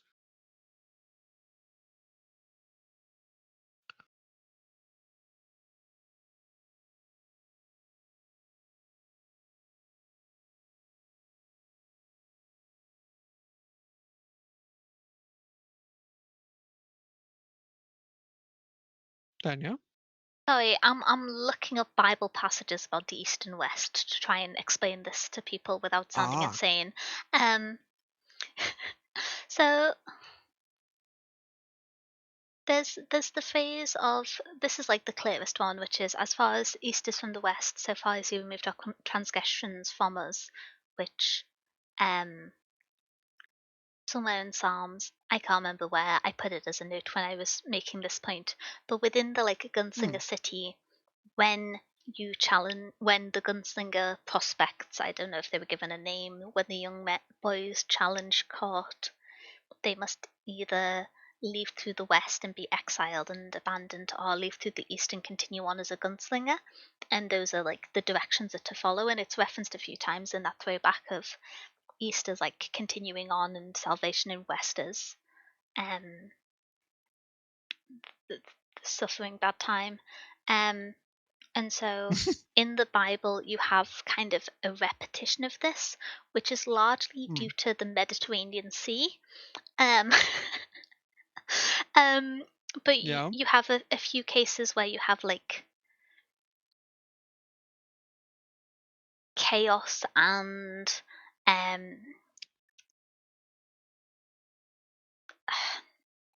the past in general represented by west, and then in east you have most famously the Garden of Eden to the east in Genesis.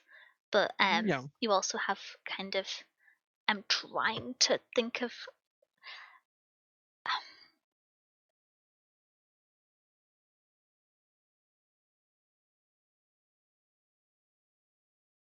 I forget which it is. There are in a few cases where visitors who come to worship Jesus during his life, who are accepting of his prophecy and existence, which within his lifetime was deemed as unusual and so forth, was noteworthy within the Bible, who are specified as coming from the east. I can't remember who, but it's there, and I don't know how to search for that at 3:40. Maybe I do need to reread the Bible. I'm getting rusty. This is normally like my category down in the pub quiz, and then I feel smug when someone is just like, "Oh, which church do you go to?" And I'm like, "None." Anyway,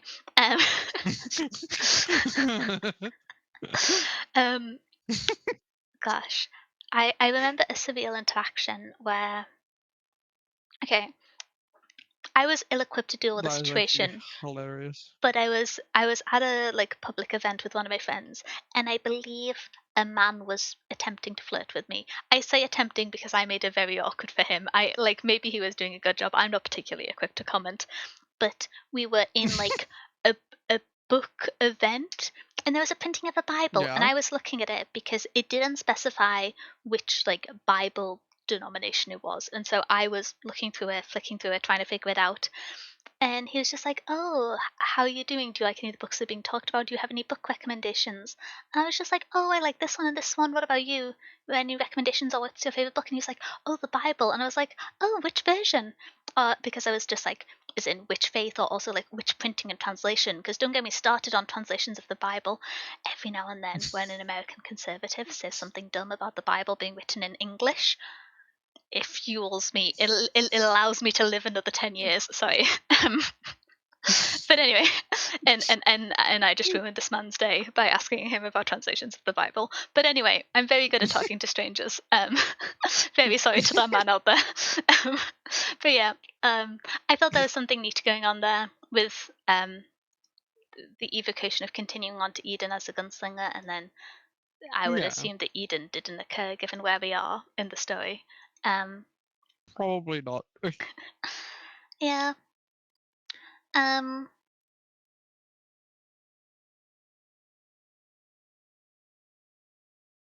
don't know if I have any other quotes because I'm too sleepy to kind of talk about the small writing, which is a shame because we normally leave it towards the end, and then one of us has normally gone a little bit insane by that point. This time it's me.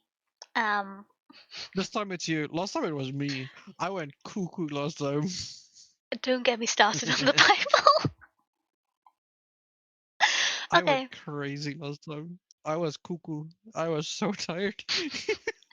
On the tier list of strangest things that have happened in the wee hours of a book club stream, is there, then we need to rank whatever happened with which one are we counting as last time? Is we counting that as Legend Born, or do you mean Dorian Gray?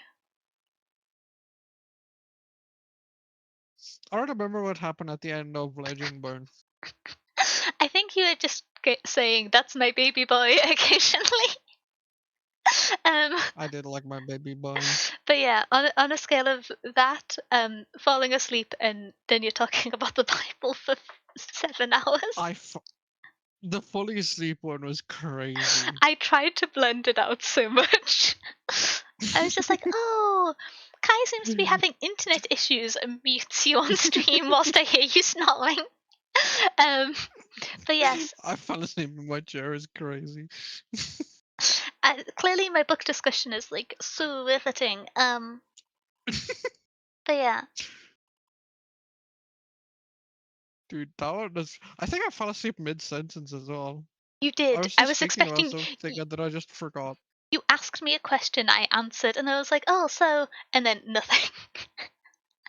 um, yeah. Yeah, that sounds about right.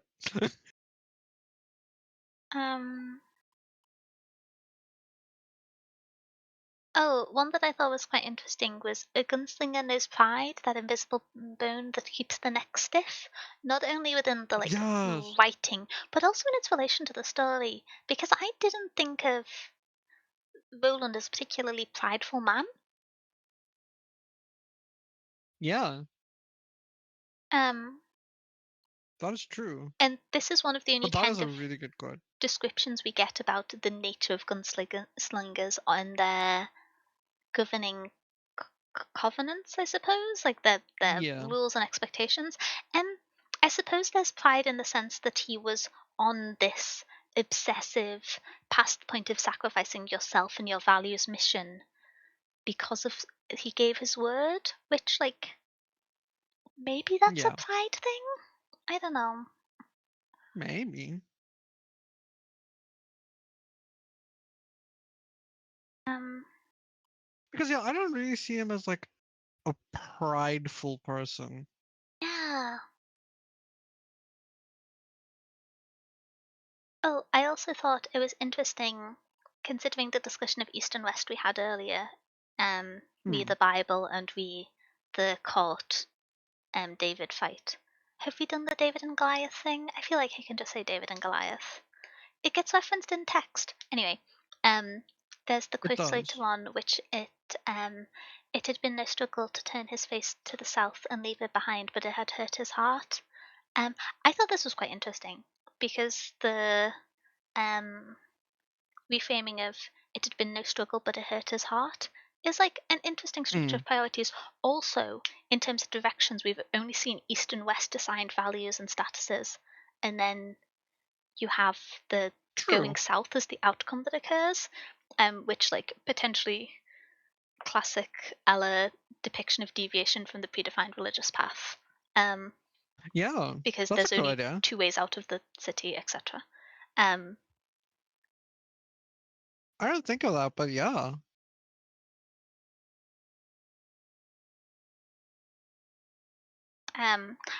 I'm just kind of confused why Roland and the gunslinger didn't get together. Like Yeah. every Oh. other chapter, one like woman, spirit, oracle, anything, and then the one person you had witty banter with, nothing. Yeah, sorry. Like the most chemistry between any characters in the book, and then what? um. Yeah. Oh, this is a quote which is not so much on the writing style, but on reflection of the book. I don't have verbatim, but it is regarding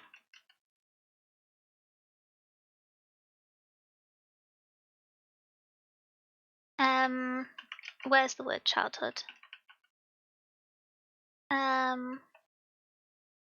Roland found himself hating his own child for the first time in his life. Roland found himself hating his own childhood, which to me is very interesting because this is Hmm. after Court instructs them to throw the unleavened bread, the lembas bread, which he splits between the two boys. Yeah. I'm doing vocal intonation because Bible. And it's strange to me when all of the previous flashbacks include Roland getting beaten up by Court, essentially, that it was this Yeah. moment found himself hating his own childhood was I was just kind of like, what were you thinking the rest of the time? Were you just having a great time? Like, what does that mean? I I was maybe Hey, being a bit maybe he was. unsympathetic. Oh! Anyway, I don't know. but yeah, I found It's that a little definitely bit implied by interesting. him being like, this is the bad time, and not the rest of the time. Yeah. Well, I was just like, is this intended to depict him as an empathetic character? That in his own Maybe. sufferings and beatings he doesn't mind, but in watching the consequence of his action and watching the destruction of this man's body from the crows brackets gunslingers, because there's quite a strong connection between the two, that this is Yeah. like the thing that upsets him the most, is that the consequence of his actions are harm to others. I would assume not harm to others, because like his friends and students get beaten up by cart too. This man Yeah, punches a lot of children. um he does punch a lot of children. yeah, I feel like potentially child So abuse many tags should have been children. in the content warning for this book on reflection. Honestly, maybe. He does Yeah. punch a lot of children. He does, like, yeah. There's one where they're like inferred to have a concussion or like a head injury that makes them dizzy for a Yeah, second. I don't know. Questionable. maybe. Um, Redcon. That's not in the like content warning tags. We need to put that in there. yeah. If you're still here at the end of our spoiler review time and you still want to read this book and are scared of like um content warnings, honestly probably should be in there. Yeah. But anyway, I kind of forgot about it, but yeah. yeah. It was kind of, I was a bit confused because I was just like, is this setting him up as empathetic? Is this, because to me it wasn't so much as an empathy thing, specifically it being, let me double check what birds it was.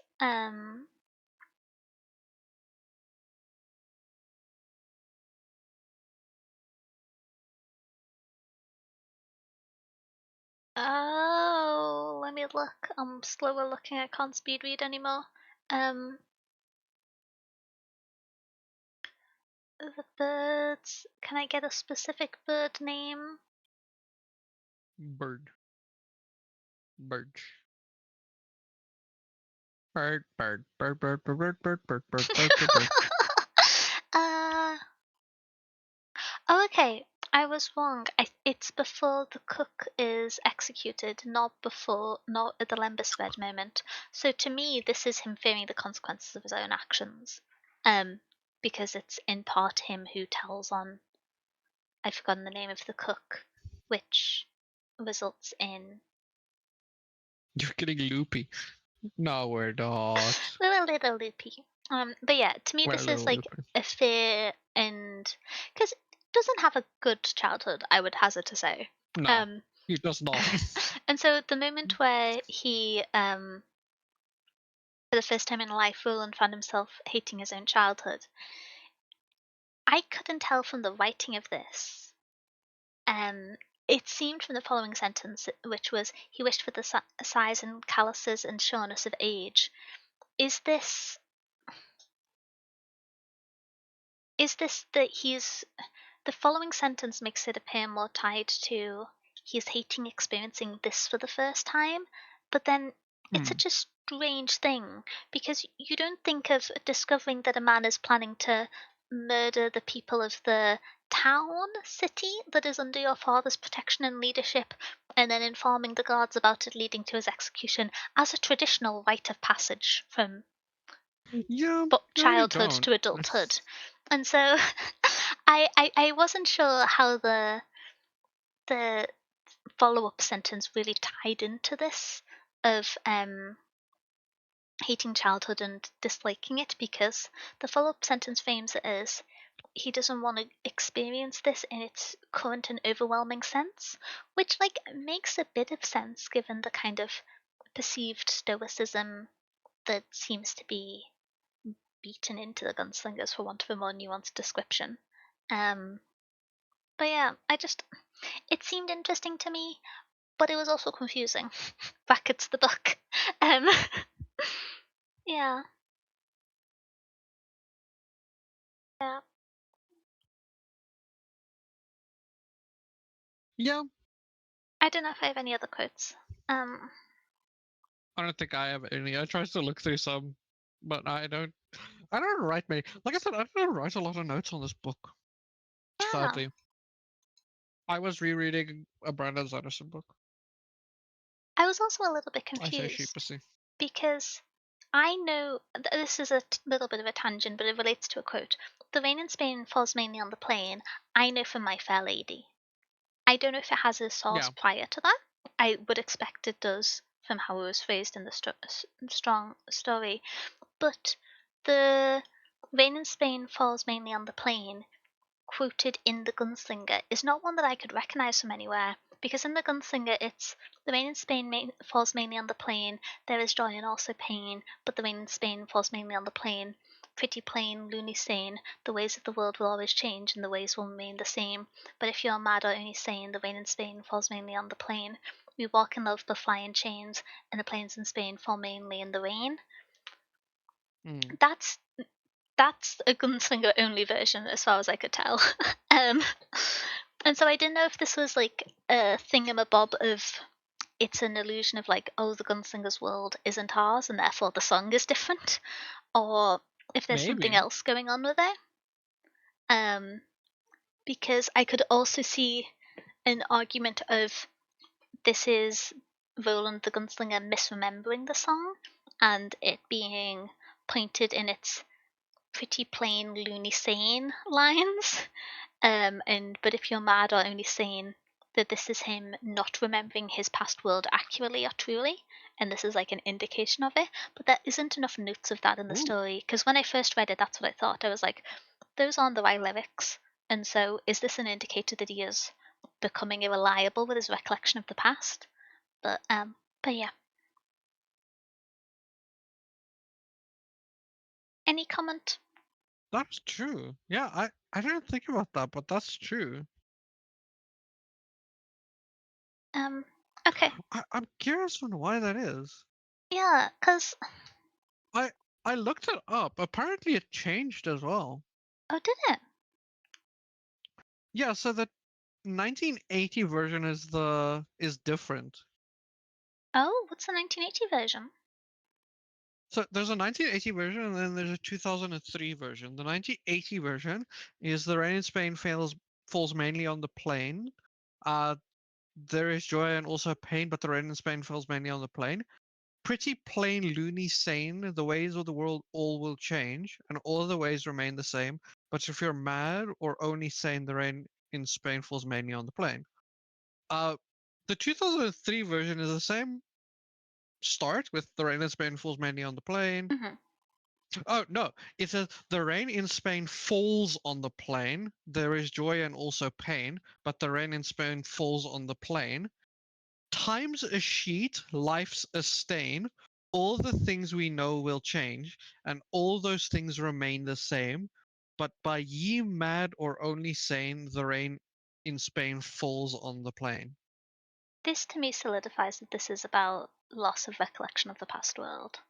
That it's such I a think so too. thread between both of them. Yeah, that's actually sick.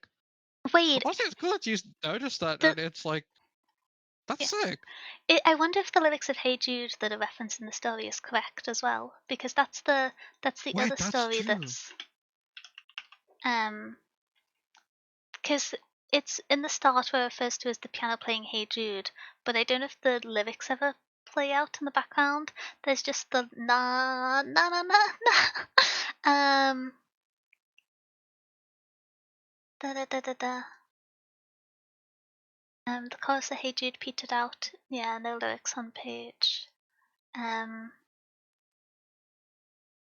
once at the old songs. No.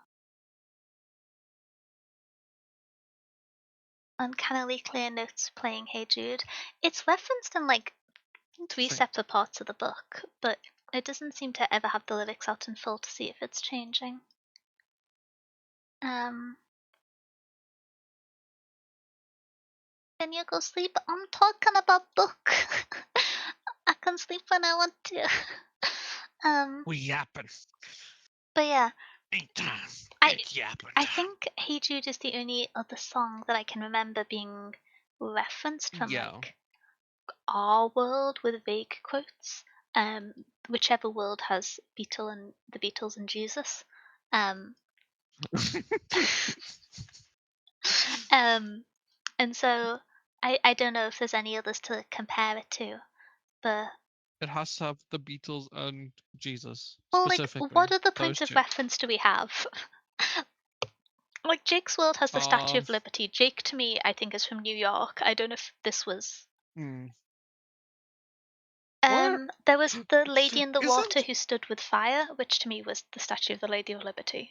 The Statue of isn't Liberty. there like isn't there a Statue of Liberty also in France? Maybe. There's like 20 of them in China to half scale. There is like 20 of them in China. Maybe it is Chinese. there's so many versions of global tourist attractions just built in China. It's kind of crazy. Um, Well, why I ask is because I remember there was because it's France that gave it to the United States, right? After the yes. War of Independence. And they built one and I think they kept one in France as well. As Really? like sister ones. I think so. I'm like pretty sure. Interesting. Where's Yuto when we need him? Yuto, get your ass here. It's 6 a.m. It's 5 a.m. for you, Yuto. You should be waking up. I Come on. was gonna, I was gonna say you'll still be awake, right? No, you're sleeping. Um, French Statue of Liberty. trying to shadows, fire pencil. Da-da-da-da. I'm trying to find the There is one. reference It's where just tiny. so many. There was another in Brazil. What do you mean? You sound like Gollum now. The French wanted it back. Honestly, to be fair, I looking would at also want it back. 2026 and saying no, we want our statue back, kind of fair. I I um, I support them. Take it back. Take it back from that bad country. Take it back. if I make some joke about how the Statue of Liberty is going to have to be deported, am I? Anyway, Oh, okay, okay, okay. um, oh, So what happened is the French made one. They mhm. made the Statue of Liberty. And then they just made a ton of replicas. So they have a replica that is like an official replica, right outside the Eiffel Tower, like right around the Eiffel Tower, and they also sent them like all over the world. So like there's one in Tokyo Bay. There's a bunch of them. Um, there is a not official true replica in Tiananmen Square in China, which there's also a non-official replica in Las Vegas. Okay, kind of wild. Benya and Kai. There's also We Volkswagens got tagged. here. Um, What the? One got busted up, it seems. I'm trying to find this quote about the Statue of Liberty. Um, Oh, wait, there is another one. There's another reference. oh, which one? There's Volkswagens in Jake's world. Product placement. Yeah, but there's like a And song type Cadillacs. thing. There's a song type thing. Oh, which one? The beans, The magical like fruit. that The more whole. you eat, the more you toot. Yeah, yeah. That's A, a a, like child rhyme. yeah. Are beans a fruit? I don't think they are. I think they're a legume. No, I don't think they are. I don't know why it's the musical fruit or magical fruit. It's not a fruit. Well, the joke It's a is bean. the beans cause people to be windy, you know? Yeah, but why are you mislabeling beans? Why do you have to mislabel beans as a I would fruit assume it to was made by be a chill? 5-year-old. Um, I know it's to I. force the rhyme of toot and fruit, but like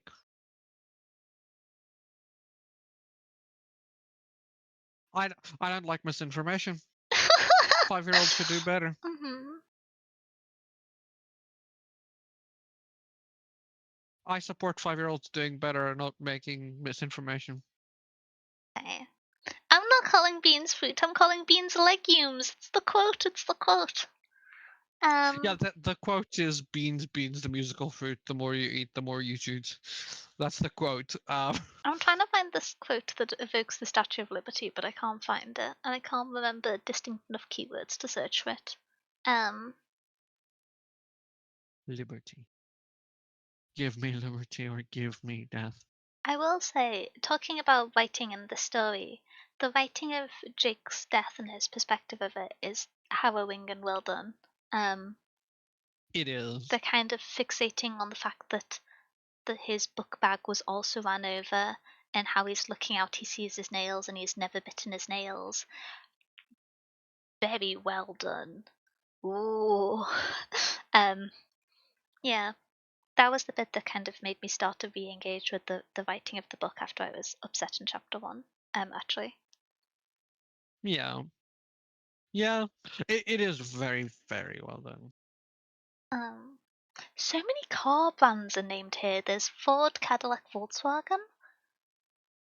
Crazy. There is a lot of car brands, right? Damn. Maybe Stephen King is just a car person. Maybe. He's like, what do I use? I don't know. I just know cars. Put in a bunch of cars.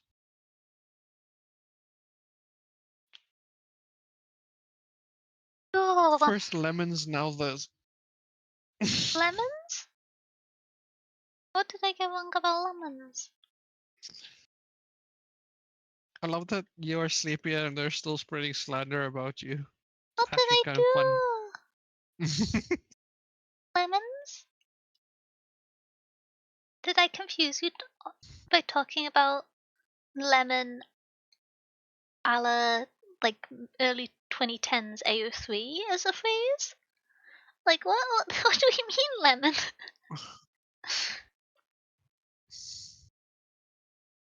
I'm bamboozled. Oh, dude, you just took me back. AO3 lemon. Ooh. I don't Google that. Wanting to Don't Google be. that. Don't Google that. Oh, the citrons! Okay, that's the end of stream. I hope everyone's had a good time. I still haven't built my factories. I still haven't built my factories. Oh, it goes back to the idea of multiverse. Oh yeah, I was just looking it up because I found it quite interesting the way the things were alluded to in vague ways. That's actually Yeah. kind of cool. I just wanted to see if the Hey Jude lyrics were different, because if they differ in a way that I kind of infers unreliable narration in the way that the changes to the Rain in Spain lyrics do, was my kind of Dude, I didn't even curiosity. connect that. Yeah, I noted it because I was like, that's not the My Fair Lady ones, and they're the ones I know, so I was like a bit bamboozled. I did not connect that. I had read that thing so many times already, this book, and I never connected it. You just blew my mind. You blew my mind.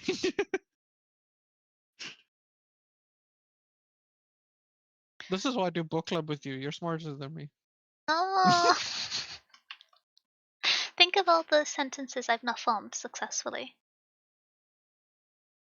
Yeah, but I had my time too. I do it a lot too. Okay. I fell asleep on stream. I don't get to joke. That's just a sign you need to sleep more. But okay, do we have any other notes on the gunslinger? I think I'm kind of done on my No, quotes and my notes. Okay. I I had a great time with it. Okay.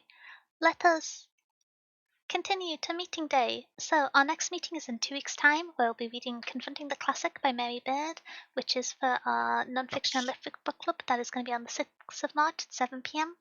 And then following that, we will be meeting with today's book, which is Iron Widow by I can't remember their middle name or the first half of their surname. I don't actually know what structure it follows. Shiren J. Zhao. Thank you very much, by Jiren J. Zhao. And so that will be our next non-fiction No, that'll be our next sci-fi and fantasy book. I'm quite sleepy, but with the joys of being sleepy, we are gonna wait over to Boo Boo, who has currently just started upon the push. And so make sure to check out Goldfish. They're very, very good. She's Boo. very sweet. Boo Boo is who I Boo Boo is like Boo Boo's so good at streaming. I It's the I boobs. yeah, I love the boo. Boo Boo very good. Boo Boo's so That's a cool. good And so catfish. nice. Every now and That's the then good I do catfish. collab and so patient with me whilst I never know how games work. Very sweet, very nice, very good. Um The boo doesn't boo is quote the best. directly I from need to Hey collab Jude with in the the boo boo. hopes of probably them getting sued. So real. Yeah, The Beatles true. are So litigious. real. They're like they're happy to do it. They're like, yes, Yeah. please, let me sue, let me sue. Even Okay. if they'll lose, they're like, let me sue. I need it. I need it. Well, I hope everyone had fun. Great stream. I'm glad. I always feel a bit nervous when I'm being critical of books, but I hope it was interesting. I hope that it enriched the experience of reading The Gunslinger, and I hope you're all excited to read Iron Widow. I'm excited to read about some Yes, mechs, honestly. Giant mechs, they're really cool. Let's go. yes. I will see you Giant mechs, all. and there is like romance. Ooh, I'll ooh, see you ooh. all on Yeah, Tuesday baby. next week. It's going to be a quieter week, but I will see you then. Have a wonderful rest of your day. Probably go to bed like me. Bye, bye, bye, bye, bye. What the? I got called stinky. That's not fair.